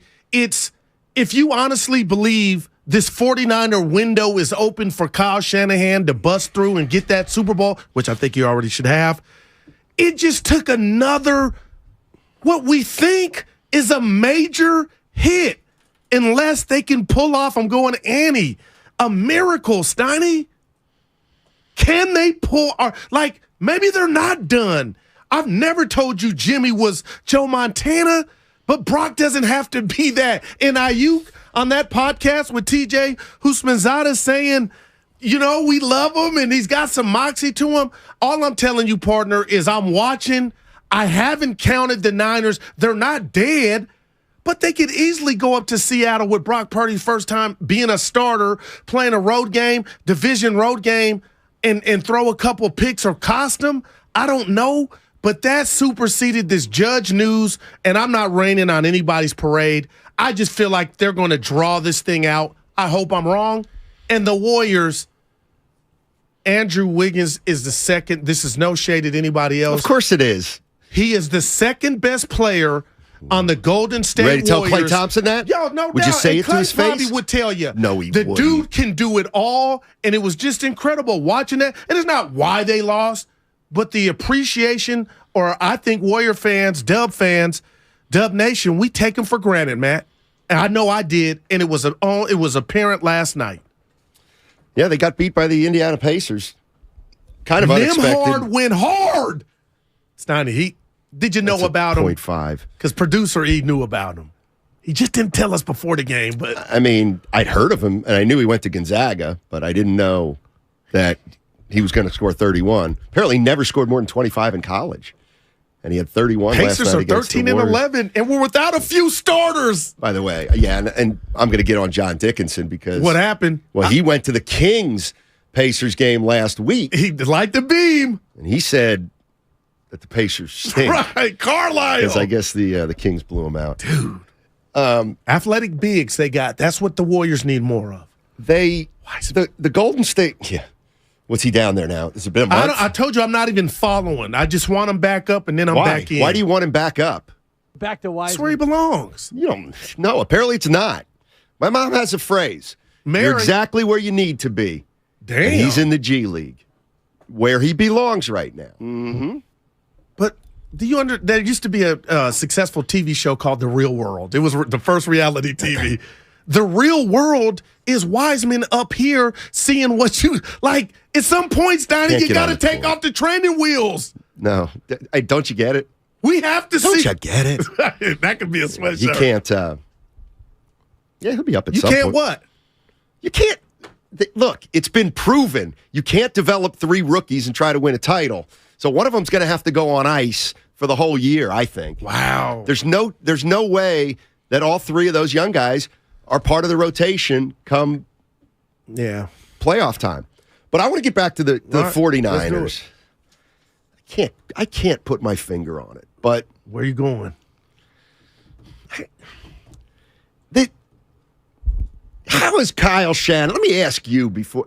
How do you think Kyle Shanahan has managed the quarterback situation in San Francisco this year, and during his tenure as 49er coach? Listen, I'm going to, and I've criticized him, but in my answer, I'm going to tell you why I got to a B+. And the reason I got to a B+ is whatever you've done and said to one Jimmy Garoppolo, it's worked enough to know you're working with limitations physically. You're working with limitations all over the place when it comes back to quarterback you and Jimmy Garoppolo. But yet, whatever you say to him, whatever you talk about, it was good enough to get you to a Super Bowl. It was good enough to get you to an NFC championship game. So, Steiny, that supersedes the failures with C.J. Beathard, the failures with Nick Mullins, and that's why I'm telling you, Steiny, I'm eating my dinner that's to be continued. And you got me there because I think that was offensive the way Trey was used. My feeling is... But it don't outweigh Jimmy's My feeling is this. You just talked about Jimmy Garoppolo's limitations and how Kyle got him, coached him. But is it limitations? Yeah. Look what he's done with limitations. This guy was his quarterback 5 years ago. Jimmy Garoppolo was Kyle Shanahan's quarterback 5 years ago. If he still thinks he's got limitations, why is he the quarterback? Like, you know the story. Kyle tried to move off and get better. Well, and get something better. So why are you giving him a B+? Because it took skill. It took whatever he's selling to have Jimmy be the quarterback and the system still run. And more often than not, when Jimmy's remained healthy and upright, they've been in a Super Bowl, and they were just almost in another Super Bowl. Like, I can't. That means a lot, Steiny. You know what? That kind of bothers me. It means a lot when you want it to mean a lot, but when you want to say Super Bowl or bust, then it isn't an accomplishment. I feel like. I appreciate that, but it seems like when you ask me that question, you want to bypass the success that he's had in regard to managing and focus on the failures or the bad stuff. And I'm with you, but I'm sorry. I got to step back. I told you guys yesterday, hey, the Niners are – no, I didn't. I got to see Brock Purdy under the tutelage of not Mike McCarthy, not Vrabel, but Kyle Shanahan. And this would be his Picasso if he could get it done and they win a couple games, if not more. That's all. Win a couple, like in the regular season? Games. Like, it's set up, though. You get so you can't just say he's mismanaged all the way. Oh, how about this? And we don't even talk about this. And I'll be honest with you. At the time, I was like, no. Can we acknowledge they made a mistake not getting Brady? I didn't like it at the time. I'll be honest. I was like, he's old. I don't think he's got anything. But did they blow it on Brady? They did. Okay. All right. But still gets a B+. That Super Bowl he got in Tampa still gets a B+. Yep. Still gets a B+. Right. Still gets a B+, even though he traded 2 firsts for Trey Lance, who hasn't gotten on the field yet. And you know what? That's the incomplete right now. But if Trey shows us, like Wiseman, maybe he ain't ready or he'll never be, then we can double back. But right now, this man's sitting at the top of the NFC West division again because of Jimmy. But if this Brock Purdy, if he can get anything out of him and he doesn't ruin it or lose you the game, I'm just, you and I are, it's conventional wisdom. The deck is stacked against the Niners. Of course it is. Third string. I don't care what city you're in. Of course. But what if he pulled this off? What if they pulled this off? Well, like what? Win the Super Bowl? I don't want to be a jerk. Yeah, but no, like, I'm not. Come on. I can't sell you that. No. But it's a possibility. Just like Judge coming to the Giants. But you why can't are you tell me he talking ain't about? coming. But why are you there's a talking about it like possibility. that? They have less of a chance now. So it's like if you were excited about we can win it with Garoppolo. Right. All right. I said Super Bowl. Maybe we can still win it with Brock Purdy. It's like there's not a team in the NFC that thinks the 49ers got better with Jimmy Garoppolo. You think the Eagles are like, uh-oh. Right. Now you think anybody in Philly, Minnesota, or Dallas is saying, hey, you know what? If you really want to get inside the game, they're not really happy with Garoppolo. And there's a lot of people in the Bay that think Brock Purdy's better than Jimmy Garoppolo right now. Nobody thinks the 49ers are a more dangerous team now that Jimmy Garoppolo's hurt. I get all that. But yet they put 26. They put 33 points up on a Miami team that wanted to win that game. And he was a part of it. So everything you're saying, you're correct. I'm just telling you, Steiny, I'm watching. But we talked about this briefly yesterday. From Kyle's standpoint, if they can win a playoff game or two, I can't say, damn, get them out of here. That would be impressive. And see, here's the other thing, the way I look at it. I look at it this way, too.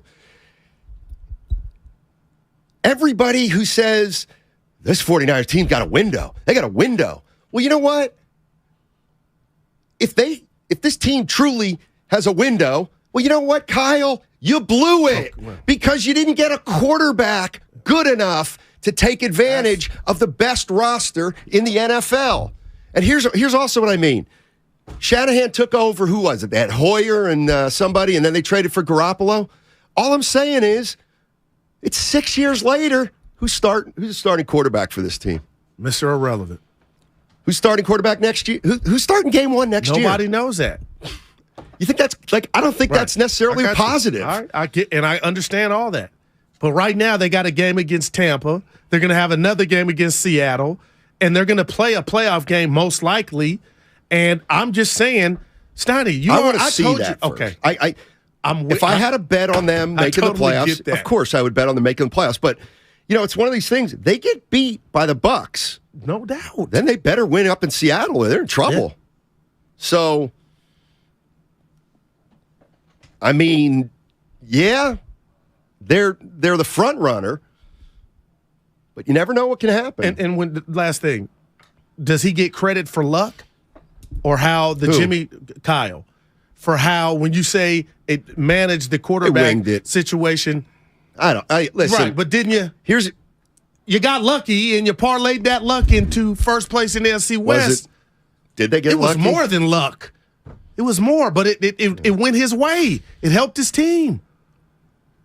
I would submit that the day that they re-signed Jimmy Garoppolo or restructured that contract, that it was the start of the mismanagement.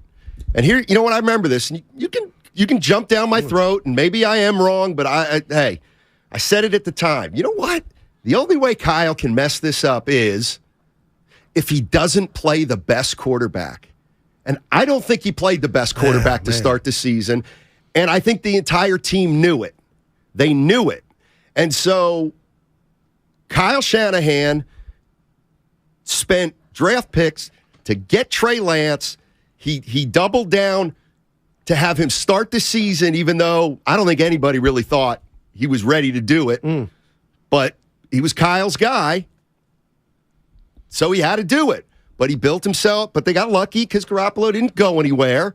And so they bring him, they re-sign him, but at the time, it's like, there was, like, they didn't know how to, and I get it, it was late in training camp, they didn't have a competition. Here's Trey Lance. It's your team, Trey Lance. The Jimmy surgery actually helped Kyle retain Jimmy. Like, that's luck in itself. And here's, like, and this is, let me ask 49er fans this, because this is kind of the crux of it. 650, Steiny, their starter got hurt in week 2, and now their backup got hurt as well. How is that Shanahan's fault? I'm not saying it's Shanahan's fault. That's not what I'm saying.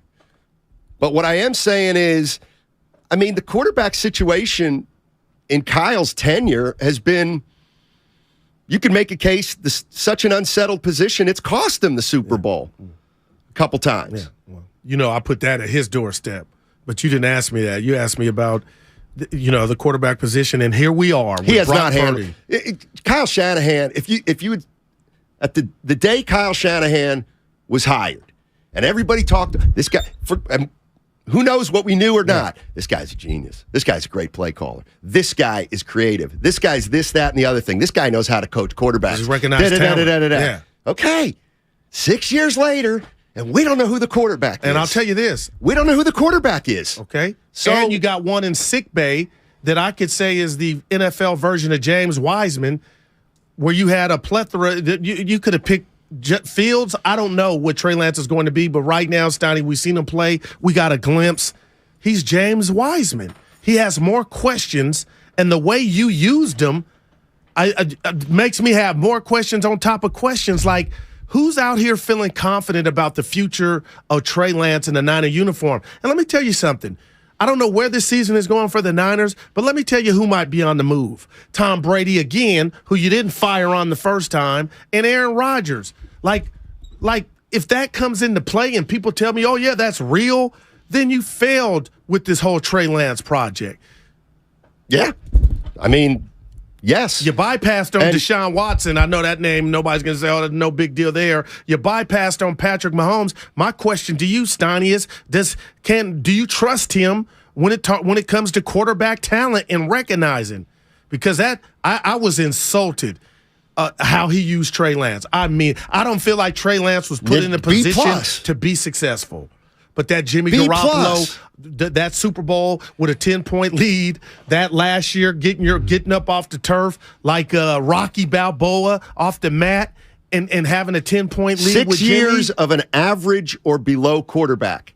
If you think Jimmy Garoppolo's mediocre, and a lot of fans do, why has he been the quarterback for 5 or 6 years? You know what I mean? I don't. That's all. But do you give him credit for having success with Jimmy? Like, you have to. Yeah, he gets success for 2 out of the last 3 NFC championship games. Like, yes, I don't take that away from Shanahan or from Garoppolo. But you can't move off Garoppolo and become worse. Man. And that looked like it was going to happen. I'm not mad at that. Steiny, who's had a more disappointing tenure, Shanahan or Farhan? Farhan. Shanahan's been to the Super Bowl. Farhan's only been in the playoffs one time. So, real quick, back to Farhan. Yeah, if they don't get Judge and we find out they had the highest offer, you think this is bigger than him? Yes, I do. Because if they offer Judge $360 and he takes $315 from the Yankees, that tells me we may have a bigger problem here in San Francisco with free agents than we realize. Which is bigger than Farhan. Yes. So now you're going logistics, ballpark. You're just talking about all of it then. Larry Bear says to Farhan, you can pay more than any other team for Judge. Just tell him that. Okay. Like, how can that be Farhan's fault? Right. If the Giants offers $50 million more than Judge, but he's going to stay a Yankee. Well, I guess asking you when you said... It would be unbelievably disappointing, don't get me wrong. But here's the thing. There's a difference between not getting Judge and then doing some other things. Yeah. I think the big problem would be if they strike out and they don't get Judge, Correa. Keep going. Or Turner. Well, Turner's gone. I know. Yeah, well, I got you. I know. Yeah. He's off the board, but he was a guy who was talked about a little bit. So, yeah, Bogarts, Swanson. Yeah, so. But those guys aren't going to move the needle like Aaron Judge. But they won 107 games, and I know that was an anomaly, without moving the needle. You feel like they just got the Giant way.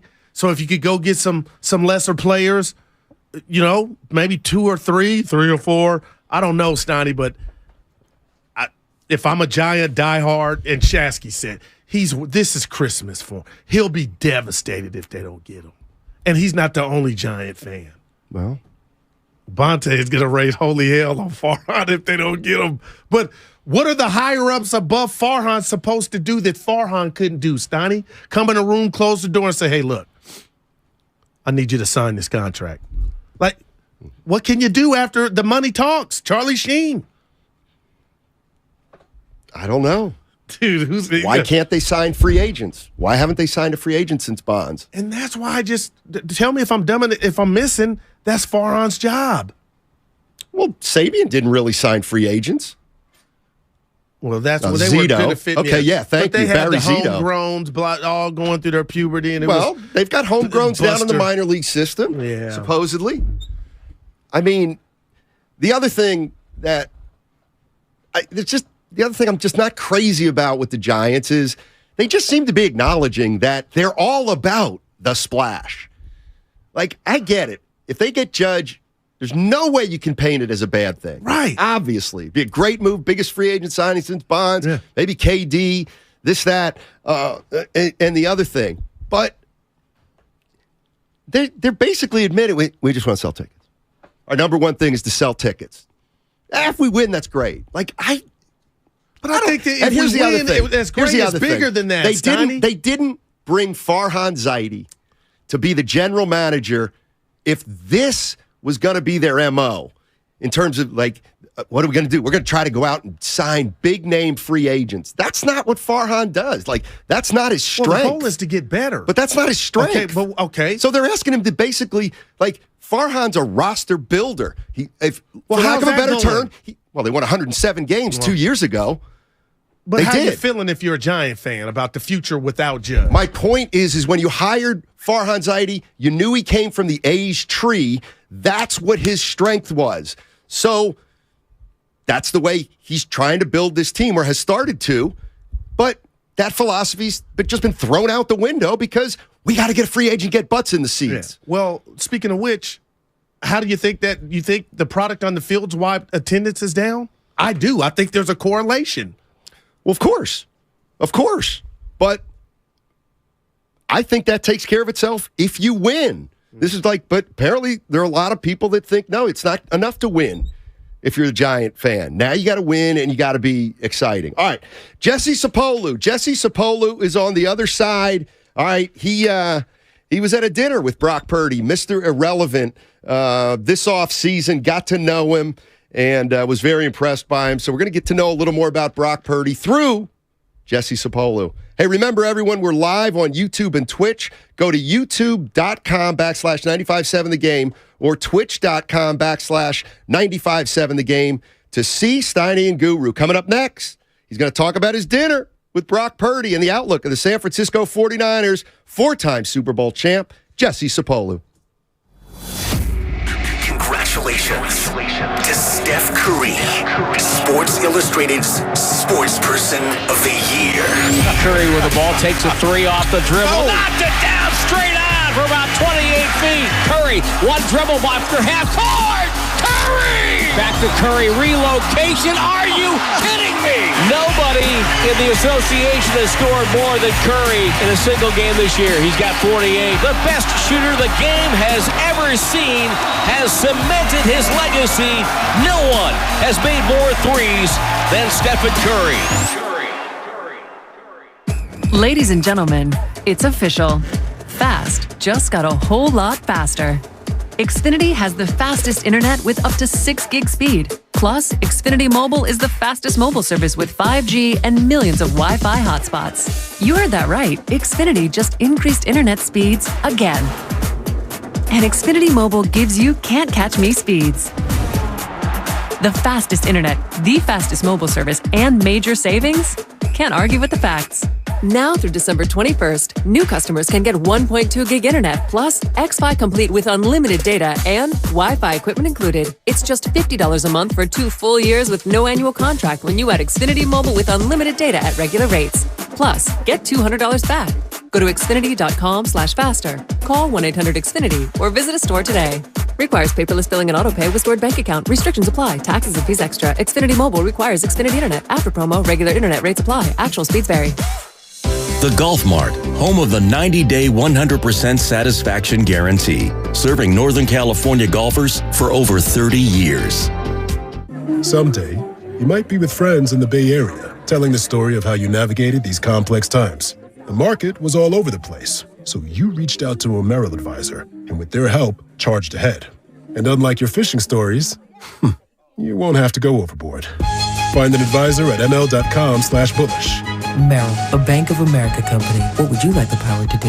Investing involves risk. Merrill Lynch, Pierce, Fenner & Smith Incorporated, registered broker-dealer, registered investment advisor, member SIPC, a wholly owned subsidiary of Bank of America Corp. AT&T Fiber presents a straightforward moment inspired by straightforward pricing. And now we just cube the pancetta as such. So what's on the menu tonight? This carbonara I found online. It's fire. You gonna love it, Mom. I hope you hold on to this AT&T Fiber, son. It's nice. Yeah, you should settle down now that you're a gagillionaire. Oh, I am. I finally found the one internet I've been looking for my whole life. So, no more one-year stands? Nah, I'm done with all that. With AT&T Fiber, there's no price increase at 12 months. What about equipment fees? Nope. Those were never any good for you. Exactly. But now, everything's completely straightforward. Well, in the spirit of being straightforward, I never liked any of your old ones. Me neither. Blah.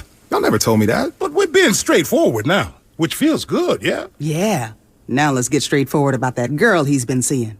Straightforward is better. No equipment fees, no data caps, no price increase at 12 months. Live like a gagillionaire with AT&T Fiber. Limited availability in select areas. Visit att.com/hypergig for details. Dell Technologies' Days of Deals for Business start now with fresh, limited quantity deals on tech to drive productivity. Save on select performance laptops and desktops powered by 12th Gen Intel Core processors. Don't forget special pricing on the latest monitors, docks, and accessories, plus free shipping on everything, and special financing with Dell Business Credit. Call a Dell Technologies advisor at 877-ASK-DELL. That's 877-ASK-DELL.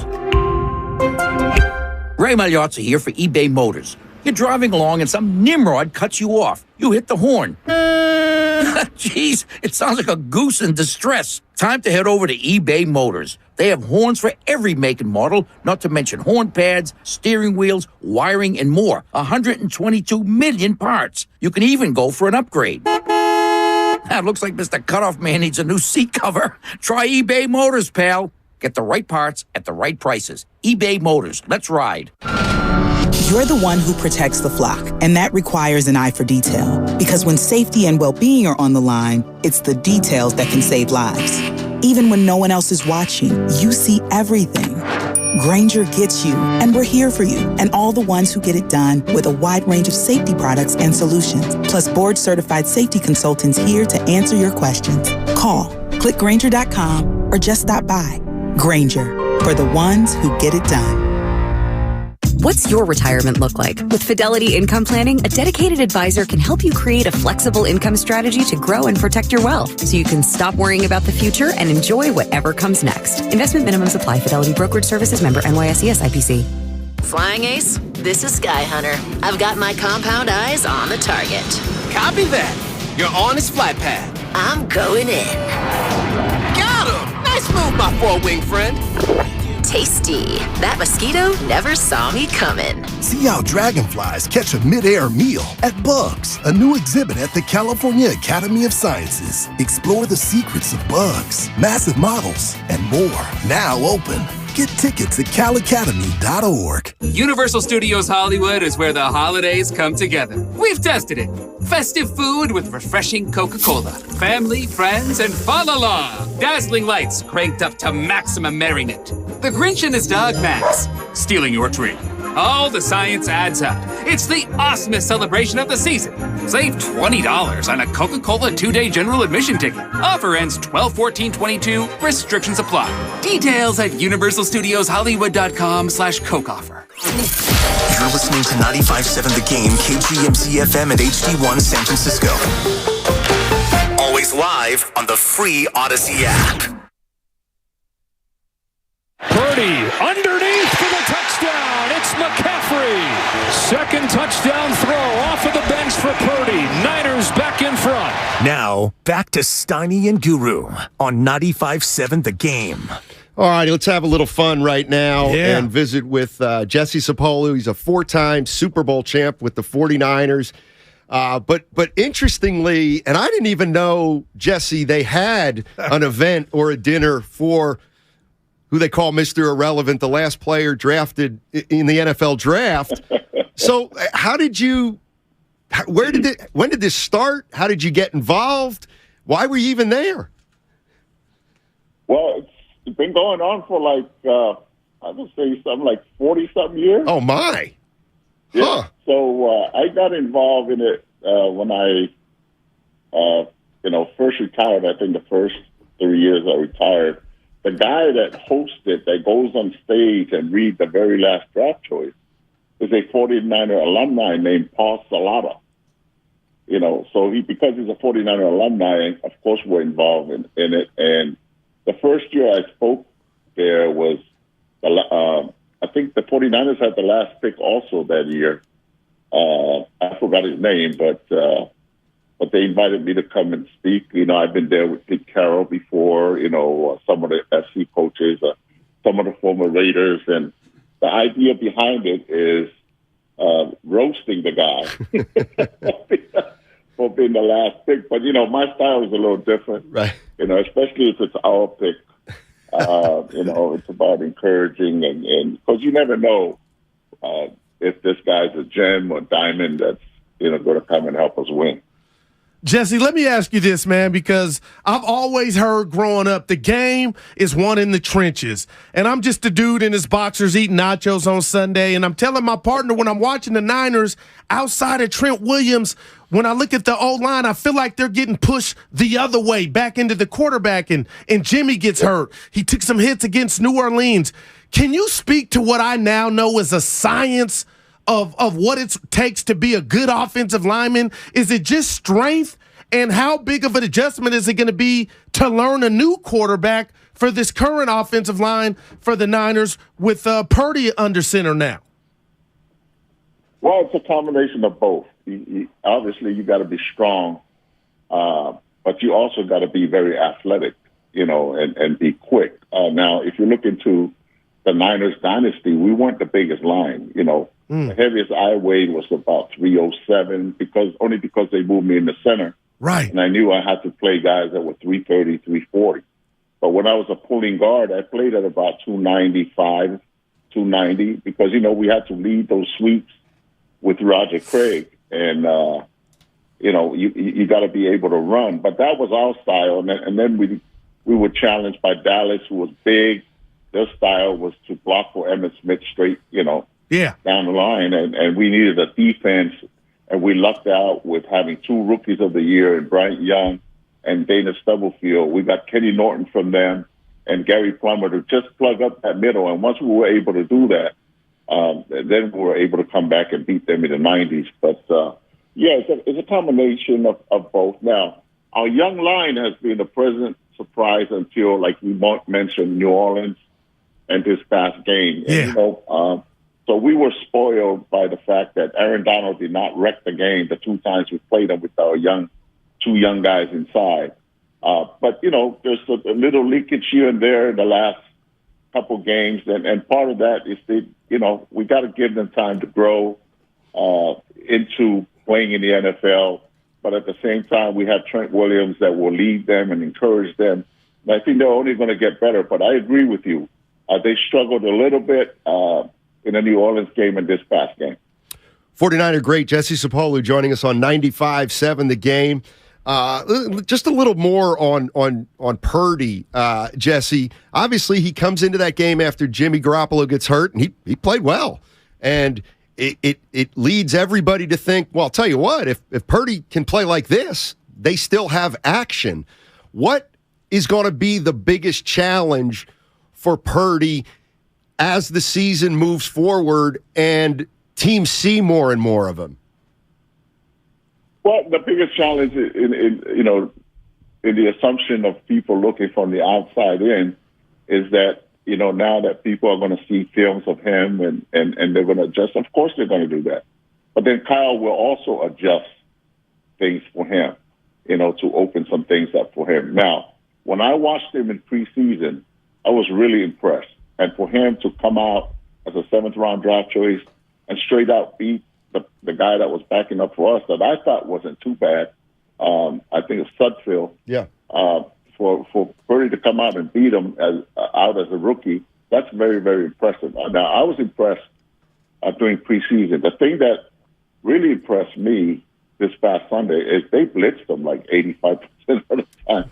I mean, Miami brought the kitchen sink, and he stood in there and made some throws that I just thought to myself, we got something here, and of course he surprised everybody because I'm pretty sure 70% of that stadium when Jimmy went down, the air came out of the balloon a little bit, but we're pleasantly surprised that, that Brock not only kept us in the game against a high-octane offense, but, we won kind of decisively. Now, we scored on a defensive touchdown, but he played well enough for us to win.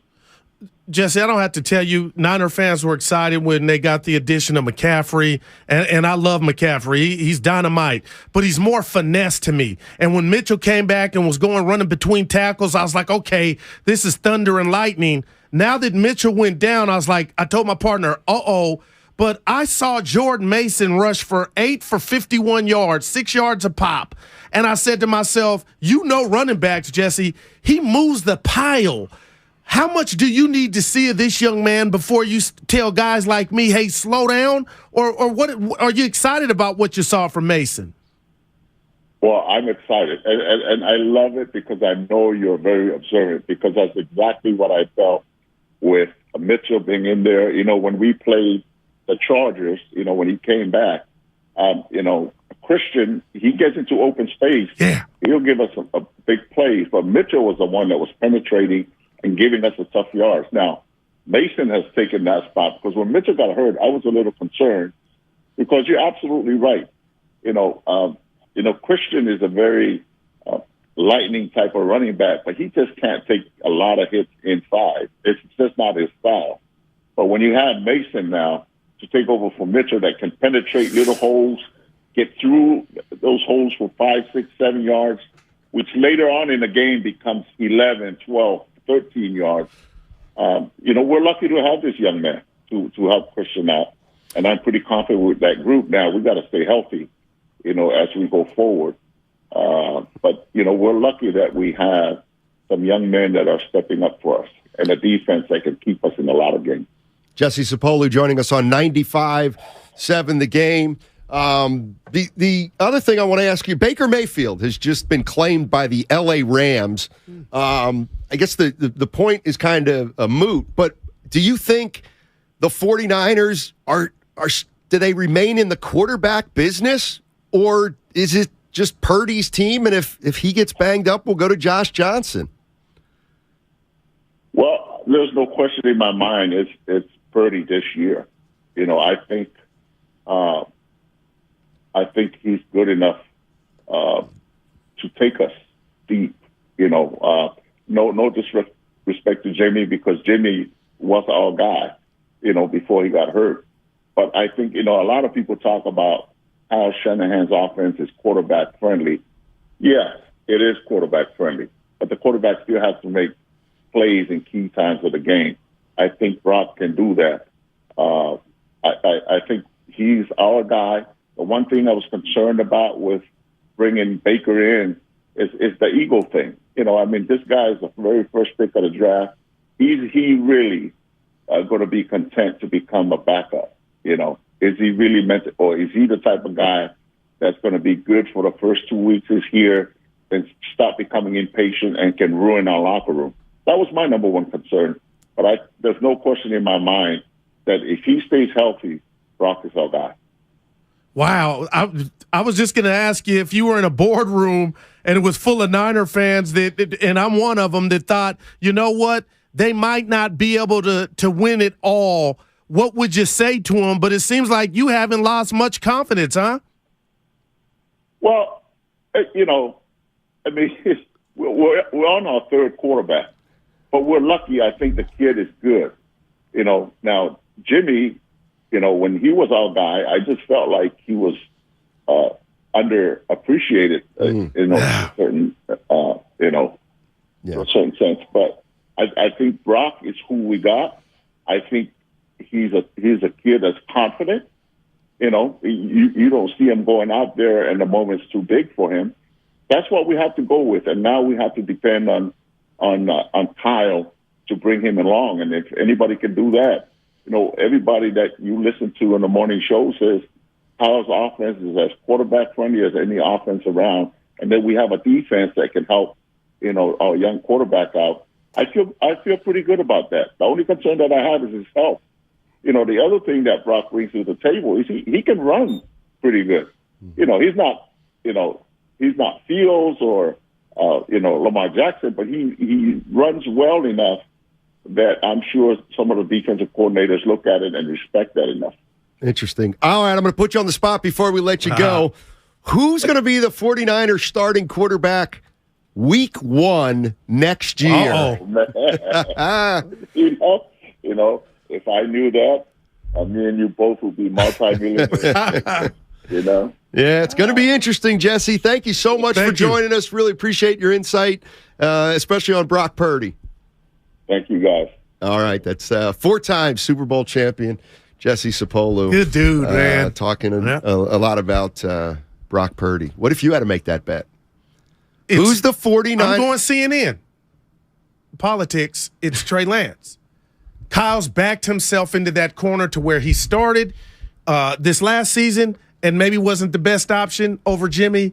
And the fact that you did it, Steiny, nobody can ignore that. Now, if he was a real one, Kyle was a real one, he'd step to the podium and say, you know what, I was a little overzealous. Trey's going to take some time before he's ready. I'm going to put this quarterback in because he gives us the best chance to win. Some people, men and women, act like that, and people respect you for that. Because if you're right and the scenario was, hey, veterans, we got a secret meeting. If it don't work out, I'm going to run Jimmy back out there. I believe that happened. Then what are you really doing? You know what I mean? You're doing things for the wrong reason where you messed up and gave up some of the farm. You know what's funny, Goo, and you've brought this up a lot, and I always kind of gloss over it and think, well, we can talk about that later. But, you know, the one thing we don't talk about in this whole process, and I'm going to give you, we don't talk about what did you see in Trey Lance? Like, why? Man. Did you? So, and I said this before, and this kind of plays into the way I feel about the. To me, they moved up for the 3rd pick. They did not move up when they made the deal for Trey Lance. But even if they did make it for Trey Lance, why? Like, what did you see? And let me tell you what it wasn't. That's a fair thing to ask. It wasn't a Saturday ABC night college football game, you know, at Penn State against the top 10. Like, you always laugh at me and the Carmelo Anthony IG workouts, but that's essentially what Kyle got to watch and fell in love with and thought would translate. Oh, look at that 20-yard out. Ooh, he threw it over the hash. I mean, don't take this the wrong way, but it's something you might have done. Drafted Trey Lance. You were going so well with giving me love. Yeah, I'll give you a 2. But, dude, that's a phenomenal question, and I'll tell you what. This story, like, what if we were at the old ship with Brock Purdy? Okay. We would be honest with him and say, hey, look, it's not I don't believe in you, but nobody like you has ever done it. Right. But other than that, you still got the opportunity. Steiny, I watched that game a little bit last night. He got some, like, cockiness to him. Like some Doug Flutie. I tell you what, I mean, football especially for me it's a week-to-week proposition. No, it is. Especially for a player, a quarterback like that. But who knows? By the way, a couple pieces of news. Baker to the Rams? I didn't see that. This is important news from Schefter. Doctors concluded today that 49ers quarterback Jimmy Garoppolo does not need foot surgery. It is not a Liz Frank injury, and if rehab goes smoothly, he could have a chance to return in 7 or 8 weeks, making him a potential playoff contributor. Wow. That's a blockbuster. That would come out to be about the NFC Championship game. Oh, okay. Then you got to risk Well, then what do you do? Well, wow. That's he wouldn't big be an news. option for me, Steiny. You know what? Yeah. You don't be afraid to hit that breaking sounder. I'll hit that one again. But you wouldn't. 95.7 The Game. Breaking news. All right, this is big. Doctors have concluded today that the 49ers quarterback, Jimmy Garoppolo, and his foot, they don't need to perform surgery on the foot. It's not a Liz Frank injury. Wow.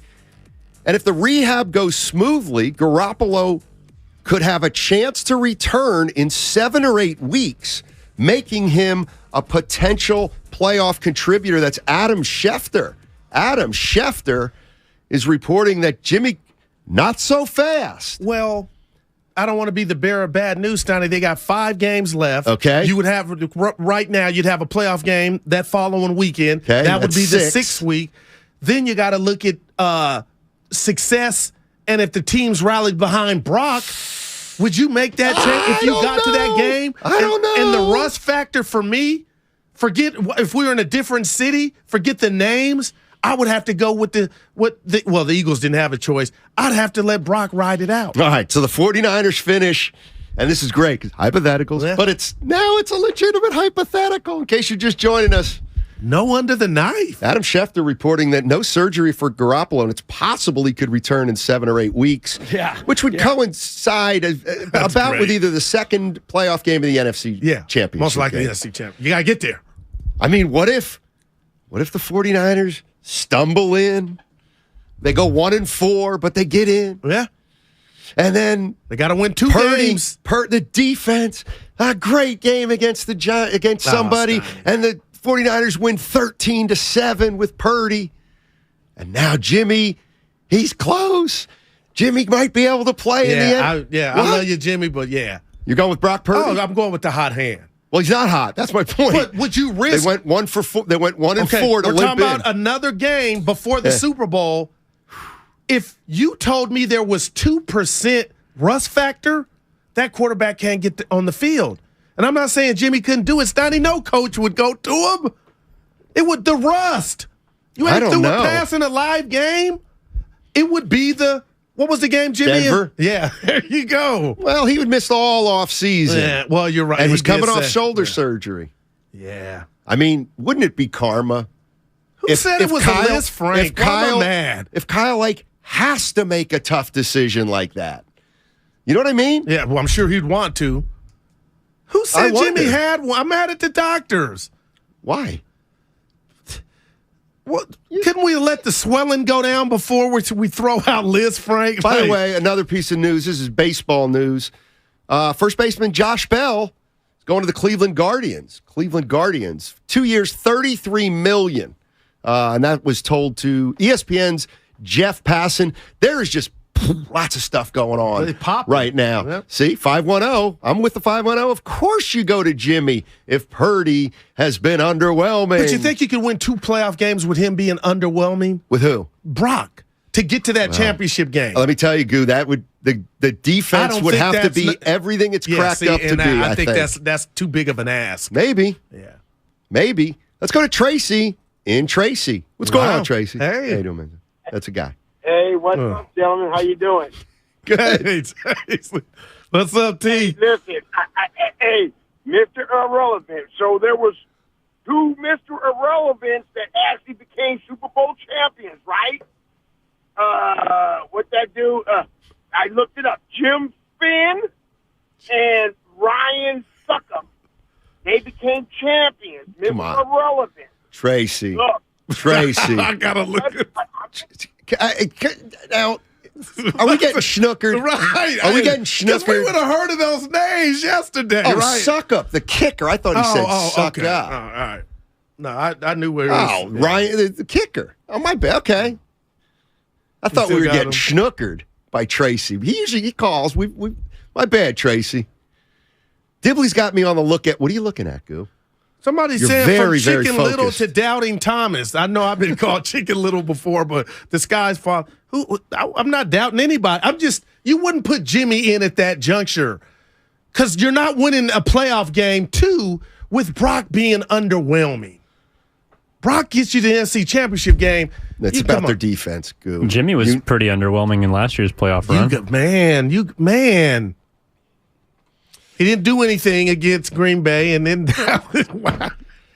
Pretty interesting. Let's go to he's always upbeat. He's always here. He's Carlo in Alameda. Hey, Carlito, how you doing? Hello, gentlemen. Hey. Tiny, incredible breaking news. Yes. You have to go to Jimmy Garoppolo. Thank you. Because he got you there.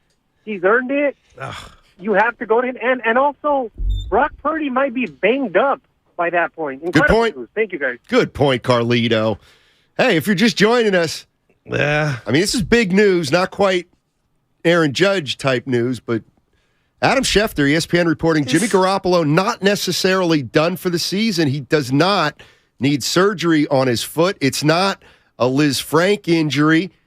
And apparently, if rehab goes well, he could be back in 7 to 8 weeks, which would put him on the available list for maybe the second playoff game. I'm eager to see how many people NFC Championship. I didn't get producer E. I want him to crack the mic. You're being negative when you say Purdy had to be underwhelming. Let's just say he was average. I wouldn't risk a quarterback having to work out the rust on that stage. We're going to get to see exactly. That might mean a 1-0 throw. We're down 7-0 early. We lose 10-7. But you know what, Goo? You know what, Goo? Health is We're going to have 5 games to watch him. Okay. And I think then we'll know once the playoffs start. All right. Oh, my God. The defense is going to have to pitch 3 shutouts for us to win. You know what I mean? Yeah. So what's the one thing you don't like about Brock Purdy, just from a physical standpoint? And I'll share with you before you answer. That's man. He's 6'1". Gosh. He's clearly smart. You know what's funny? Because they blitzed his ass, Donnie. They were coming at him. How about this, Goo? And hopefully it'll make you want to throw a brick at me. Good thing Trey Lance isn't the backup, because Purdy gives him a much better chance to win than Trey Lance. Is there any doubt about that? That's just. I mean, look at the 3 49er quarterbacks this year. Okay. And I get it, not big sample sizes for 2 of them. Trey Lance was the worst. I mean, Brock Purdy was better than Trey Lance in the short sample size this year. And you know what? Your guy didn't Purdy played 4 years of college. He's ready. Goo, he's ready. And you heard Sapolu. He's quietly got some wheels. I ain't here to rain on anybody's parade. It's just what? This is the history is not on your side. No matter what, I don't know why I keep going city map on you, Steiny, but this is a big ask. We'll see if he can do it. And Baker Mayfield, it's not about Matt Stafford's body's breaking down. What if the other quarterback guru, McVay, was able to get the best out of Baker Mayfield? Yeah, it'd be next year, obviously. Yeah, exactly. I mean, Lance looked like a deer in headlight because they wanted him to be Walter Payton. Is it possible that Kyle Shanahan has rated the quarterbacks exactly opposite of what they really are? Well, wow. Like if Brock Purdy comes out and is good, it's going to be like, wait a minute. But he gets some credit for that, Steiny, and the draft. He does. I give him credit for that, just like, a good second-round pick. The Warriors get credit for Draymond Green. This is a Disney story, though. Well, it's not a Disney story yet. But the fact that this kid he went to a dinner because he was the last one picked. And there's always one. You made your dream. That's crazy. Well, a lot of times those guys won't even make the team. Can you name another Mr. Irrelevant? I can't. Yeah, Ryan Suckup. Oh, well, thank you to the dinner, Tracy. And Jimmy Finn. Right. Jimmy Finn, I think. What year? That was 60s, late 60s. Man. Let's go to PC. PC is in Sacramento. What's going on, PC? Ross Tucker. Oh, you know what? Hey, PC, I'm sorry, buddy. I I have totally lost track of the time. Blew past it. PC, You're if you excited. hang or call back, I will get you on right after Ross Tucker on the other side on 95.7 The Game. The Aaron Judge decision is looming. This thing to me gotten so real that it almost feels like if they don't get him, it's going to be a gut punch. Nah, this ain't a Farhad. Yeah, that's what I'm saying. This is above Farhad. This is above Farhad. Exactly. This is Larry Baird. We need a damn star here. Exactly. ASAP. Where will he go? I want to go back to the playoffs. Find out right here on 95.7 The Game. Ladies and gentlemen, it's official. Fast just got a whole lot faster. Xfinity has the fastest internet with up to 6 gig speed. Plus, Xfinity Mobile is the fastest mobile service with 5G and millions of Wi-Fi hotspots. You heard that right. Xfinity just increased internet speeds again. And Xfinity Mobile gives you can't-catch-me speeds. The fastest internet, the fastest mobile service, and major savings? Can't argue with the facts. Now through December 21st, new customers can get 1.2 gig internet plus Xfi Complete with unlimited data and Wi-Fi equipment included. It's just $50 a month for 2 full years with no annual contract when you add Xfinity Mobile with unlimited data at regular rates. Plus, get $200 back. Go to Xfinity.com/faster. Call 1-800-XFINITY or visit a store today. Requires paperless billing and autopay with stored bank account. Restrictions apply. Taxes and fees extra. Xfinity Mobile requires Xfinity Internet. After promo, regular internet rates apply. Actual speeds vary. Hi, welcome to IKEA and our winter celebration event. Yeah, hi. It's been a while since I've had the whole family over, so I need a table set for 12. I need decor to impress Aunt Lucille. Oh, I need gifts for the kids. No worries. As an IKEA family member, you can save with hundreds of offers throughout the store, from home decor to table lamps and even gaming accessories. Gaming? Wait, did you say hundreds? Yes. This holiday season, visit us in-store or at IKEA-USA.com/winter celebrations to start saving. The IKEA Winter Celebration event begins 12/7 and ends 12/24/22, U.S. only. 'Twas almost the holidays and all over the state, not a creature was stirring, except for, well, Nate. He was panicked, in need of a really good gift. Nate's a procrastinator, if you catch my drift. So off he dashed to the closest store, and there found holiday scratchers galore. Now Nate won't get a lump of coal, unless he burns the holiday casserole. Yes, scratchers from the California Lottery are great, especially for Mr. Procrastinate. So when it's time to get your gift shopping out of the way, try scratchers. A little play can make your day. Please play responsibly. Must be 18 years or older to purchase player claim. 1-877 Cards for Kids. KARS Cards for Kids. 1-877 Cards for Kids. Donate your card today. 1-877 Cars for Kids. KARS Cars for Kids. 1-877 Cars for Kids. Donate your car today. With car prices at an all-time high, our donors are now getting highest receipts ever. Don't miss out for 2022. Donate at carsforkids.org and your car can be picked up tomorrow. 1-877 Cars for Kids. KARS Cars for Kids. 1-877 Cars for Kids. Donate your car today. Hurry! It's your last chance to donate for 2022. Life doesn't stop when the economy is uncertain. The market might not care you have a wedding to plan or a kid to put through school. And inflation doesn't know you've got a family to feed. But Bank of America does and is here to help. With digital tools to help you save and local experts in the Bay Area, you can keep life moving forward the way you need it to. Bank of America. What would you like the power to do? Learn more at BofA.com/San Francisco. Bank of America N.A. member FDIC equal credit opportunity lender. The following is an attorney advertisement. If you get sidelined by a workplace injury, the workers' compensation attorneys at Boxer & Gerson can help get you back in the game. Our team of skilled attorneys will fight by your side for the treatment and compensation you deserve. We care about justice for injured workers. That's what makes us Northern California's premier workers' comp law firm. Call Boxer & Gerson at 510-345-2341 or visit boxerlaw.com for a free consultation. Boxer & Gerson, your life is worth the fight.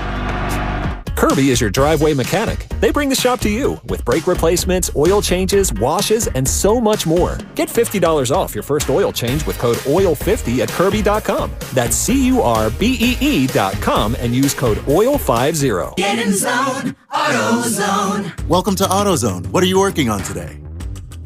Thinking about gas mileage. You know, changing your oil with a full synthetic oil like Pennzoil Platinum can help your engine get more miles. Right now, you can get 5 quarts with an STP extended life oil filter for only $38.99. Get everything you need for better fuel efficiency at any of our 6,200 stores or on AutoZone.com. Get in the zone, AutoZone. Restrictions apply. When you can't stop, there's Vicks VapoRub. Vicks VapoRub sends powerful medicated Vicks vapors right to the source of your... so you can experience cough relief and breathe easier. Generations of families have trusted Vicks VapoRub to help relieve the worst cold symptoms. So next time you have a cough, reach for the Vicks VapoRub. Vicks VapoRub. Cough relieving is believing. Get in the zone, AutoZone. Welcome to AutoZone. What are you working on today? Thinking about gas mileage. You know, changing your oil with a full synthetic oil like Pennzoil Platinum can help your engine get more miles. Right now, you can get 5 quarts with an STP extended life oil filter for only $38.99. Get everything you need for better fuel efficiency at any of our 6,200 stores or on AutoZone.com. Get in the zone, AutoZone. Restrictions apply.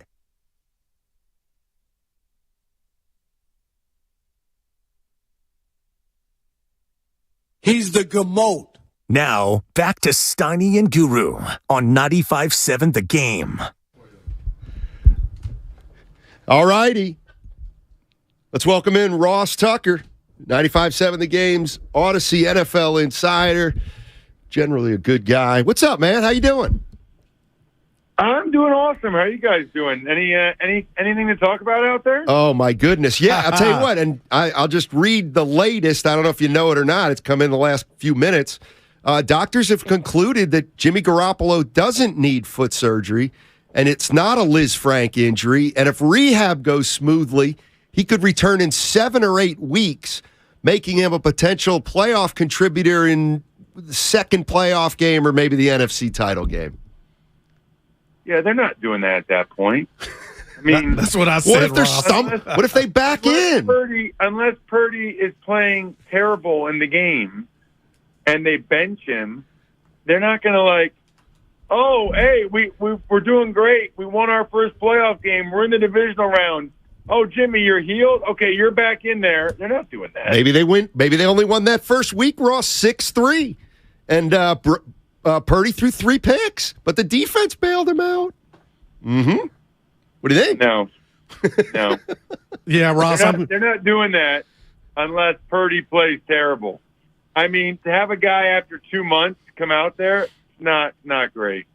Right. And then the fact that there may be rust, obviously the rust factor, Ross, why would you even, if that took an interception or a fumble, why would you even risk that? That's what I'm saying, and I'm catching hell for it. Let me ask you this. We just had the great Jesse Sapolo on, and I've been fixated on the O-line because we saw in the Saints game Jimmy taking hits. Unfortunately, he's out. But as an offensive lineman, a former offensive lineman, how hard is it for these guys to adjust to learn what Brock likes to do and what he doesn't like to do? How does that work? Well, what do you mean? Say that again. You good, Goo? He wants you to repeat the question. He wants you to repeat the question, Goo. No, I was being a jerk. Listen, now that you got a new quarterback, we get fixated on the quarterback and his job. How hard is it for guys like you, offensive linemen, Ross, to adjust to the quarterback and what he likes to do? Oh, yeah. Not that hard. It's probably more difficult to adjust to the snap count and the cadence as much as anything else. I don't really think he's going to just run Kyle's offense. It's not going to really be any different than what Jimmy did. I wouldn't expect it to be very different. I think it's going to be very, very similar. I think what's different, Guru, is that they're going to throw a lot more at him.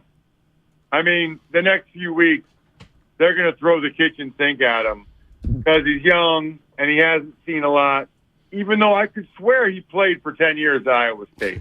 Like, I'm convinced he played for 10 years or something at Iowa State. He was there forever. But they're still going to see exactly a lot of different things from people throwing blitzes, coverages. Everybody's going to test him each week now to try to figure out what he doesn't do well. And then once somebody finds it, they'll keep doing that until he fixes it. Ross Tucker joining us on 95.7 The Game. Ross, give me like a estimate of, what you considered the 49ers in terms of a Super Bowl contender with Jimmy Garoppolo, and now what you consider the 49ers as a Super Bowl contender with Brock Purdy. It's a good question. Off the top of my head, I would have thought Eagles, I don't know, because they're likely to have the number one seed and home field advantage, only have to play 2 games. I probably would have said Eagles like 50% chance to go to the Super Bowl. Right. And then Cowboys and Niners like 25% each. I don't really envision the Vikings having much of a chance, or the Bucks or anybody else. Now I would say Niners are more like 5%. Yeah. Cowboys more like 40%. And I kind of like Purdy, and I thought he looked good the other day. But, say it out loud. Say it out loud. Brock Purdy wins 3 playoff games. Man. Including 2 on the road for the San Francisco 49ers to get to the Super Bowl. It just doesn't sound right. I mean, look, it'd be an amazing story. I'd be thrilled for that kid, but I don't. It just seems like it makes it a lot less likely. Ross, we got a saying on the show, put the rat on the table, and that's when something needs to be addressed. And all season long, you've joined us, and we laughed and scoffed at this quarterback situation and how lucky Kyle and the Niners were to have Jimmy be there to even save them. I got to go here. Do you think he's played his last down as a Niner? Yes, I do. Yeah. Now I do. Because the only way he was going to come back, I felt like, was if they went to the Super Bowl or won it or whatever. That's not going to happen now. He's very injury prone. It's unfortunate. It's happened a lot. But I'd be surprised if Jimmy Garoppolo ever plays another snap for the San Francisco 49ers. Yeah, there's financial, obviously, considerations too. Ross Tucker joining us on 95.7 The Game. He joins us every Tuesday at 1:30. Let me ask you this, Ross, and that's what it comes down to for me. Is I was imagining Minnesota, the Eagles, and Dallas, hearing that Jimmy Garoppolo got hurt and he's done for the year. None of those teams believe the Niners got better.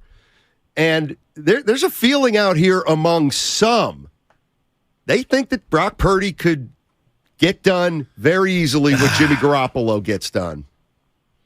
Brock Purdy reminds me a lot of Nick Mullins or TJ Beathard in the sense that I can totally see him doing some positive things.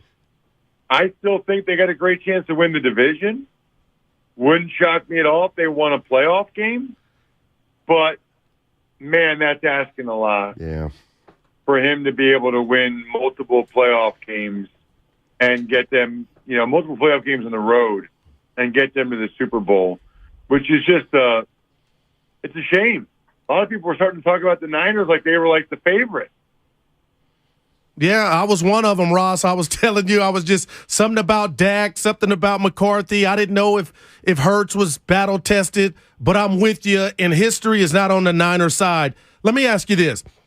Micah Parsons, I know he's great, but Bosa has just here recently been great as well. If you had a vote, and I know there's 5 weeks left, where you leaning when you talk about Defensive Player of the Year between those two?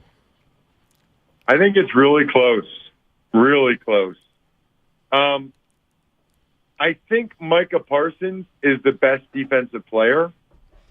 I don't know that he's having the best season. A lot of it relates to how they use him in Dallas. he played a game against the Packers where he was like an off-the-ball linebacker the whole time. So a lot of it depends on how he's used. I think the fact that they can use him in different ways is part of the reason why he's the best defensive player. But I know with awards like this, how you finish means a lot. So even if those guys are even right now or close to it, these next 4 or 5 weeks are going to really tell the tale of who should end up winning that award. It does feel like it's between those two guys, and I wouldn't have a problem with either one of them. I mean, Bose is so good. Man. Micah Parsons is ridiculous. I don't have any problem with either one of those guys. Ross Tucker joining us. Hey, before I let you go, what happened to your high school team in the state final? Uh-oh. Steiny. We weren't supposed to talk about this. I mean, he's smiling now too. I'm gonna be honest with you, Ross. Why missing where Ross went to high school? They lost in the state championship game on like the last play on a bomb. I was supposed to ask. Bob Wolfram, the head coach, who I covered when I was out of college like 30 years ago. Hey, what a class act! Dead serious, Ross. Like there was no sour grapes. I read the quotes on that game and everything, and he was just like, "Hey, you know what happens." You okay, Ross? Yeah. He's amazing. What's that? I said, you okay with with that L? Have you recovered? Eventually I will. Oh. Where we're from, high school football is really important. And here's the thing, in all sincerity, right? Like, I work in the college football and NFL world, so I can't really be a fan. So that's like where I can really be a fan. Like, I watch every game online. And partially it's my fault because it was the only week where I didn't have a game. So my wife talked me into going to a Broadway show in New York. So I didn't watch the second half. So I didn't even see it as it happened, Steiny. And I've been trying to get over it, and this didn't help. All right, I'm sorry, buddy. But I do appreciate what you said very much about Coach Wolfram because it's true. Oh, he was great to deal with, and I was 25 at the time, So, all right, man, we will we'll catch up with you next week, man. See you, dude. All right, Ross Tucker.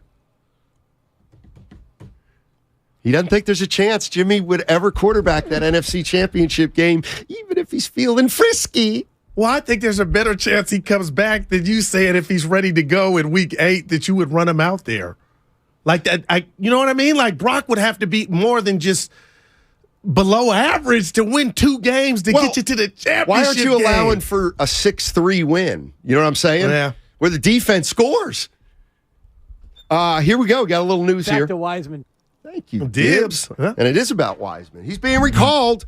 The Warriors have officially recalled James Wiseman from Santa Cruz. Let's go. The team is traveling to Utah today for a road game against the Jazz tomorrow. I told you. James Wiseman is going to try to get his Trey Lance on. I had a feeling. I said, how long? Irene Cara, R.I.P. The beautiful. Oh, no. That's I think Jennifer Beal. What a feeling. No, I can really have it all. No, it was Carmen. It was Irene. She played Carmen. And she recently passed. Damn it. I believe. It was a good movie, Flashdance. Remember Flashdance? Yeah. What if that was Jennifer Beal? What a feeling. Oh no, she was the actress. Yes, the hot one. That was a good song. Yeah. And movie? Yeah. Did you like that movie? I had a brain fart with the interview. You want to talk about it? Oh my God. Can we cut that? Want to get away. What the hell? There was not a want to get away. My God. I needed to save my job and think about my kids because I was about to go Reggie Hammonds. Beverly Hills got in 48 hours. I had to catch myself. That's all. No. What you mean you don't understand my question? So that's what the inferno in me, and I caught myself. I did the radio prayer. The Pops might want to talk to me. I think you misunderstood. Like, he wasn't mad. No, he just didn't catch the end. He caught it the second time. I absolutely, positively Would love to hear those 15 seconds again. I have to catch because, myself. oh my God. I didn't want him to get the goo like that. I'm looking at what's that? 2:30. Okay, we'll do the 2:30. We'll replay that. Play what? Dude, I'm staring at you. You're looking at me, and you're glazed over. I was about to risk it all. It was like you were looking right through me. Well, you know what's been happening? Talk. He's been painting me into a corner these last couple of interviews, and I kind of let him get away with it last week. And I thought he was doing something, but I thought about my kids and the PG&E, and I said, "You can't go out like that." So I rephrased it, and he got it. But you did look at me. Lay off. Dude, I had to calculate. You're gonna hate Reading and Berks County when you eventually call it quits. Oh man, you're gonna be like, yeah, if you're from Reading, dude, he took that loss. He was hurt. He didn't want to talk about it. Why you missing, right? Yeah, why missing? Yeah, why missing? That's where he went to high school. Anyway, they lost in the state championship. Aaron Judge. Do you guys think James Wiseman's the biggest news of the day so far? Or would it be the Jimmy G? Like Evan, it's Aaron Judge. Okay. Going to San Diego, it's no doubt. It's Purdy. It's unbelievable. You know what? Hey, real quick, Evan, good call because there's so much going on. I should reset, and I know the boss will like that. Yeah. Jimmy Garoppolo, if you've just joined us, Jimmy Garoppolo apparently doesn't need foot surgery. It's not a Liz Frank, and if rehab goes smoothly, he could have a chance to return in 7 or 8 weeks, which would be the second playoff game the Niners play or possibly the NFC Championship game. Is it realistic? I don't know. And it is Let's news. just see. It's good news for Jimmy, but I was going to ask producer Evan, if you were running the show and he came back, let's just say he was available for the NFC Championship game, would you actually think about running him out there? I would, just because he's played in an NFC Championship game. And you would ignore the rust factor? Well, the rust factor this year with Jimmy Garoppolo appeared to be centered around the fact he didn't have a training camp, which he now has, and the injury is more so about getting 100%. So if he's cleared, then he doesn't have the inexperience behind him, which was what ailed him against like Denver and kind of the last thing. Yeah. What if we see Brock Purdy do more good than bad?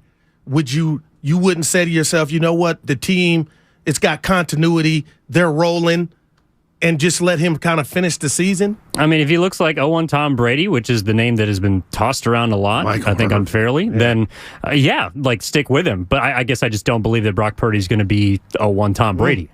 Yeah, I don't either. Man. I don't either. Niner fans hope Kyle has to make that decision because that means you're playing right back in the NFC Championship game. Well, and this, is, to me, is a classic case of the John Dickinson, how does it look? Look, you're 8-4. Let's say Purdy stays healthy for the remaining 5 games. All right, what do they go? They go 5-0 in Purdy. Yeah, I got. Do they go 2-3? Do they go 3-2? That's a big part of it. You know, let's say they go 3-2. I just don't think he could. If he's below average, they can win 2 playoff games. You think they can or they can't? Like he's got to bring something to the table. Well, or Kyle just has this hellified game plan to where the risk is minimal, but if people are talking about the NFC's down and you could win 2 games without Brock Purdy showing you something, then maybe I got it wrong. You run Jimmy back out there. Well, but I feel like the only reason that 49er fans have not lost faith, or some 49er fans still believe this team can win a Super Bowl, is because of their defense. Yeah. Like, that's the thing. I mean, no doubt. If you limp in, let's say you finish 2-3, makes you 10-7. In the last 5 games, you only average 14 points a game. Now you go into the postseason, you play the Giants, you win a home game against the Giants, but you actually win the game 7-3, and the defense scores the touchdown. I mean, at that point, yeah, you probably would go to Garoppolo, wouldn't you? Mm-hmm. If he can't move the offense and you win that first week on your defense alone, I'll tell you I what. don't know. I mean, you know what? It's just, let me ask you, it's just the quarterback S show here in San Francisco. It's an S show. No, come when on. you're winning, it can't it's be an gotten S out of show. control. Yeah, I can't use I can't use that word when you're winning. When you're winning, Steiny, I don't think that applies. It's just It's chaos at the quarterback position under Kyle Shanahan. I'll tell you this. He wants chaos. Here's the other thing. And, okay, here I'm going to throw this one out because Brady. He looks maybe so Brady old. at the end of the. You know what? I'll raise my hand, and you can. I don't think Kyle Shanahan wants to coach Tom Brady. Why? I think a guy like that control freak scares Kyle Shanahan a little bit. Well, they had a chance to fire on him and they missed. Because look, Kyle Shanahan, we know is arrogant. We know he's smart. We know he got plays. Well, guess what? Brady's all those things, but's actually done it. And he could have had a Super Bowl with them possibly. So, yeah. if I'm Kyle Shanahan, I mean, look at every quarterback Shanahan's had with the 49ers. It's been essentially a malleable quarterback that he can kind of disrespect. Like, that's the one thing I was thinking about Shanahan. It's like it's hard to explain, but for as much as he's, offensive genius and this quarterback guy and, he can win with his quarterback, like, he sure disrespects the position at times. It feels like, you know what I mean? I don't know if Trey Lance would say that because he went out and got him and moved mountains to get him. So right, but you could he say he hasn't experienced bad game plan. But you could say, he treated Trey Lance like disposable the first two games. He ran him so much. It wasn't just you and I saying that either. Hey, I don't know. Well, just for the Brock Purdy doubters out there, or the ones that think he can't get it done, we got to say, we're at the time of year now, Christmas, where we're going to see Debo, I feel like, get the ball more now than he does in prior games. So that can do nothing but help Brock and this offense. If we start to see Debo getting the ball behind, the Debo handoffs or the Debo package. Boy, you love him. The Niners love him. That's why they paid him. Look at you. They love McCaffrey more. Mm-hmm. Yeah, but Jesse talked about it, but you don't want him taking those poundings, Steiny. Jordan Mason, he looks good, man. We'll see. Yeah, he does. Big boy. Yeah, you're gonna harp on that, aren't you? I almost lost my job. So you were mad? Yeah. Like you thought he was being disrespectful? I didn't catch that at all. Well, it's been ongoing, and I've been letting it go. And last week he said something. No, I love him. He said something about me and Kyle, and I was like, just let it in, live another show. But that was like you and the guy. Remember on the weekend you got into Temps. Oh my God, I was in my car. You checked him. But that's when I knew you were a real one. But yeah, you said okay. Yeah, I'm snitching now. But loose lips. How about this? This was you went off. The dumbest. Now you look back at it. It was like the dumbest argument. But he called you out. He did because he was easy living. And Ross didn't do that to me. I just took offense. You know what the argument was over? Rod Thorne. Right, that was it. The Nets. Oh my God. I was just like, we're talking about the Hall of Fame. I'm like, I pulled the caddy over. Hit the pike. I said, hit the pike with Rod Thorne going to the Hall of Fame. And he's like, well, he built the Bulls. He built the Nets. And don't undersell JD after it was over saying, well, wow, that got tense. Back to regular programming. He did a great job, man. Oh. All right. On the other side, 888-957-9570 is the number. It's also the Xfinity mobile text line. I feel like, you know what? They used to have the old category on Jeopardy, potpourri. Potpourri could mean the question could be about anything. Okay. I mean, we got Aaron Judge apparently poised to make a decision in the next couple days. We've just received a report from Adam Schefter that Jimmy Garoppolo doesn't need surgery. It's not a Liz Frank injury. And if rehab goes smoothly, he could be back in 7 or 8 weeks, which would put him in line to play in the second playoff game or perhaps the NFC Championship. We have James Wiseman officially recalled by the Golden State Warriors, and they're heading to Utah today. He'll be on that plane. So you know what? What do you want to talk about? 888-957-9570. And remember, we're live on YouTube and Twitch. Go to youtube.com/957 The Game or twitch.com/957 The Game to see Steiny Guru. I love the young people. Hall of Famer. It's my team. It's my quarterback. And former 49er. Young fires up the middle. Pass is caught by Owens. Owens made the catch. Terrell Owens joins the Morning Roast tomorrow at 8:30. And Owens again heading for midfield. There he goes. There's going to be a penalty on George T because he's going to clock him. Hear T.O. with Bonte and Shasky tomorrow at 8:30 on 95.7 The Game. At Fisher Investments, we do things differently, and other money managers don't understand why. Because our way works great for us. But it may not work for your clients. That's why Fisher Investments is a fiduciary, obligated to put clients first. It's the highest standard for a financial advisor. So, what do you provide? Cookie-cutter portfolios like the rest of us? No cookie-cutter portfolios here. Fisher Investments tailors portfolios to meet each client's goals and needs. But you do sell investments that earn you high commissions, right? And make commissions when you make trades for your clients? No, Fisher Investments doesn't sell any commission investment products, and we never earn commissions on trades. So what's in it for you? Fisher Investments fees are structured so we do better when our clients do better. When it comes to helping clients achieve a comfortable retirement, we're clearly different.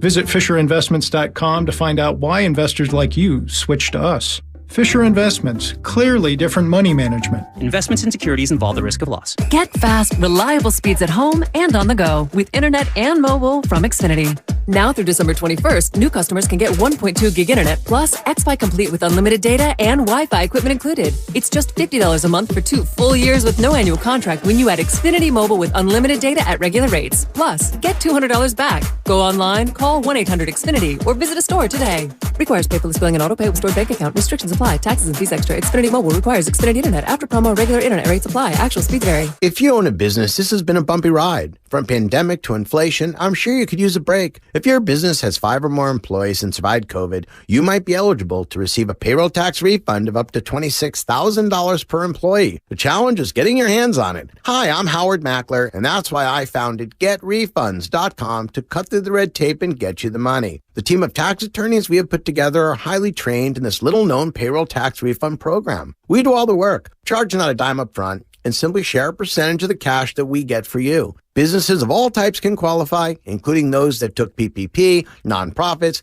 and even those that had increases in sales. We have helped return over $1 billion to businesses, and we can help you too. Just go to getrefunds.com/sports, click on Qualify Me, and answer a few questions. This payroll tax refund is only available for a limited period of time. Don't lose out on up to $26,000 per employee. Go to getrefunds.com/sports. That's getrefunds.com/sports. AT&T Fiber presents a straightforward moment inspired by straightforward pricing. And now we just cube the pancetta as such. So what's on the menu tonight? This carbonara I found online. It's fire. You gonna love it, Mom. I hope you hold on to this AT&T Fiber, son. It's nice. Yeah, you should settle down now that you're a gagillionaire. Oh, I am. I finally found the one internet I've been looking for my whole life. So, no more one-year stands? No, I'm done with all that. With AT&T Fiber, there's no price increase at 12 months. What about equipment fees? Nope. Those were never any good for you. Exactly. But now everything's completely straightforward. Well, in the spirit of being straightforward, I never liked any of your old ones. Me neither.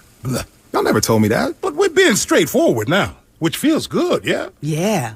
Now let's get straightforward about that girl he's been seeing. Straightforward is better. No equipment fees, no data caps, no price increase at 12 months. Live like a gagillionaire with AT&T Fiber. Limited availability in select areas. Visit att.com/hypergig for details. With PatriotSoftware.com, accounting and payroll, keep your time and money. Mike Capel here, serial entrepreneur. I began paying employees in 1988. I would handwrite checks and say, here you go, don't cash it until Tuesday. But a teenage employee said his dad wanted to see his pay stub. Pay stub? We don't have pay stubs. Get back to work. He said, Dad works for the government, and state law requires that I receive a pay stub. Crud! Now I'm supposed to be an expert on withholding payroll taxes and create pay stubs? That's why I created Patriot Software, to help employers with 1 to 100 employees do their payroll correctly with pay stubs. Go to patriotsoftware.com. Use promo code RADIO and get 2 months of payroll free. That's PatriotSoftware.com. PatriotSoftware.com. Accounting and payroll. Keep your time and money. Every year, the holidays throw more on your to-do list. More cooking, more shopping, more calls with family and friends. Luckily, Cricket has nationwide 5G on all plans, so switch and give yourself the boost of speed you need. Guys, 2022's been a roller coaster year, so spoil her this Christmas by giving her the next best thing to wearing nothing at all. With soft, silky, naturally nude pajamas, exclusively from Pajamagram. Sensuous and smooth, naturally nude pajamas feel just like her own bare skin, even more alluring than lingerie. The texture and touch of these pajamas is so seductive that you'll both love the feel of them. She'll love the feeling of wearing next to nothing at all, and you'll love the way they look. Best of all, Pajamagram does the wrapping for you with free gift packaging. Order today, and Pajamagram will also include a free matching naturally nude nightie with the purchase of naturally nude pajamas. That is free gift packaging and a free naturally nude nightie when you order today. Just go to Pajamagram.com. It's fast, easy, and delivery by Christmas is guaranteed. That's Pajamagram.com. You're listening to 95.7 The Game, KGMC FM at HD1 San Francisco. Always live on the free Odyssey app.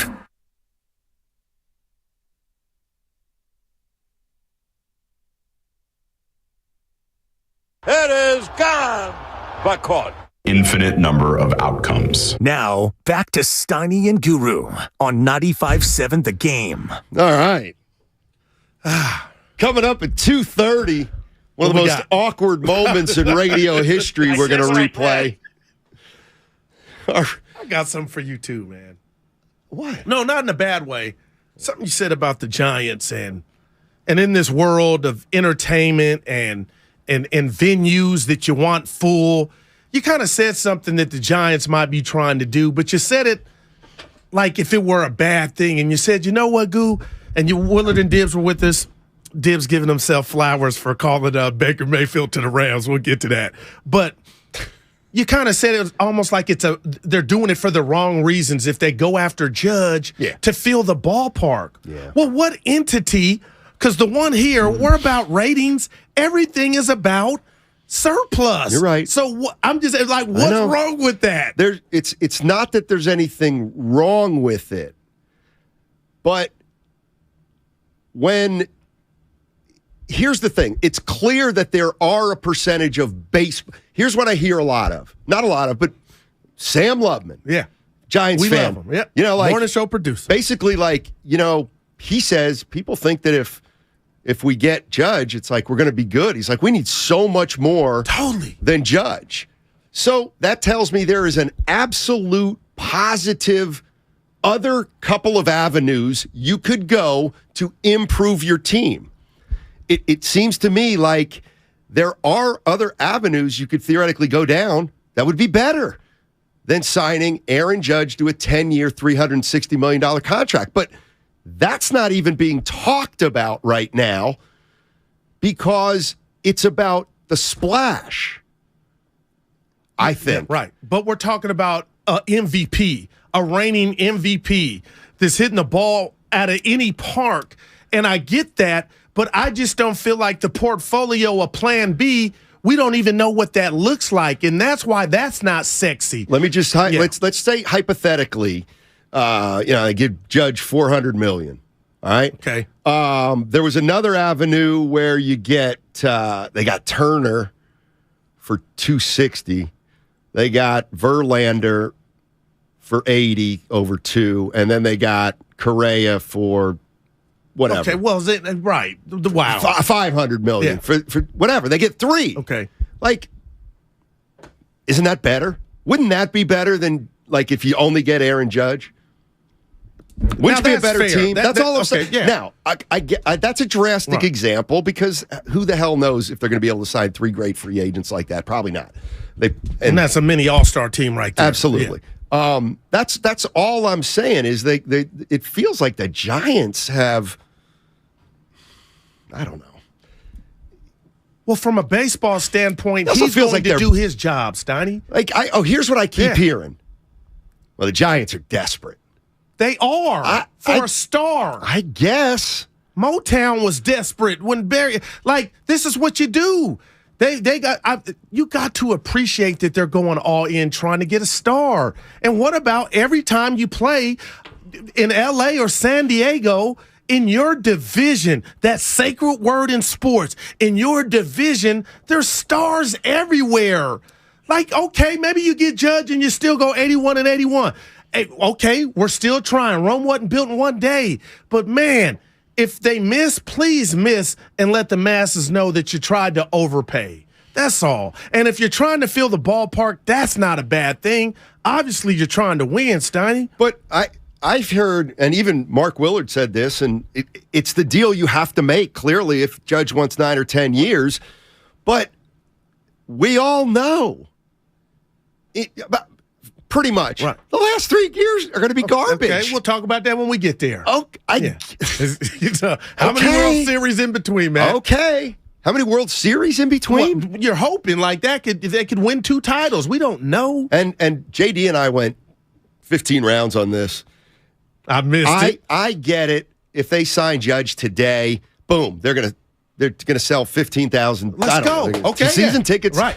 Boo, season tickets, because that's what it's all about. It's more about season tickets than winning. That's, I guess, how I'll boil it down. Okay. The Giants, they're more concerned, I think, with season tickets than winning. I mean, what do you want me to say? There it is. But then you're acting like you know for a fact in the 81 team that the year before won 107, they shocked the world with no star power. Right. That you know he's not going to make an impact on the team at all if they stayed pat. And I would bet my right arm they're going to be better because they got him coming up to bat 3 to 4 times a game. And they're not going to stop at Judge. Well, that's my belief. There's no way, Steiny. So I just feel like you feel like if he comes, the impact is going to be minimal as far as wins and losses. Well, are they at that point, do they become better than the Padres or the Dodgers? Beautiful thing about baseball, if you want to say star-wide, no. The answer's no. But then, again, we don't know if it's just going to be Judge. And I don't believe he's just the domino, the big one, and then they'll start to fill out the rest of the roster with some other guys. I don't know, man. I don't know. Oh, we got to go to PC in Sacramento. Remember, he waited. Okay. Hey, thanks, PC. What's going on, buddy? Man, it's all right. What's up? What's up, man? Man, just chilling. I just kind of use our phrase. I kind of want to put the rat on the table. Do it. I mean, yes, sir. What with Kyle Shanahan? I mean, can we agree? I mean, I know a lot of people kind of want to disagree, but he has no clue what's going on or what to do. Like Steiny, you constantly say, what did they see in Lance? Well, what they seen in Lance was his play action. He turned his back to the defense, so Kyle Shanahan got happy about that. But then you bring the kid in and run him up the gut 40 times and don't let him pass the ball. You get what I'm saying? Then you say, hey, we're moving off of Jimmy Garoppolo, but we want you to sit 1 year, learn the playbook, and then he's for sure gone. Oh, but wait. No, we're going to bring him back as we're going to bring him back as a backup. Yeah. Wait a minute. Like what? So what the son is that doing to Lance? It's not even just his psyche, but like it's like a circus. You get what I'm saying? Like, yes. What are you doing? And then everybody's like, hey, we want to move on from Jimmy. Well, if you want to move on from Jimmy, why is he still here? And if everybody wanted Jimmy that bad, why even draft Lance? Yeah. That's my whole point. I don't get. That's why I say Kyle has no clue of what he's doing. Steiny Guru. You get what I'm saying? Yes, PC. Wow. Thanks for hanging in there, buddy. Boy, that's a great question. Well, they're aiming 4 in the 3rd seed, TC. Right, but I know that's team, but that's all it's about. Yeah, but we're talking specifically about the quarterback position, and I'm kind of with TC. It's like it's what is it? It's like their quarterback situation's like throwing a feather up in the air on a windy day. It's like, what do you think's going to happen? What's going on today? Who's playing? What direction we going in? I don't know. It's just they named Trey Lance their starter. Yeah, and they thought Jimmy would be gone. because he was good enough to be somebody's starting quarterback. But he was on the team. He had shoulder surgery. Right, but he was on the team, and he was better than Trey Lance. That's a different story then. Shanahan started the lesser of the quarterbacks. He made a decision, LeBron James. Because it was his guy. Yeah. So you could criticize all day on that. I'll tell you what. Kyle's got this uncanny way of he's leaving himself an out. I don't know if it happens on purpose, but he got it. Well, it's working. They're the 3rd seed right now, and they would host the New York Football Giants if it ended today. I know it doesn't. They're going, and we'll see how it ends with a 3rd-string quarterback, and if they can hold on for the division. I'll tell you what. Oh my gosh! Please tell me you saw Tom Brady. We'll get to that. Could you imagine if Trey Lance weren't done for the year? Like if Trey Lance, that initial injury. Got robbed. Yes. Could you imagine if that initial injury was like a 10 or 12-week injury and Trey Lance was now kind of able to play? What would he do? What would Shanahan do? Wow. I mean, I get it. It's a hypothetical, but the bottom line with how the 49ers and Shanahan have handled the quarterback situation, it creates this kind of natural evolving chaos at the position. It just does. Yeah. Bringing back Jimmy ushered in a different dynamic than a Trey Lance should have had, and a different. I don't know. Goo, I'm not saying they've butchered it, but it's like there's something they haven't handled it great. I don't think. And that's quarterback fair, position, but it hasn't sunk the boat. Well, sure it has. No, Jimmy went back out there, right? And but they've been successful. No. Inconsistency at quarterback has cost them the playoffs 3 years. Jimmy got hurt in 2 of them, and the year before, and in their first year, they didn't win because they had Hoyer and 2000. Yeah, right. Well, the first year they had a Hoyer. No, I was going pandemic 2020 when they were playing home games in Arizona. Mullins and Beathard couldn't even win a game. They were good enough to make the playoffs, but they couldn't get. Remember, Jimmy came back against Seattle, got re-injured. You remember that? And it was the 2020 we were doing the shows from home. So is it the year they made the playoffs? No, it was another year Jimmy got hurt. Right. So, but you're holding that against Kyle. What I'm saying is, Jimmy Garoppolo played 5 games. Yeah. The next year, he got hurt. Gotcha. The next year, he went to the Super Bowl. No doubt. The next year, he got hurt. No, that's what I'm talking about. Right. The next year, he went to the NFC Championship. The next year, he got hurt. Right. So what I'm getting at is, like, that's, the Golden State Warriors, I remember under Gary St. Jean, they had like 3 years in a row and they're never healthy. It's like at some point, it's on you. But that's what I've been saying to you about Kyle's tenure, and it's like, you can't put the injuries at his doorstep. Yes, we know you can. Something's going on.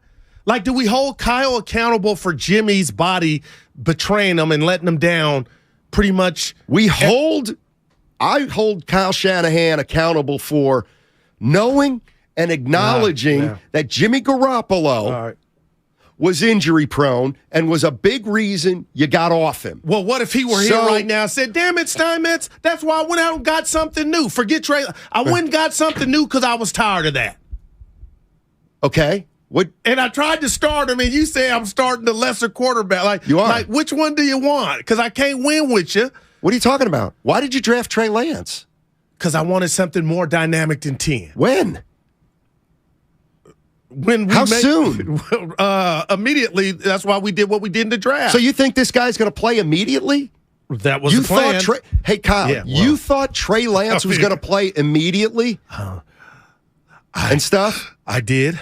And I thought he could, And we had a big plan for him. See, to me, that would be why you really thought Trey Lance could start week 1? You know what? You're more arrogant than I thought. And not only and did you I want to talk about Steiny, spitting at the football gods. Wow. Oh, my gosh. Not only did I think it, Steiny, I did it. You did what? I started the rook. I was the second year. Yeah. And you know what? Yeah. He played just enough to let everybody know you might have messed up.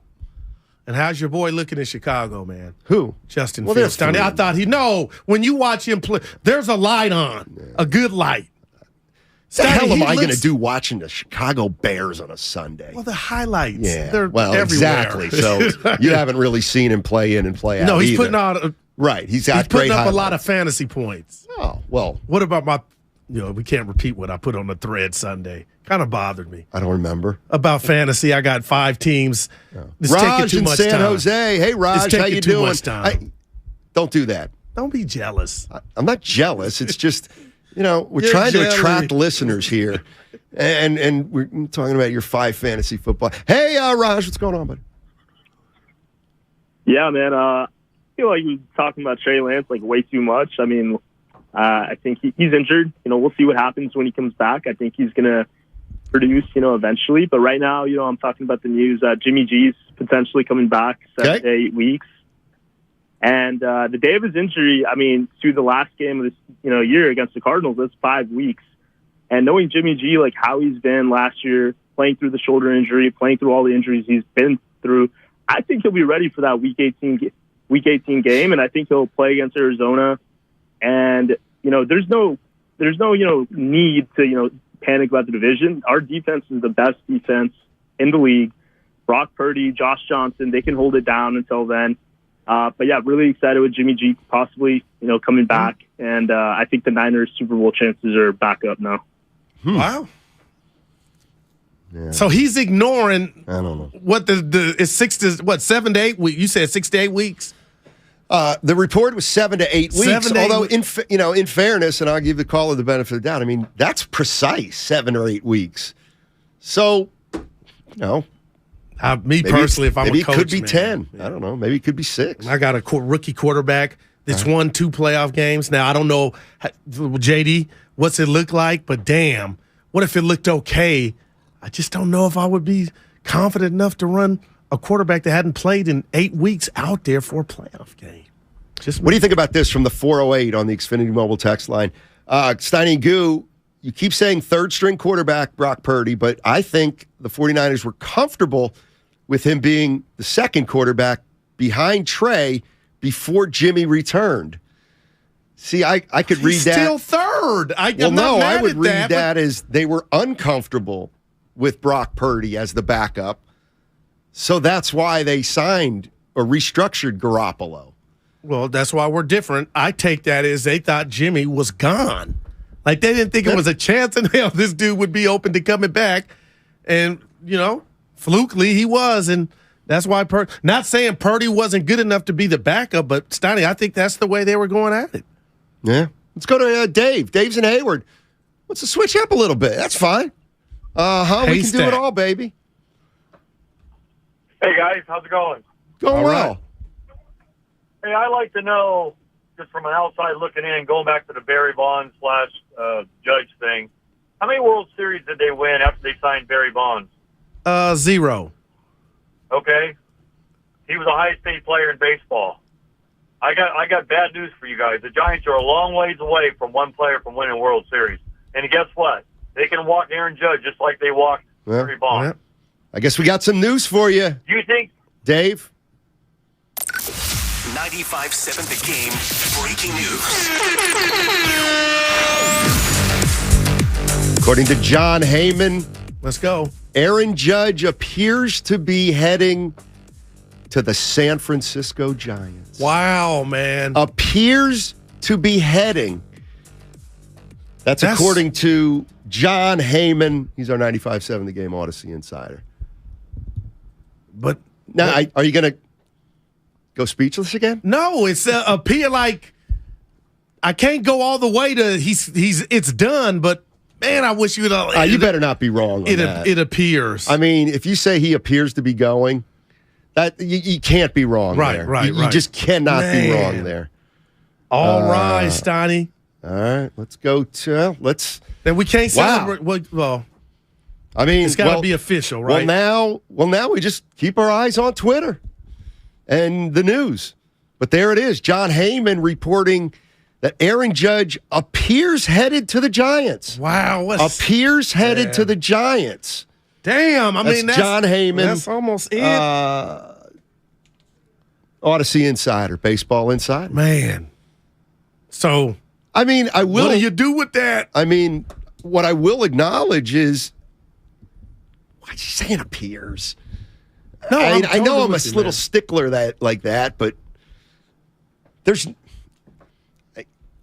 I'm totally like this guy's been around for a while. No doubt. He's obviously saying appears because it's not 100%. Right. But there's no way he says appears unless he knows it's happening. Right. You know what I mean? The backlash would be all out. So if you're a Giant fan, what do you feel when you hear that? I mean, you're on cloud nine.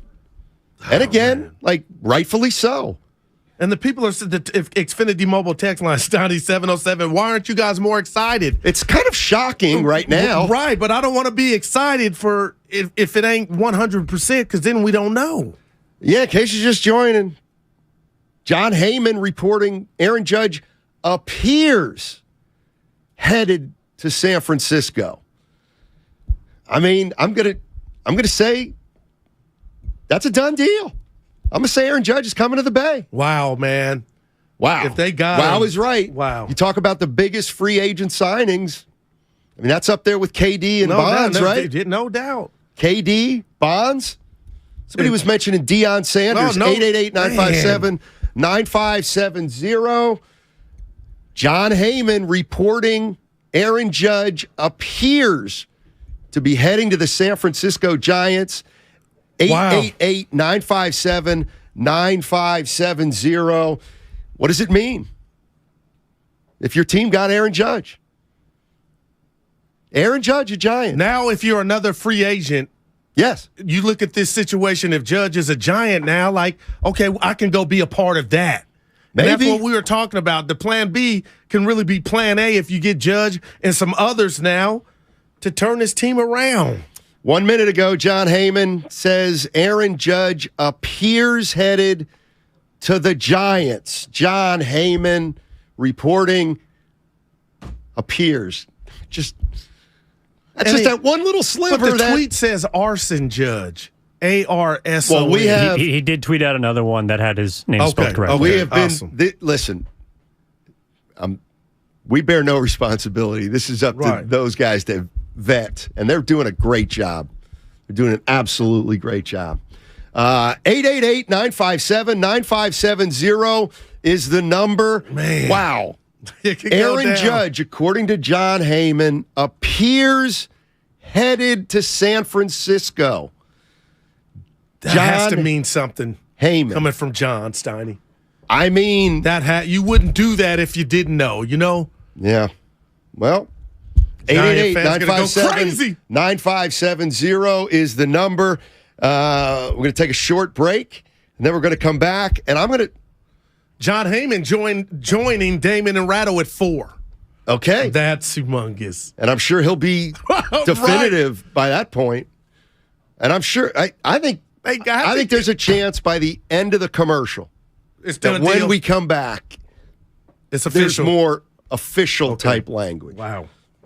Last time, before we come back and talk about it on the other side, John Heyman reporting that Aaron Judge appears to be headed to the Giants. We'll talk about it on the other side, and it's all sponsored by Outdoor Supply Hardware. Bring the family to Outdoor Supply Hardware's Free Osh Kids Craft event, Saturday, September 10th from 10 a.m. to 1 p.m. at every store. Kids 12 and younger are invited to create a paintbrush Santa using their imagination and, of course, a paintbrush, which Osh will supply. Get fast, reliable speeds at home and on the go with internet and mobile from Xfinity. Now through December 21st, new customers can get 1.2 gig internet plus Xfi Complete with unlimited data and Wi-Fi equipment included. It's just $50 a month for 2 full years with no annual contract when you add Xfinity Mobile with unlimited data at regular rates. Plus, get $200 back. Go online, call 1-800-XFINITY, or visit a store today. Requires paperless billing and auto-pay with stored bank account. Restrictions apply. Taxes and fees extra. Xfinity Mobile requires Xfinity Internet. After promo, regular internet rates apply. Actual speeds vary. Life doesn't stop when the economy is uncertain. The market might not care you have a wedding to plan or a kid to put through school. And inflation doesn't know you've got a family to feed. But Bank of America does, and is here to help. With digital tools to help you save and local experts in the Bay Area, you can keep life moving forward the way you need it to. Bank of America. What would you like the power to do? Learn more at BofA.com/San Francisco. Bank of America N.A. member FDIC equal credit opportunity lender. Do you have neuropathy? Are you experiencing numbness, tingling, and pain that just won't stop? Are you taking dangerous drugs that have serious side effects and never fix the pain? If so, please listen to this message. Neuropathy is a serious, progressive condition that only gets worse if not treated properly. Call SF Bay Wellness at 844-94-NERVE to get back to doing the things you want to do. There is no drug, exercise, or surgery that can heal nerves. Don't wait until your condition gets worse and stops you from living your life fully. SF Bay Wellness has a time-tested, proven track record of helping hundreds of patients to improve and reverse their neuropathy. If you're ready to regain your independence, contact SF Bay Wellness at 844-94-NERVE. Call now for your $99 neuropathy special and receive a personal treatment plan that is tailored to your needs. Call 844-94-NERVE. That's 844-94-NERVE and start to enjoy life again. If you're considering remodeling your home in 2023, talk with your architect or designer about utilizing Golden State Window and Door for your upcoming project. Each location across the Bay Area features beautifully planned displays. You'll be surprised by the variety of styles. Their respected partners include Anderson, Milgard, Marvin, and many other top brands. For locations, images, and more, visit goldenstatelumber.com. Since 1954, Golden State. When you succeed, we succeed. Dell Technologies' Days of Deals for Business start now with fresh, limited quantity deals on tech to drive productivity. Save on select performance laptops and desktops powered by 12th Gen Intel Core processors. Don't forget special pricing on the latest monitors, docks, and accessories, plus free shipping on everything, and special financing with Dell Business Credit. Call a Dell Technologies advisor at 877-ASK-DELL. That's 877-ASK-DELL. Do you struggle with occasional nerve aches in your hands or feet? Try Nervive Nerve Relief from the world's #1 nerve care company. Nervive tablets contain alpha-lipoic acid to relieve nerve aches, weakness, and discomfort, plus B-complex vitamins to support healthy nerve function as you age. Live life with less nerve discomfort with Nervive Nerve Relief. Learn more at nervivehealth.com. And try Nervive Pain Relieving Cream to block nerve pain signals at the source. Use as directed. At 7-Eleven, we have fresh coffee 24/7. And if it's not fresh, it's free. That's 7-Eleven confidence. 7-Eleven, take it to 11. Offer ends 12/31/22. Participating stores. Refund must be at store purchase. See 7-Eleven.com for terms. Without the ones like you, who work tirelessly to keep things running, everything would suddenly stop. Hospitals, factories, schools, and power plants, they all depend on you. No matter the weather, emergency, or time of day, you're the ones who get it done. At Grainger, we're here for you 24/7 with supplies and solutions for every industry and access to product specialists ready to help. Call, click Grainger.com, or just stop by. Grainger, for the ones who get it done. Did you know Nissan EVs have traveled 8 billion miles?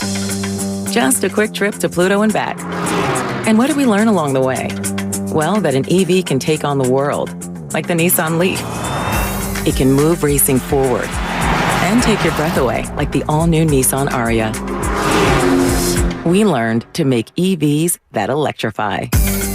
8 billion miles driven by Leaf owners globally since 2010. Ariya not yet available for purchase. Expected availability late fall, subject to change. I wanted to know why some people who get COVID-19 get it so bad. I found out it may be because they have a high risk factor, such as heart disease, diabetes, being overweight, smoking, and asthma. Even if symptoms feel mild, these factors can increase your risk of COVID-19 turning severe. So if you're at high risk and test positive, there are things you can do, like asking your healthcare provider if an authorized oral treatment is right for you.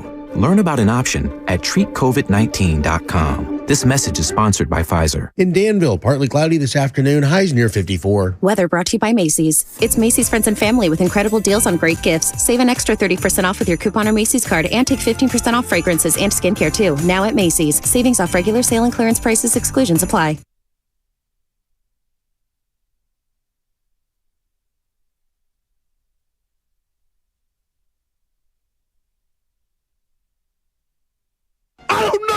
Now, back to Steiny and Guru on 95.7 The Game. All right. John, listen, we're finding out this as everybody else is. John Heyman, you know what? He gets the little T. He gets a big T. The capital one? John Heyman, 95.7 The Game's Odyssey Baseball Insider said in a tweet that Aaron Judge appears headed to the Giants. He put out a subsequent tweet that read, the Giants have just told me that they haven't heard from Aaron Judge. My apologies for jumping the gun. And the tweets are now deleted. Now he has since deleted both tweets. Is that correct, Evan? Yes. Oh, man. I mean, come on. I know that's that ain't right. That ain't, and you're messing with the mojo. If I'm a Giant fan, I'm thinking, why you messing with the mojo? I mean, that ain't right. Oh my goodness. Now, Better not be wrong. Susan Slusser of the San Francisco Chronicle is there, and she tweeted out, there's a buzz in the lobby that Aaron Judge is going to the Giants. Yes, that also coincidentally was around the time that John Heyman tweeted out that Aaron Judge appeared to be heading to the Giants. And the buzz could be a fly. Oh, my gosh. Oh, my goodness, man. He'll be on Damon and Ratto, John, at 4 p.m. Wow. He's got a lot to answer about. Oh, my goodness. Let's go to Travis in Vallejo wants to jump in.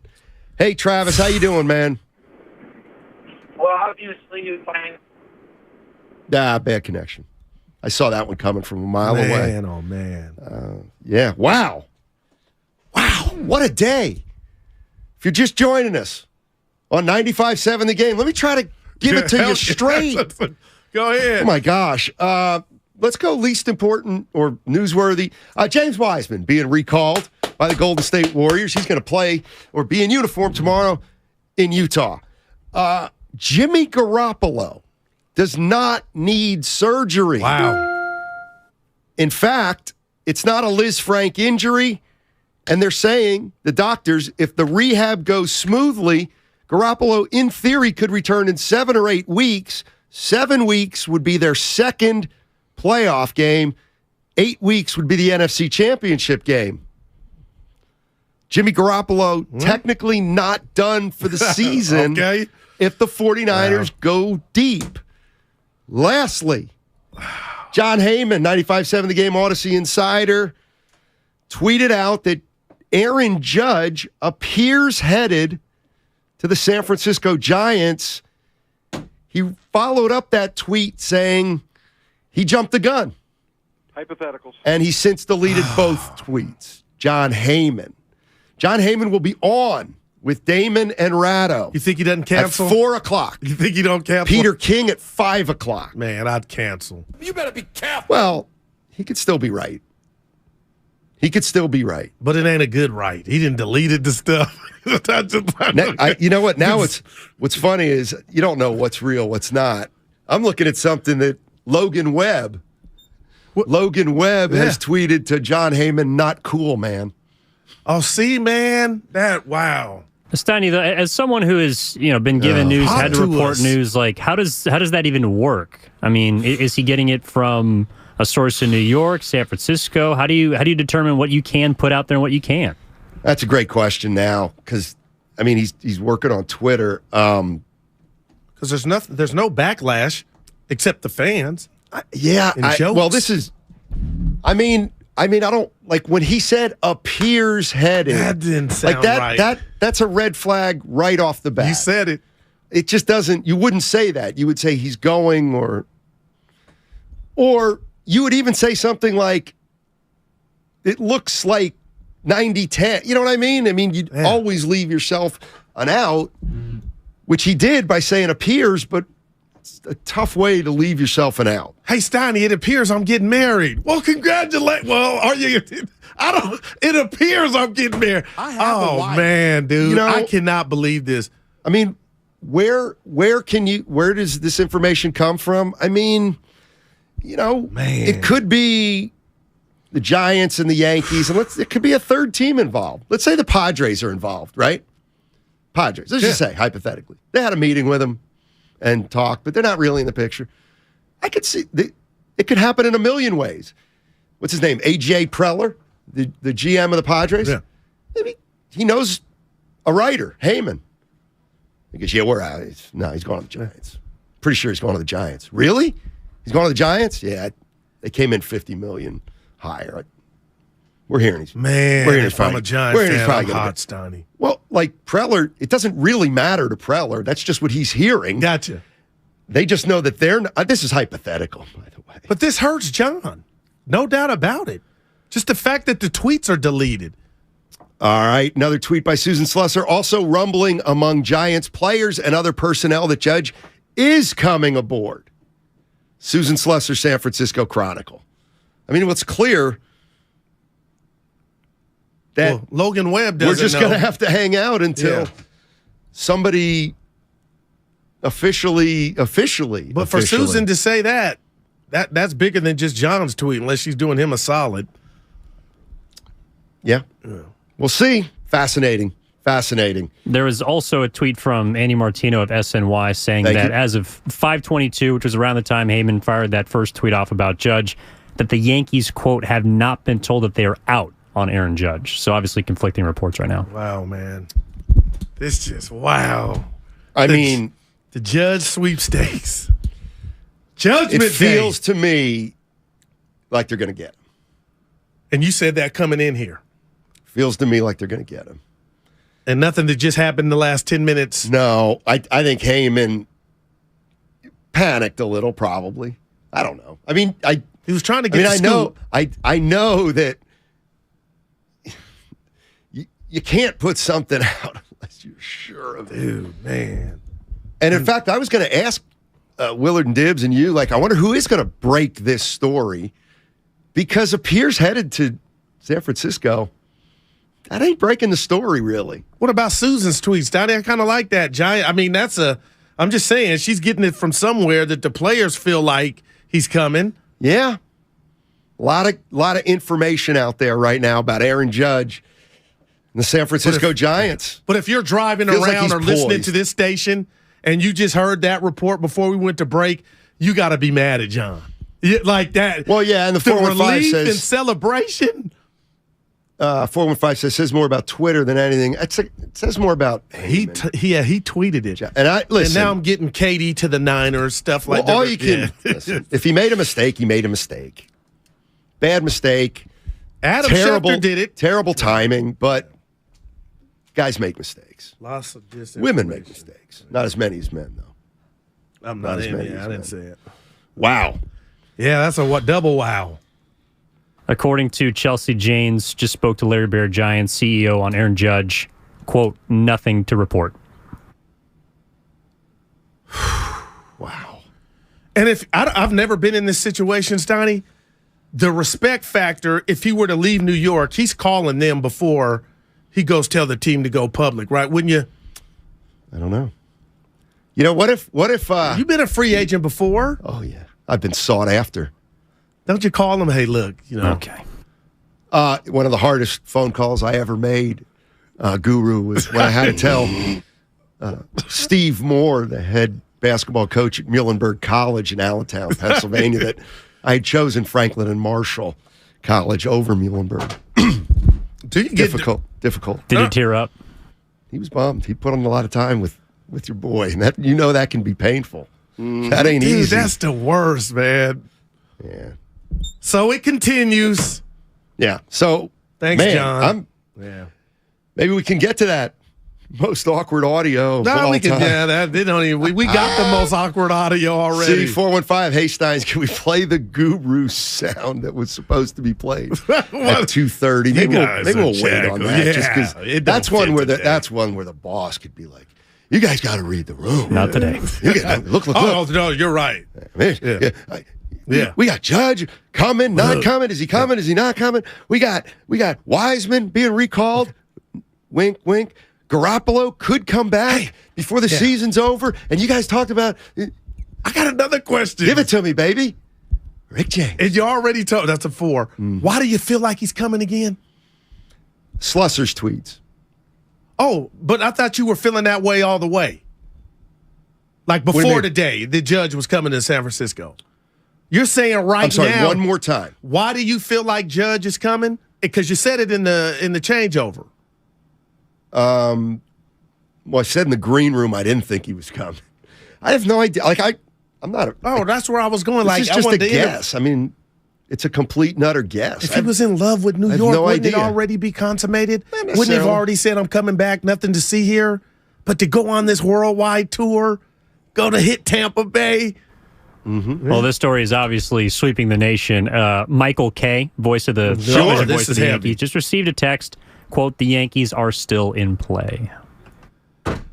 I can't wait for 4:00. I'm with Slusser. Yeah, Ray and Damon are gonna want to get away. Now I'm starting to think we know nothing. Like all this that happened, it just meant nothing. You're right. Like that's back Twitter. to zero. Back to zero. Back to Wiseman. And it ain't funny. Back what to about Wiggins. the people that were driving and went outside and let out a roar at work? Sparked up a cigarette or whatever? Imagine what Mark Willard's going through. Dude, and he's on Poor Twitter guy. going LF. Poor guy. Who do you feel more sorry for, Jimmy Garoppolo or Mark Willard? Hey, Willard, call in if right you're now? listening, man. Yeah, no doubt. You can't play with people's emotions, Smokey. I mean, that's from Fridays now. Now this is.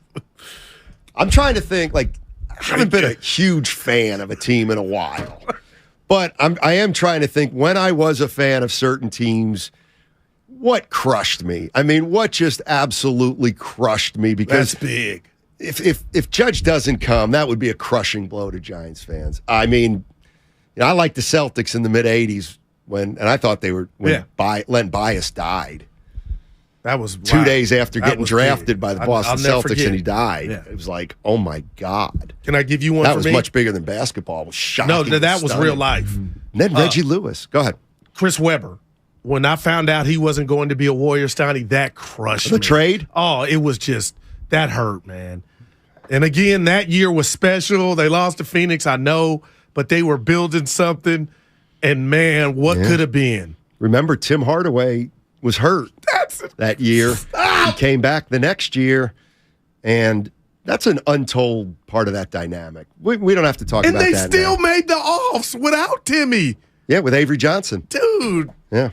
All right, here's what's going on. Aaron Judge, it feels like we're going to get an announcement at some point in the next, I don't know, hour, day, couple days, couple erroneous reports. We need it now after that. That Judge was coming to the Giants. That was premature. Might have jumped the gun. Susan Slusser of the Chronicle talked to Larry Baer. He says nothing to report. So we're basically exactly where we were, even though it felt like there was a blizzard of activity. Okay, the other piece of good news, or news anyway, is Jimmy Garoppolo does not need surgery, and it's not a Liz Frank injury. And if his rehab goes well, he could be back in 7 or 8 weeks. Week 1 of the NFL playoffs is in 6 weeks.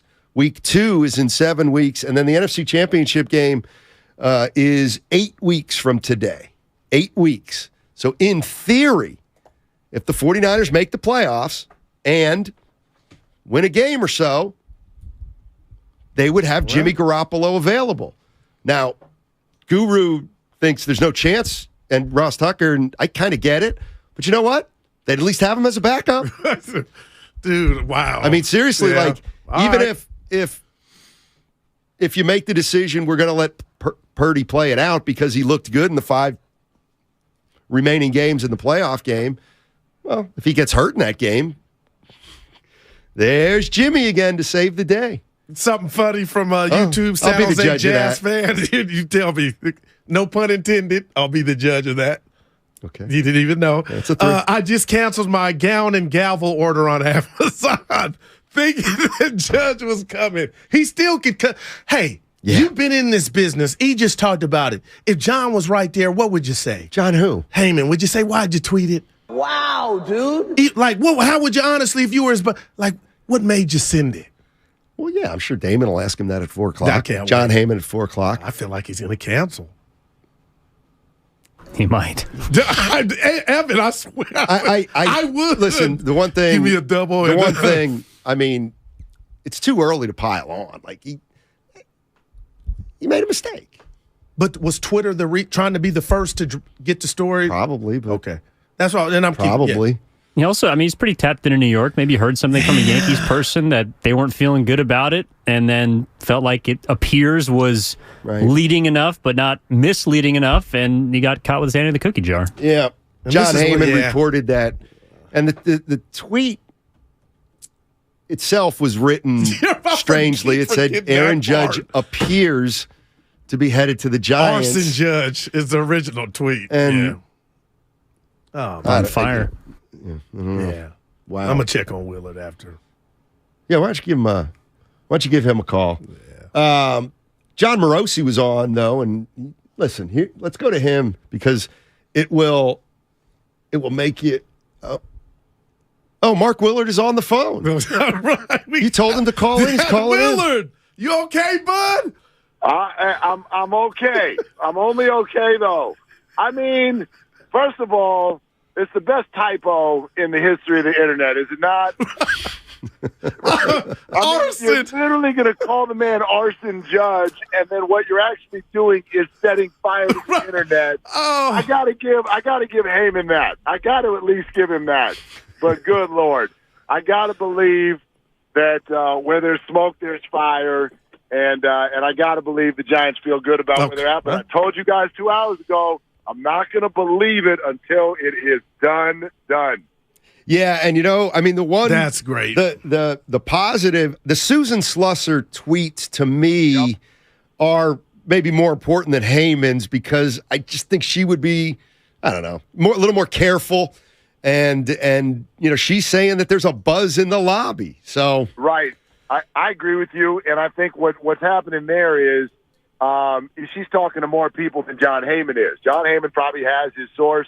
I don't know if it's with the Giants, if it's with Judge, if it's with the Yankees. The national person has got a handful of sources, but they're not going to be like Susan Slusser, who could go all the way down to the clubhouse attendant, and so she's talking with people probably on multiple levels of the organization. And what I take from that is that, again, I think the Giants think they're about to get him. But I think they've thought that for a while, and Steiny, you probably can remember this. Goo, maybe you too. There have been some famous times in history when a team thought someone was coming. The Clippers thought they had Kobe. They thought they had him. And sometimes there's an about face. So until it's done, it's not done.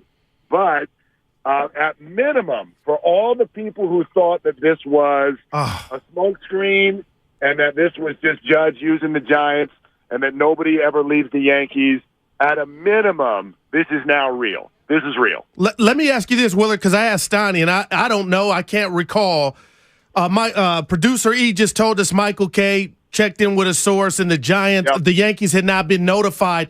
Does that usually come before you go? The player tells the team, "I'm coming," and then he makes that call to tell him I'm not, or how does that work? I mean, that's probably person by person. I think in a situation where somebody is leaving a team, normally that team's going to probably get the first call. It's not some team that's battling the Giants for Judge. It's his team that's battling. So I would hope that there's some respect there, but there's no rule to that. We also know he's mad at them. Not man. Right. He went and hit 62 home runs because he's angry at them. So it's incredible. I don't know. I don't know which order it's going to go, but I mean, we can only take this as yet another good sign. Yeah, Mark Willard joining us on Steiny Guru. Let me quick reset, and then Mark can jump in again. Aaron Judge, I mean, I think we're looking at the next, hour, day, couple days to be conservative, but it could happen at any moment. John Heyman, 95.7 The Game's Odyssey Insider. He will join Damon Bruce at 4. Reported that Aaron Judge appears headed toward the Giants. He retracted that. He said he jumped the gun a little bit. Susan Slusser said that there's a buzz that Aaron Judge is going to the Giants in the lobby of the hotel. But she also reported she talked to Larry Baer, who said no news yet, which doesn't necessarily mean that just means maybe the ink's not dry. It's fascinating. It really is. It's beyond fascinating. And here's what I bet is taking place. You guys remember when Tom Brady retired? Yep. But I mean the first time. Do you remember when the report came out, and then all of a sudden we had, I can't remember if it was a few hours or if it was a day of, no, I'm not retiring, no, I'm not retiring, and then, yes, he was retired. I remember. Only, of course, to later then not retire, but the point being is, when you're at the top of the heap in terms of whether it's a retirement, whether it's a free agency, just like LeBron back in the day with the decision, when you're at the top of the heap, you want this to be very, very orchestrated your way. You want it on your timetable. You want it broken by the person you want breaking it, your time, your production. And so who knows what happened here, but my bet is John broke this at a time when they were like, we're not ready to orchestrate this yet. And so could it be another hour? Could it be another day? But I do take this as another good sign for the Giants. How did you let out a roar? Did you say yes and then say I can't do it? What Brother, I'm gonna tell you guys. I'll bring you inside behind the curtain. It was really funny too because I left you guys and I went to go take my 13-year-old daughter to an annual physical, and so we're in the doctor's office. And then we get to the point of the doctor's appointment where they're like, "Okay, Dad, you can step out now. We're going to just do one-on-one with your daughter." So I'm sitting in a pediatric lobby next to a fish tank, and here comes Arson Judge. And so I'm not in a spot where I could yell or do anything. I'm in a doctor's office with little kids running around, and so I had to just, I had to get the Twitter thumbs going and keep the heart rate down. Luckily, there were doctors close by if I did faint. Man, there you go. All right, Mark. Tomorrow, well, listen, man. we got to turn the show over to Damon and Ratto. Thank you so much for calling in. Maybe we'll have some resolution tomorrow on the changeover. John Heyman at 4 o'clock with Damon and Ratto. Peter King at 5 o'clock. Don't go anywhere. Don't move that dial. Do they still even say that? Hi, welcome to IKEA and our winter celebration event. Yeah, hi. It's been a while since I've had the whole family over, so I need a table set for 12. I need decor to impress Aunt Lucille. Oh, I need gifts for the kids. No worries. As an IKEA family member, you can save with hundreds of offers throughout the store, from home decor to table lamps and even gaming accessories. Gaming? Wait, did you say hundreds? Yes. This holiday season, visit us in-store or at IKEA-USA.com/winter celebrations to start saving. The IKEA Winter Celebration event begins 12/7 and ends 12/24/22, U.S. only. Guys, 2022's been a roller coaster year, so spoil her this Christmas by giving her the next best thing to wearing nothing at all. With soft, silky, naturally nude pajamas, exclusively from Pajamagram. Sensuous and smooth, naturally nude pajamas feel just like her own bare skin, even more alluring than lingerie. The texture and touch of these pajamas is so seductive that you'll both love the feel of them. She'll love the feeling of wearing next to nothing at all, and you'll love the way they look. Best of all, Pajamagram does the wrapping for you with free gift packaging. Order today, and Pajamagram will also include a free matching naturally nude nightie with the purchase of naturally nude pajamas. That is free gift packaging and a free naturally nude nightie when you order today. Just go to Pajamagram.com. It's fast, easy, and delivery by Christmas is guaranteed. That's Pajamagram.com. Ladies and gentlemen, it's official. Fast just got a whole lot faster.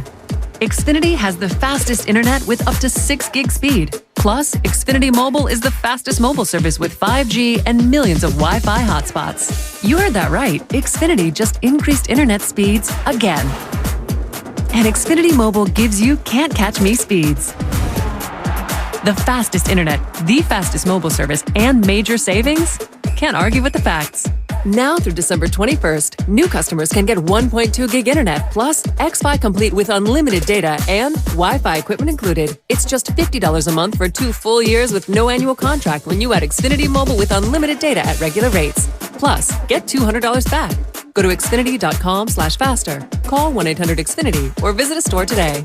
Requires paperless billing and autopay with stored bank account. Restrictions apply. Taxes and fees extra. Xfinity Mobile requires Xfinity Internet. After promo, regular internet rates apply. Actual speeds vary. Hi, I'm Aaron, owner of California Deluxe Windows. Ever notice? When your neighbors get new windows, there is a large black eye of broken stucco, uneven plaster, and even mismatched paint. At California Deluxe Windows, we never leave a ring around the window. Why? Because we are one of the only companies in California California who custom crafts every window and door to your home's exact measurements. Almost everyone else on the radio is a distributor. They grab a window from a warehouse, break open your walls, shove it in, and patch things up. At California Deluxe Windows, we take pride in our work. Our installation technique is so precise, we do not break your stucco. Your house could be covered with potato chips, and we wouldn't crack one. Call now, and for a limited time, you get 30% off your entire order and 24 months of interest-free financing. 800-874-3600. 800-874-3600. That's 800-874-3600. California Deluxe Windows. Windows engineered for life. Certain terms and conditions apply. CSLB number 774518.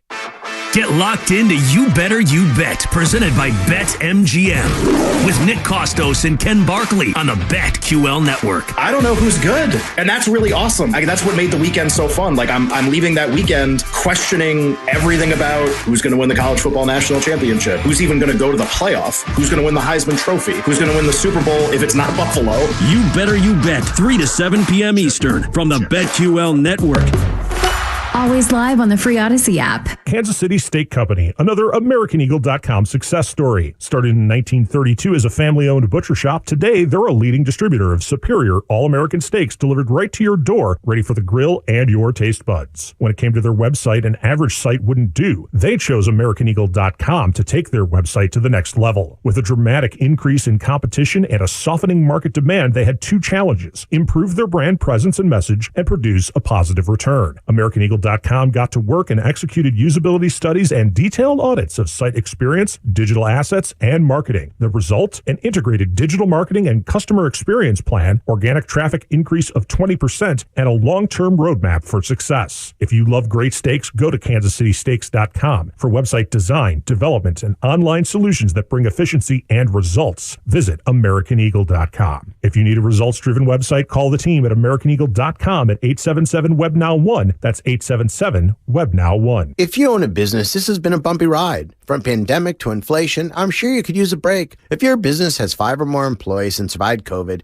you might be eligible to receive a payroll tax refund of up to $26,000 per employee. The challenge is getting your hands on it. Hi, I'm Howard Mackler, and that's why I founded GetRefunds.com to cut through the red tape and get you the money. The team of tax attorneys we have put together are highly trained in this little-known payroll tax refund program. We do all the work, charge not a dime up front, and simply share a percentage of the cash that we get for you. Businesses of all types can qualify, including those that took PPP, nonprofits, and even those that had increases in sales. We have helped return over $1 billion to businesses, and we can help you too. Just go to getrefunds.com/sports, click on Qualify Me, and answer a few questions. This payroll tax refund is only available for a limited period of time. Don't lose out on up to $26,000 per employee. Go to getrefunds.com/sports. That's getrefunds.com/sports.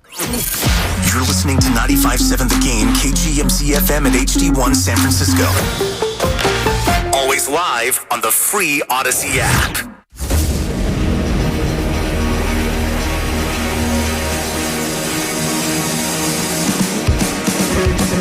Live from the corner of Broadway and Battery, you're listening to Damon Bruce and Ray Ratto on 95.7 The Game. Well, it appears that John Heyman got a little excited. Not too long ago, he says Arson Judge is coming. He corrects that to Aaron Judge. We're sitting around here watching him then retract that statement, saying, oh, might have jumped the gun a little early on that one. Yeah, maybe, John. We have John Heyman, apparently, appears to be joining us at 4 o'clock today, 5 o'clock. Peter King stops on by. Ray Ratto, what the hell just happened in the old Twitter sphere? What's your theory? We have Arson Judge. Now, you're going to platoon him with Aaron, right? He's the lefty. No, you platoon him with Jock Peterson. Oh, okay. Okay. That makes sense. The winter meetings is an unusual place because you don't have a lot of access unless people come through the lobby. And my guess, and it's just a guess, is that he was talking to somebody in the lobby who either went off half-cocked or not cocked at all. And you said, it's kind of looking like the Giants based on apparently nothing. And Heyman didn't get a source from either team to say what's going on here, because I think they're both being very mum about this for perfectly good reason, which is you don't want to annoy Judge or his representatives by saying, we got it or we don't got it. So they're going to play very coy, but Heyman felt pressure to, either internal or from his bosses in New York to blurt something out. So he nailed down the arson Judge story. Here's what I want to know. Was it the San Francisco Giants who called or reached out to John Heyman to say, nah, that ain't it? Because if it is, does that mean he's not coming? No, it doesn't mean anything. What it means is both sides, whether it's the Yankees or the Giants, that's a coin flip. It's probably more likely that it's the Giants, but not by a lot, only because the Giants don't want to assume something that's not done yet, because all of a sudden you throw a wrench into something where you don't know if the player wants to do the announcement himself. Right. So it's kind of a weird breach of negotiating protocol, which is you don't say something's done when it's not. And I suspect that the Giants didn't want Judge's people to think that they were leaking. So that's just my guess. I have nothing to go with on that because I'm Arson Ratto. It's just amazing that whatever led John Heyman to want to tweet that out, he got so excited about it, he got the guy's name wrong and hit send. And then he got auto-corrected is what he got. Well, and then he auto-corrects himself. Now, Not long after we saw the John Heyman tweet, Susan Slesser, also at the winter meeting, says, boy, there's a really big buzz in the lobby. Yeah, it was probably because John Heyman fired off a tweet that was seen by millions of people, especially everyone hanging around the winter meetings lobby, and was like, hey, did you see what John Heyman just said? That would be the thing that would create said buzz. So exactly. But again, that's another problem with the winter meetings in general, is that you are spending a lot of time chasing ghosts, because when you're talking about a negotiation like this, nobody's talking to anybody. But there's the call from the home offices. What's going on with Judge? What's going on with Judge? And you can't keep telling them, I don't know. Nobody's saying anything. Because there's no benefit to either the Giants or the Yankees leaking this. On the Xfinity Mobile text line, Damon, please no Judgment Day puns. Deal. I will make that deal with you right now. We will not have any Judgment Day puns. But boy, if it were to happen arson today, puns all day long. All day long. You're welcome to 95.7 The Flame. Barry Bonds signed with the Giants 30 years ago today. Like, if you're that much of a Giants fan and you're Aaron Judge, maybe you are trying to line up this news with today, but man, like, it's already 6 p.m. on the East Coast.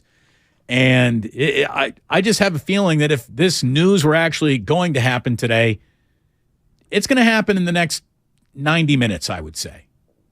And I think, if not then, maybe tomorrow. I'm really surprised that John Heyman would agree to come on with us today.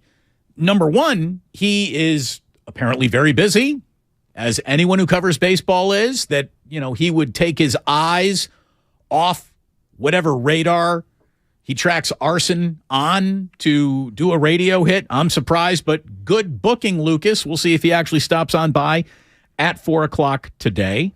Yeah, it's rare for stuff to happen this late in the day at the winter meetings. Usually you get the announcements early. Yeah. Because teams want to organize their podium session with the player. So I'd be surprised if anything happens today. News travels at the Continental Breakfast, Ray. I had never thought of that. I'd never been told that, but it could be simple muffin talk. 3 GMs at a waffle station.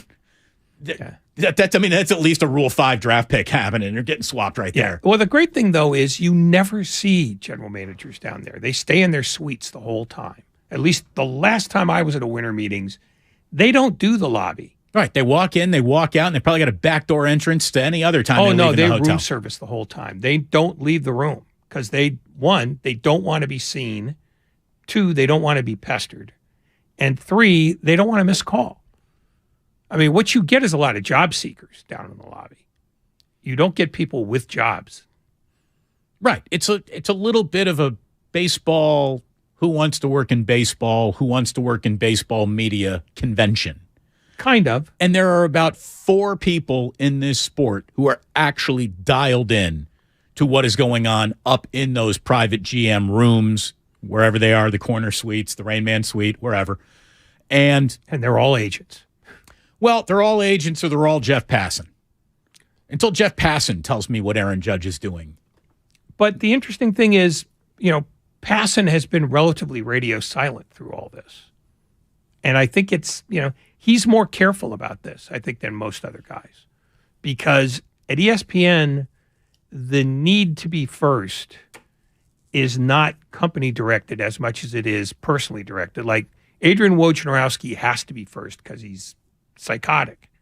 Adam Schefter has to be first because ESPN and football have a weirdly important relationship, whereas ESPN and baseball do not.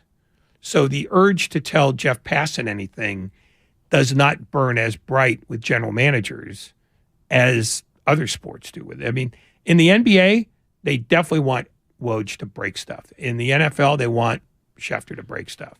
In baseball, they don't care as much because they don't have the relationship with ESPN that they have with Fox, for example, because Fox is their home network. But this is bigger than a baseball story, I think, in ESPN's eyes.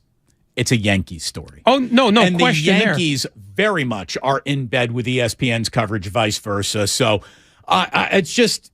But what I'm trying to say is you don't see Passan getting out over his skis very much. No, he's careful. And I think a lot of that, well, some of it is he's careful, but a lot of it is baseball's, need to tell Jeff Passan something.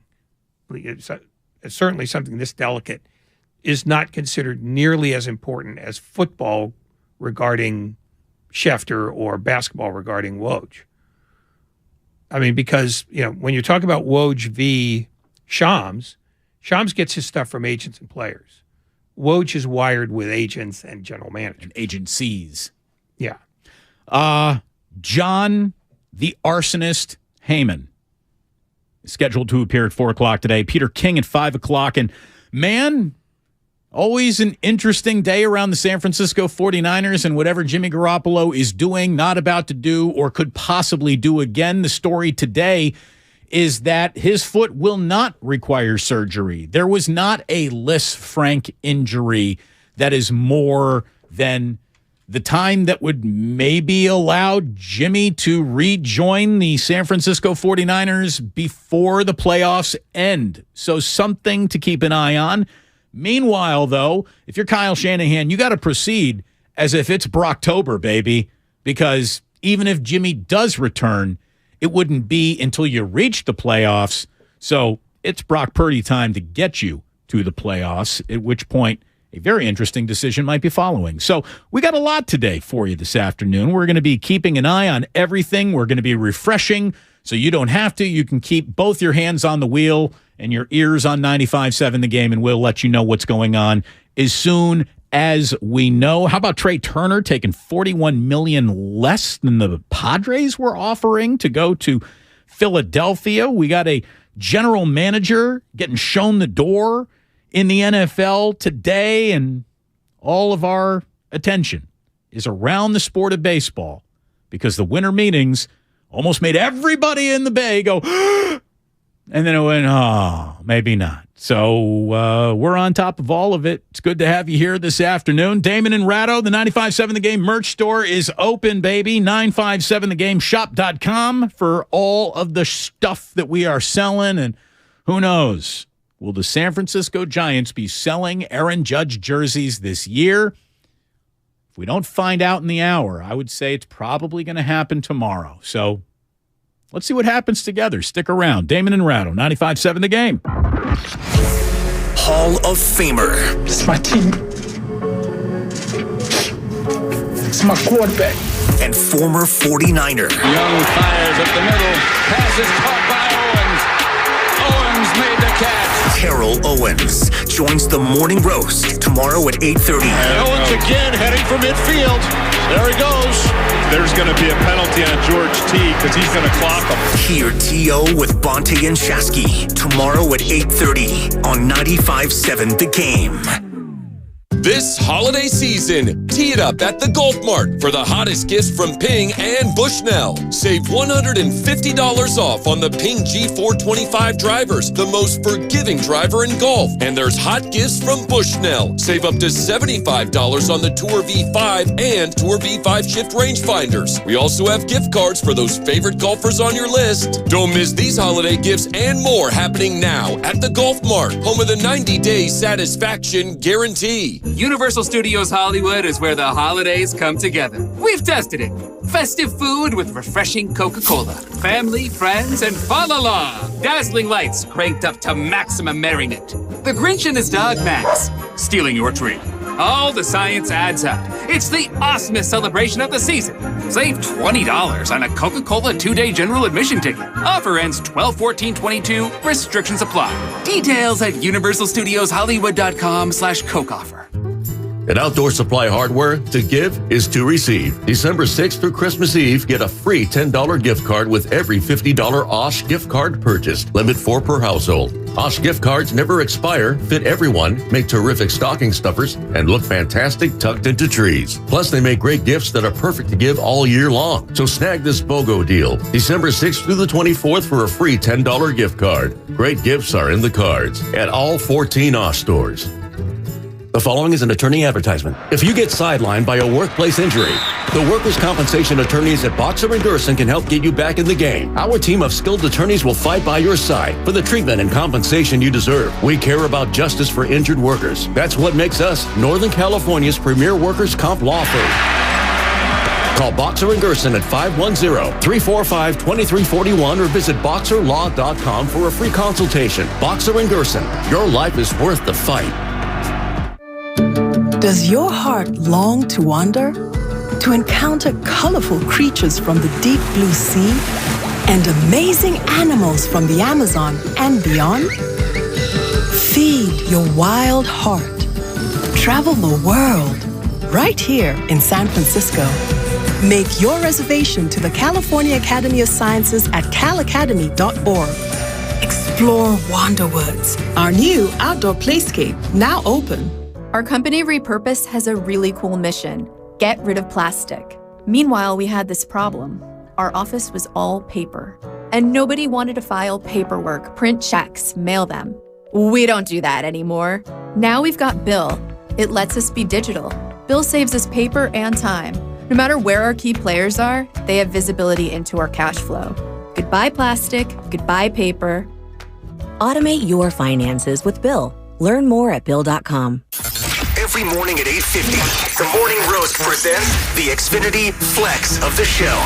Bonte and Shasky flex with their best moment of the day. Replayed at 8:50. You'll win it. 4th championship. Steph, Draymond, Clay helped the Warriors win this one alongside Jordan Poole, Kuminga, Moody. Nobody can say anything. They can't take this one away. The Flex of the show. Presented by Xfinity Flex, the 4K streaming TV box with voice remote and Peacock Premium. Free with Xfinity Internet. Life doesn't stop when the economy is uncertain. The market might not care you have a wedding to plan or a kid to put through school. And inflation doesn't know you've got a family to feed. But Bank of America does, and is here to help. With digital tools to help you save and local experts in the Bay Area, you can keep life moving forward the way you need it to. Bank of America. What would you like the power to do? Learn more at BofA.com/San Francisco.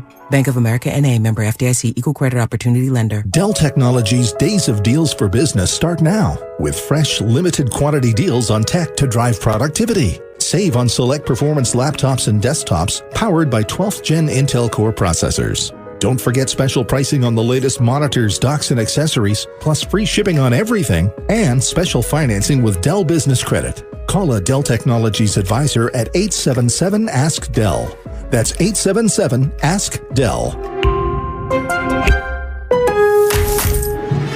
Where do holiday happenings take over every aisle? Lowe's, actually.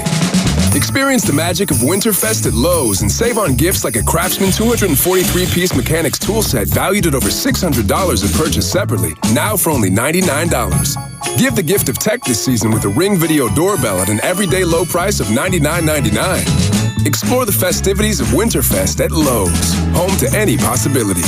Offer valid through 12/7 while supplies last.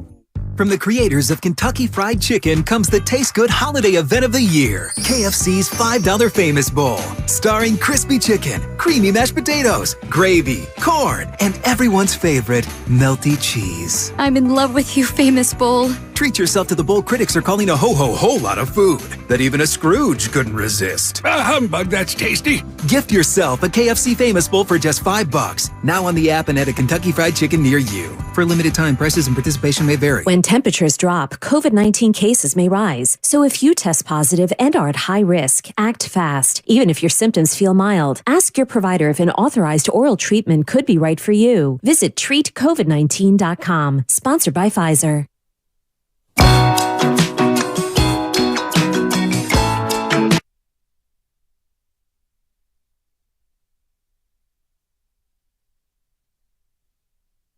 Now back to Damon and Ratto on 95.7 The Game.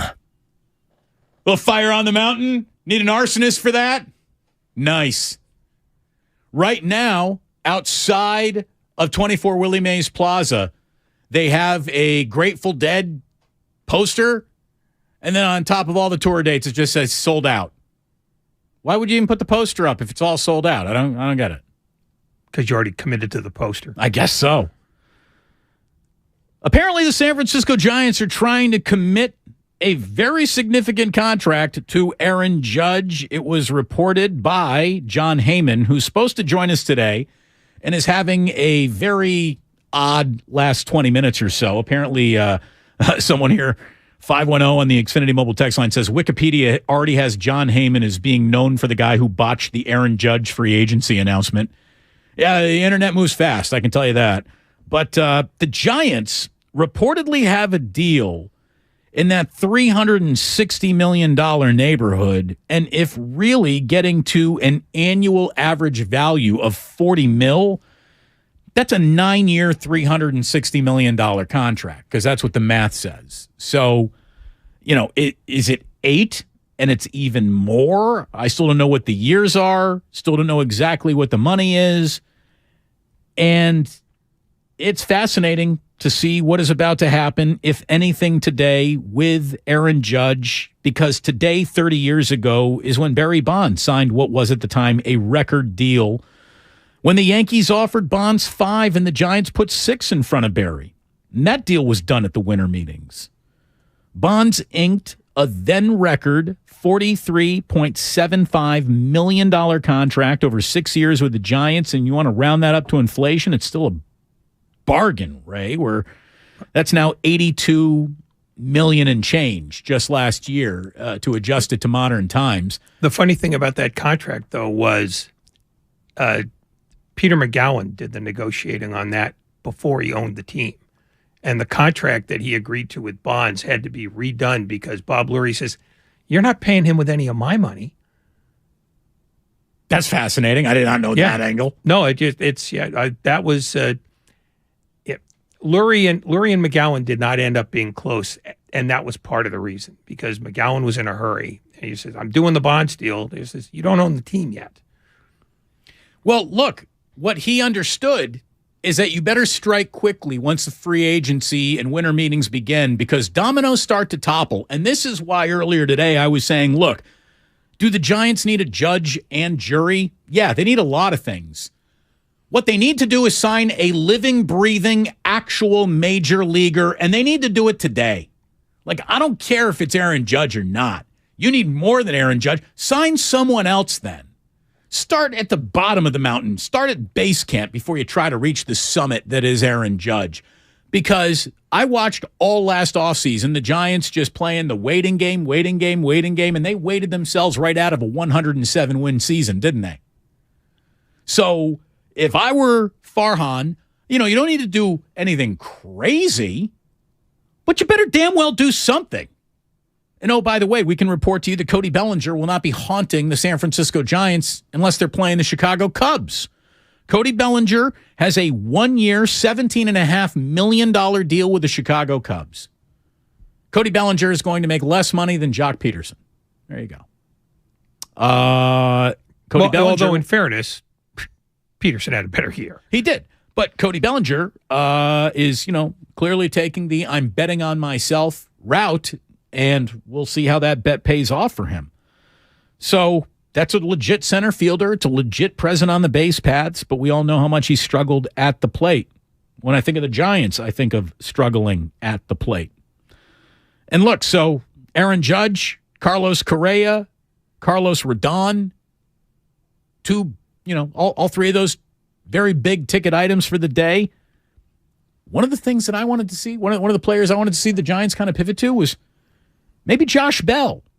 Like Josh Bell, a switch hitter, better than he showed over the Padres when he was in Washington before the Soto trade. Nope. The Cleveland Guardians, $33 million over 2 years for Josh Bell. Is Josh Bell great? No. Is he good? Yeah. I mean, for $33 million, that's a song. What did you say? What were you just saying about the Phillies payroll now? They have how many players making at least $20 million a year? 6. 6 Philadelphia Phillies making $20 million a year. That is, it sounds like a really big number, right? It sounds like, oh man, that's boys and girls, let me tell you. If you are a real major league entity, you're making $20 million in this league now. If you're a real major leaguer, like every day, my name will be considered for an all-star game. I am a real major leaguer. I'm not lucky to be here. They're lucky that I'm here. If you're a real major leaguer, your contract will start at an annual average value north of $18.5, $19 million. It's just the way the game is going. So, if the Giants are looking to spend big money elsewhere, they got to make some sensible moves in other places. $33 million over 2 years for Josh Bell, a switch hitting first base left fielder. Yeah, you should have jumped on that, Farhan. Or what did you not like about Josh Bell? What did you not? I mean, the list of things that the Giants might not like about that player seems to override the fact that they shouldn't be so picky. Like, they need help. That is a team of lucky to be here's and quadruple A players, if there ever was one. Well, the other thing that I wonder, though, is, and this is not Josh Bell specific, is that teams regard the Giants as a fallback position because it's still not a friendly ballpark for hitters. They've never really had much success getting a big-time hitter to go there and stay there since Bonds. The taxes are an issue that, agents will sit there and whisper in the players about. Ohio's a far friendlier tax state. Right. Not preventing the Dodgers or the Padres from getting it done. Same state. No, but they are spending a level of money that the Giants are A, unfamiliar with, and B, reluctant to do. The only team, quite frankly, when Turner went to the Phillies, he went to a team with an owner who says, I don't care what it costs. There's a little bit of Joe Lacob in him, in John Middleton, because he's throwing around money that the Phillies have never thrown around, not even close. And they've always been like in the upper half of payrolls, but not like this. Well, this is a guy Series. Who's made a choice the way that Peter Ziegler has made in San Diego with the Padres, and the way the Dodgers have done, with Mark Guggenheim. It's, price is not an object. Well, and I think that's, I don't mean to interrupt, but there are not that many teams that are doing it. In fact, the Yankees aren't doing that anymore. The Red Sox aren't doing that anymore. But there are teams that are. And with the Dodgers and Padres and now the Phillies, it's damn the torpedoes, because Golden State turned their team into a gold mine. And they did it even though their salary structure is allegedly out of whack, because it's not out of whack. The Giants just said, though, ollie ollie oxen free when it comes to spending this year. So we'll see if it starts to happen. Again, I thought that Josh Bell was a reasonably priced, definite upgrade that was waiting there for them. And I'm going to tell you, I'm about to give you a list of, a few names here that are not anything less than really big ticket items. Xander Bogaerts, Dansby Swanson, Brandon Nimmo. I mean, is that Nimmo? Yeah, is that possible? You're going to get that done? Chris Bassett. I'd love to see Chris Bassett behind Logan Webb, and I think a lot of Giants fans would. How about Cody Senga?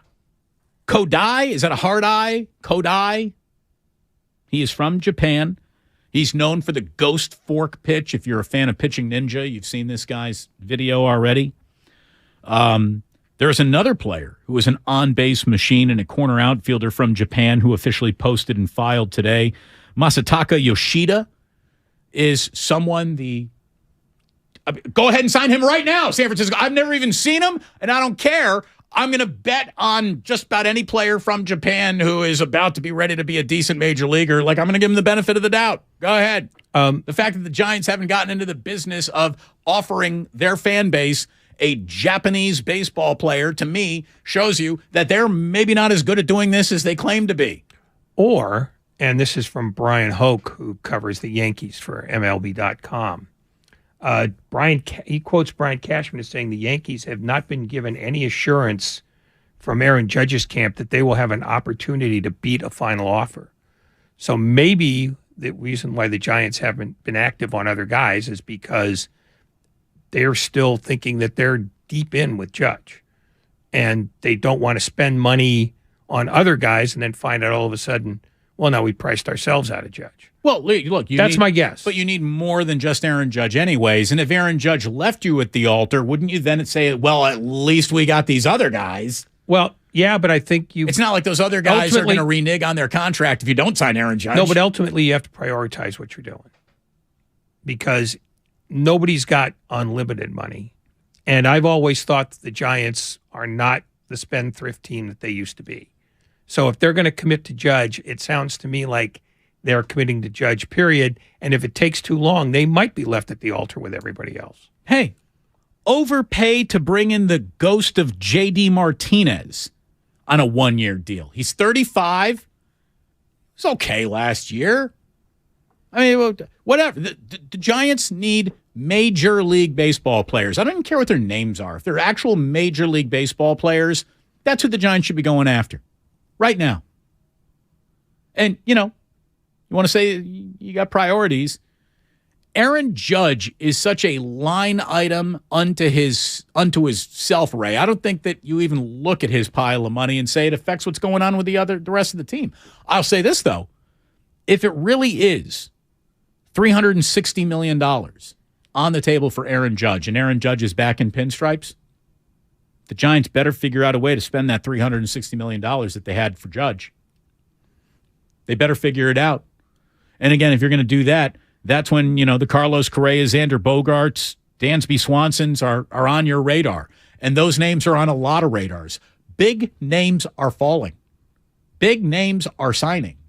That's what happens in the winter meetings. The Giants don't have a level of run-up to this where they can dilly-dally and take their time. Like, if they really have a $360 million offer today on the table for Aaron Judge and he hasn't taken it, they need to come back with $375 at breakfast tomorrow.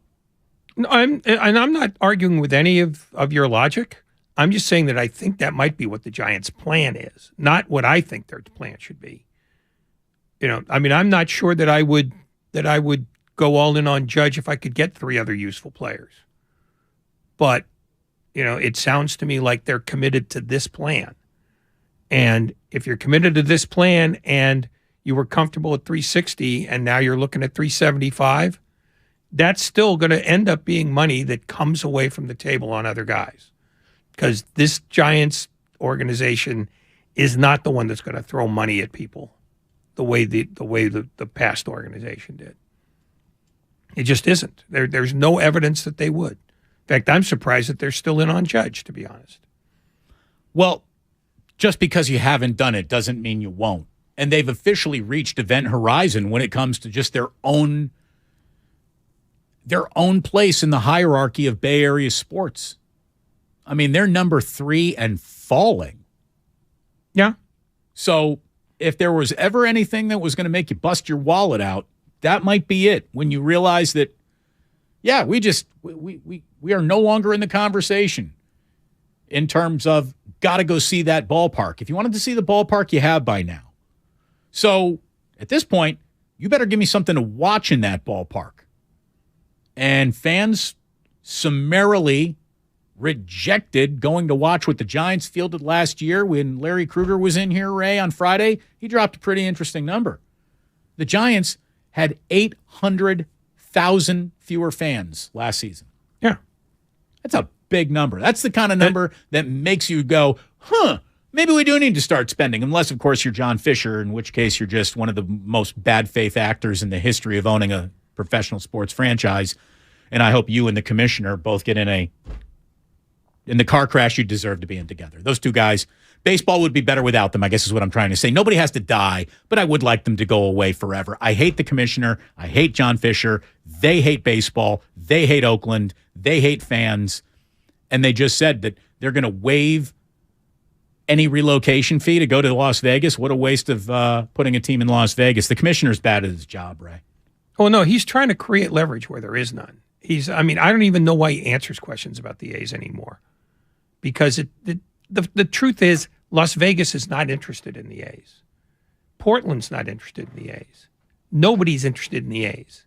And every once in a while, John Fisher goes to Rob Manfred and says, can you please say something that makes it sound like this needs to be urgent? And every time he does, people laugh because they know the A's don't have any leverage. I mean, we're getting off the trail of the Giants, but actually, I think it would be great if Aaron Judge signed with the A's.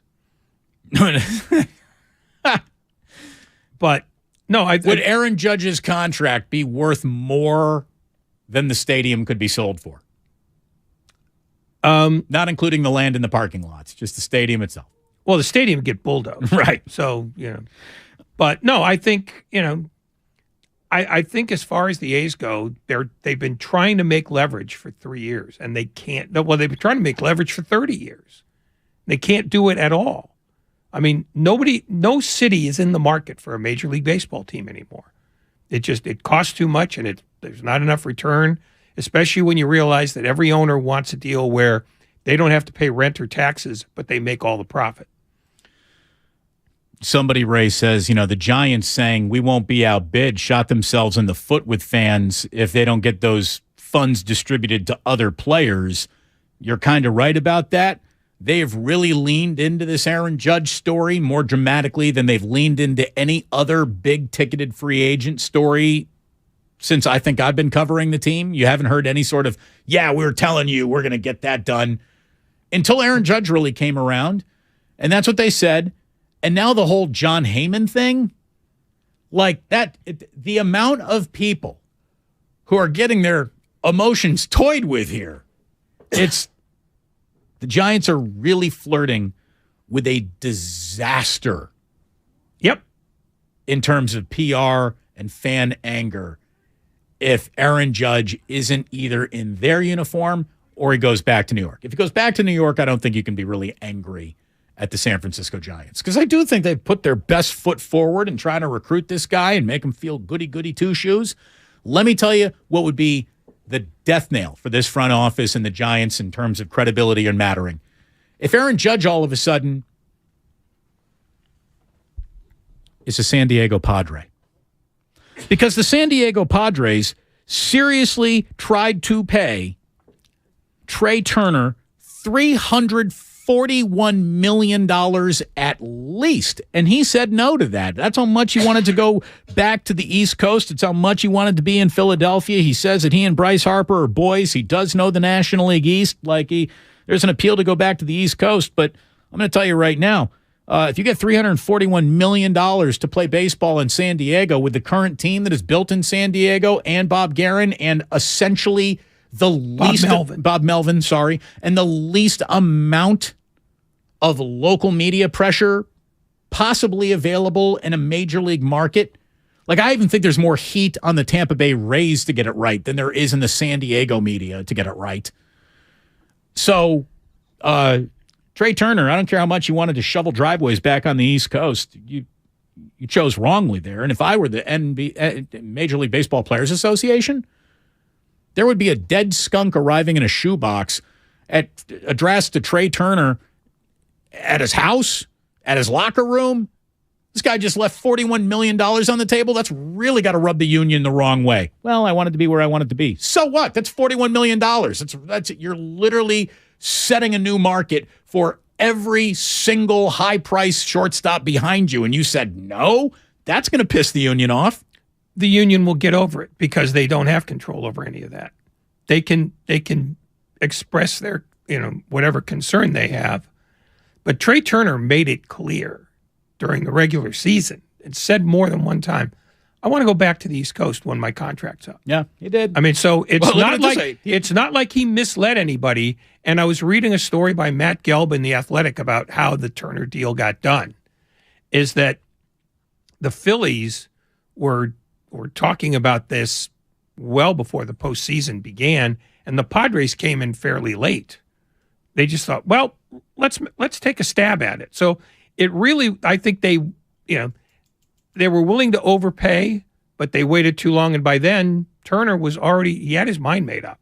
So it's not a question where the union could say, you screwed us, because the truth is they know the Padres will spend that level of money on somebody else. And it may be Aaron Judge. Players are supposed to genuflect the money, though. That's supposed to They're dictate supposed to, their but they don't always. The difference between... When's the last time a guy said no to more money to go somewhere he wanted to be? Well, yesterday. Before that? It doesn't happen very often, I grant you that. Right. But when somebody says flat out, I don't want to play on this side of the country anymore. I mean, that's why Bryce Harper did not entertain the Giants at all at any point, or the Dodgers for that matter. They wanted to be hot and heavy with him. He said, no, I want to go back east. I mean, sometimes guys just say, this is what I want. Yeah. And the fact that the Phillies are now a team that's in business to spend a lot of dough, and you can do that easily. They were just in the World Series, too. So and the other thing is, the $300 million in Pennsylvania, when you cut out the tax thing, is a lot closer to 341 than you would think. I don't know what the tax code is back there, but that's not a big tax state. And you can make that money up. And if you have a decent accountant, you probably make more. Someone from the 650 brings up the point on the Xfinity mobile text line that they think, the tax reasoning is overhyped. Players pay a jock tax in each state they play in, so a player in Florida is not paying zero state income tax. Well, he is on 41, or in baseball's 81. case, 81's home dates. Yeah. There's definitely a tax difference. It's a big difference. And when you look at cost of living, congratulations, you just signed a $300 million deal. What are you going to do? Well, I want to buy a big mansion. Of course you do, darling. So the really big mansion in Florida costs about $10.5 million. The really big mansion down in Atherton is going to run you about $38 million. So there's another price point of difference that players are looking at. It was like when Jeff Kent came out here and he was like, the real estate's insane. He's like, I could live on 5 ranches in Texas with 5,000 acres to have my horses go on. You have no place for your horses or your barn or your 5,000 acres on the peninsula. For those who are, I feel awful, equestrian inclined, Ray. The question I had when he said that, and the question I would have today is, why don't you sign with the Rangers? Yeah, well, because the Giants made that Matt Williams trade, and I guess well, here's the thing. He loved Barry Bonds, Ray. Jeff Kent, Barry Bonds, they just had to stay together.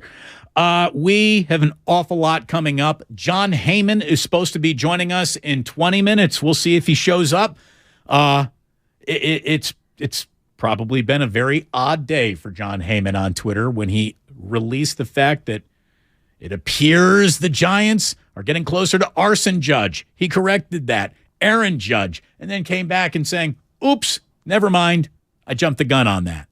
Hopefully he jumps on the phone with us at 4 o'clock. In the meantime, we're going to come on back and jump on the phone with you. What do you think of the Giants, the way they're going about this, the way that it's unfolding? Do you expect them to finally marry a big-time free agent, or would you bet on them to be a bridesmaid once again? Damon and Ratto here. We are on YouTube, baby. You can check us out there.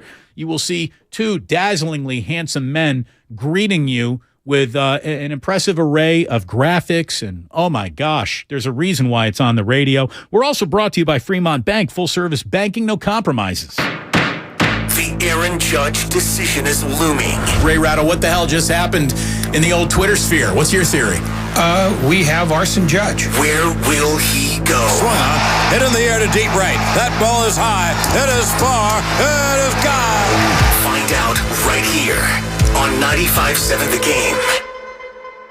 If you owe back taxes to the IRS, have unfiled returns, or are worried about an audit, the IRS is hiring 87,000 new agents to address these very issues. That means if you need to get your tax problems resolved, now is the time to get started. I'm tax attorney Robert Goldstein, and my firm specializes in helping individuals and small businesses resolve their tax problems. We work to stop IRS and state seizures. We may be able to settle your tax debt for pennies on the dollar with an offer in compromise.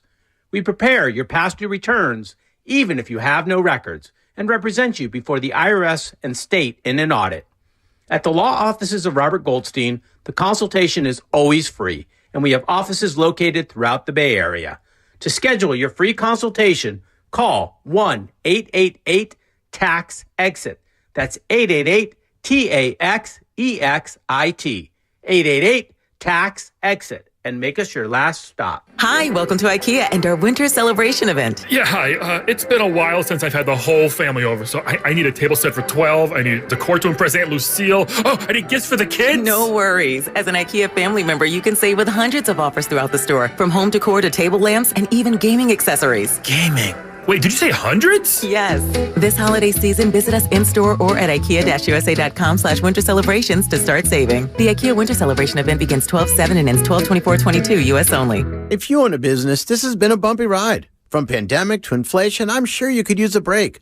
If your business has 5 or more employees and survived COVID, you might be eligible to receive a payroll tax refund of up to $26,000 per employee. The challenge is getting your hands on it. Hi, I'm Howard Mackler, and that's why I founded GetRefunds.com to cut through the red tape and get you that money. The team of tax attorneys we have put together are highly trained in this little-known payroll tax refund program. We do all the work, charge not a dime up front, and simply share a percentage of the cash that we get for you. Businesses of all types qualify, including those who took PPP, nonprofits, and even those that had increases in sales. We have helped return over $1 billion to businesses, and we can help your business too. Just go to GetRefunds.com and answer a few questions. This payroll tax refund is only available for a limited period of time. Don't lose out on up to $26,000 per employee. Go to GetRefunds.com. That's GetRefunds.com. Ladies and gentlemen, it's official. Fast just got a whole lot faster. Xfinity has the fastest internet with up to 6 gig speed. Plus, Xfinity Mobile is the fastest mobile service with 5G and millions of Wi-Fi hotspots. You heard that right. Xfinity just increased internet speeds again. And Xfinity Mobile gives you can't catch me speeds. The fastest internet, the fastest mobile service, and major savings? Can't argue with the facts. Now through December 21st, new customers can get 1.2 gig internet plus X-Fi Complete with unlimited data and Wi-Fi equipment included. It's just $50 a month for 2 full years with no annual contract when you add Xfinity Mobile with unlimited data at regular rates. Plus, get $200 back. Go to Xfinity.com/faster. Call 1-800-XFINITY or visit a store today. Requires paperless billing and autopay with stored bank account. Restrictions apply. Taxes and fees extra. Xfinity Mobile requires Xfinity Internet. After promo, regular internet rates apply. Actual speeds vary. There's a reason Golden State has become the trusted partner for professional builders and contractors. The breadth of what they offer is remarkable. Their product knowledge can save you time. They're the largest distributor in NorCal of many of the brands they carry. Golden State's newly refreshed app offers installation guides, building codes, and much more. And the GSTV link on their homepage is a useful resource. Family owned for 3 generations. Golden State. When you succeed, we succeed. Some fans gear up for game day, but some fans follow their team every day. That's why the Locked On Podcast Network has a daily podcast for your favorite NBA team. Every trade, every overtime win, every game, our local experts cover the biggest stories around your team every day. Search Locked On plus your favorite NBA team on the Odyssey app or wherever you get podcasts. The Locked On Podcast Network, your team every day. Without the ones like you who work tirelessly to keep things running, everything would suddenly stop. Hospitals, factories, schools, and power plants, they all depend on you. No matter the weather, emergency, or time of day, you're the ones who get it done.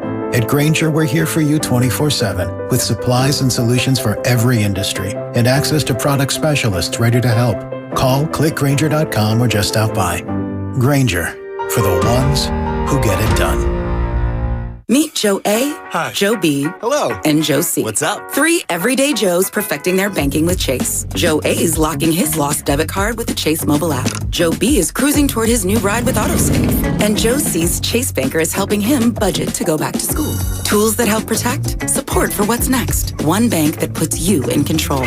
Visit chase.com/checking. Chase, make more of what's yours. Chase mobile app is available for select mobile devices. Messaging and data rates may apply. JP Morgan Chase Bank, N.A. member FDIC.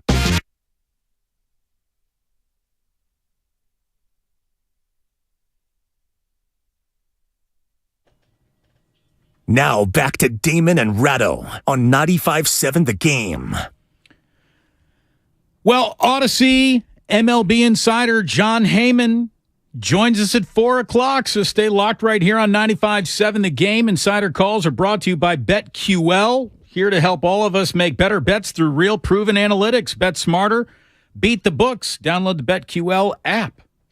Damon and Ratto here on 95.7 The Game. So Jon Heyman lit the entire world, Twitter world on fire, and this is not an arson joke, with the news that apparently he said Aaron Judge was going to sign with the San Francisco Giants. He then retracted that, saying he got over his skis a little bit on that one, and he has since said, my bad.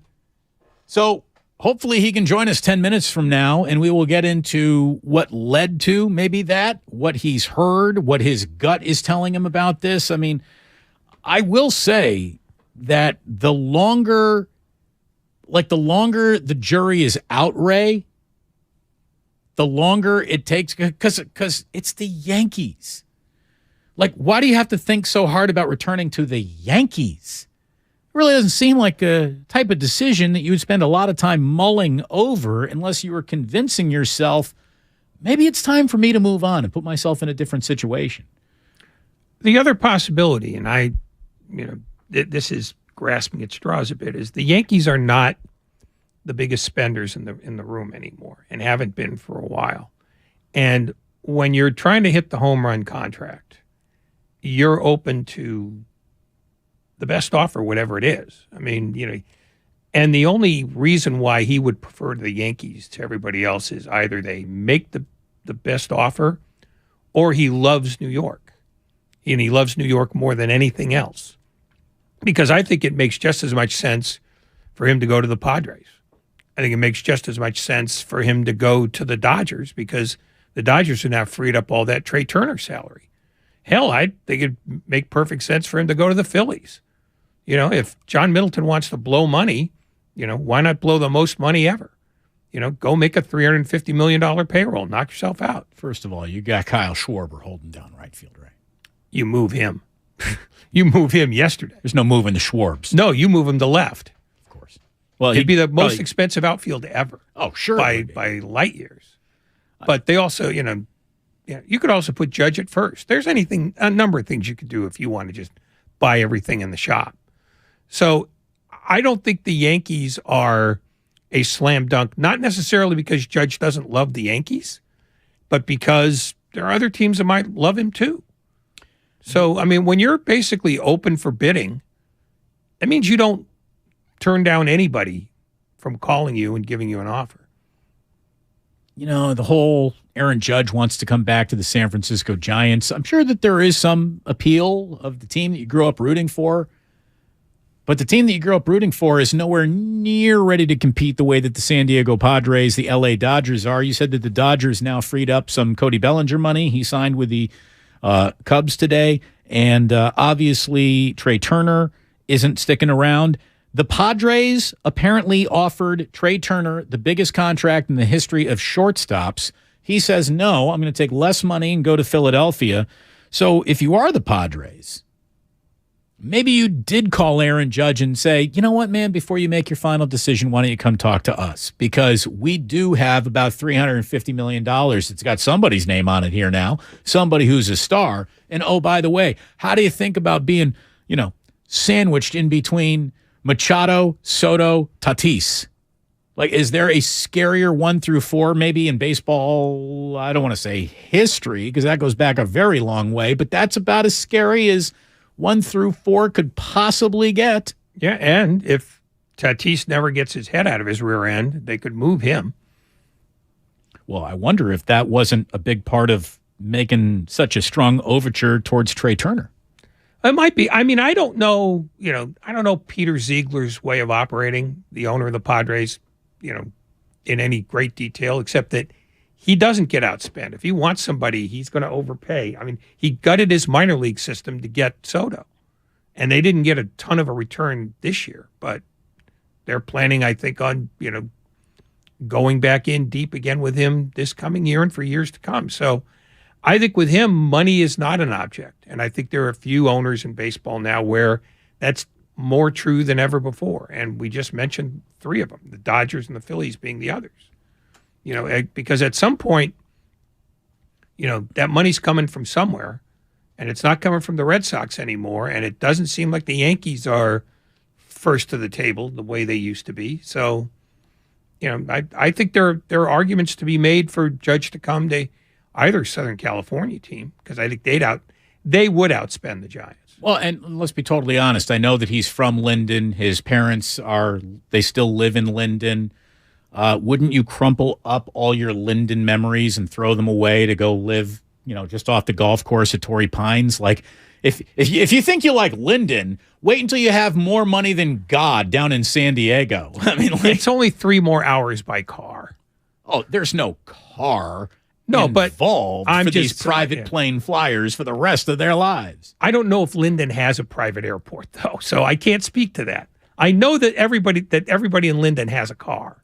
So I'm just saying, if they want to go see their lad play, pack the car up, 3.5 hours, so we could stop at Paso Robles, drink some wine, then get down to L.A. for weekend series. If Linden means that much to him, the Yankees should just bring him to Linden Boulevard. Represent, Zent. Tribe Called Quest, represent. If Linden means that much to him, he should sign with the A's because Oakland's closer to Linden than any other major league team. Did you see that the city of Oakland is thinking about naming one of their streets Too Short Way?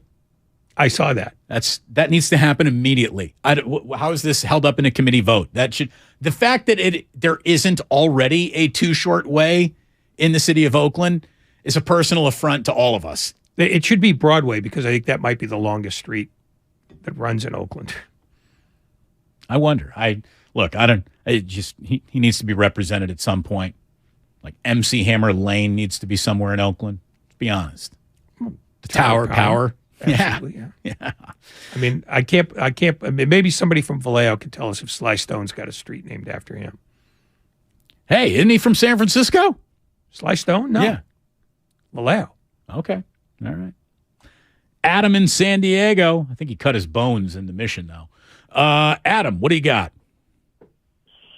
I was just wondering if there's a polite way to ask your following guest what is going on, because this is brutal news to tweet something out that he's coming, then retract the tweet to edit the name, and then say there's no reported news coming. It's like, why did you even tweet to begin with? As Giants fans, this is very stressful now, and if he ends up not coming to the Giants, that man needs to get fired, period.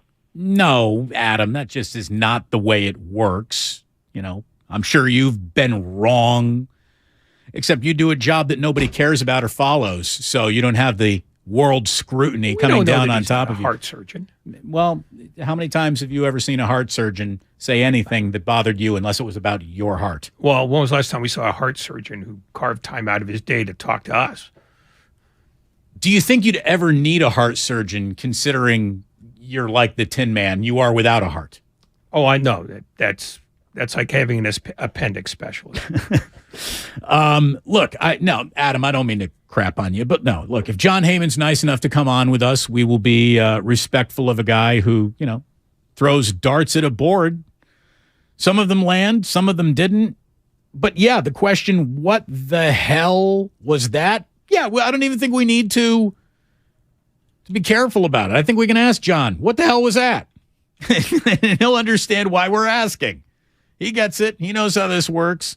Yeah, I'm still bet to me he's an underdog calling. Yeah, he's supposed to join us at 4:00. I do not know here's the thing. Doesn't he have a ton of free agent news to constantly be monitoring for someone who is clearly dying to be first to the Aaron Judge story? What if it actually breaks while he's talking on the phone with us? Then he should be fired. That would be no, he shouldn't be fired, but he would be fired because that's the only story that his employers are interested in. They don't want to know about Josh Bell to the Guardians. Apparently, neither did Farhan. Steve Biko, thank you very much. 610. We're all together here on the same page. So John Heyman, in a matter of moments, I do want to let you know, we haven't even had time to talk about, speaking of what the hell was that? What the hell was that with the Warriors last night? That is in a season that has given us several levers to pull. Was that your worst game of the year? Was that the worst game? That might have been their worst game of the year, all things considered. I know that Wiggins was out, but the amount of important Pacers that were out dwarfed one Andrew Wiggins, and for the Warriors to just, are they kidding us with that loss, or are they fooling themselves? It was terrible, straight up, to lose to the Pacers, who've been bleeding to death on this West Coast road trip. On the second night of a back-to-back, without Halliburton, without T.J. McConnell, without Miles Turner, you got a 10-game home court winning streak? What the hell was that? Klay Thompson, he made 8 threes, but he finishes 9 of 23, 28 points on 23 shots. Kids, that's junk. That's not going to get it done. The Pacers. You forgot Curry. The Pacers threw more at Steph Curry last night than Steph Curry is used to seeing on a basketball court, and they do get full credit for that, man. They really, really do. Andrew Nembhard, 31 8 and 13. I'm going to tell you right now, whether it's happening for you or not, whenever you're watching someone play the best game of their career, it's pretty cool. That guy was going off last night. Yeah, the Pacers are a surprisingly good team. They'd lost 3 in a row, but before that, they'd established themselves as a pretty tough out, and they weren't getting. They got routed in Sacramento, they got routed in Utah, but they have players, and when I can only imagine what it would have been if Halliburton had played, because he's one of the most dynamic players in the league. Maybe that would have actually woke them up to decide to go out and play a tip-off, because the Warriors didn't even bother reporting to duty until about mid-second quarter. By the way, that was when Jonathan Kuminga checked in, and all of a sudden pieces started fitting a little bit better. Poole and Clay did what they could. Again, Kuminga, he gave him a little bit of a spark, but the Warriors basically lost to a group of unproven rookies and no-names on their own home court last night. Kevon Looney with a tough one. He was minus 21. And I actually have something nice to say about Andrew Lamb. We'll get to there in just a second. I'll tell you that a tough road to hoe seems to be in front of the Warriors tomorrow, because Steph, Draymond, and Andrew Wiggins are all listed as out tomorrow night in Utah. James Wiseman, after spending about 7 games and 3 weeks down in the G League, is getting called back. So maybe we'll get a James Wiseman sighting tomorrow night. It'll probably be a Coach DNP. Oh, by the way, welcome to your 4 o'clock hour. You're listening to 95.7 The Game, KGMZ FM and HD1 San Francisco. Always live on Twitch, YouTube, and the free Odyssey app. Damn well better be free. Well, there he goes. Ray, you should have bet the over because joining the show, Odyssey MLB insider Jon Heyman. Insider calls presented by BetQL. Get access to data, insights, sportsbooks don't want you to see. Bet smarter, beat the books. Download BetQL app. Visit the BetQL.com today. Jon is also the host of the Odyssey original podcast, Big Time Baseball. And Jon, let's be honest, some big-time thumbs might have gotten you in a little hot water out here in the Bay Area. You're toying with some emotions. Thank you for joining us from the winter meetings, Jon. First of all, tell us about the splits for Arson Judge, and does Farhan want to platoon Aaron Judge with Arson Judge? That's good. You're funny. That's a good one. I like that. So, obviously, you got a little birdie in your ear telling you something. You were very excited to get it out. Not even a few minutes later, you're retracting it. Can you just take us through what went on there? I heard that he was going to the Giants from a couple of people, so I thought it was good enough. Since then, the Giants have said they haven't heard. The Yankees have said they haven't heard. So, I think they would know before me if there's anything definitive. At this point, I can just say the tea leaves look a lot more positive than they did before for the Giants. But at this point, I would not report that, obviously, because I retracted it. So it was an error to go that quickly with it. I don't know if you'll be willing to tell me this or not. Was it the San Francisco Giants who told you that you don't have the right information at this time? Because if it did, that would mean maybe the Giants are a little bit more concerned about this than the Giants might know something. I don't want to guess at who's concerned for what reason or whatever, but you could see whatever my tweet said is what I'm sticking with now, the apologies. So, at this point, both teams have said that they have not heard. So, I went too quickly with it. It was premature, but it does. I would say at this point the tea leaves are looking better for the Giants than they had been, but that's not. He's going. I did say appears, giving myself a little room, but you're right about the emotions. People get emotional, and certainly every other time I've said appears, it's happened. So I get it. Do you have a sense on timeline? And by that, I mean, is this about to, get done? Or does the fact that the Padres didn't get to spend $340 million on Trey Turner suddenly make them a player? Or the fact that Turner left the Dodgers and Bellinger left the Dodgers make the Dodgers a player? Is it more complicated now, or is it still down to the two teams? I thought it's basically between the two teams. I think the Dodgers have checked in and made efforts, and I don't think it's too likely. That's the way it looks for the Dodgers. But I'm not ruling anybody out at this point because you never know what might happen. Jon Heyman joining us from the winter meetings. Again, the news that did come out today is that Cody Bellinger has signed a 1-year, $17.5 million deal with the Cubs. Are you surprised that he's betting on himself with just a 1-year deal? No, that was clear. That's what he wanted to do, is bet on himself, and he figures he's going to regain his form and then get a big free agent deal a year from now. Makes sense. Off the year that he had, he wasn't going to get any kind of a contract like he had been envisioning in 2018 and 2019 when he was a star. So I get it. He is betting on himself. Thinks he's going to regain form. I think he felt, remember in the I believe it was the World Series where he was injured with the high five and that needed shoulder surgery, and perhaps he really wasn't quite recovered. So I give guys credit who bet on themselves. Was there a signing that's happened so far that has caught everybody by surprise? Could it have been the DeGrom deal? That was an interesting one. Zach Eflin, believe it or not, for $40 million seemed rather high to a lot of us. The pitching market has gone crazy. They're all getting more than we expected. So, but DeGrom, to me, 5 years, I did not expect that. He's obviously an incredible talent. So, I get it in a sense because even if he pitches half the games, they're going to be very well pitched games. So, at least you're getting a superstar there when he pitches. Some of these deals, the $10 million for guys who do 13 innings, things like that, I have to question it.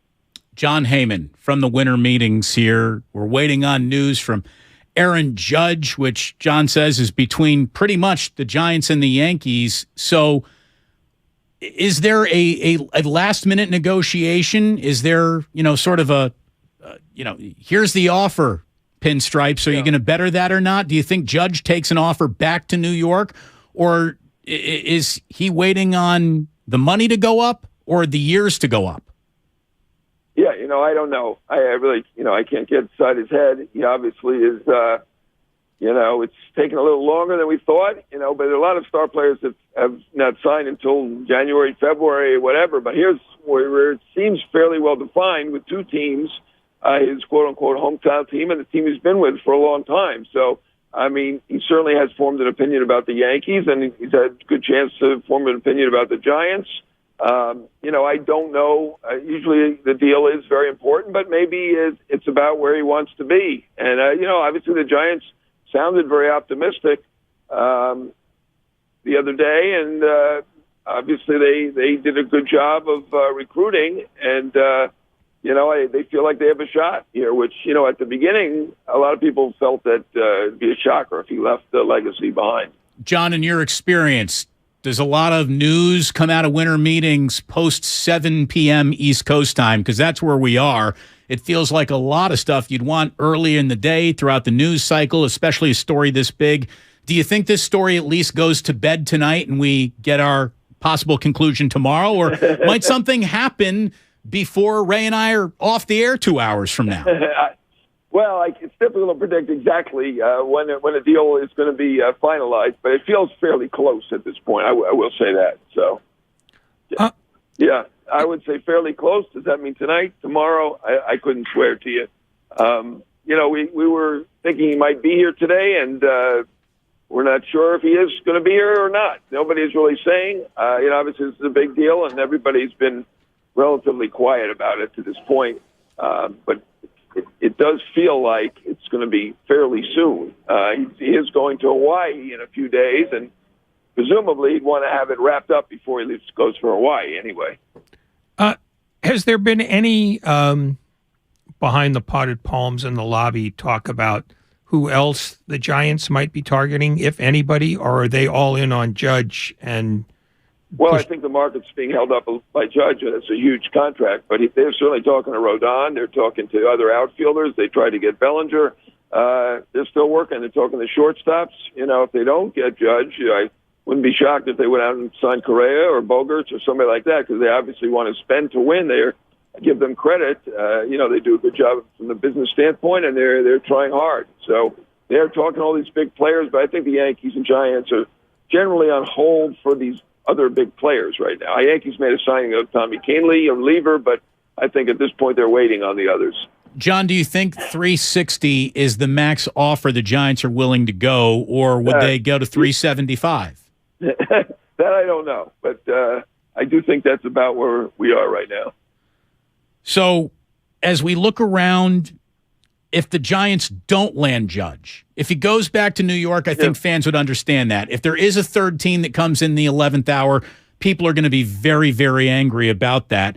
If the number is about $400 million, what do you think Farhan would then pivot to spend that? I mean, I know you just said Bogarts, Dansby Swanson. I think the shortstops, it feels that way, or Rodon. I mean, they want to get a big star, right? So Judge is clearly the biggest star. If they don't get him, I think they would look at the shortstops next. But they're in the Rodon market along with a number of other teams.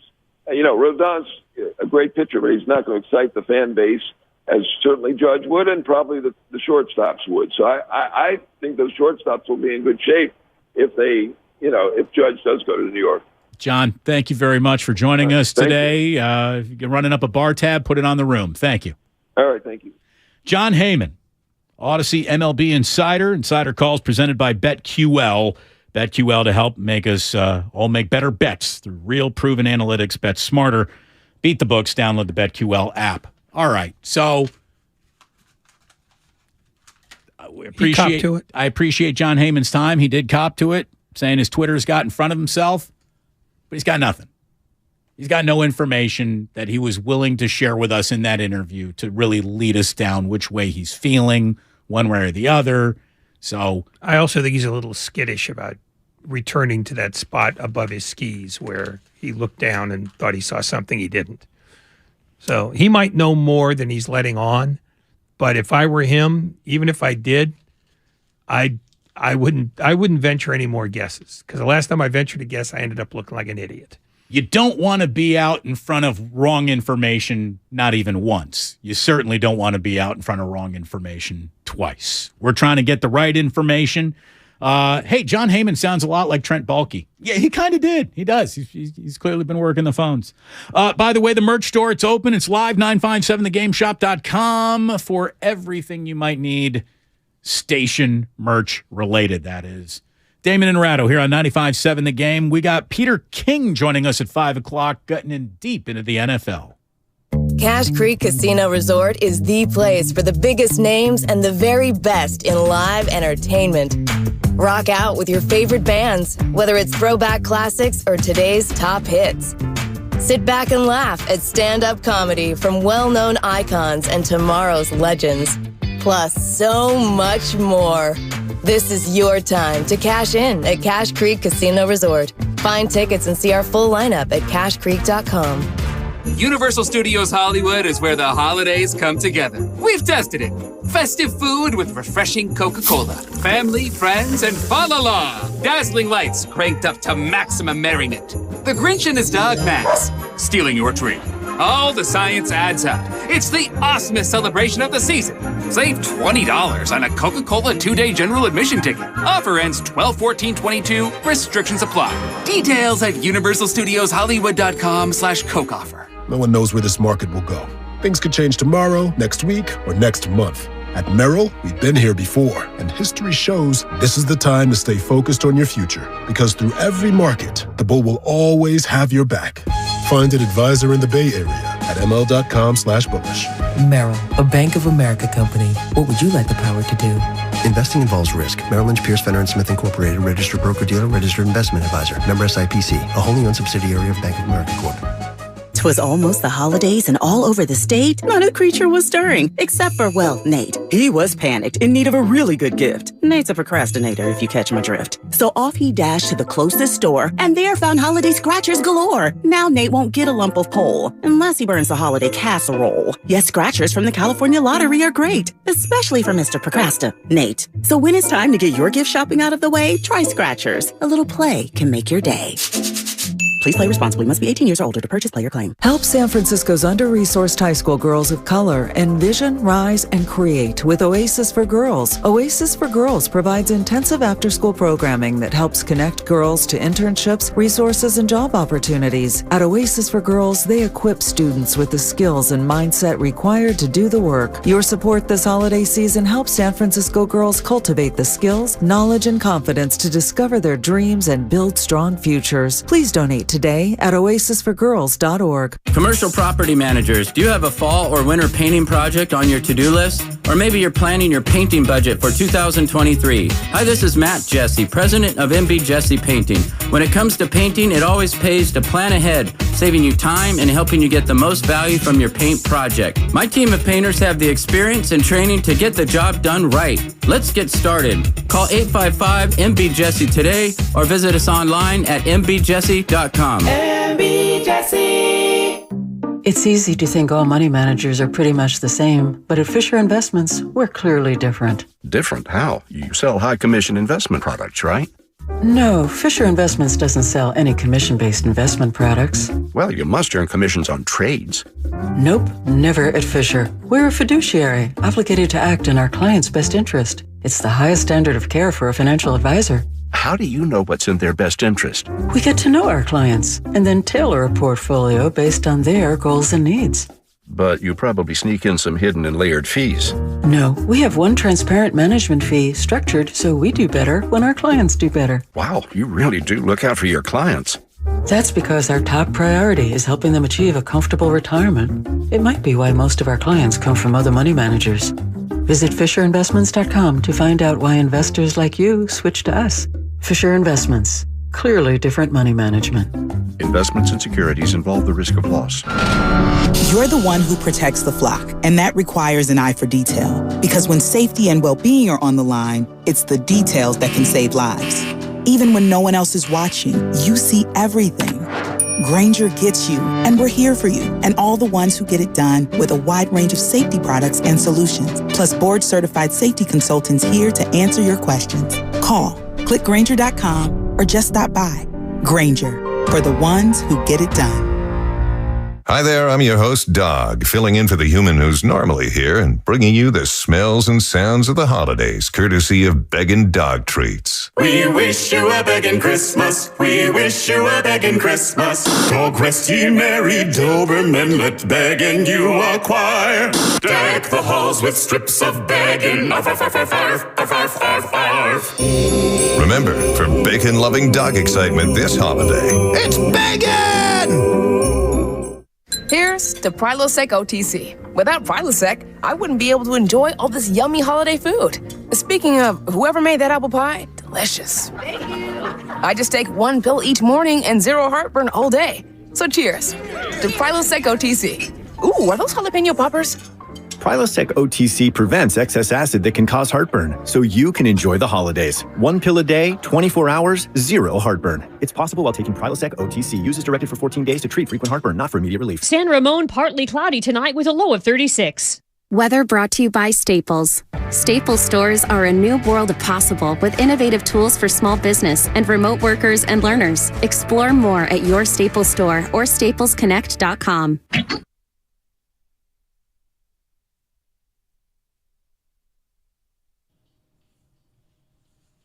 Now back to Damon and Ratto on 95.7 The Game.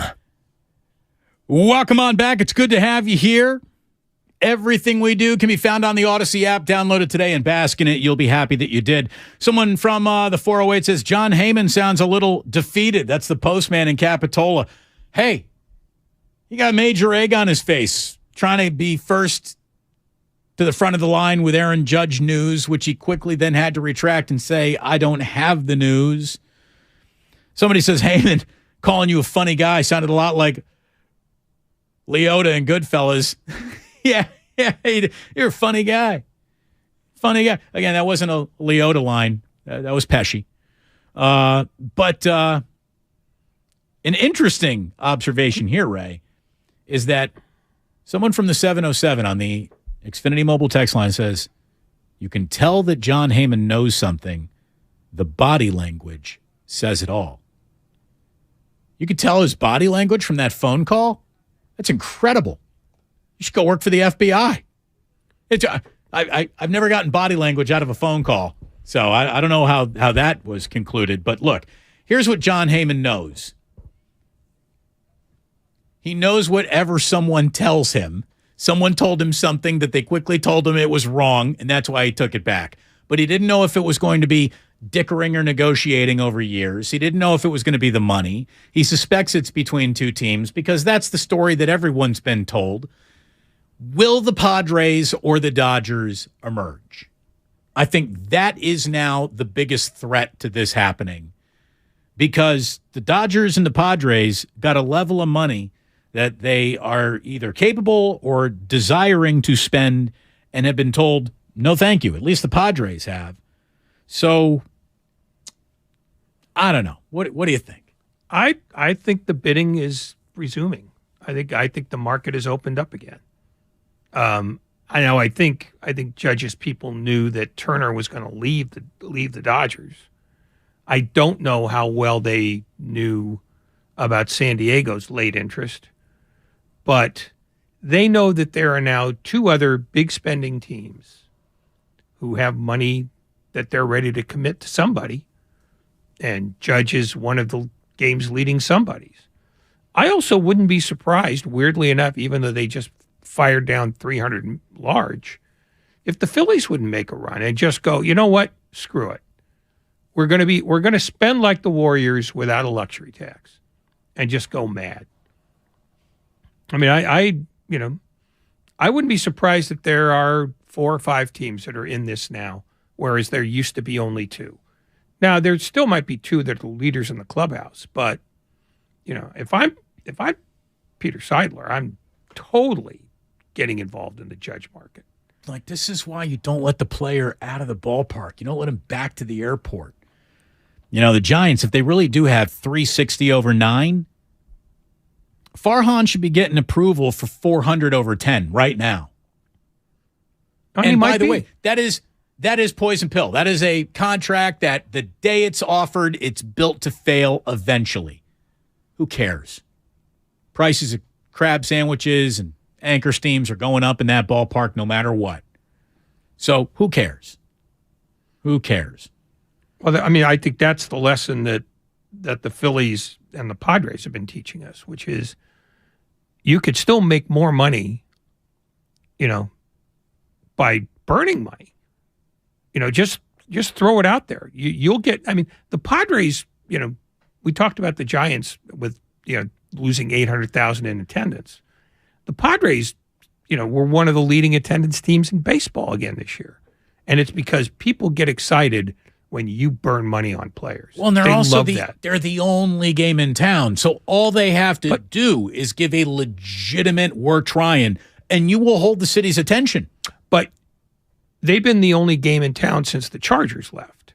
The fact is they got the spike this year because they went out and got Juan Soto a year after getting Tatis and Machado nailed down. They are now in that town, not just the only thing. They are a big thing. And I think fans love that more than anything else. One of the reasons the Warriors sell out all the time is because, they have rings. Yes, they have the new building, but they also throw money around like it's not even theirs.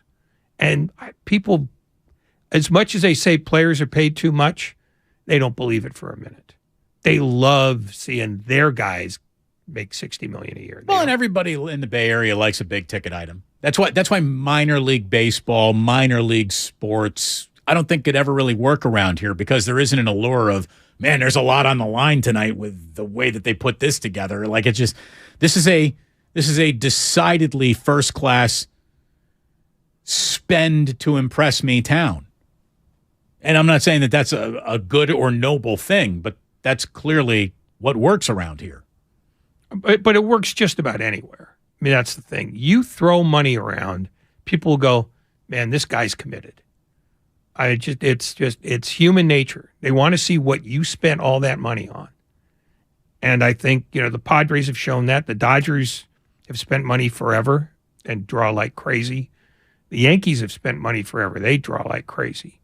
The only team that I can think of, at least in baseball, that doesn't spend like crazy and still draws all the time is the Cardinals. You don't see them in the Aaron Judge bidding, even though they got plenty of dough to do that. They don't have to spend like crazy because they develop smartly. They really do. But what I'm saying is they've never been in the market for a big ticket guy. When Albert Pujols' contract came up, they weren't players. They said, okay, see you, Albert. We'll catch you on the backside. I don't know. The Angels spend money. They draw pretty well for a team that never wins. The Angels are basically a laughingstock, and they're still getting $30,000 a night. Well, they do get to officially offer you two of the shiniest objects in the entire baseball universe to come and watch. That's nice. Well, they have that, but they've been drawing $30,000 a night forever. That's, they don't mind throwing money or they just don't throw it around evenly or well, which is why, they will be able to say in 10 years that they wasted two generational talents simultaneously. When Barry Bonds signed with the Giants 30 years ago, today, what was the buzz like in this town? Like, were the ticket sellers at Candlestick's phones ringing off the hook based on that alone? Did they sell 5,000 more season tickets that week than had they not done it? They never made an announcement about that, but as I recall, two things happened. They went from being a mediocre team to a really good team, and they had a guy to sell. I'm just going to look up their season over season attendance figures, but I can do that while I'm talking to you. The truth is there was significant buzz because why wouldn't there be? I mean, the 49ers had run their course as an elite team. The Warriors were mediocre. The A's were hot, but they were on the other side of town. Truthfully, they became a big talking point. I mean, the Giants, don't forget, they'd gotten to a World Series in '89, so it wasn't like they had a long fallow period where they weren't very good. But when they got bonds done and they got an ownership change after looking like they were moving to Tampa, there was an electricity in the town, no question. We got another Bay Area sports anniversary today, Ray. 22 years ago, in 2000, Antoine Jameson and Kobe Bryant each dropped 51 points. Only time it's only happened 6 times in NBA history. The two opponents scored 50 plus in the same game. By the way, the Lakers beat the Warriors that night, 125-122 in overtime. So that's why the Warriors could have nothing nice. And that was in the you get nothing nice era. And that was a very good era for the Lakers, who had to settle for their second straight NBA championship that season. They'd go on to win the next one as well for a three-peat. The Warriors won 17 games in 2000 and 2001 season. And but they were in almost 20 of them. Hey, Antoine Jameson was all this team had to sell for about a 3-year period. Yeah. And turned out to have a pretty good career, but he wasn't a guy who was going to change your franchise. By the way, the Giants went... in 1993, they averaged 13,000 more per game than the previous year before they had Bonds. Just adding Bonds, 13,000 more. The only team that did better year over year was Philadelphia. When I go back and think to 92, what are the Phillies looking like in 92? What are we talking there? Don't look it up. It doesn't matter. Anyways, this, like all old NBA games, I immediately opened up the box score.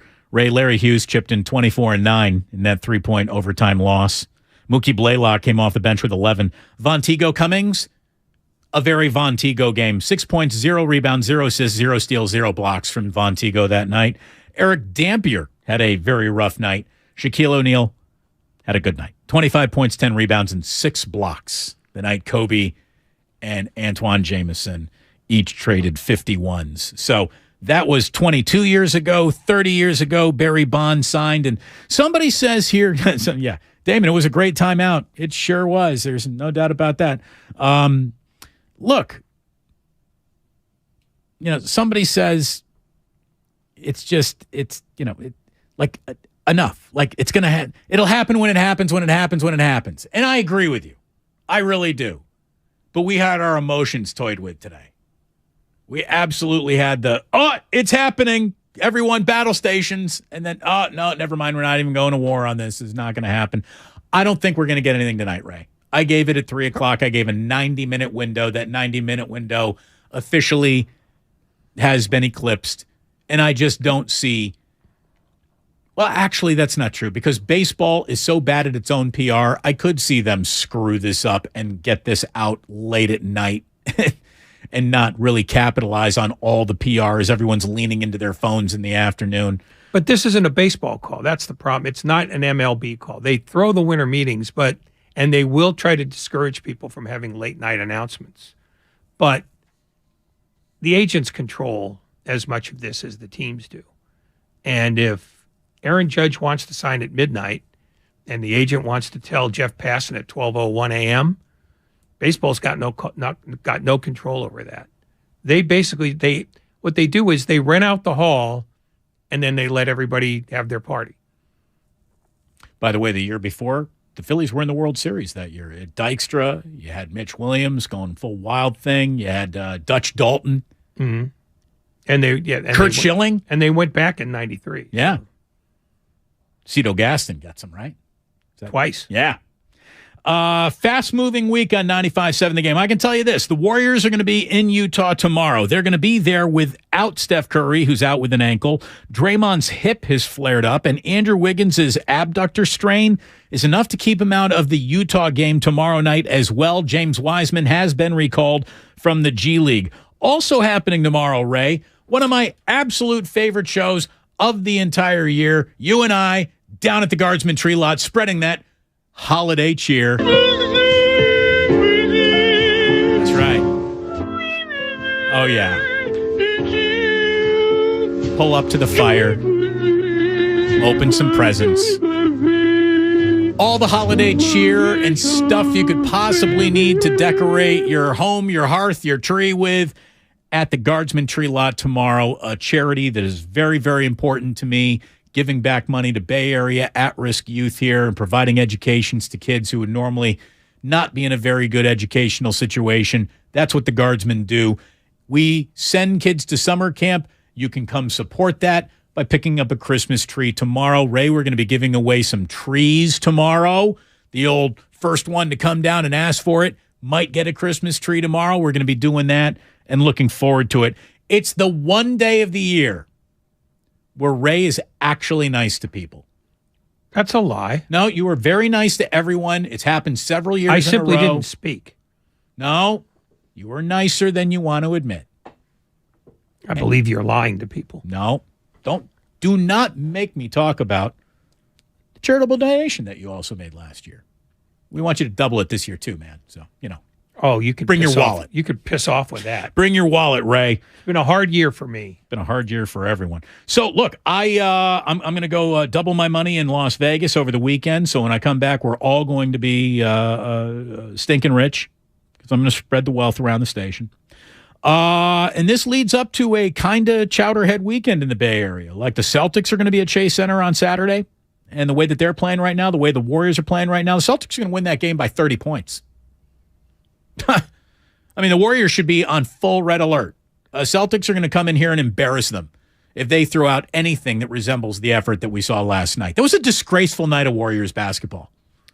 And they're way too happy with the three-point shot. A three-point shot 52 times means you're settling. You're getting lazy. They only jacked up 44 last night. Oh, is that it? Yeah. Too many. No, I mean, the Warriors have been good for the last month. Not great, but they've been good. Last night was an anomaly, but they weren't very interesting at all. Trending upwards, and then last night was a screeching halt on that trend. And Stephen Curry shooting 3 for 17 sort of stood out like a sore thumb, too. It's as bad of a game as I've ever seen him have. I mean, how many air balls do you think you can say you've seen Steph shoot in a big moment? Well, if this ankle thing is serious enough, it would explain it or help explain it. But 3 for 17 is awful. Like I said, it's kind of a chowderhead weekend in the Bay Area. The Celtics are going to be here. And look, we all know that Tom Brady is still very much the darling of many chowderheads. He's going to be here with the Bucs on Sunday. And look, since there are going to be so many people from Boston and Tampa who pull for American League East teams, like the Giants should just do that division a favor and sign Aaron Judge. Just get him right out of the Bronx. It's going to make everyone who roots for the Red Sox and the Rays happy. Bring Aaron Judge to the Bay Area, San Francisco Giants. You have so sort of committed yourself to this happening. You damn well better make sure it does. And someone was saying, look, $360 million, doesn't that sound like the Giants are being a little cheap? $360 million over 9 years is $40 million a year, which is more money than anybody in baseball has ever made in any season, right? On the other hand, the market is what the market is. And if the Padres say, 40 sounds good, Giants will have to go to 43 or drop out. Yeah. I mean, there's nothing that says that $360 million is all you can spend on Aaron Judge if you want to spend more. I mean, that's the beauty of having no, salary cap. You can go as deep as you want. And I think we know of 3 teams right off the top of our heads that are willing to do that because they've done it before. Peter King is going to be joining us in less than a half an hour from now. We obviously have a big Week 13 to go around. And by the way, did you watch any of that Saints-Bucks games last night? Because the game stunk. And Tom Brady was about to hear like a barrage of, why did you leave your Brazilian supermodel wife to come back to this?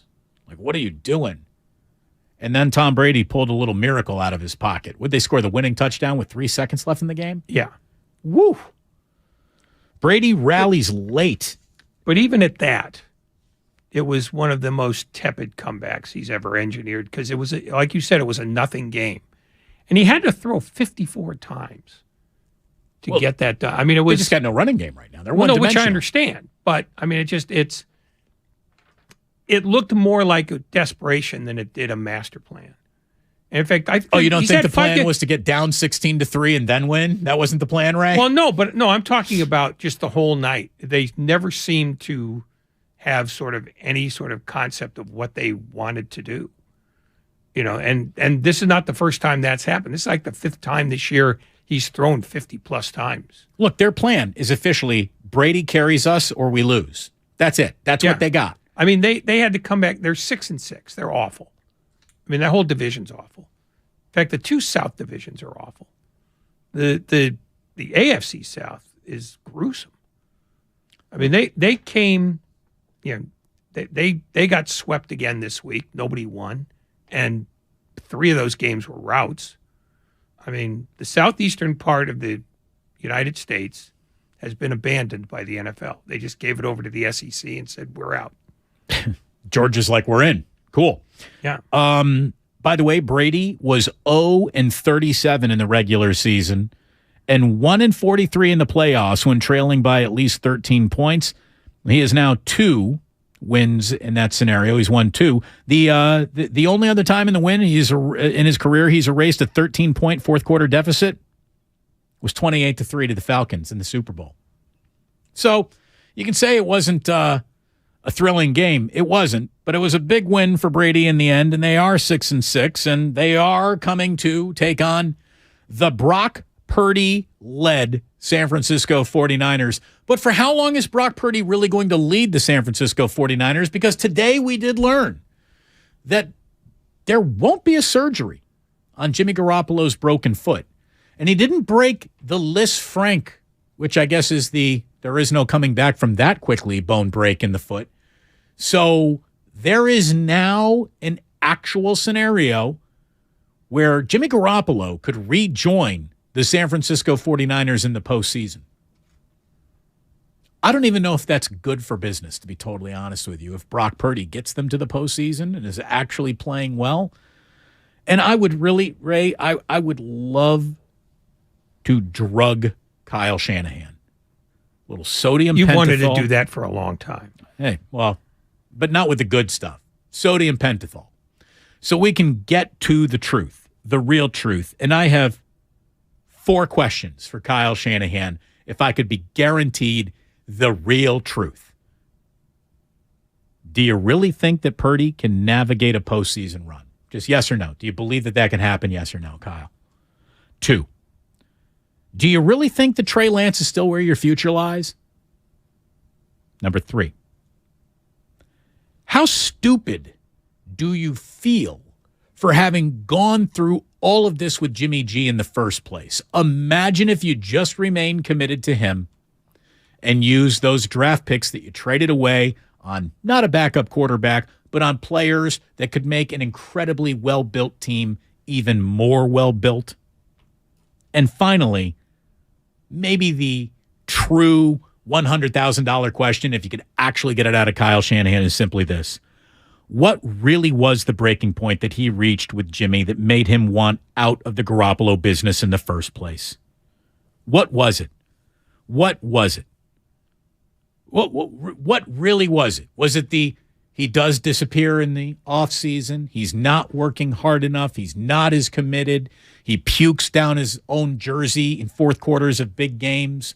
What really was it? Was it the injury concern? Was it he doesn't let the long ball go? Was it I can't play any more than in this 15-yard box that, clearly I like calling plays in, but I even want to call plays in a bigger box than that? What was it?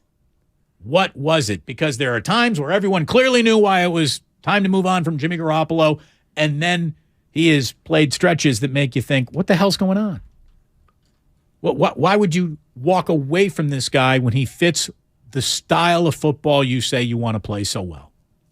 Well, again, I don't think there was – I think he's had like 3 or 4 master plans here. But he abandons them quickly when he sees that he can't pull them off. I don't know why he wanted to move on from Garoppolo, but he clearly did.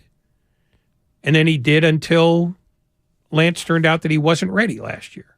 So he stuck with Garoppolo. This year, he made it clear Garoppolo's gone, but then he couldn't trade him. So now he's got a decision to make. Do I really want to go with Trey Lance and then Nate Sudfeld as my backup?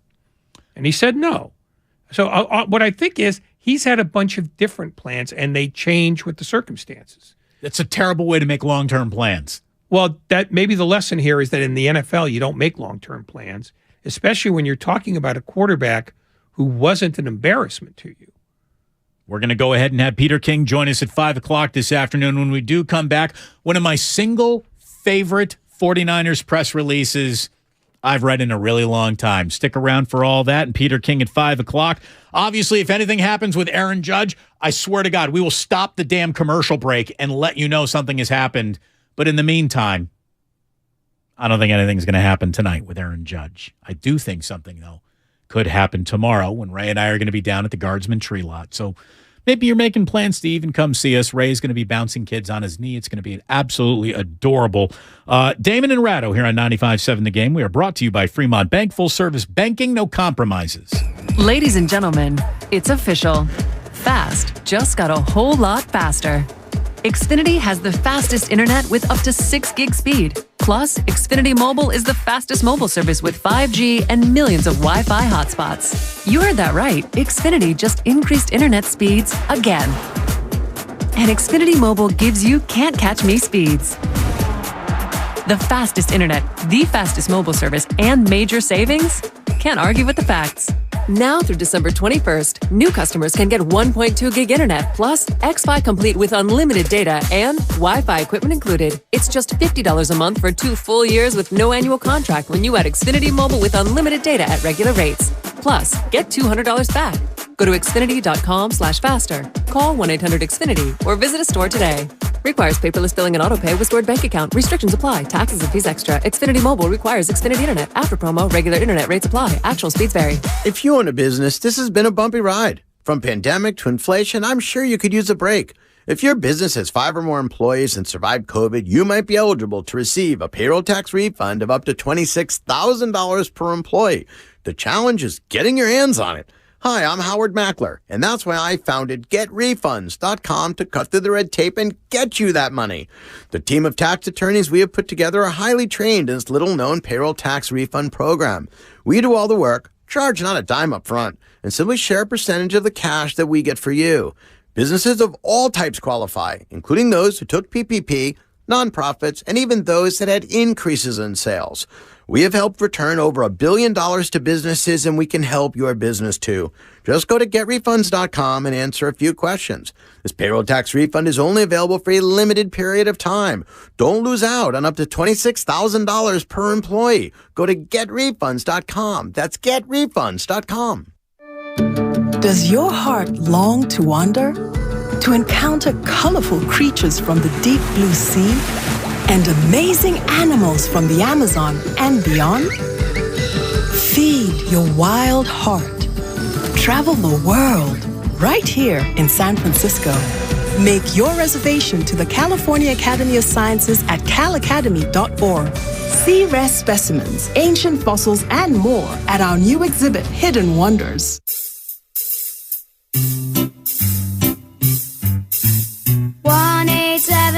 Cards for Kids.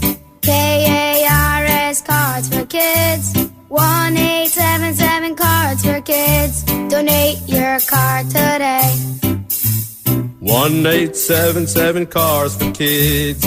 KARS Cars for Kids. 1-877 Cars for Kids. Donate your car today. Donate your car today at carsforkids.org. That's cars with a K.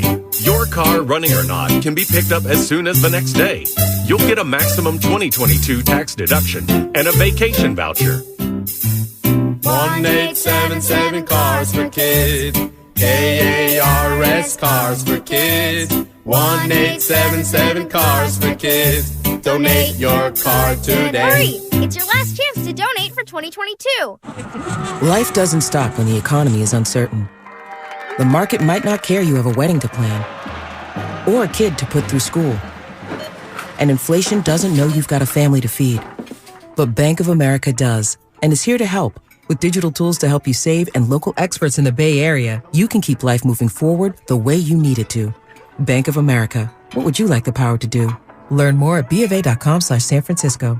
Bank of America N.A. member FDIC equal credit opportunity lender. AT&T Fiber presents a straightforward moment inspired by straightforward pricing. And now we just cube the pancetta as such. So what's on the menu tonight? This carbonara I found online. It's fire. You gonna love it, Mom. I hope you hold on to this AT&T Fiber, son. It's nice. Yeah, you should settle down now that you're a gagillionaire. Oh, I am. I finally found the one internet I've been looking for my whole life. So, no more one-year stands? No, I'm done with all that. With AT&T Fiber, there's no price increase at 12 months. What about equipment fees? Nope. Those were never any good for you. Exactly. But now, everything's completely straightforward. Well, in the spirit of being straightforward, I never liked any of your old ones. Me neither. Blah.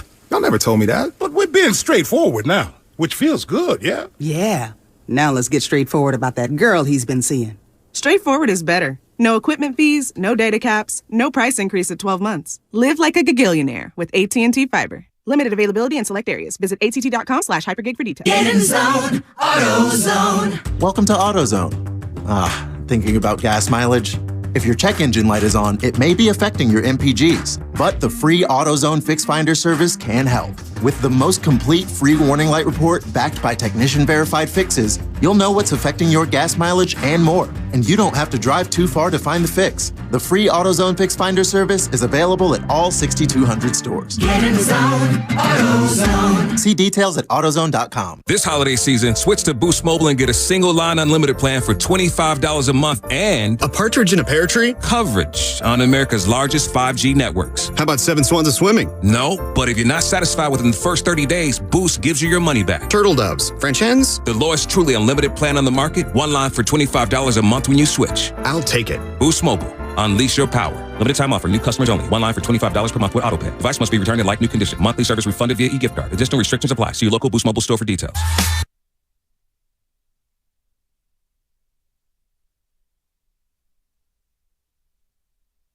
Now back to Damon and Ratto on 95.7 The Game. Oh, that merch store. Go nuts in it. Go nuts. 957thegameshop.com. Everything you could possibly, let's not say need, but might want from 95.7 The Game can be found there. All of our audio, obviously, can be found on the Odyssey app, and you're going to find Peter King with us at 5 o'clock in about 10 minutes from right now here on 95.7 The Game. We got a lot of stuff to get into with Peter King around the NFL, and obviously the news that, hey, you know, Jimmy Garoppolo might not be lost for the entire year after all. Ray, are you ready for Brock Purdy to play very well, capture everyone in the Bay Area's imagination, win a home playoff game, only to have Jimmy finally get healthy and come on in and start a playoff game and then maybe lose that? No, because I don't think it's going to play that way. I think Purdy is going to have the struggles you would expect somebody with his very short resume to have. I think the offense he's going to be asked to run is going to be profoundly conservative. And I think the 49ers will win all the games they're going to win based on their ability to keep other teams from scoring. I don't think it's about Brock Purdy that much at all. He's the fascination. I get it. He's the new flavor in town. But I think this is a team that wins on defense. And I think they're going to keep winning on defense. And Brock Purdy can only make it worse, not better. I don't know how Kyle Shanahan can announce his defense, though, as his starting quarterback for a playoff team. Which I understand. But I think if they, I think unless Purdy is way better than I think he's going to be, Garoppolo will be the starter when he's ready to go. The question becomes, do they want to rush him back? What if this is Kaepernick and Alex Smith? Doesn't get the job back, even when he gets healthy. Is there any indication to you that this is Kaepernick and Alex Smith? Or are you just waxing euphoric about the possibilities? I mean, we're just spitballing here. We're just talking sports. My spitball says that Brock Purdy is not going to be Kaepernick magic. I don't see it. And I could be wrong. I don't know, but I'm saying the odds are heavily against him being as dynamic a quarterback now as Kaepernick was that year. I just think the 49ers are going to end up winning 12 games, and they'll win them because the other team can't score, not because Brock Purdy is going to perform magic. But they're going to have to score some points along the way, and we'll see. I think he'll be able to score more than 3 a game. I mean, what's really about to change though with Brock Purdy? Like almost nothing, right? Almost nothing. If this is sort of how we evaluate Jimmy, and this is definitely how Jimmy was evaluated by his own head coach. I think I can replace that production with a quarterback on a rookie deal. That's what Kyle thought. That's what he really believed. He's got no evidence throughout his head coaching career, though, with the San Francisco Giants that he can replace Jimmy Garoppolo with anybody and find success more often than he finds failure. Well, I think that's kind of my point, which is, you're not going to keep, dipping down into the bottom half of the draft and go, yep, that's the key. That's the magic. I think the percentage play is to expect them to do well, not because the offense is suddenly going to become vibrant and snappy, but because the defense is going to choke slam games. Because I think that's sort of how they got to be 8-4. By the defense choke slamming games. Sorry, I turned my mic off there for a second. Turn your mic on, Damon. See, Ray, you missed it. No, I heard it. That was your opportunity. But I'm not going to sit there and run over you because I do it more than you do. You do. Well, that's the first time I've ever done it. It's not the first time. It's the second time. It's not the second time either. But I don't want to make a thing out of it. I've never done it mid-segment before. It's usually been coming back You've from never done it mid-sentence. I'll give you that. Thank you. Before we share some Aaron Boone sound with you, before we've got Peter King joining us at 5 o'clock, I just want to quickly share with you my favorite San Francisco 49ers press release in a real long time. Ray, are you ready to go? This is going to take a minute. Because I've got nowhere to go. The San Francisco 49ers today announced that they have signed quarterback Josh Johnson to a 1-year deal. Are you ready? Here we go. Josh Johnson, who is 6'3", 205 pounds, was originally drafted in the 5th round, 160th overall in the 2008 NFL draft by the Tampa Bay Buccaneers. Through his career, he's played a season for the Buccaneers. He's played several seasons for the Buccaneers. Then he played 1 season for the Cleveland Browns. Then he played a season for the Cincinnati Bengals. Then he played on 3 different occasions with the San Francisco 49ers. Then he signed up for 2 seasons with the New York Jets, 1 season with the Colts, the Buffalo Bills in 2015, 2 different seasons with the Baltimore Ravens, a season with the New York Giants, a season with the Houston Texans, a season with the Washington football teams, a season with the Detroit Lions, the Denver Broncos in 2021. He just was on their practice squad. He's appeared in 37 games. 9 of them starts. 205 of his 353 pass attempts have been completed for 2,270 yards and 13 touchdowns. He's also got 76 rushes for 422 yards. That is one of the longest resumes any player in football, I think, has ever had. Well, go to the transactions list in the Josh Johnson page on Pro Football Reference. Probably runs you'll get 3 pages. Well, what you'll get is that he's been released by the 49ers, by my count, at least 6 times. So, you know what? Those must have been like he's literally on the roster, or they must be counting practice squad, I think, in order to come up with that. All they say is signed or released. Whatever it is, they've gone to this well a lot, which is another reason why I don't think Brock Purdy is the magic. I think Josh Johnson's the magic. I think we should want Josh Johnson to be the magic. No, let it be Brock Purdy. We don't need to learn anything more about Josh Johnson. We don't need to learn anything more. This is his time. This is Brocktober, Ray. It's here. The month is here. If the Josh Tober. No, it's not Josh Tober. If the San Francisco Giants ever want to get back to in October, they need to spend money. They need to spend money on major league talent to help their major league team because all of their future lays in their minor league system, and who even knows how much future really lays there because those guys are hardly shooting up the ranks. So, if the San Francisco Giants go ahead and start a free agent class with Aaron Judge, a lot of people are going to be happy about that. Aaron Boone, manager of the New York Yankees, had a little sit-down with the media today where they talked about how John Heyman's tweet, that first Arson Judge, then corrected to Aaron Judge, was very close to signing with the Giants, was then totally retracted, and here's how Aaron Boone said that played in the Bronx. It's been an uncomfortable hour, but I have nothing. You talked to him since we talked to you yesterday? No, I have not, no. What was the reaction like among the team when you saw the report, and then you saw the report pulled? Like, what was the reaction? So I actually was in the shower getting ready to go through my media stuff, and so I was up in my room, and then went down to meet Zillow in the room, and yeah, just a lot of unknown right now. Is the general sense that you guys believe that you're still in the race for him? Yeah, we haven't heard anything, so I know it's been obviously an ongoing negotiation, and obviously that's more for cash and Hal and stuff, but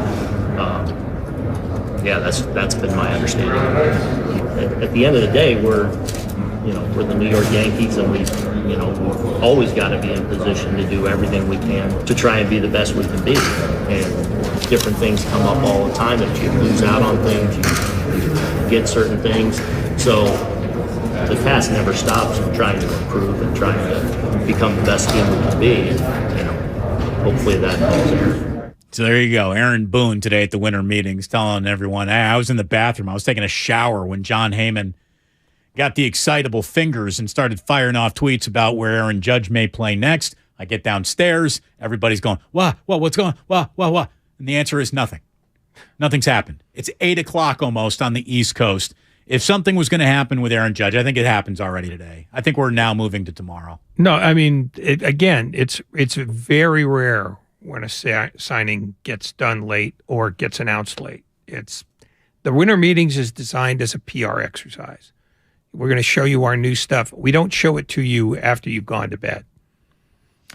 Lucas, very, astutely, just said in my ear, the meetings are in San Diego.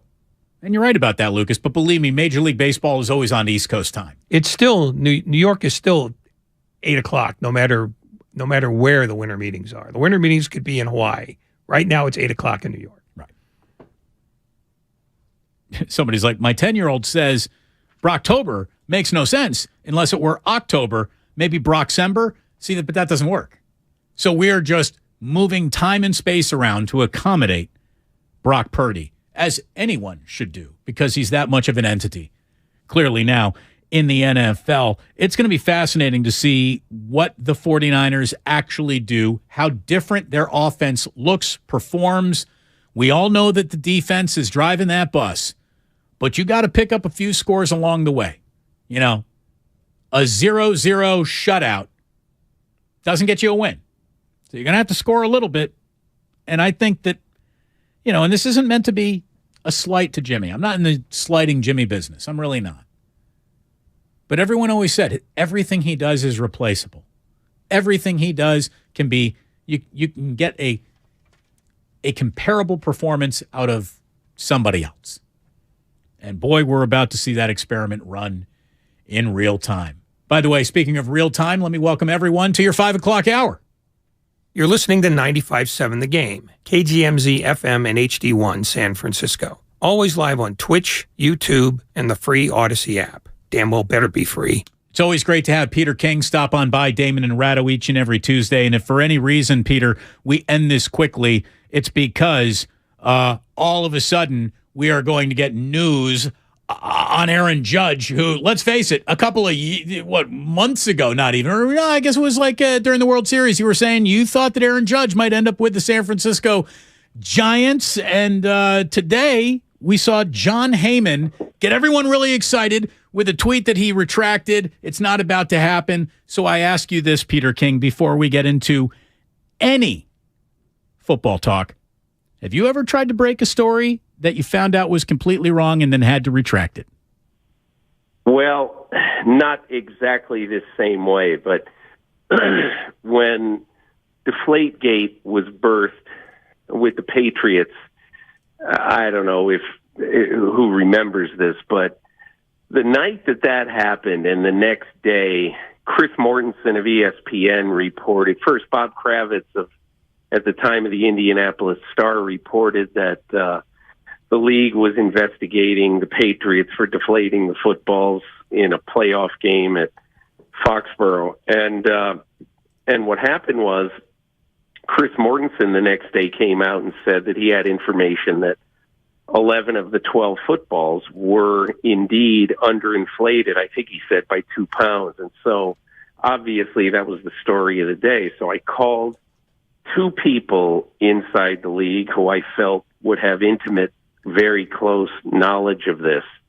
And both of them said the story is true.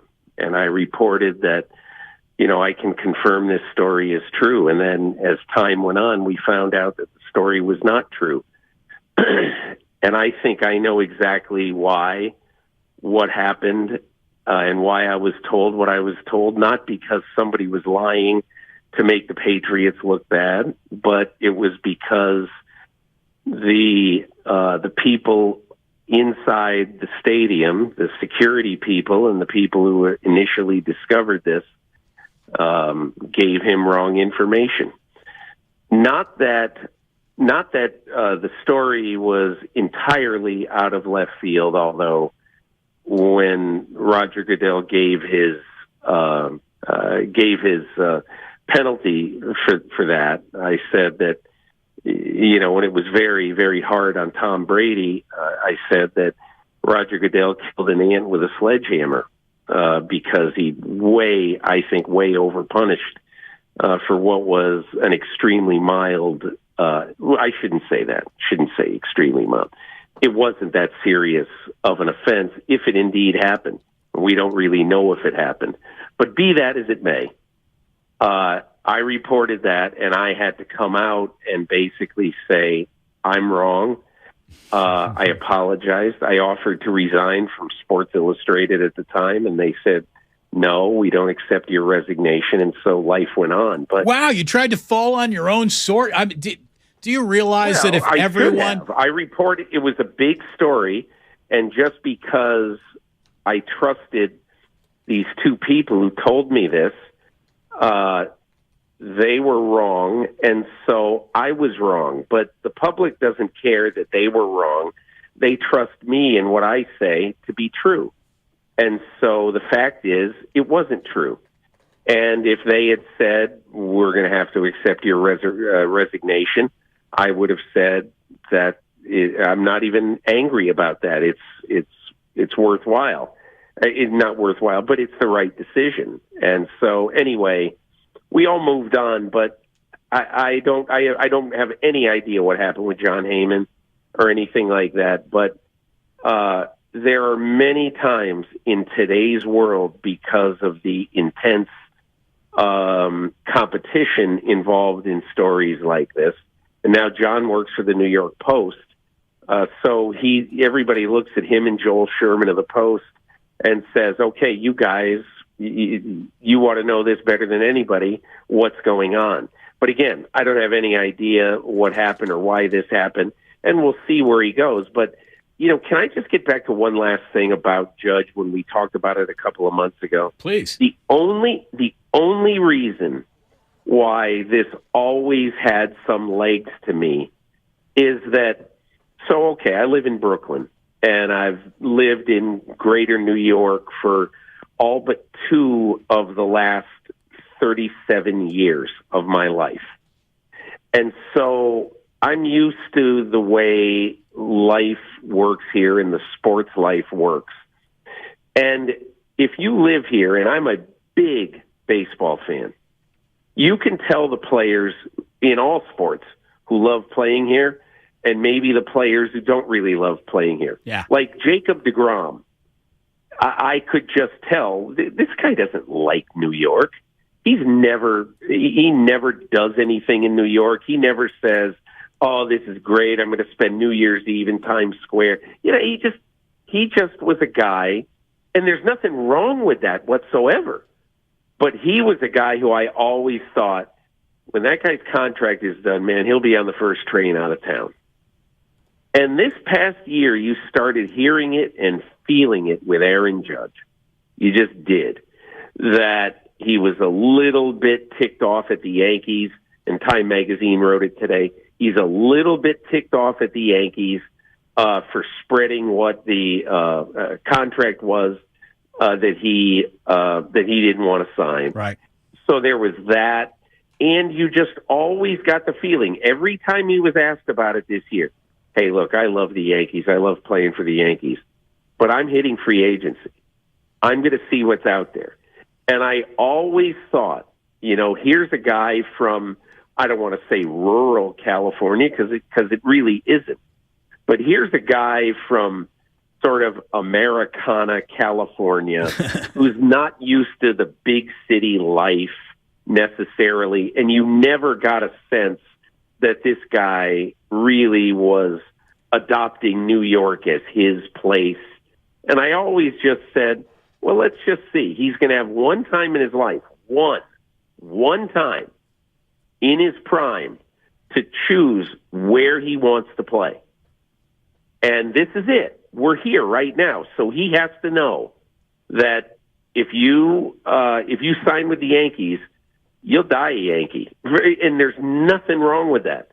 But if you have a curiosity or you want to play somewhere else and you sign with the Yankees, that's all over. It's not going to happen anymore unless it's a Joe Namath with the Rams or Johnny Unitas with the Chargers or Franco Harris in Seattle. You know, when you're playing out the string, when you are absolutely finished and you're playing out the string a year or two somewhere else. But this is his chance.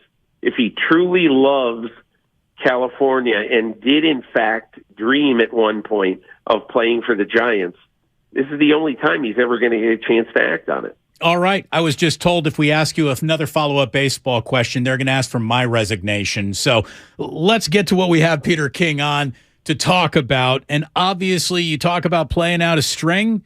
Well, even though the news on Garoppolo's foot was better than expected today, they will be playing out this regular season string with Brock Purdy. What did you think of Purdy and what you saw? And how much do you think actually changes for the 49ers with Brock Purdy running, let's call it, a stripped down, easier than most run-based offense that Kyle loves to run? Well, I'm really not sure that I'm sure the 49ers are going to change some of what they do. But I can tell you, after spending time with both Shanahan and Brock Purdy on Sunday night after that game, that there was a play in that game, and I wrote about it extensively in my column on Monday. The 3rd and 10 play late in the first half with the score tied at 10, where the Dolphins were blitzing the heck out of Brock Purdy. And you probably remember the play. He comes to the line, and it's an 8-man front, and he knows he's going to get blitzed again. He had to adjust his call at the line of scrimmage. Kyle Shanahan is on the sidelines. There's nothing he can do. Play's been called in, and after 15 seconds, you can't talk to the quarterback anymore. So he can't say a word to Brock Purdy. But Brock Purdy comes to the line, and he looks it over, and he's got to call a little bit of an audible at the line of scrimmage. And what he does is he basically calls something out at the line that tells George Kittle, hey, listen, cut your route a little bit short because I'm going to get killed here by somebody. I don't know who it is. And it turns out that only 4 Miami rushers came, but one of them, Jalen Phillips, was totally unblocked. And so Brock Purdy threw a ball that traveled 11 yards in the air up the right seam on a post route to George Kittle. He caught it, gained 19, and that is the play that the 49ers used to take a lead before halftime, and they were off to the races. But the one other thing that I found out afterwards, there have been 6 passes completed in the NFL this year, 6 total passes that were completed in 1.72 seconds or less with a throw that traveled at least 10 yards beyond the line of scrimmage. Brock Purdy's was the 6th. The reason that this is significant is that it told, and Shanahan told me this an hour and a half after the game, it told Shanahan and it told his teammates he can stand in there and take a hit, number one, which he did.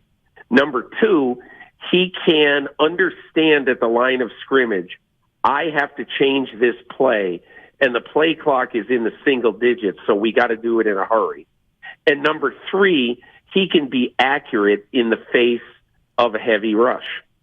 And so I agree that obviously losing Jimmy Garoppolo is a blow. And Brock Purdy almost certainly isn't going to be as good as Jimmy Garoppolo. But I would be careful in saying that they're now playing with a very deficient quarterback who's not going to be able to do the job. I'm not sure about that. In fact, when I met with him, I can just tell you, first of all, obviously you guys have seen him now. Everybody's seen him. He looks like he's 17 years old. I'm not sure. I think he shaves about once a month. And but he is incredibly sure of himself. And when you play 48 games in the Big 12, you have played in Norman, Oklahoma in front of 80,000, in Austin, Texas in front of 80,000, in wherever, in Iowa City, Iowa in front of however, 70, I don't know how many people go, but I mean, he's played in some games that in that moment in time were very big games. I don't think he's cowed by this at all. And I don't know how he's going to play. None of us know. But I think he's got a chance to hold the fort for the Niners. You said that you think the offense will be different, at least to a certain extent, with Purdy rather than Garoppolo. In what ways would you surmise that it will be different? Will there be a greater emphasis on a short throw and more runs? Is it, what does your logical sense tell you? That first of all, as long as I think he's got 3 tremendous receivers in short and intermediate areas.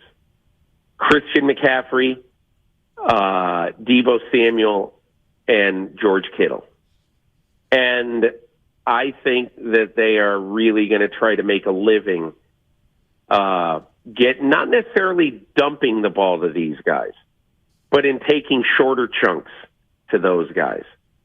And I think, it's funny, in the time I was with Purdy, the thing that caused him to be a little bit gee whiz is he said that, and you guys remember, on the drive that was extended by the pass that I just described, it ended with the short touchdown pass to Christian McCaffrey. But remember, on the play before that, he threw a catchable ball that McCaffrey dropped.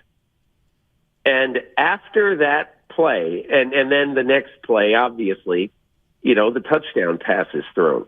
But what I found so interesting is that when they came to the bench, McCaffrey went up to him and he basically said, essentially, hey, listen, thanks for having faith in me. Thanks for keeping faith in me. And as Purdy told me, he said, can you believe it?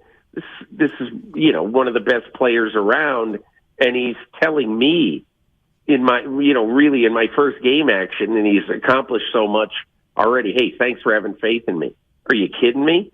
And so that's the kind of stuff that I think is going to hold the 49ers in good stead. They understand exactly the situation they're in right now. Not only that Purdy has got to play, but you know what? They better keep him upright. Because, even though they've lost 2 starters, imagine if they lost a third. So I think they're going to want to try everything they can to try to keep him out of harm's way as much as they can. Peter King with us here on 95.7 The Game. How many players can you honestly say are having better seasons than Nick Bosa? No, he's unbelievable. He really is. I'll tell you this.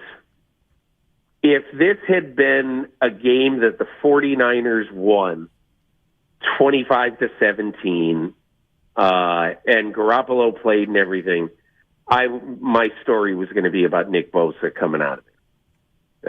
Because obviously he had a gigantic impact on this game.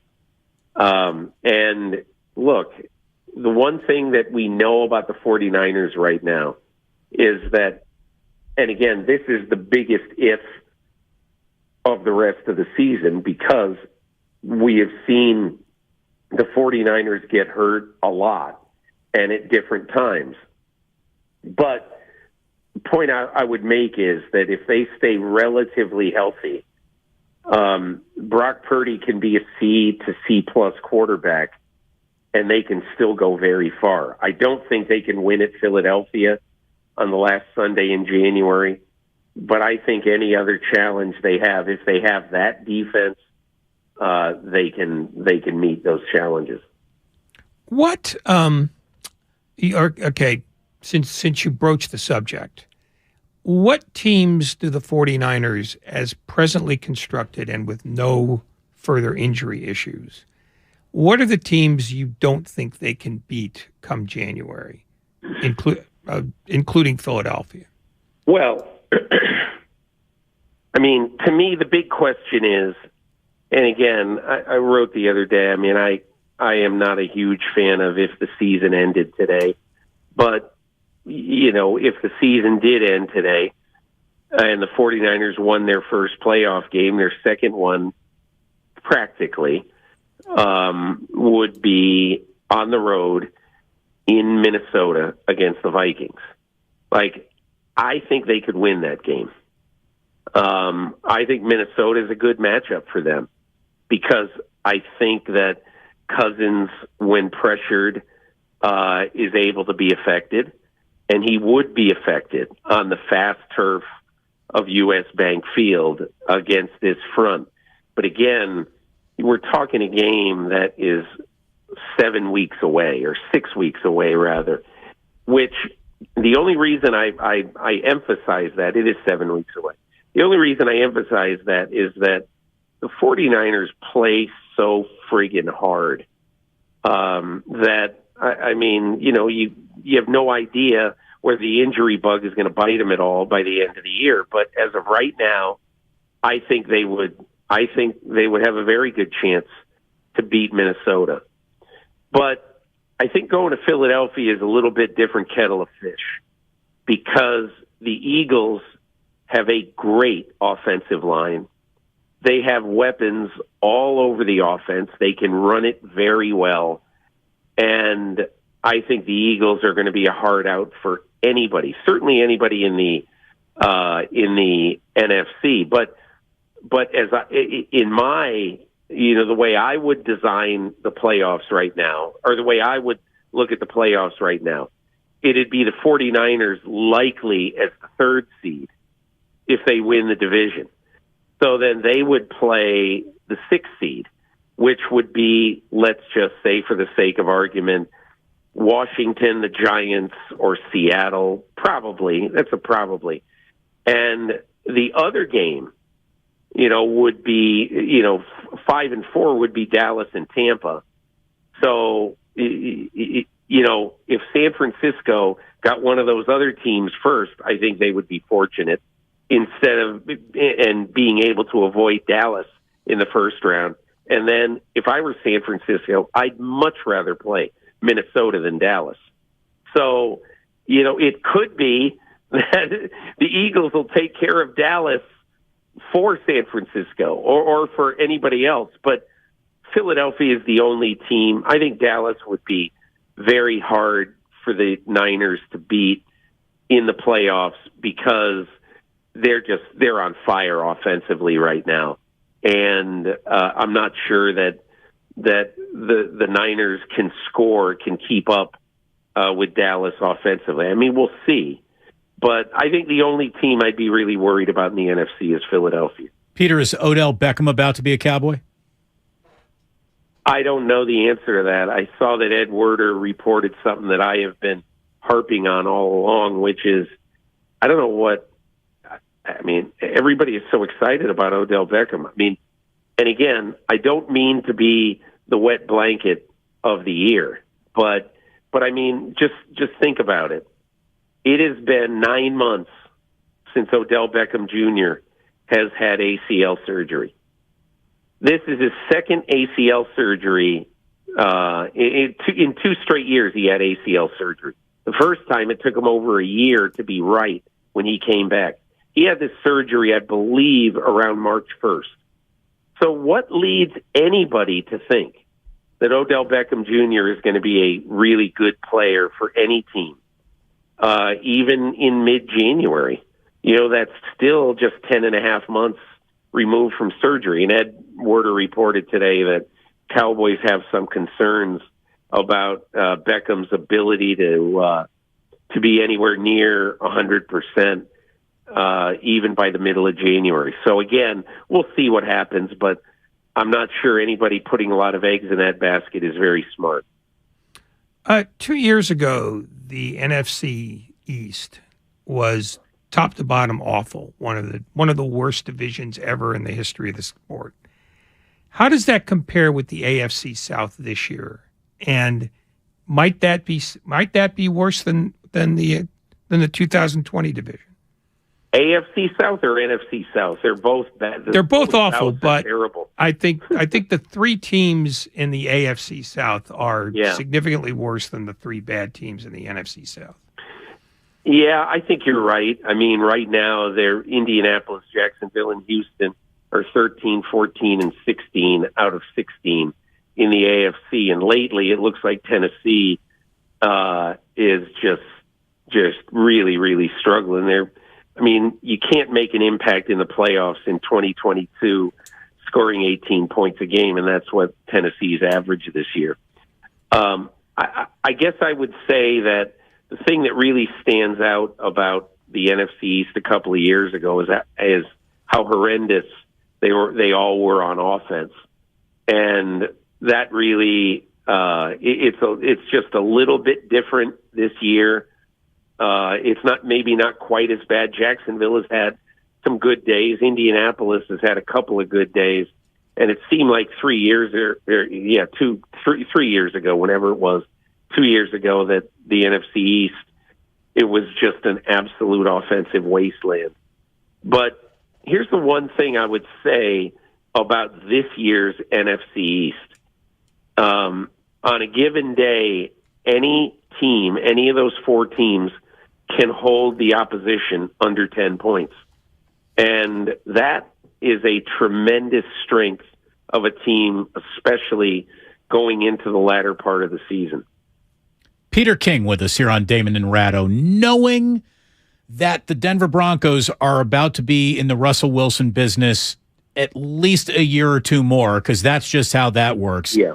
Why in God's name are they still in the Nathaniel Hackett business? They have an owner who can fire a coach, and that's couch cushion money to him. What are they waiting for? I don't think it has anything to do with the money, of course. I mean, the owner of the team is worth $70 billion. But it has to do with the fact that Nathaniel Hackett hired a neophyte coaching staff for the most part. Most of the guys on his staff are fairly inexperienced. And even if, let's just say, I mean, a lot of people have theorized, well, who would be the head coach? Well, you might say, hey, why don't you give it to Dom Capers? Well, Dom Capers is 72 years old, I think. I mean, is that going to help? And is it going to help Russell Wilson? Or even if you give it to, the number 2 in command on offense now is Clint Kubiak.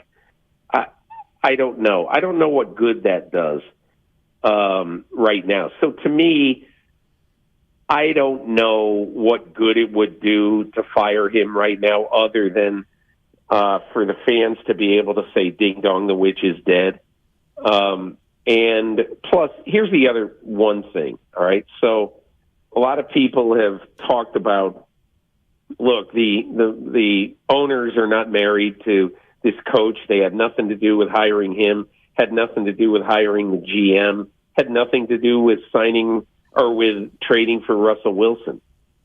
And I think one of the things that I heard right from the start is that this group, this ownership group, is going to be deliberate in figuring out how active they want to be, whether they want to be big league people, whether they want to be on the committees and try to be influential. They've just owned this team for 15 minutes. And I think that's the biggest reason why they haven't fired Nathaniel Hackett. Do you think Jim Harbaugh returns to the NFL, or is he using NFL opportunities to get another extension out of Michigan?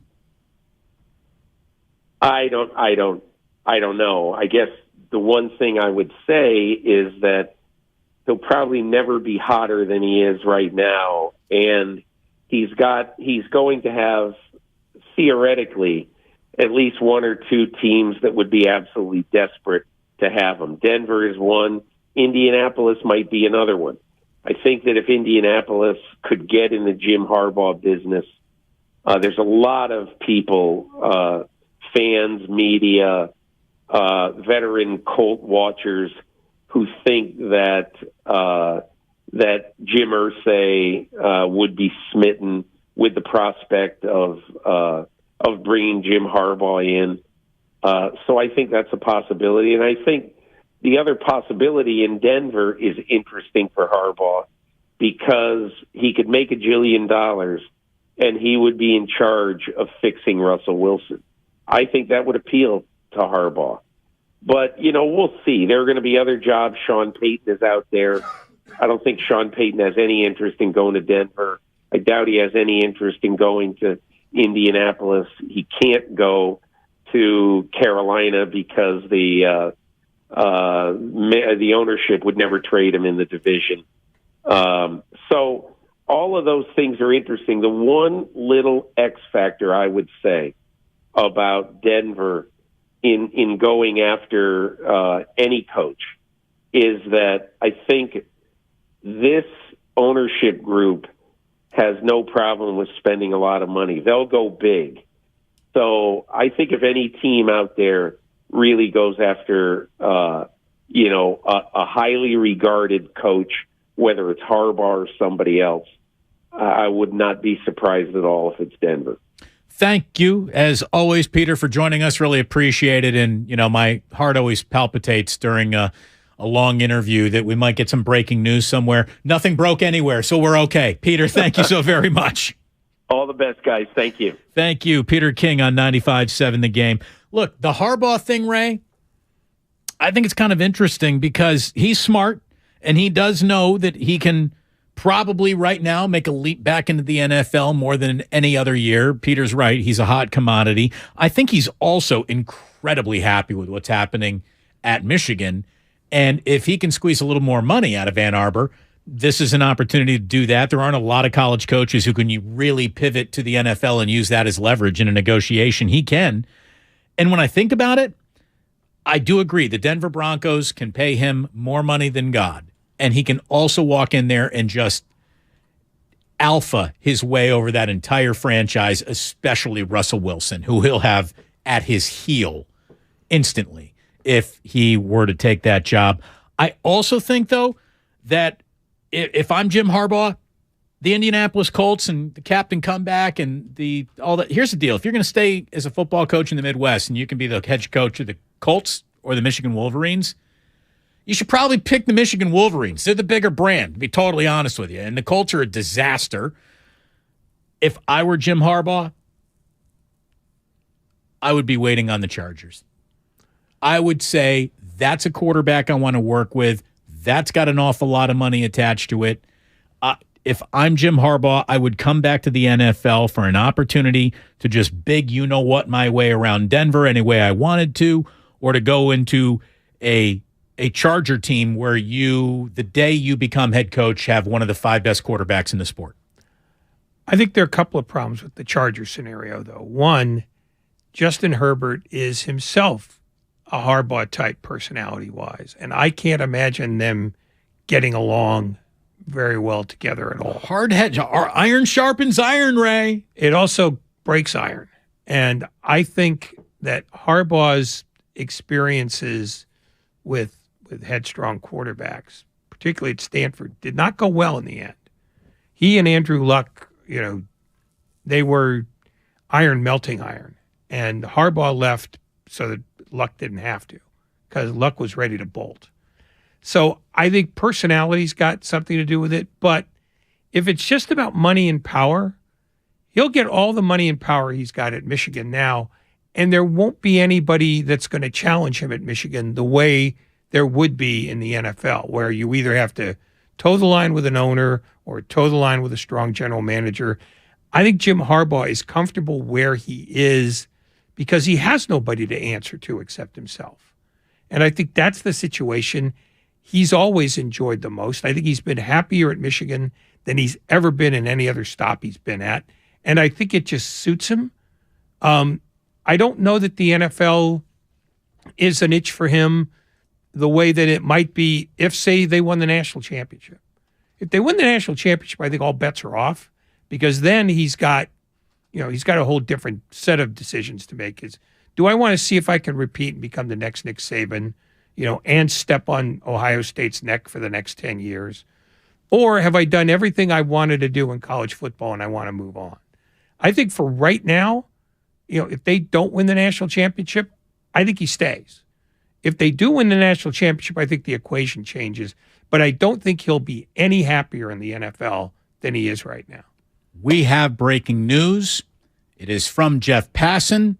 It concerns the San Francisco Giants and an outfielder. No, concerns the San Francisco Giants and an outfielder who is from the Bay Area. Hit the sounder. 95.7 The Game. Breaking news. Did you know that Mitch Haniger was from Mountain View? I did. Mitch Haniger, a 31-year-old major league outfielder, is definitely not Aaron Judge, but he is definitely signed with the San Francisco Giants. It's a 3-year, $43.5 million contract. Jeff Passan includes the note that signing Haniger does not take the Giants out of the running for Aaron Judge. They had been pursuing both throughout free agency. So there you go. I did give an evil tease. Yes, you did. That's an evil tease, but I needed to have some fun today. Come on. Yeah, well, I can only bring so much. So, Haniger was an interesting choice because he was a guy that the Mariners really liked, and they thought he would be sort of central to their making a deep run this year.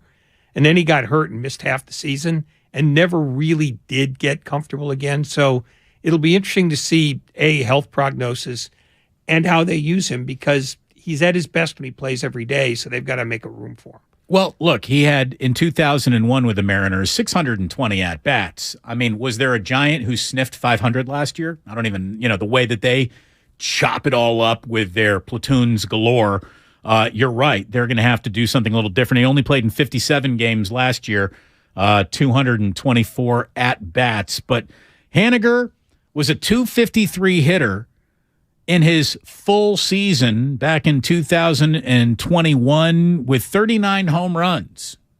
The Giants can use a player like that. There is no doubt about it. Oh, no, if he's healthy, he'll be helpful. Yeah. And that's a good signing. Yeah, no, it's not a bad signing at all. And the fact that it doesn't, it's a $13 million a year get. The fact that it doesn't impinge on their willingness to go after Judge is probably, very appealing. And if that's true, it means the Giants are willing to commit at least $400 million, which I was skeptical that they would. And if they don't get Judge, presumably they could chase other things, but it might be more along the lines of the Haniger level rather than the Dansby-Swanson level. Well, that's to me why I thought Josh Bell was just sitting there begging to be a Giant based on he's a switch hitter. They can, he's his own platoon, for goodness sakes. But he today signed with the Guardians. Someone from the 510 on the Xfinity mobile text line says, Damon, I thought you said it was too late to make an announcement on signings for the San Francisco Giants. It's not too late for the Giants to make an announcement the size of Mitch Haniger because nobody cares. And Aaron Judge is front page above the fold, biggest font you got in the newspaper level headline. That is not the one that Major League Baseball wants rolled out about, 8:40 on a Tuesday night. No, but this is also probably an agent announcement. The Giants didn't announce this. Passan just broke it, and I'm pretty sure he broke it because Haniger's agent told him it got done. Well, here's the thing. If Haniger's agent doesn't announce it, people aren't running for Mitch Haniger news. This is which I understand. Yeah, right. I'm just saying that this is not a baseball call. It's just the agent's going to announce what he wants to announce when he wants to announce it. So it's not about an organized Major League Baseball plan to announce Mitch Haniger or not announce Mitch Haniger. The agent got it out there because he wants to make sure that everybody knows his guy got. Somebody says, I hate you, Damon. Hey, look, it's been a while since I messed with the audience, but I think I got my swagger back. Oh. This is David in Brentwood. Hello, David. You're on 95.7 The Game. What do you got? Damon, honestly, when you pulled that tease, I didn't know if I should just cry or laugh. It's so ridiculous. I can almost picture Farhan running circles around his office going, whoa, I got this other guy. I don't even know his name. That much it tells you how excited we are about getting this guy. Seems like, every time they have breaking news about the Giants signing a new player, they sign players that likes Brandon Belt, which, for starters, I don't even know how he ended up getting an extension a new contract for $19 million. This is just so bad. Honestly, at this point, until I see Aaron Judge on the field wearing a uniform and actually taking a bat, I just won't believe it. There you go. You won't even believe it. You won't even believe it when he reports to Scottsdale. He wants a major league at bat. Number 99. I want Rennell introducing number 99, Aaron Judge. Maybe they wouldn't even give him 99. Has there ever been a great 99 Giant? No. Not that I know of. I don't think so. I'll probably give him anything he wants, to be totally honest with you. They would give him 25 if he asked for it. Probably not. Well, probably not. But Let's see if they'd give him 24. For $400 million, I'd have to think about it. I wonder what Willie would say. Willie, I got a proposition for you. Be like, look, you do that, you got to take the statue down. I bet you Willie would drive a hard bargain. Oh, no, he'd want to get paid for that, and he should. He should.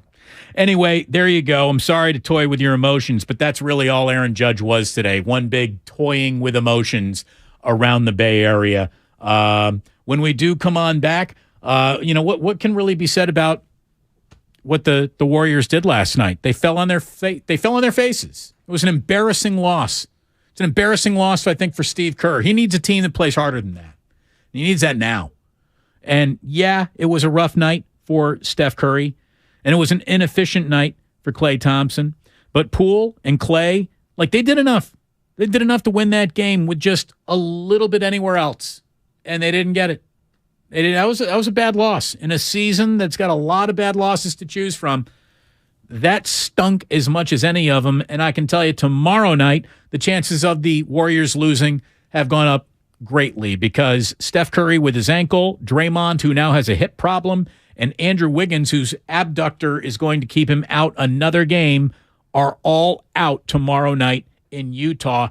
But James Wiseman has been recalled from Santa Cruz. So put that in your pipe and smoke it.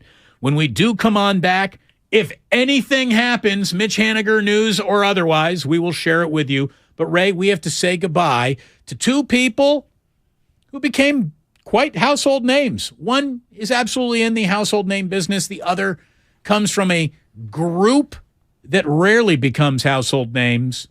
He passed away today. So all of that is around the corner here. Damon and Ratto on 95.7 The Game. We are brought to you by Pfizer. When temperatures drop, COVID-19 cases may rise. So if you test positive and are at high risk, act fast. Even if your symptoms feel mild, ask your provider if an authorized oral treatment could be right for you. Visit treatcovid19.com. Sponsored by Pfizer. Hi, I'm Aaron, owner of California Deluxe Windows. Ever notice? When your neighbors get new windows, there is a large black eye of broken stucco, uneven plaster, and even mismatched paint. At California Deluxe Windows, we never leave a ring around the window. Why? Because we are one of the only companies in California who custom crafts every window and door to your home's exact measurements. Almost everyone else on the radio is a distributor. They grab a window from a warehouse, break open your walls, shove it in, and patch things up. At California Deluxe Windows, we take pride in our work. Our installation technique is so precise, we do not break your stucco. Your house could be covered with potato chips, and we wouldn't crack one. Call now, and for a limited time, you get 30% off your entire order and 24 months of interest-free financing. 800-874-3600. 800-874-3600. That's 800-874-3600. California Deluxe Windows. Windows engineered for life. Certain terms and conditions apply. CSLB number 774518. This is your time to cash in at Cache Creek Casino Resort. To rock and to roll. Over the hills and bluffs. Go all out or go all in. With 4 stars and rising stars, now we do more than ever, so you can do as much or as little as you want. It's your time to cash in at Cache Creek Casino Resort. Do you have neuropathy? Are you experiencing numbness, tingling, and pain that just won't stop? Are you taking dangerous drugs that have serious side effects and never fix the pain? If so, please listen to this message. Neuropathy is a serious, progressive condition that only gets worse if not treated properly. Call SF Bay Wellness at 844-94-NERVE to get back to doing the things you want to do. There is no drug, exercise, or surgery that can heal nerves. Don't wait until your condition gets worse and stops you from living your life fully. SF Bay Wellness has a time-tested, proven track record of helping hundreds of patients to improve and reverse their neuropathy. If you're ready to regain your independence, contact SF Bay Wellness at 844-94-NERVE. Call now for your $99 neuropathy special and receive a personal treatment plan that is tailored to your needs. Call 844-94-NERVE. That's 844-94-NERVE and start to enjoy life again. 'Twas almost the holidays and all over the state, not a creature was stirring, except for, well, Nate. He was panicked, in need of a really good gift. Nate's a procrastinator, if you catch my drift. So off he dashed to the closest store, and there found holiday scratchers galore. Now Nate won't get a lump of coal, unless he burns the holiday casserole. Yes, scratchers from the California Lottery are great, especially for Mr. Procrastinate. So when it's time to get your gift shopping out of the way, try scratchers. A little play can make your day. Please play responsibly. Must be 18 years or older to purchase player claim. Someday, you might be with friends in the Bay Area, telling the story of how you navigated these complex times. The market was all over the place, so you reached out to a Merrill advisor, and with their help, charged ahead. And unlike your fishing stories, you won't have to go overboard. Find an advisor at ml.com/bullish. Merrill, a Bank of America company. What would you like the power to do? Investing involves risk. Merrill Lynch, Pierce, Fenner & Smith Incorporated, registered broker-dealer, registered investment advisor, member SIPC, a wholly owned subsidiary of Bank of America Corp. If you're considering remodeling your home in 2023, talk with your architect or designer about utilizing Golden State Window and Door for your upcoming project. Each location across the Bay Area features beautifully planned displays. You'll be surprised by the variety of styles. Their respected partners include Anderson, Milgard, Marvin, and many other top brands. For locations, images, and more, visit goldenstatelumber.com. Since 1954, Golden State. When you succeed, we succeed. This week at Staples, save 40% on. Thanks for your business this year. Save 40% on. Happy holidays, Nana. save 40% on. You are cordially invited. Right now at Staples, you can save 40% on custom printed holiday cards and invitations. So you can say, thanks for a great year, happy holidays, or come on over, all for less. For everything you need printed this holiday, go to Staples, the working and learning store. In-store and online. Ends 12/17. Exclusions and restrictions apply. I'm Bob Burke, founder and chairman of Burke America Parts Group, a family of brands that includes RepairClinic.com, an appliance and HVAC parts solution company that's grown into an international brand. Before AmericanEagle.com, we partially launched a new technology platform developed by another firm. American Eagle helped take our technology to a whole new level with digital marketing, software development, and business insights into our key markets, appliances, HVAC, and outdoor power equipment, and did so both on time and on budget. AmericanEagle.com has the resources, experience, and talent needed to produce solutions. Our new technology platform, developed by AmericanEagle.com, has produced tremendous results with higher traffic, conversion, engagement, and online revenue. If you have any home repairs you need to take care of, check us out at RepairClinic.com.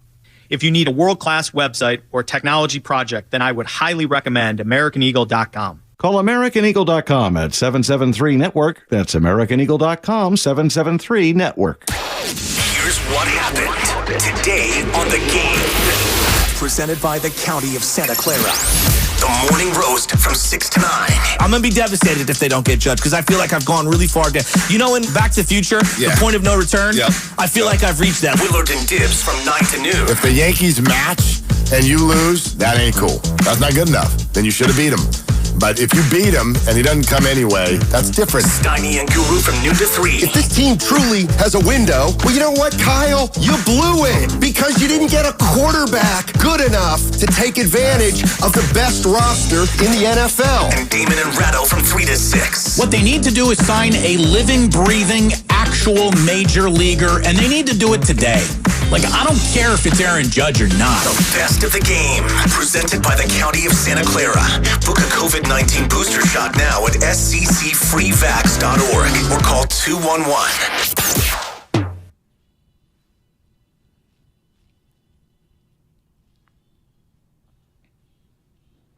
Now back to Damon and Ratto on 95.7 The Game.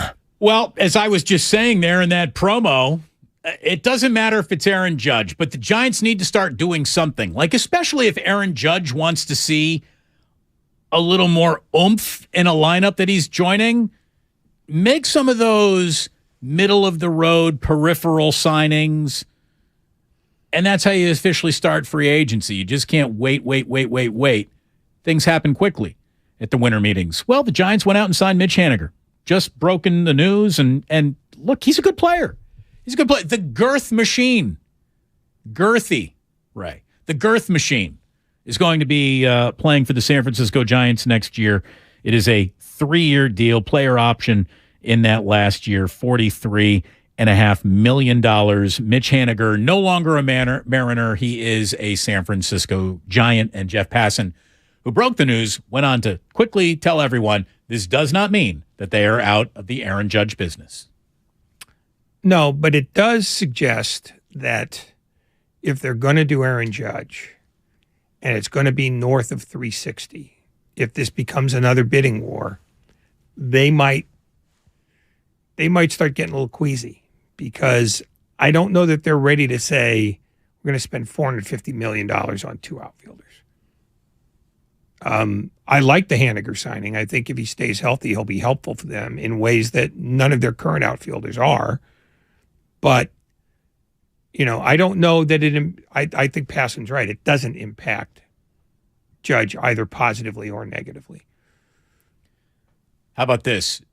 If your free agent class for the Giants was a 2-man free agent class, it's Haniger and Judge,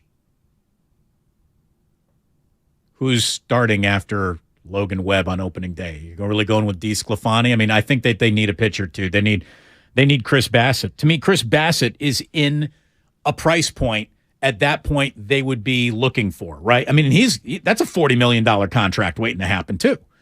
Yeah, probably not 40, but 30. You mean 40 total? Are you talking about a 40 per? You're not talking. Oh no, like a 3-year, $40-something million for Chris Bassett. Yeah, maybe north of that. I mean, I could see him being close to 20. What's the thing? We're running out of like good top of the line major league pitchers. Yeah, but that's why a guy like Chris Bassett is suddenly more expensive than he would have been 3 or 4 weeks ago. But no, I agree with you. If all they do is Judge and Haniger, then they're a fairly incomplete team. They do have to create a rotation out of something. And if they don't, I could see Steve Sclafani as their second guy. Absolutely. Kirstie Alley passed away yesterday. She had one of the hardest jobs in the history of television, replace Shelley Long on Cheers. Ray, she nailed it. She nailed it. That is one of the hardest jobs anyone has ever been asked to do on a television show. Would you please replace the incredibly funny, the incredibly great chemistry that Shelley Long had with Ted Danson and recreate the magic of Sam and Diane with Rebecca? She did it. Well, and they wrote her differently, which made it work. They didn't try to recreate it. Oh, no, they made her the alpha. Yeah, she was dramatically different in every way than Shelley Long was, and that's why it worked. But Cheers is one of the best written television shows of all time. So we have another passing today, and it's a man who spent part of his life as a judge. And he's certainly the single most famous boxing announcer, or not announcer, but referee of all time. Mills Lane died this morning. Mills Lane he became famous the night that Mike Tyson bit Evander Holyfield's ear off. He actually would cross over to become a claymation TV character on MTV. He then capitalized on all the attention that he was now getting and turned himself into a TV judge after being a 2-term district attorney and district court judge in Nevada. I mean, he was a smart, respected guy who also worked the rematch between Bo and Holyfield, where the paraglider crashed the ring. He was also in the ring, Ray, when Oliver McCall had his mental breakdown. He's standing there crying in the corner of a boxing ring. Like, the assignments that, sometimes you got to be good in life and sometimes you need to be a little lucky, too. Mills Lane was a very good boxing ref who was in the right place at the right time on 3 different occasions. Yeah, he was probably one of the 2 best boxing refs of his time with Richard Steele. I was about to say, the only other name that I can even put out for you is Richard Steele. But yeah, he got the assignments that stuck. I mean, being able to figure out the Holyfield Tyson fight as quickly as he did is a remarkable thing, because an official, you're never looking for somebody to bite somebody else. That's sort of out of anybody's experience, and you wouldn't be looking there anyway. But, Lane caught it the first time, then warned him, then he did it again. And they just, okay, well, then you're DQ'd out of a big money fight. And I'm sure the promoters were furious about it, but I read today, I mean, how furious can you be when the other guy's chewing on an earlobe? But having said that, Tyson goes in for the bite. Lane was ready to DQ him from that fight right away and actually made the decision. Some Nevada boxing muckety-muck comes to the ring, and he always says that I always come to the ring and I just ask an official who's about to make a night-changing decision, are you sure about that? Mills Lane did the math and thought, okay, I'll give him the benefit of the doubt. It is Mike Tyson. Crazy does happen.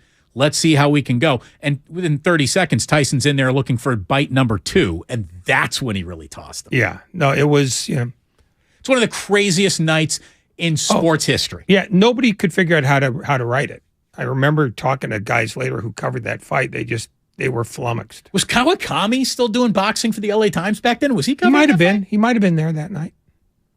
Next time we have him on, we got to ask him about that.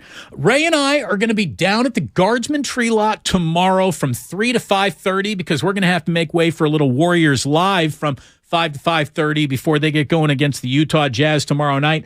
It's going to be a tough one. Again, no Steph, no Draymond, no Wiggins tomorrow night, no Wiggins last night. There were no Indiana Pacers last night, and they lose at home. That was just a bad, bad loss for the Warriors, and it doesn't feel like they got a get-right game waiting for them tomorrow in Utah.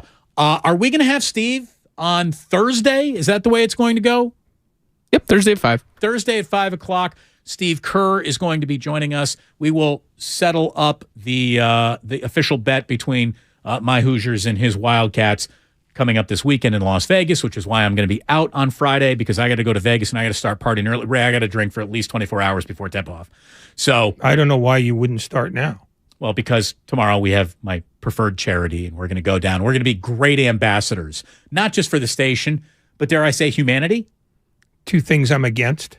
The station and humanity? Yeah. Oh, man. Thanks so much to John Heyman, who could have used a little humanity extended his way today after his Twitter blunder. And Peter King for joining us today. Thank you very, very much. Lucas, thank you. Grandy, Ray, thank you. We're going to be down at the Tree Lot tomorrow. It's at Fort Mason in the Festival Pavilion. Come on by, say hello, bring your kid. Ray will be signing autographs, flat objects, and breasts only. So there you go. We'll see you tomorrow. What? No, Ray has no comment. No comment on that. Sports don't build character, they reveal it. And like that, he's gone. Ladies and gentlemen, it's official. Fast just got a whole lot faster.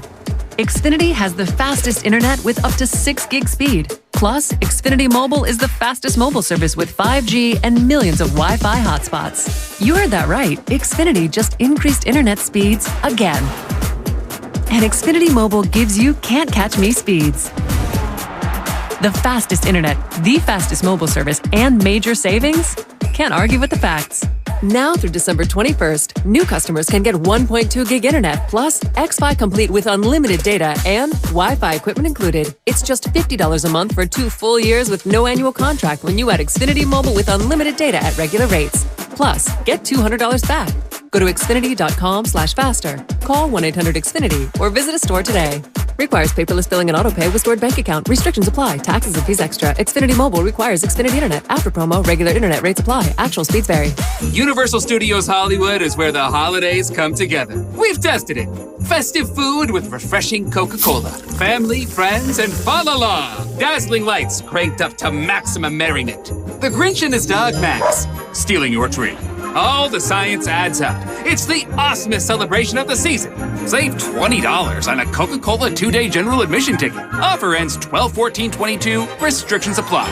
Details at universalstudioshollywood.com/Coke offer. If you own a business, this has been a bumpy ride. From pandemic to inflation, I'm sure you could use a break. If your business has 5 or more employees and survived COVID, you might be eligible to receive a payroll tax refund of up to $26,000 per employee. The challenge is getting your hands on it. Hi, I'm Howard Mackler, and that's why I founded GetRefunds.com to cut through the red tape and get you the money. The team of tax attorneys we have put together are highly trained in this little-known payroll tax refund program. We do all the work, charge not a dime up front, and simply share a percentage of the cash that we get for you. Businesses of all types can qualify, including those that took PPP, nonprofits, and even those that had increases in sales. We have helped return over $1 billion to businesses, and we can help you too. Just go to getrefunds.com/sports, click on Qualify Me, and answer a few questions. This payroll tax refund is only available for a limited period of time. Don't lose out on up to $26,000 per employee. Go to getrefunds.com/sports. That's getrefunds.com/sports. 1-877 Cars for Kids. KARS Cars for Kids. 1-877 Cars for Kids. Donate your car today. 1-877 Cars for Kids.